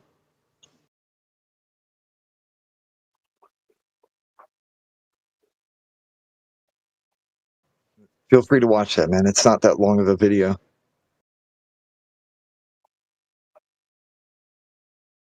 Oh, man. They are getting views for free. I don't care about views. If you notice, there's like barely anybody have even seen the video. And if you don't want to give me views, I can just download the video and send it to you directly. I don't care. Bro, 31 views? That's very low.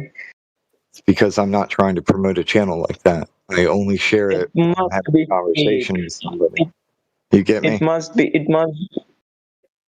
Okay. I don't do the channel promotion crap. That's why. It's your channel, dude. Yeah, I know. And I would have a lot more views if I actually cared about it. Right? So my question is, if you're not going to watch that, would you rather I just send you the video directly because you're afraid of giving somebody a view? Because I can't be arsed with it. I don't care. No, I'm just seeing your YouTube channel. Oh, you started YouTube 1 year ago. Okay. Yeah, and I'm not even trying. I only put videos there to make it easier to share crap here when I'm talking to folks like you. And we're just chilling, having a conversation. I'm not trying to make the channel grow and be some internet famous bullcrap. Well done, John. And Maybe that's what you're using it for, right, John? A reference versus some kind of a truth proclamation. no, And in fact, you're here's the thing: the truth may not be popular, but the truth is still the truth, regardless of what you think one life. It's actually impressive that you're very passionate about this. You've been uploading even there is no views. I mean, I can see your videos which have no views and 1 view, 2 views. Why you do this? You're so consistent. Like I said, I'm not trying to grow the channel for any personal reasons. Like, I don't care about that crap. Dude, why you start uploading after 5 months? You should. Why? Hey, One Life, I want to say, I want to ask you just this thing. Who did tell you there is a ball? And did that person did prove it? Or you just believe it? I learn it in my textbooks, in my schools and college, and you know, there are people, like, there are videos I saw, the earth is flat, like. Did those people present proof, or you just believe in their story? No, it is like, bro, are you kidding me? There is a video, like, you can go and search the satellite live camera. You you can see the space, you can see the earth. Yeah, you can see the space. How about you show me a real photo of that satellite in space? You have it? No, bro, just go to Google or YouTube, just search live space station. You will see the earth. They have cameras, dude. Yeah, and you know, there's people that did work at NASA, they are flat earthers. I don't know, man. I don't work in NASA. Even a guy that did the programmation to a satellite, but in his papers, there was these words: you have to do it according to a flat stationary. A flat stationary Earth. Very interesting, isn't it? Anyway, but at school, just a second. At school, your teacher did present proof, or you just believe in the story?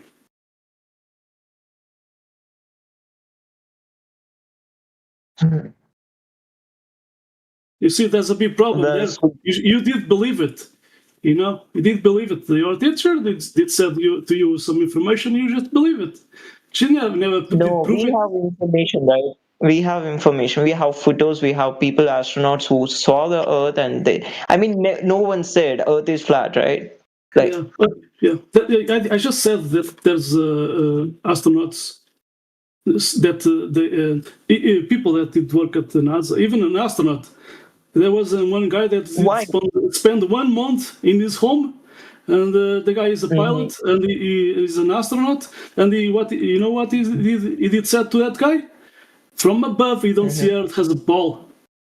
And there's a barrier. There's a barrier. He did say there's a barrier. No rockets went out. Isn't that very interesting? And it makes sense when we say you cannot have gas pressure without a container. It makes sense. But how about you prove it? How about you prove your ball? You have a proof of that curvature. Earth is not a perfectly ball. It's a sphere, right? It's not ball. Yeah, what is the radius? It's a sphere. You have a photo. What is the radius? You know the radius? Do you want to check that radius right now? So the radius, they claim it's 3959 miles. So let's check that. Let's do an observation. Let's check that, Okay. Okay, let me. If the NASA is telling you, like, the NASA. There's a formula, distance to horizon, right? Drop over distance. So they count that radius. So they say there's a drop over distance. Okay. Okay. So the simple thing is, if the NASA wants, I'm going to post an observation. I'm going to post first the video, and then we're going to check a moment there.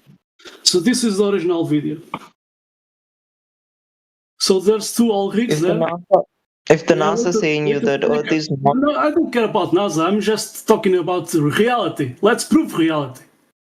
You know, if that ball it has curve, then there's a radius. So let's check that radius in reality. Who cares about satellites or whatever you are talking about it? So the guy did put his camera. Just tell me one thing. Just a second. If you cannot prove it, I'm gonna show it to you. That's a big problem in reality. Okay. So the guy did put his camera 1 foot. Let me send. Just let me finish. Okay, let me finish.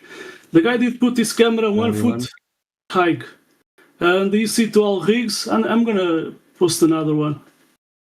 The question is, where is the radius? Sorry, where is the horizon? You see the horizon there? It's behind the second all rig. Let's account 10 miles. Just at least 10 miles. You know what that means? That means the radius is 67 times larger because the geometric horizon should be at 1.22 miles, but it's not there at 1.22 miles. And you see the first all rig, it's 6.2 miles. So what's happened to that curvature? Because you cannot have 67 times, if you count 10 miles in this one, you cannot have 67 times larger that radius. So that's a big problem. What someone told you about this ball Earth when you're gonna check this, and there's a lot of people that independently that did these observations, even civil engineers, surveyors. Okay, they were globers. They went to the field to check that curvature on big lakes. You know, they found flatness on water. Okay, so that's the big problem there. Yo, man, you're very serious about this stuff. Yeah, I'm showing to you. You cannot have, in this example, you cannot have, if you do the calculations, you cannot have 67 times larger that radius. 67 times, 67 times, it's too much. It's too much. Okay. So next year, now you have to prove it. Okay. Be calm down. Okay, I understood. Okay. That's the big problem. No curve, no ball. It's simple. Okay. See this. This is a lie. No, it's not live. That's not live? No, it's not live.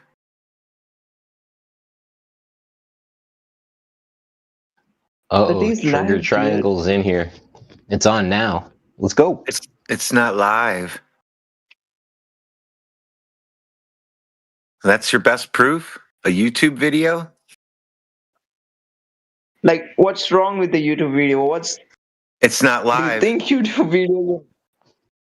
It is a lie. Right quick. Like, this guy seems to live his life on YouTube. He's very impressed with YouTube views counts, so he may, in fact, be basing his reality upon YouTube. So you may have to break through that. Oh, that'll be easy. Okay, is that your proof then? The YouTube video? Like, I can't find the NASA, you know.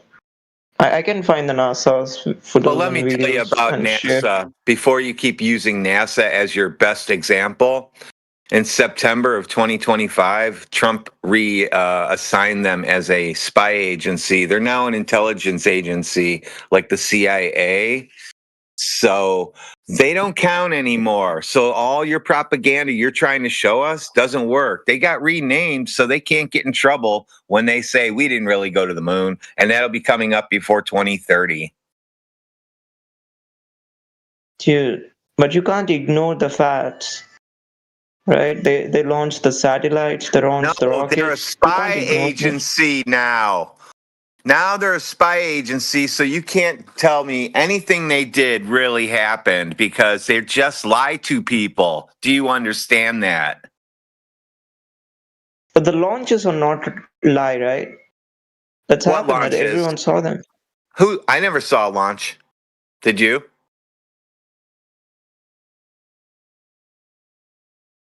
Dude, it's impossible that the whole NASA is a fake story, and that's ridiculous. No, it's not impossible. Look it up. They're now a spy agency, propaganda company. It's not impossible. It's done already. Now you're going to keep using NASA, or do you want to just switch right to the CIA? I'd rather you use the CIA. At least they're colorful with their stuff. They make up shit like melting bullets and all kinds of weird stuff. Come on. Is that it? You gave up? Bro, like what should I say, dude? You Earth don't is have really anything to flat. say, really. You really don't have anything to say, do you? Earth is flat Yeah, I and mean, stationary. One life. Why don't like you start listening and learning now? Right? Give up the ghost of the sphere and listen to us and Triangle working with you trying to figure this out.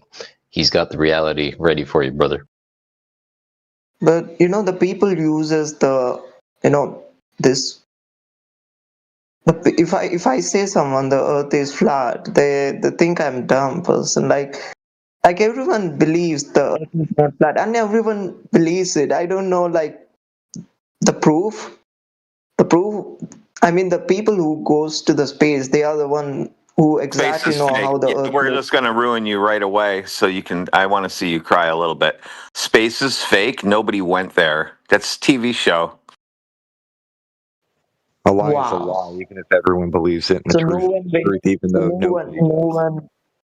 no A one lie? went to the moon. You're saying no one Nobody went went to to the a moon. moon. Nobody went to the moon. Nobody's going to the moon. Didn't you realize they just canceled that thing again and moved it to next month again? No such thing as land in the sky, dude. The truth is the truth, even if nobody believes it. And a lie is a lie, even if everybody does. Bro, you're saying that's a fake. Like It's no Yes. one went to the Yes, moon. it's a fake. India's a fake. America's a fake. They're all fake saying they went to the moon. China's a fake. They're all fake. You like that? You're never going to leave Earth. The highest you're ever going to go is in an airplane.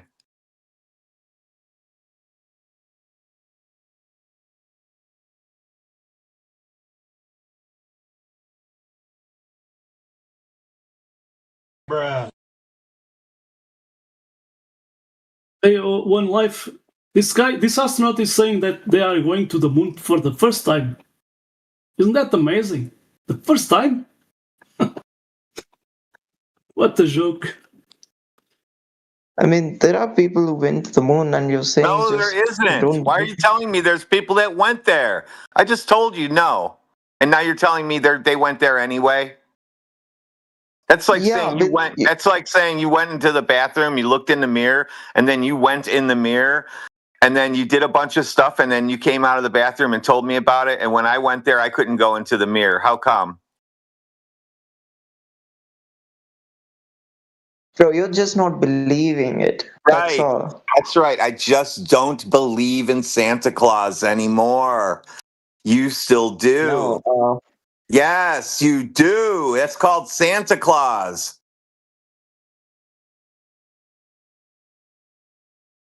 I mean, the government, bro. How you can be like this? Like you're totally ignoring the truth, and you're saying everything is fake. Like, wow.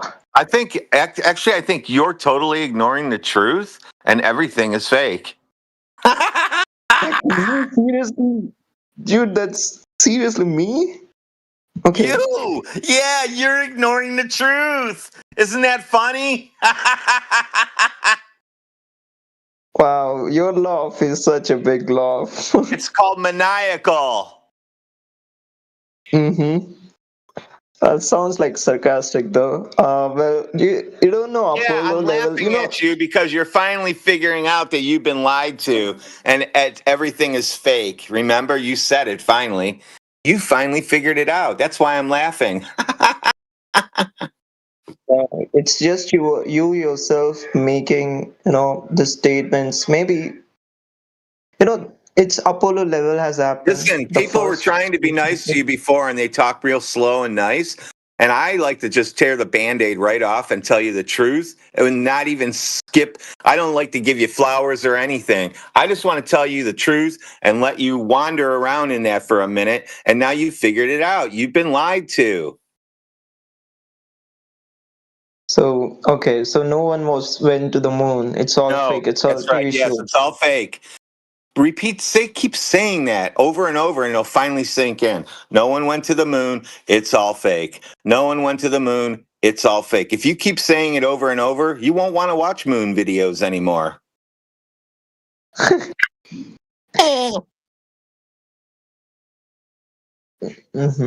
Okay. So you No? believe in that? It's good for you. No, it's I not a believe in belief what I believe. system. Dude, what you have is a belief system. You believe in stuff without proof. It's just belief. You just believe in Santa Claus. Nobody proves Santa Claus is real, but you still believe in him. And that's what you have, a belief system. I know the earth is flat and stationary because it's been measured that way. I already know it's a fact. It's not a belief system. So stop telling me about beliefs. See how that works? Nah, I really wish I could study quantum physics, but that's not my major. No, you can't study quantum physics. Nobody can. You can only talk about it. I just don't know about this stuff. That's why maybe if I know something bit more, yeah, it's not my subject. It's not my major. That's all. That's why you are shouting. There is no such thing as a major in Globe Earth. There's no such thing. There's no such thing as a major in space travel. There's no such thing as going to the moon class.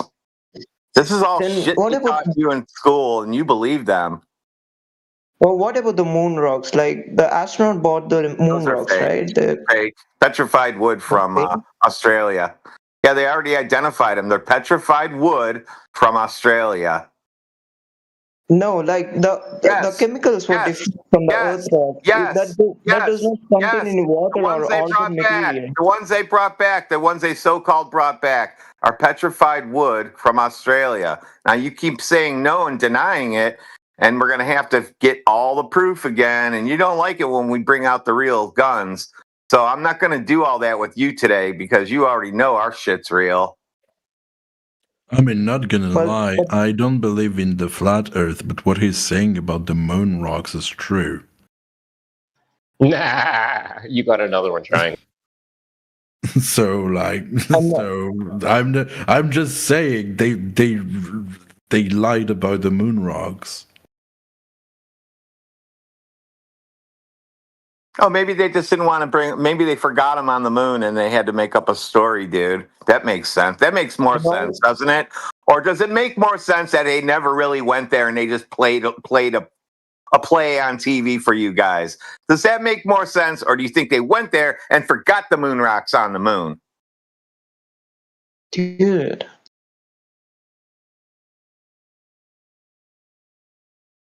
You guys don't think about anything, really, do you? You just watch TV, scroll, click, click, left, right, and that's it. And then you wake up and do it again. No, that's what you are doing. No. Oh, dude, I just have a job. I write software. I don't have time to spend to learn why every government in the world is lying to me about the shape of the earth, because I can't be bothered to learn about it. I don't give a shit. That doesn't change my life. But you're here. So do you want to get muted? Working you want to get muted? Do you want to get muted? Are you adding to the conversation? Are you adding to the conversation? Exactly. Thanks for coming out. Oh, you have a small penis like all flat earthers. Right. Here you go with the personal attacks because you're sitting here, you don't care about the truth, yet you're here to listen to us talk about it. Right. You need to really track yourself a little bit better. He's done. He tried to interrupt and throw this guy out. So there you go. See how easy that is? You talk about, I didn't say anything to the guy, and he starts calling people names and dick sizes, and that's weird shit to begin with. But Globers here's one thing I found out about Globers. They male Globers like to have other male Globers' dicks in their hands and doing stuff with them for some reason. It's just weird to me.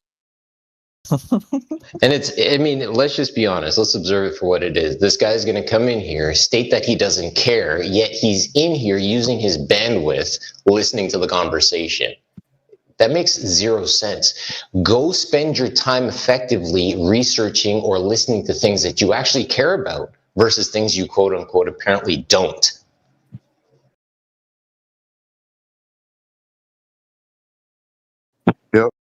Y'all were having a great conversation until that dude came But here. what about the retro You're good, One Life. Carry on, man. The what? reflectors, right? Those are The what? actually true, right? No, Say your question again. the retro reflectors, There's no such thing as going to the moon to put silly bike Apollo reflectors. There's no such thing as going to the moon to put bike reflectors on it. I mean, they used it to measure No, they did the not Earth and use Moon it. distance. They did not. How did they know how to get to the moon in the first place?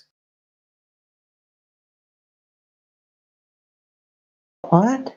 So the Apollo level, the launch, everything. It's all fake, dude. You're back to the moon landing again. Fake, fake, fake, fake, fake, fake, fake, fake, fake, fake, fake. The launch we saw in TV, right? The launch we saw, that's fake. The rocket You launch, it's did not fake. see any launch go anywhere. Stop lying to this room.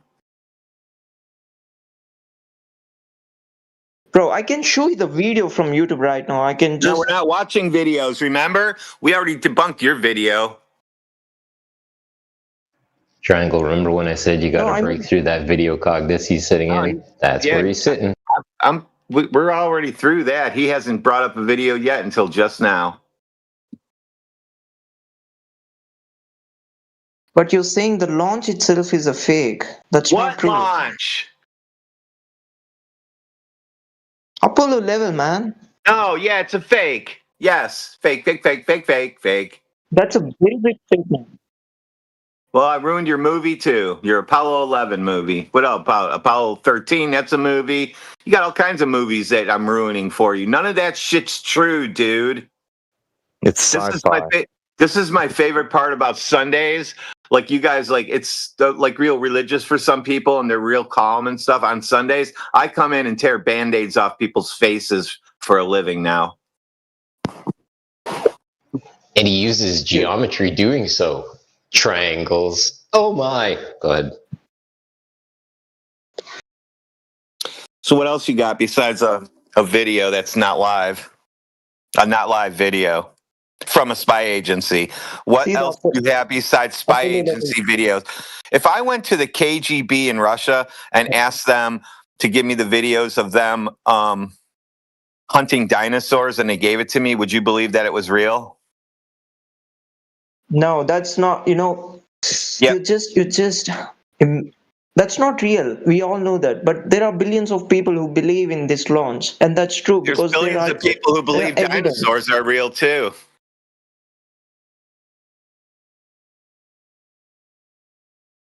Yeah, the dinosaurs are real, but they don't exist right now. Dinosaurs are fake. Yeah, those are fake too. Wow. Yeah, I know. Wow. Yeah, throw out your dinosaur egg you bought online. It's not going to grow one. His world is melting.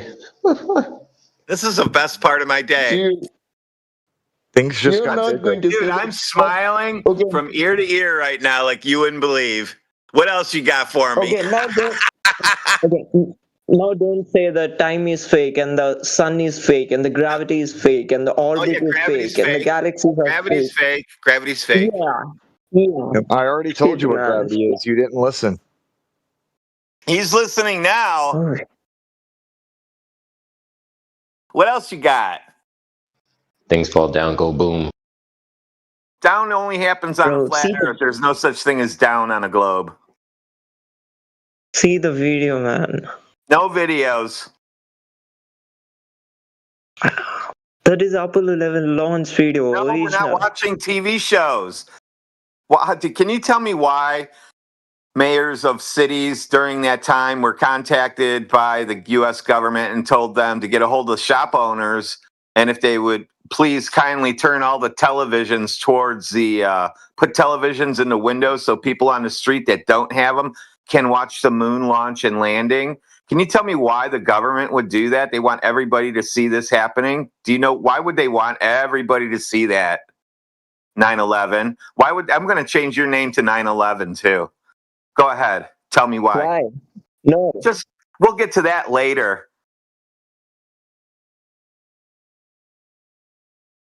You're a television believer. Whatever you see on TV, you think really happens. Because I can't go to, like if there is a rocket launching, I can't go to the place, right? Right. That's nobody what do you can. think? Nobody can. Stop crying and realize nobody can go to the place.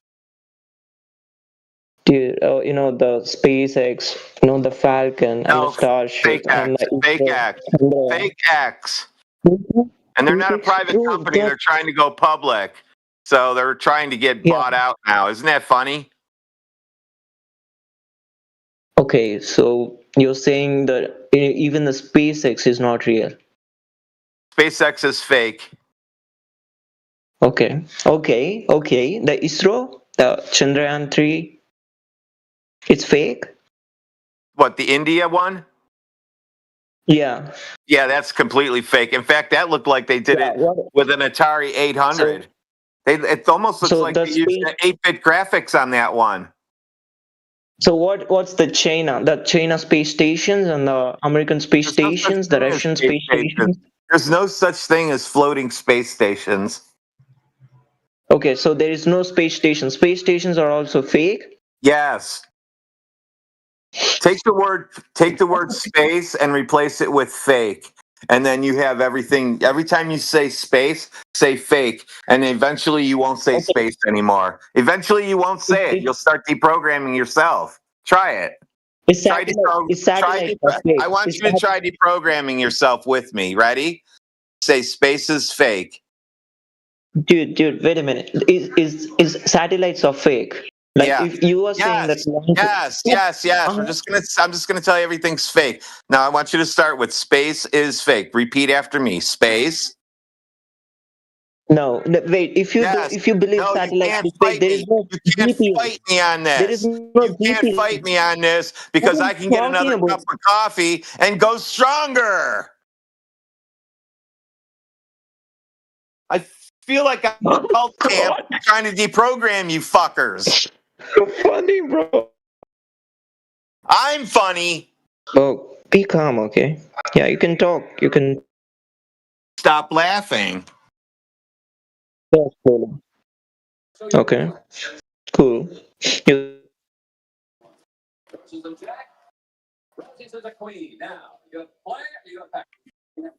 that it? Now, you got anything else? Like I already told you that Earth is flat and stationary because water is level.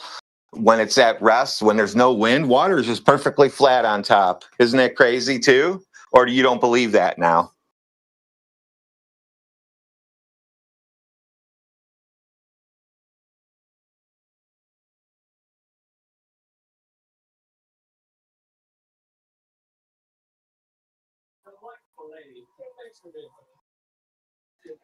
Satellites are fake. You want to see the balloons they launch on?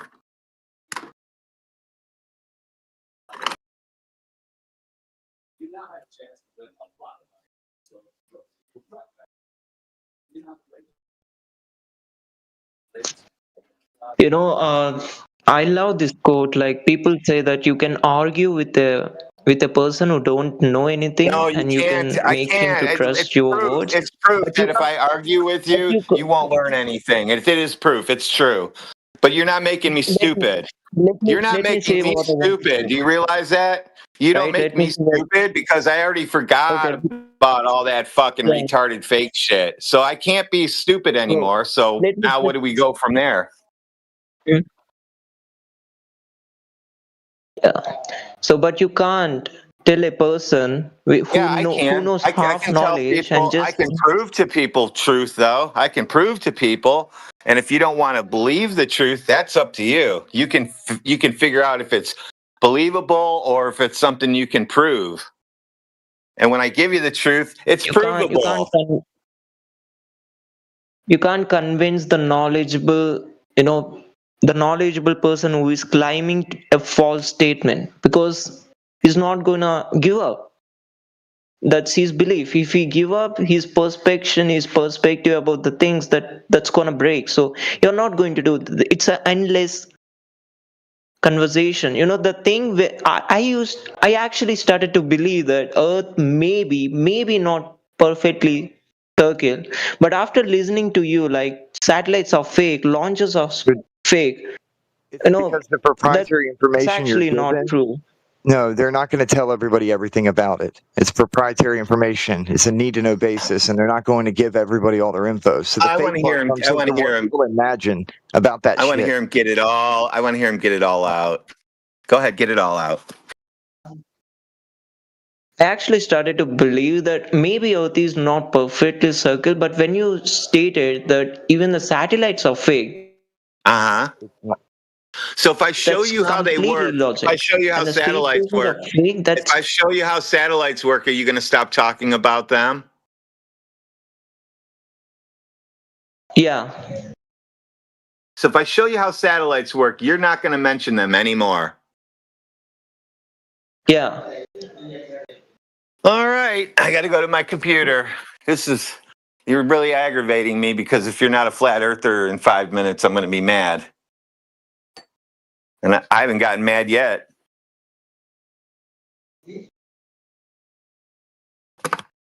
But you're shouting though. Oh, that's because you keep laughing at me. No. I mean, I used to believe that Earth is circle. I mean, it's like you can say I was laughing because it's new for me. It's I know. Well, being loud doesn't it's not I necessarily am mean somebody's laughing angry, with man. you. It's a natural reaction. Maybe Okay. I'm wrong, or maybe you are wrong. We don't know it. You No, should I'm keep in not mind that wrong. people I'm can be not loud. wrong. So since I'm not wrong, how do we figure out who's wrong and right? First,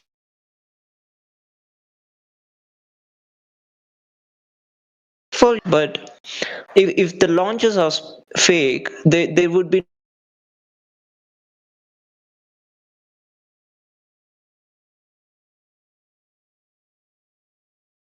no satellite in the space, right? So if there would be no satellites, there would be no GPS, right?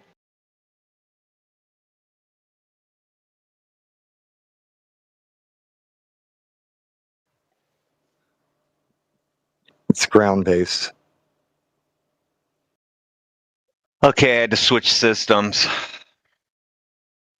I heard him saying satellite again before I switched out. Yep, and then he mentioned GPS. Oh, ground positioning system? What do you want to know about that? Ground positioning system, GPS. What do you want to know about ground positioning system?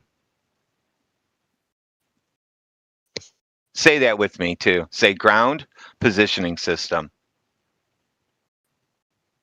What do you think it's called? Yeah, because you have the satellites. That's why you are able to use Nope. GPS.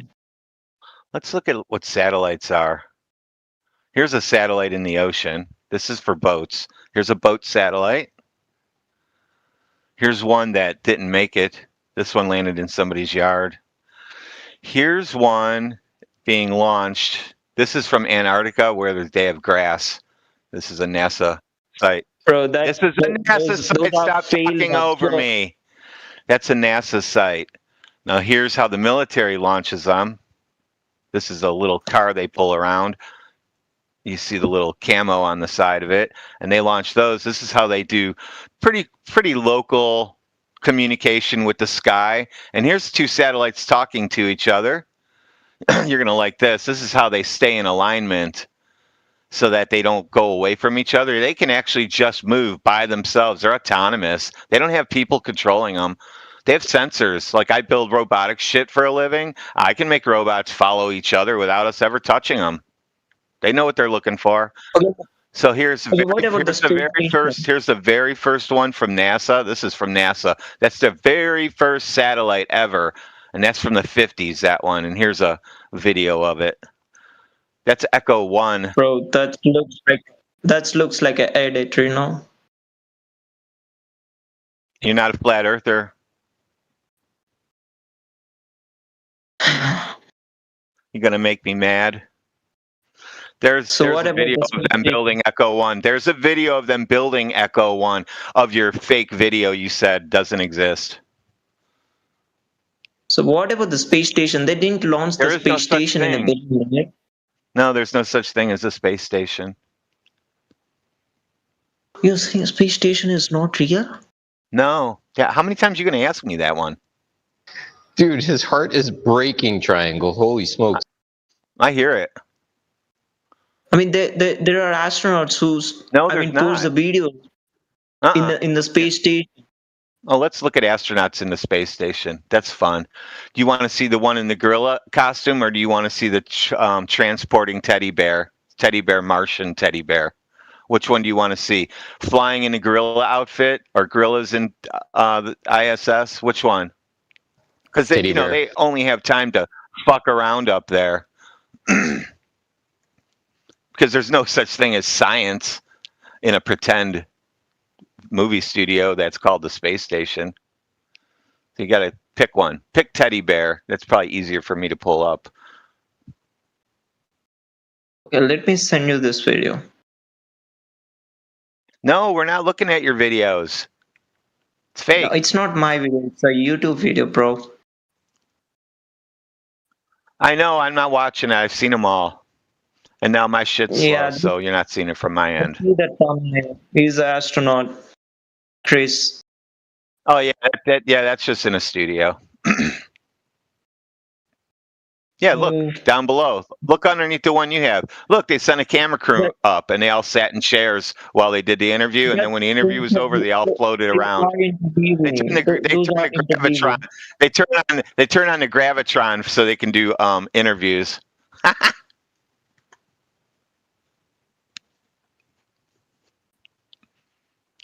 Okay, so satellites are launched in a balloon, and space station is not real. SpaceX is not correct. Yeah. Say it. Just say it with me once. Space is fake. Say it. Yeah. Space is fake, and Earth is flat. Yes. I did it. Crazy. Yo, what about pressure? What do you think about pressure, gas pressure, containment, triangle? Walk with him on pressure. He doesn't even care yet. He's still trying to get over this, that his videos don't work anymore. I haven't. Go ahead. This will be good.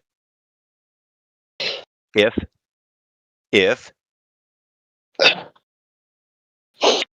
You are very good at making people to trust something. Yeah, I'm very good at explaining things to people. You're doing this for maybe years. I don't know. That's why you're really good at this. Well, wouldn't you rather have somebody really good at telling you the truth, or do you want somebody really bad at telling you the truth? Yeah, maybe I don't know the truth actually, because I told you the truth. Now you know. Now you know the truth.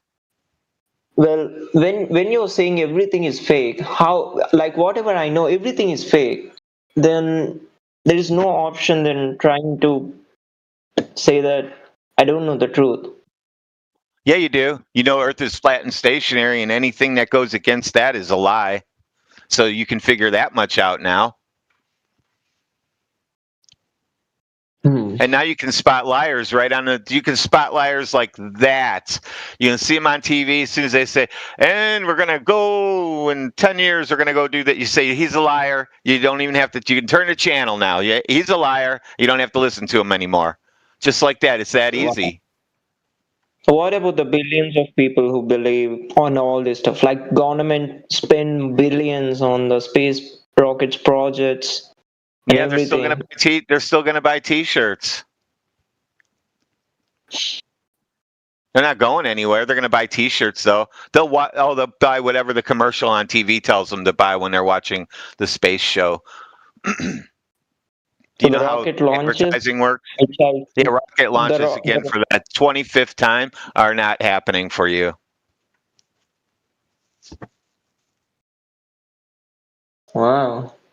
The only thing I can say is that I like what you are passionate, like you are very interested in this one. Whatever it is may be true or no. For you are very confident about that it's true. No, it is true. That's why would I lie? That's how the truth works. One life. Hold on, one life. Let's be completely. All of us are here explaining to people what the observables are regarding the truth. It's up to you to take on these things for your mental. And this is what Triangle is trying to work with you through in order to break through these ideas that you have regarding videos on YouTube. Stop for a minute and actually take the time to learn what we're trying to show you.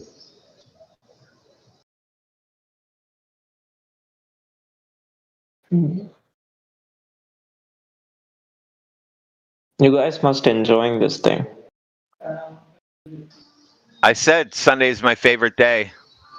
Everybody's calm, and I like to pull Band-Aids off people and make them scream in their living room in their underwear running around. And that's what's No, great I'm about the not. truth, One Life. It doesn't need you to realize it's the truth. It just stands there. Ask as many questions as you want, disbelief, break through your cognitus, but realize at some point in time, your spheroid is going to blow up in your face. Kaboom. Well, they're not going to have any choice in the future here but to tell you that they've been lying the whole time. Too many people already know, so you guys can't reverse the truth. The truth is out. I can only say one thing that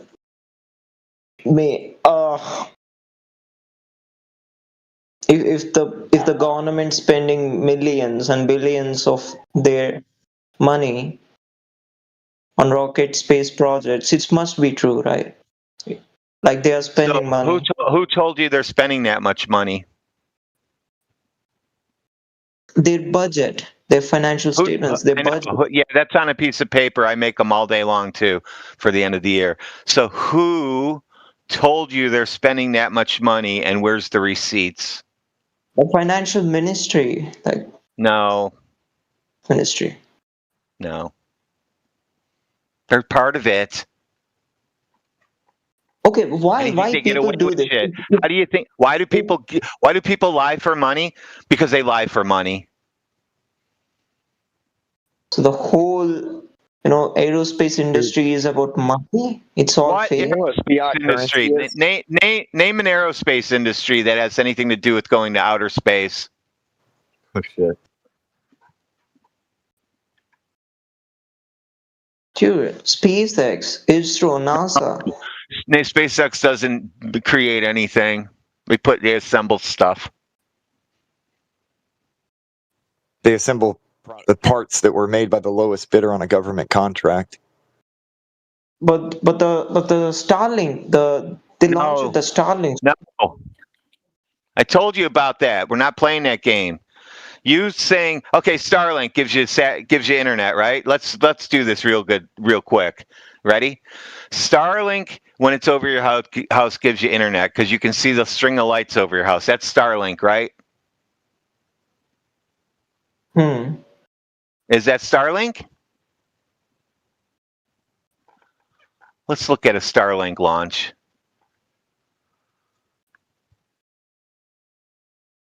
I mean, people are using Starlink. They are existing space.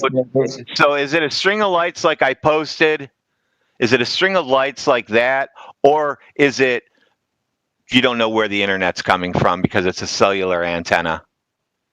Where Which you're one is getting it? this from? Well, I'm telling you where. I'll take a picture when I don't know when I'll be in that building next. They're probably in all of our buildings.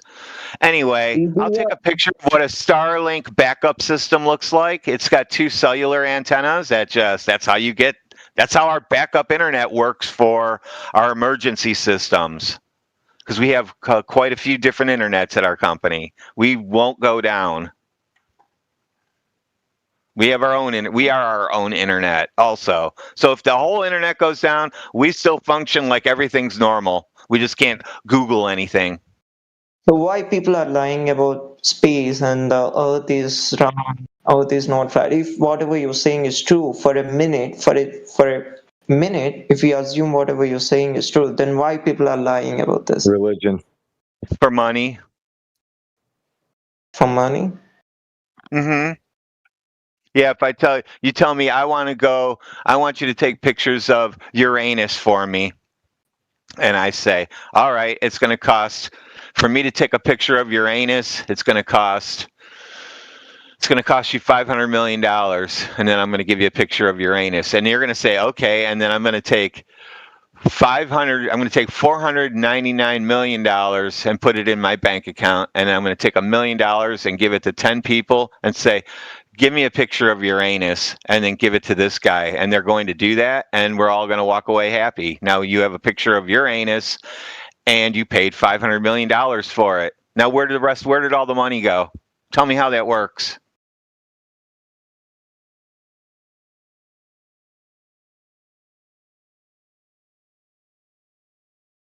So the pictures of space and the planets are all fake? Pictures of planets like you take from your backyard, those lights? No, those lights are real. Going through space, on a space probe whirling around planets, that's all fake shit. Okay. Wow, it's very interesting that people have different opinions. I know, I find it weird too. How can you have a different opinion than mine when water is flat and level? If you think it's actually curving, we're going to have a problem. I'm not going to be friends with you either. Then there are intelligent people, like there are scientists, some of them are Einstein, and those are people, then why they didn't mention anything about this? Because they are dumb? I don't know what you learned about Einstein. He wasn't smart. He worked in a patent office, and he probably stole anything that you ever saw from other people that didn't get their patents put through. So, he also designed women's clothes, wore women's shoes. I'm guessing he liked being a woman because he patented a woman's garment, one size fits all, that he modeled. You can't obey with Einstein, but he's a great person. He contributed a lot to the world. So no, he didn't do anything. He contributed nothing. He contributed zero to the world. You know, the only thing that he spends all his life. He spends all his life. For the people, you know, we has to show some gratitude for his efforts, right? No. You're talking about people on TV and in newspapers again. You got to give them all the gratitude because they are wonderful. You know what Einstein is good at? He's good at sticking his tongue out. Have you ever seen those pictures? Oh my God! I shouldn't mention Einstein. Hold on. You should mention Stephen Hawking next. You should hear that one I got about Stephen Hawking. He's the inspiration for me. Please don't do that. You know, just leave it. Okay? Poops his pants when they pick him up from the nursing home for the interviews. He has nothing to do with anything. He doesn't even know he's doing anything. How do you like that? It's very mean to do to people. It's very mean to do to the handicapped. But you don't care. Funny. You don't care. You don't care. You think he's a talking computer. You think his magic talking computer figured out black holes. He's got a magic talking computer that knows how black holes work and where the universe started. That's the cartoons you believe in, son. Who else do you have out there? You got Mr. Poopy Pants and Tongue Sticker Outer. Who else you got left? No, those are inspiration for millions of people. No, they're inspiring you to poop your pants and stick your tongue out. I understand. They don't inspire me to do that. Neil Armstrong and Elon Musk. Oh, wow. Elon Musk? What about her?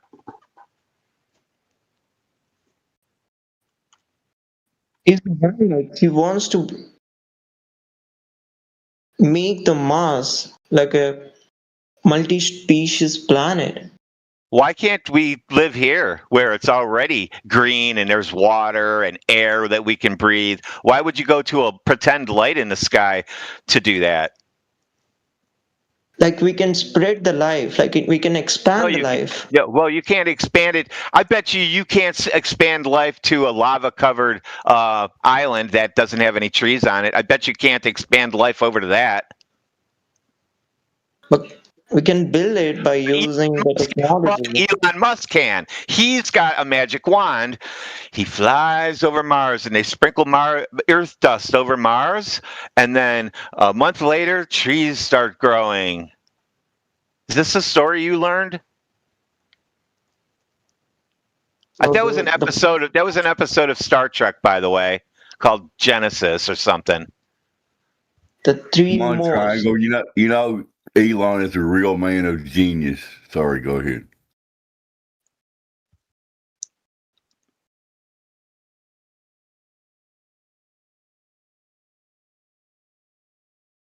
If anybody can terraform Mars, Elon can. Sorry for the interruption. You guys continue.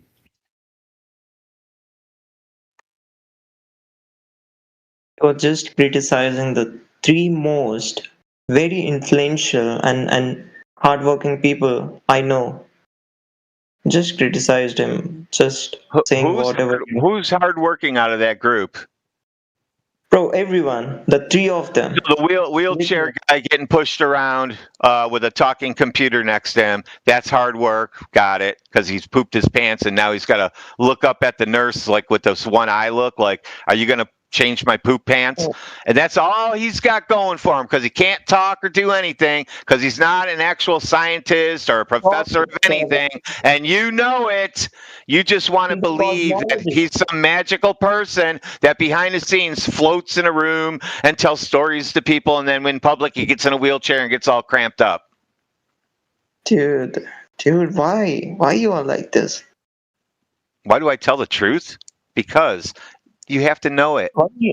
Why you hate the people that much? Like, there was no reason. Yeah, because I don't like when people lie to me. That's why I hate them that much.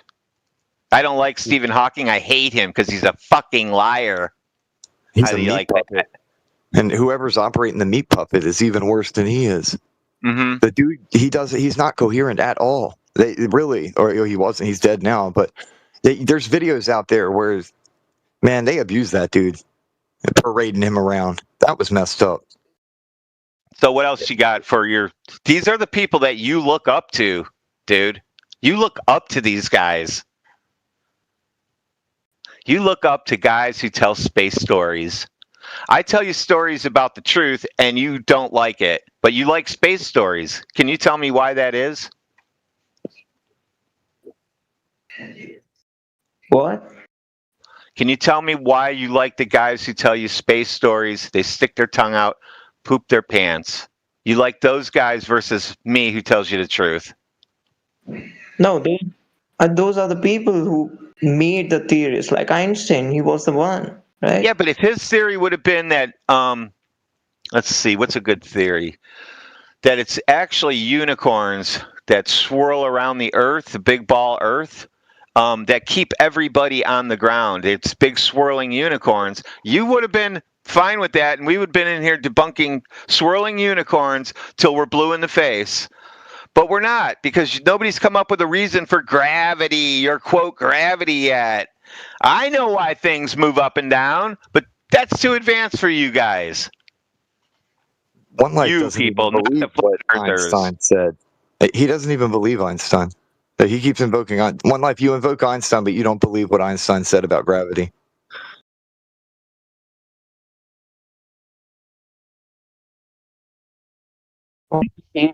These people.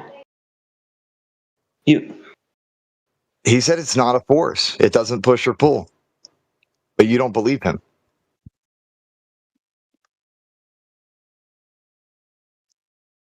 Yeah, if you're gonna believe in Einstein, you got to roll with bendy space time, buddy. Sorry. Go ahead.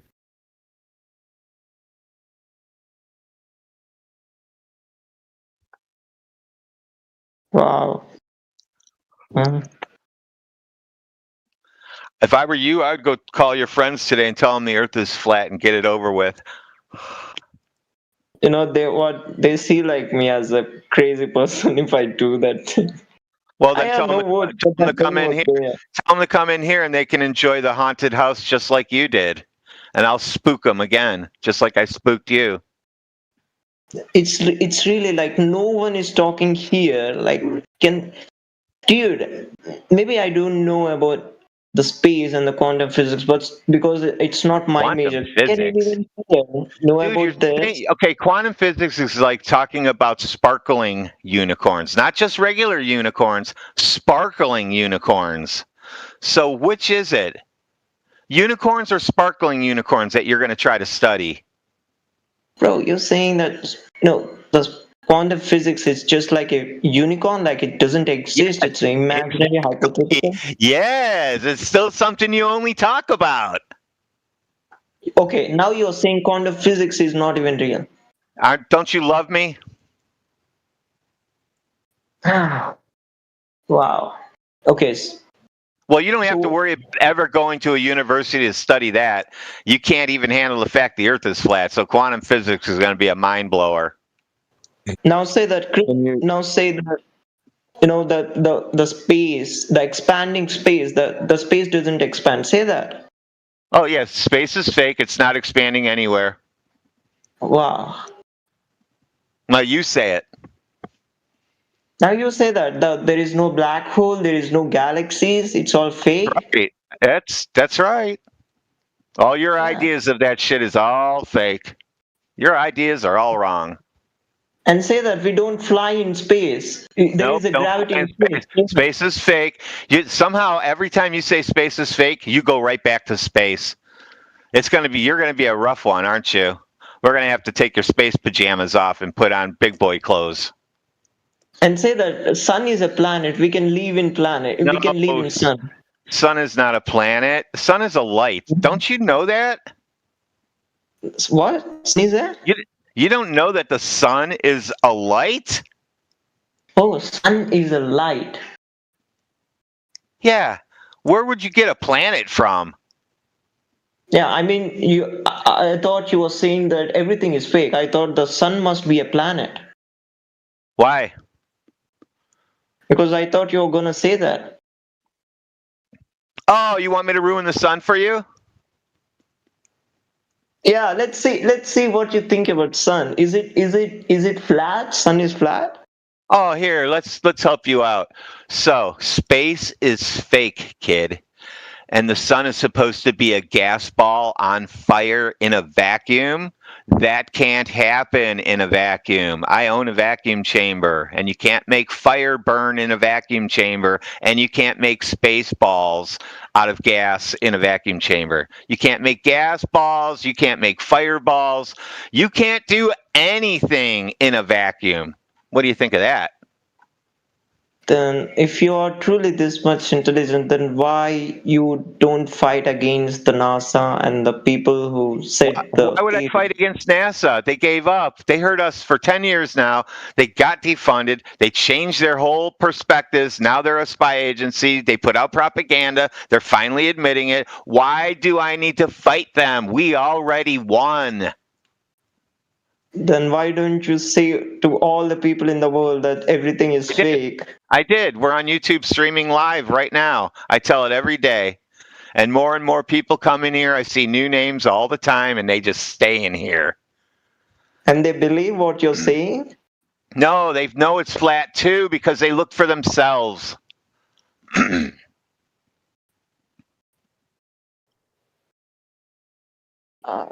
We don't have to appeal to authority or some kind of hierarchy of academia. Everybody is accountable for their own. You study to show yourself approved. It's actually crazy that everything is a fake. What's fake? Just the shit you see on your phone? Yeah, that's fake. You were given a story and you believed it. You can't go outside. You can't go outside and prove anything that you see on your phone. Nothing on your phone can you go outside and look up in the sky and say, "Oh no, that's real," because it's on my phone and I see it in my backyard now. Bro, every person, I mean billions of person believes in it. Why? Because it's happening. They see it. They see what? What do you see? Explain it. Describe what you see to me. Please describe it as I get my pen and paper out like a psychologist. You already described it, and you said that You described all those what are to fake. me? You just okay. All Let's those are let's fake. let's go this step by step. It's nighttime. We're gonna walk out in my backyard and we're gonna look up in the sky.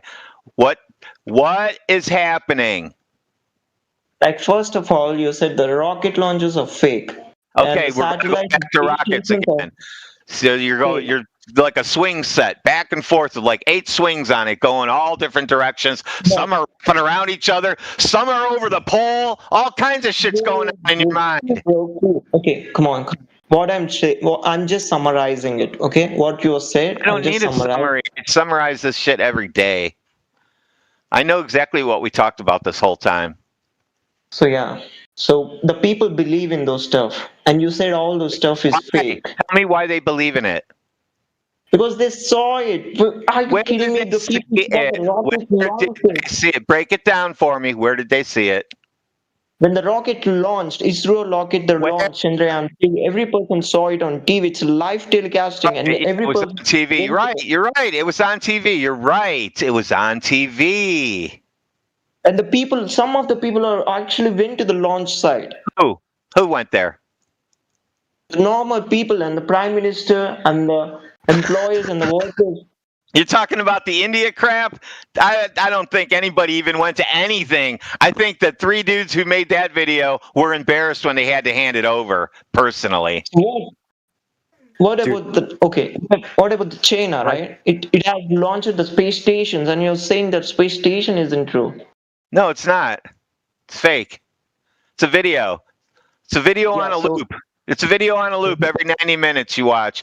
And when they show you the globe spinning underneath you, if you pay attention, you can see the seams on the globe from where the computer wrapped it around each other when they made the fake space live video that you like to watch. That's for some reason, I bet you if you watched it for 24 hours straight, you wouldn't realize you're watching a loop. That's how much you believe in the stuff. So that's what normal people believe in because they think that's true. Yes, that's what you think normal people are. You think those people are normal. I know they're not normal. I'm normal. Other people in this room, they're normal too. We look at you guys like, please don't rub your disease off on me anymore. That's how I see people. It's that you're almost diseased with the globe. Bro, no. Yes, bro, yes. That's how I didn't say everybody's like that. That's how I see people because you guys are icky. You believe in lies. You think that the spy agency is your hero. That's gross, dude. No, the people have spent their entire life on these things. No, you can't name one person who spent their entire life doing anything. So stop exaggerating. Stop exaggerating. Aeronautical engineers, they study engineering. They make rockets, and you see. No, they make airplanes. Okay, so you assume that that's true. No, I don't assume it's true. It's true. Okay, so that's true for you. Okay, no, it's true in general. That's what you go to school for, to learn how to make an airplane. You don't go to aeronautical school to make spaceships, do you? What do you need to make aerodynamic in a vacuum? You can fly a cube through there, according to you guys.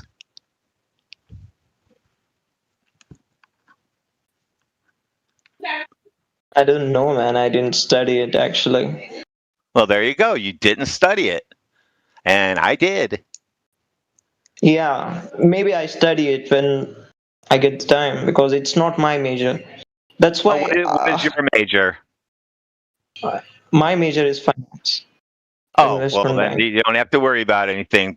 Make sure you just don't sign off on anybody trying to go to space, and then you won't get ripped off. Dude, why you rude, man? Okay, whatever. Why am I rude? What did I say that's rude? I said, don't sign off on anybody trying to go to space, and you won't get ripped off. That's rude. Why you hate those people? Those 3 guys. I really inspired. Those 2 guys are... Actually, I admire them. Why you did that? It's very sad, actually. That was... Yeah, never researched them. You've never researched those great guys that you find is now sad. You've never researched it. Are you That's talking about what's sad. Einstein and Hawking? Yes, yes. That's who he's talking about. He's sad now because I ruined them for him. Oh, just wait until he finds out about Newton. Oh, Mr. Mercury drinker, retard.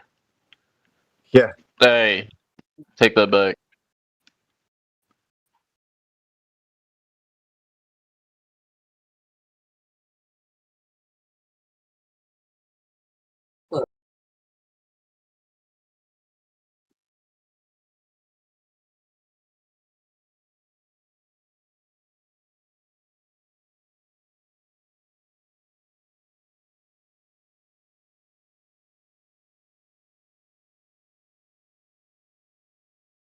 If I were you after this call, I would call your friends and tell them that Hawking was a lie, Einstein is a lie. All that's just dumb lies. Tell them Earth is flat too. And You know that if I say that thing, they will never do friendship with me. then you know who your real friends are, don't you? You don't need them. See how easy it is to figure out who's truthful and who's not, who's righteous and who's not. Make your friends pick. You would be a great if you go to a university and try to study the quantum physics. You would be a great student. Like you would be the favorite student of the teacher, the professor. You must be the favorite student of the Quantum professor. physics. What does that have to do with like flat Earth, man? I'm trying to figure out what he thinks quantum physics is. Like you said, it's a bunch of unicorn. It's not real. You should go and study. It also requires gravity to work. Did you know that? And since we debunked gravity, I can debunk quantum physics. And you're saying gravity is not real. No, do you think gravity holds water in a cup on your table? You think that's why the water sits in your cup? Yeah. Okay. So since I do own a vacuum chamber and I own a cup of water, I own a lot of things actually. I'm going to put the cup of water into my vacuum chamber and turn on my vacuum chamber. And when I pull all the air out, the water is going to turn to gas and leave the vacuum chamber also. The gravity gave up and just let the water fly away, all because I took the air pressure away. So is it air pressure creating water or is it gravity creating the water? So you believing that air pressure is creating water? It's not a belief, dude. I have the equipment. Okay. That's why I'm saying. That's what I'm saying. You must be a great student if you debate with the professors. That's why I'm saying. I don't have to debate with a professor. I'll make them look silly and they'll get mad at me. I know more than professors do. Wow, that's well. Actually, it's what's funny is there's three of us where I work. We go to a university to show the professor there what the new shit is out so he can teach his classes because we're the ones coming up with it. What do you think of that? That's why you're making fun of Elon Musk. He really did. Who? Why am I making fun of people who tell lies and who are Freemasons? Because they're liars and Freemasons. That's why Einstein was a Freemason. The controllers of Stephen Hawking were Freemasons. What do you think about that? Oh, that's what you need to do also. You need to become a Freemason if you want to go to space. SpaceX is actually made a starship, right? What? Who? What? The SpaceX successfully launched the Starship. No. Listen, dude, I can take a paper towel tube in my backyard, write Starship on the side of it, and shoot it up in the air with a rocket engine, and then I launch Starship. You know, the Donald Trump, even he went to the launch site. Everyone was recording. Recorded what? I haven't seen any YouTube videos yet from people's cell phones. All the millions of people that were there watching the launch, everybody forgot their phone. You guys don't think this through, do you? Oh, okay. There is a video in YouTube. Okay, the launch of Space Starship. Okay. Where's it at? Where's it flying to now? Who's on it? There's no one. It's they are just testing it. Testing what? They didn't have to test anything to go to the moon, did they? They just shot that thing up and walked around on the moon, drove a car around on it, and played golf, and came back and did that 6 times or something. They didn't have to practice or R&D anything. There was no research to do. You just do it. Yeah. See that's a SpaceX. Yeah, that's definitely a TV show. No, that's a SpaceX. SpaceX is real, right? No, company. It's a TV show. Bro, Just that's a, not. it's a That's better not TV show NASA. than NASA. It's a better TV is show not than NASA. NASA. It's a better TV show than NASA. This is like a little child saying Santa Claus is real, but the adult version of that. It's real inside your imagination, young man. It's all on your TV screen.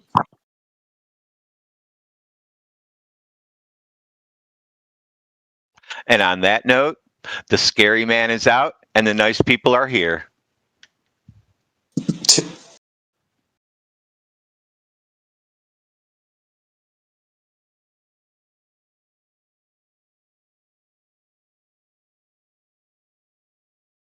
You know what? I will come back with the strong evidence. You know, sometime just be here. No, you won't. Everybody says that and they never come back. Just don't say that and then you'll come back. Don't say I'll come back with strong evidence because we'll never see you again. And we like you.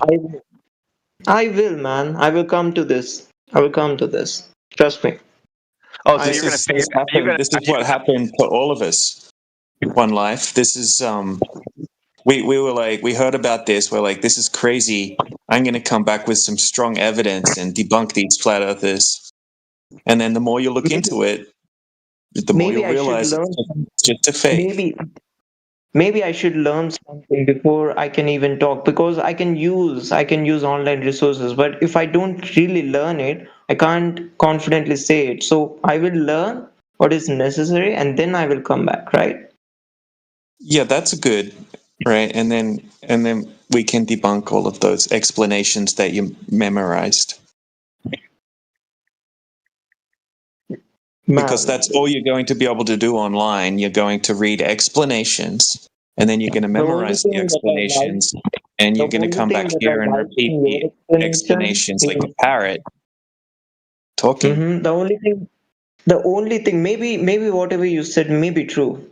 Like, I need to study it, right? I can't accept that without questioning it. Yeah, of course. Yeah, I'll of course. No, that's good. That's what you should do. This is what you should do, though. You should use your critical thinking skills, okay, and look at the evidence from both sides of the argument, okay, and come to a conclusion based off that. I will come back. I will study about NASA. You said that's a spy. I will study about it, and SpaceX, and yeah. Cool.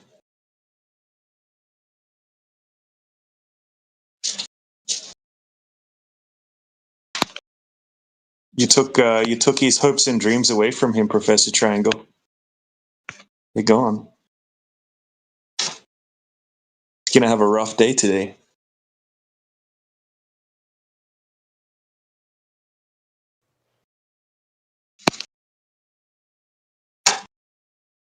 Yeah, I think we'll see him again.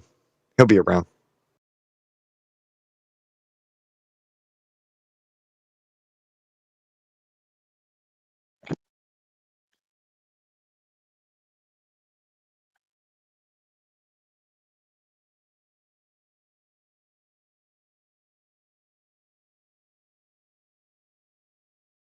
Where'd he go? He said he's going to research SpaceX and NASA. Awesome.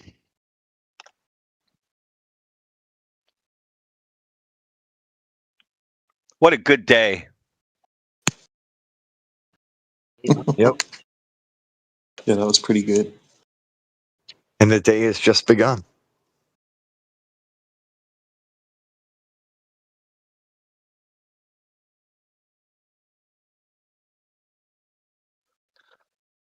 We just need some more Globers now. Who we got in here? We got Muqtadir. Welcome, Muqtadir. We got Todd. Welcome, Todd. Midnight, are you still a Glober? Or what? Oh, hey, Muqtadir. How do I say your name? Muqtadir, yeah. Muqtadir Muqtadir. Anik. How do you do? Yeah, thank you.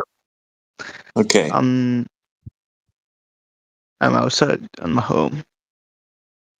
What do you think of Einstein?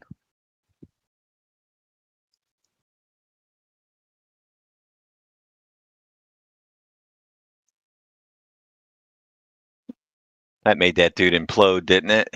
Stephen Hawking was the better one. That's why I encouraged him. Let's move on to the other guy. I knew it was going to make him cry. I could tell with the Einstein one. Hit him in his feels. And they don't know what they're walking into. I hear them say YouTube videos and this and that. As soon as I turn it on, I'm like, hold on a second. Let me talk to you for a minute.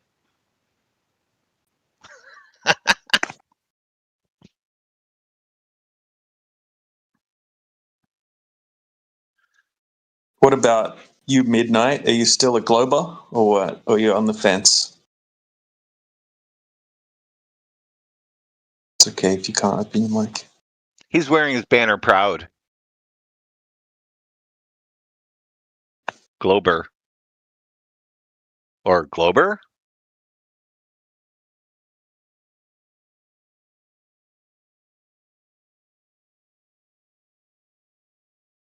All right, I'm going to create an event, try to get some more Globers in here. Sounds good.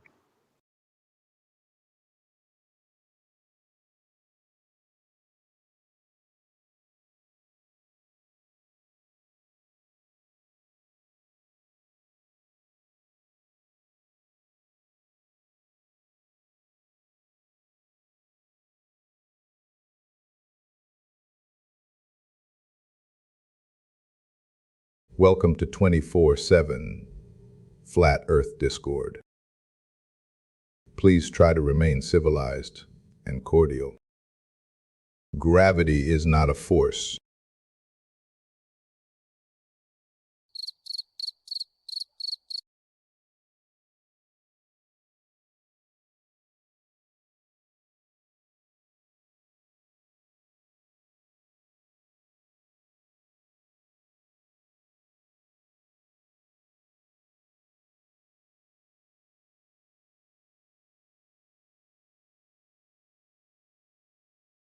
I need Seattle to win by more than 4.5 points today. Just throwing that out there into the quote universe.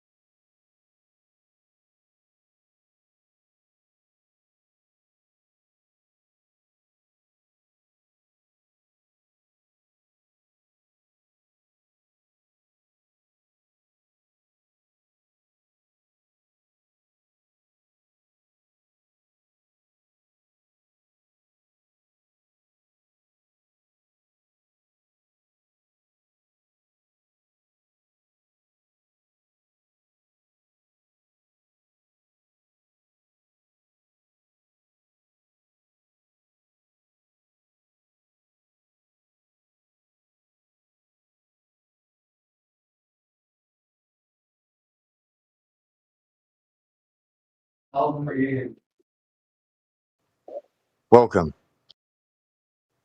How's it going, man?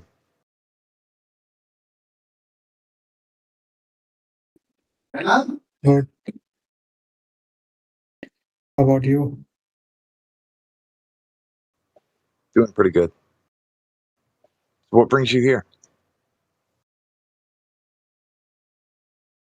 Just improving my English. Fair enough. I joined today and exploring an event which is happening.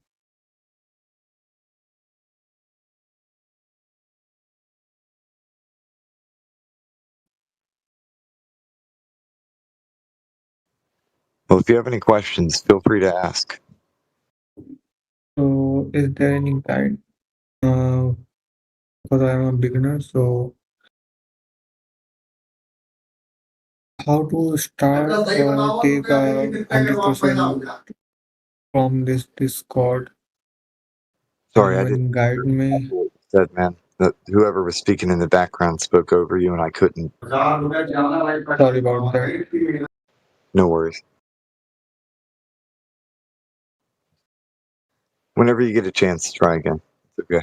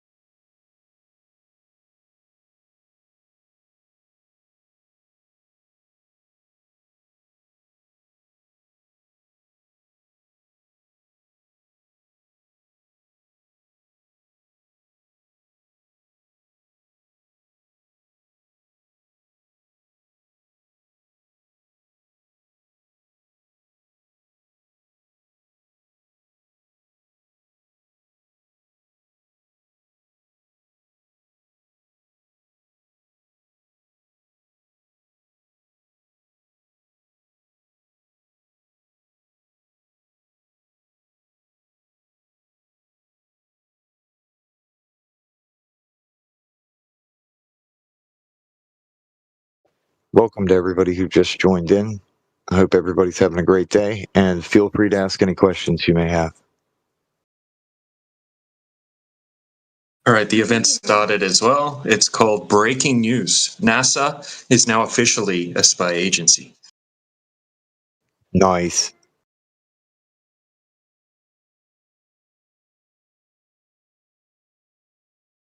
Good job, DJ. It's nice to get those news updates. Appreciate it.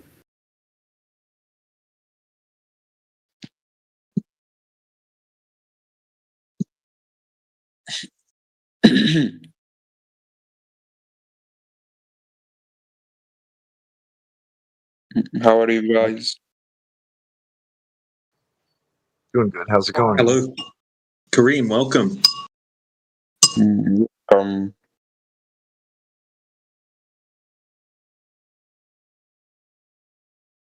Did you hear about NASA?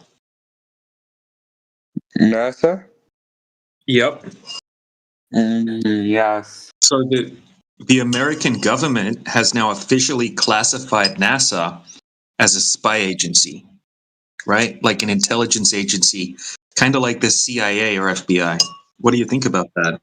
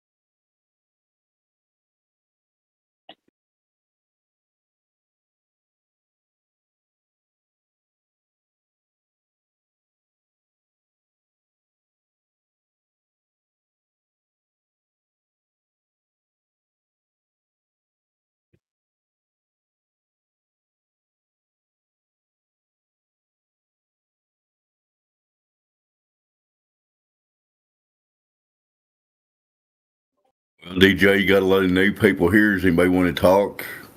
Feel free to ask questions. Go ahead.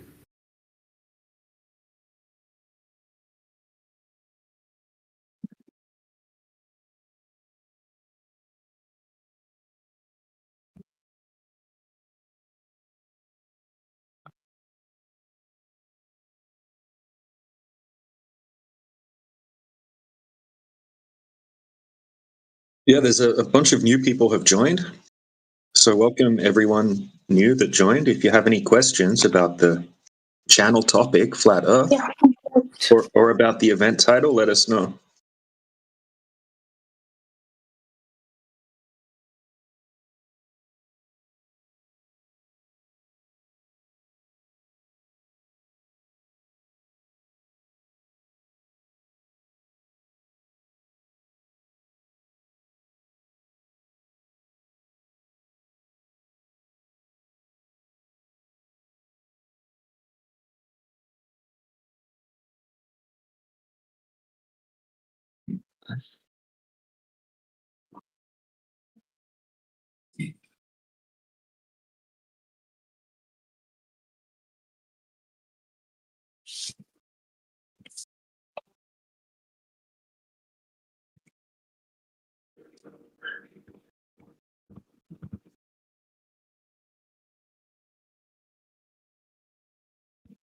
Guess no one has anything to say at the moment. Kareem, you looks like you're lighting up. Are you trying to ask a question?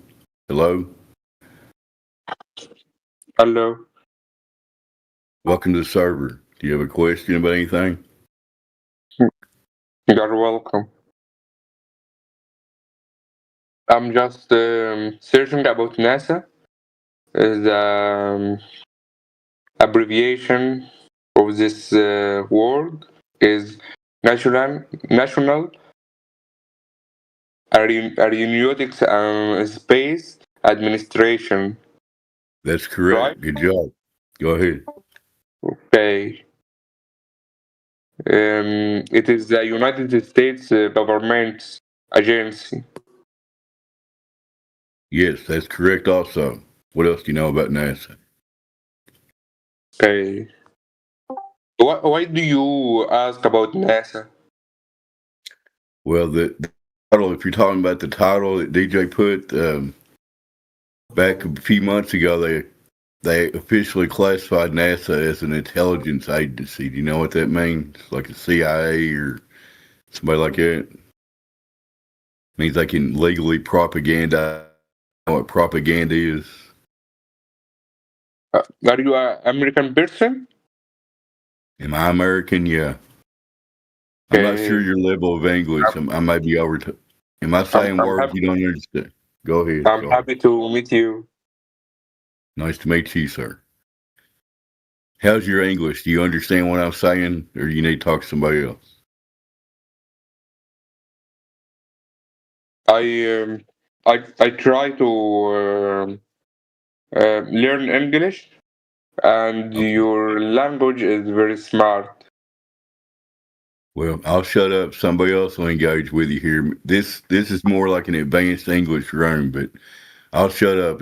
Thank you for talking.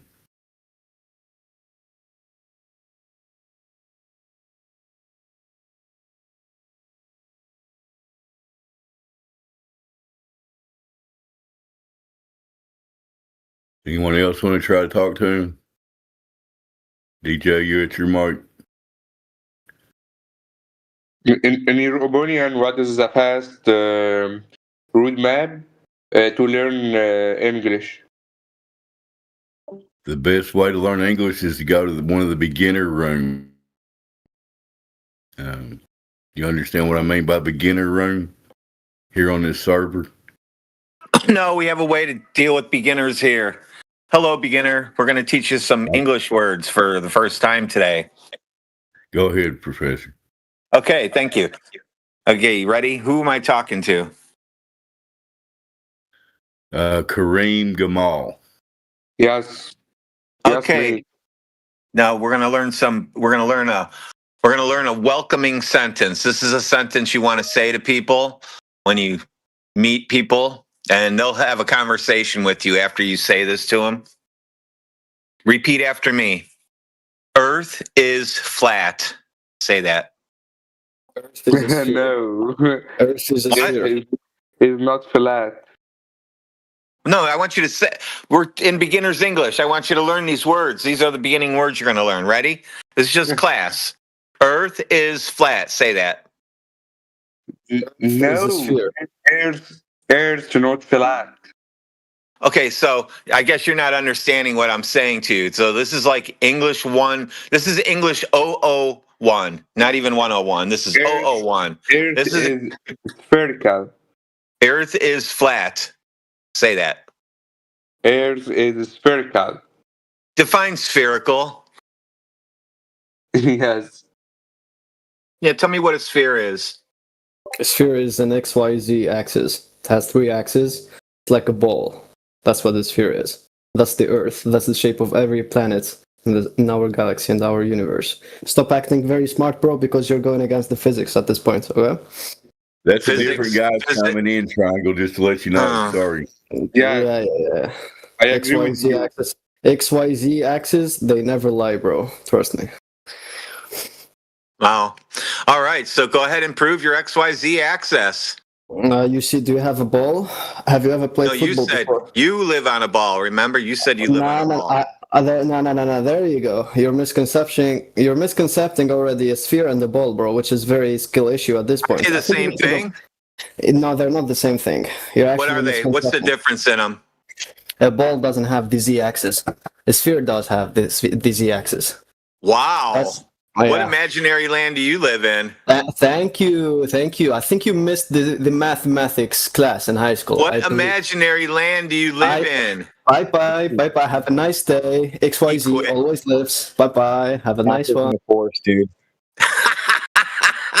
What a weirdo. Wow.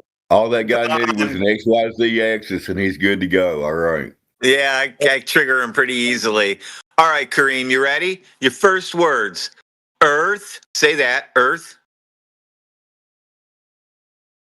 Kareem. Yeah. Go. Yeah, Earth. Say Earth is flat. Say that. We'll start with the easy one. Earth is spherical. Well, if it's a spherical, if it's curving, like you said, shouldn't we see Earth curve when we go outside?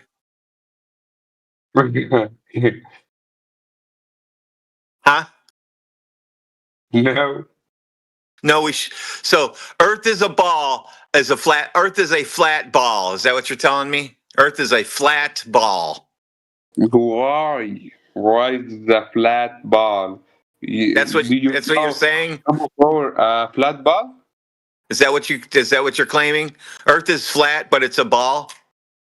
It's a ball. And it's flat because you said you can't see the curve.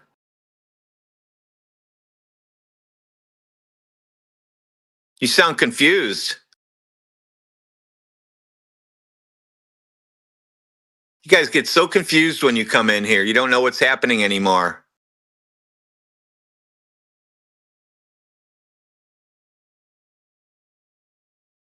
That's pretty sad he failed his first English lesson that bad. Come on, man. 3 words. Earth is flat. What's so hard about that? Do you believe that Earth is flat? No, Earth is measured flat. It's not a believe. You believe. Yeah, we don't have to believe it. You believe you live on a ball. Earth is measured flat with tools and instruments to measure things. We measure it flat. It's not measured as a ball. So you only believe it's a ball. Yes.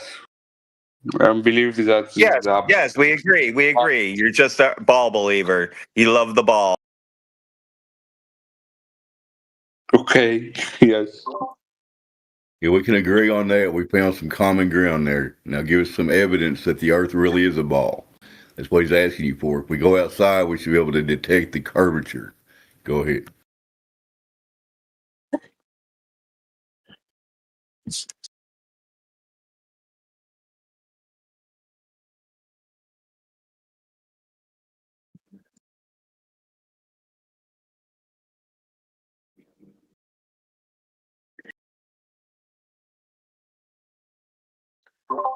Okay, he believes it's a ball. Who else believes it's a ball? So he left.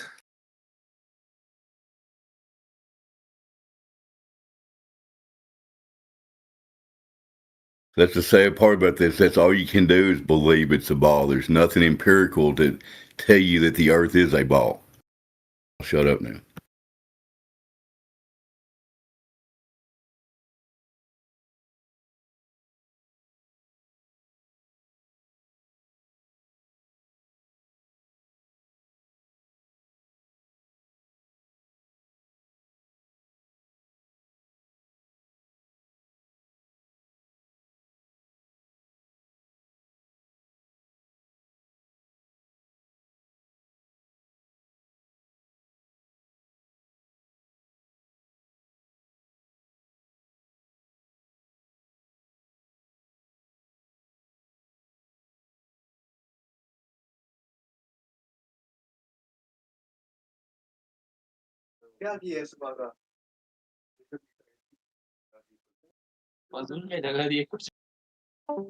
Coming in real low and you're gone anyway. Okay. Anybody else new on here? Got questions? Who's here to learn English today? Yeah, we've got an easy English, first English lesson. Professor Triangle will be glad to go over it with you. Who wants to do it?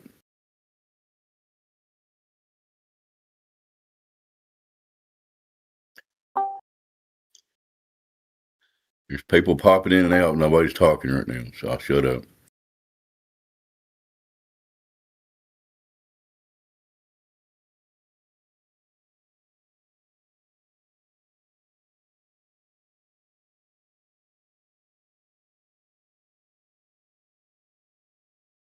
Oh.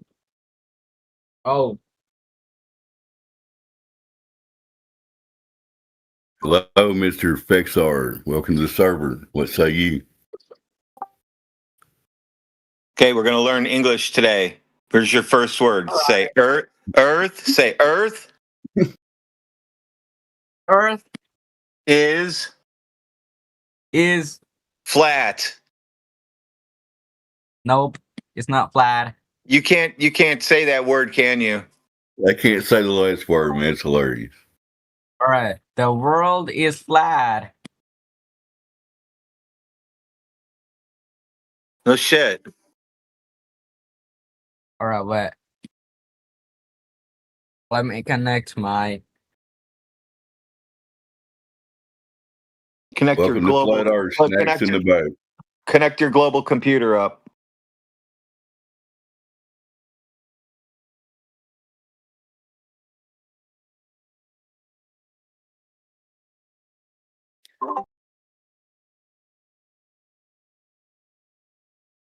I thought it was funny that last guy, how he didn't want to say flat. He could say spherical. He knew what spherical meant. That's funny. Where's Mr. Earth is? Nope. Where'd he go? Miss Earth is nope. Yeah, he's still here, Mr. Fexar. There he is. Hello. Whoa. All right. Is your mic fixed now? Say Earth is flat. Say that. Earth is flat. So what's wrong with these? Nothing. You did a good job. You're a flat earther now. Go tell your friends. All right. I'm You've gonna tell spoken you words your of mom. truth. Now go tell everybody else.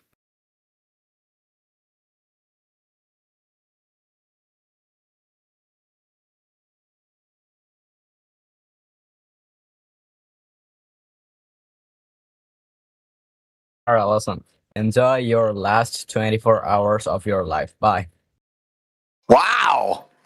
Wow. Nice exit. Last 24 hours. Is it the end of the world coming today? Finally. Yeah. It's the end of the world as we know it. Yay, finally. When are you doing this? When are you ending the world? I don't know. These trolls suck so bad. They just don't even know how to. They're like, they come in here and they lose their minds. They don't know what to think. So they just kind of start babbling and making up shit. For real. Well, listen back. I Brand thought you were missing leaving. You aliens still at here? rest. Aren't you leaving? Don't you have somewhere to go? Don't you have a world to blow up? You gonna make the earth stand still? Is this the day the earth stands still? Like that movie? Robot.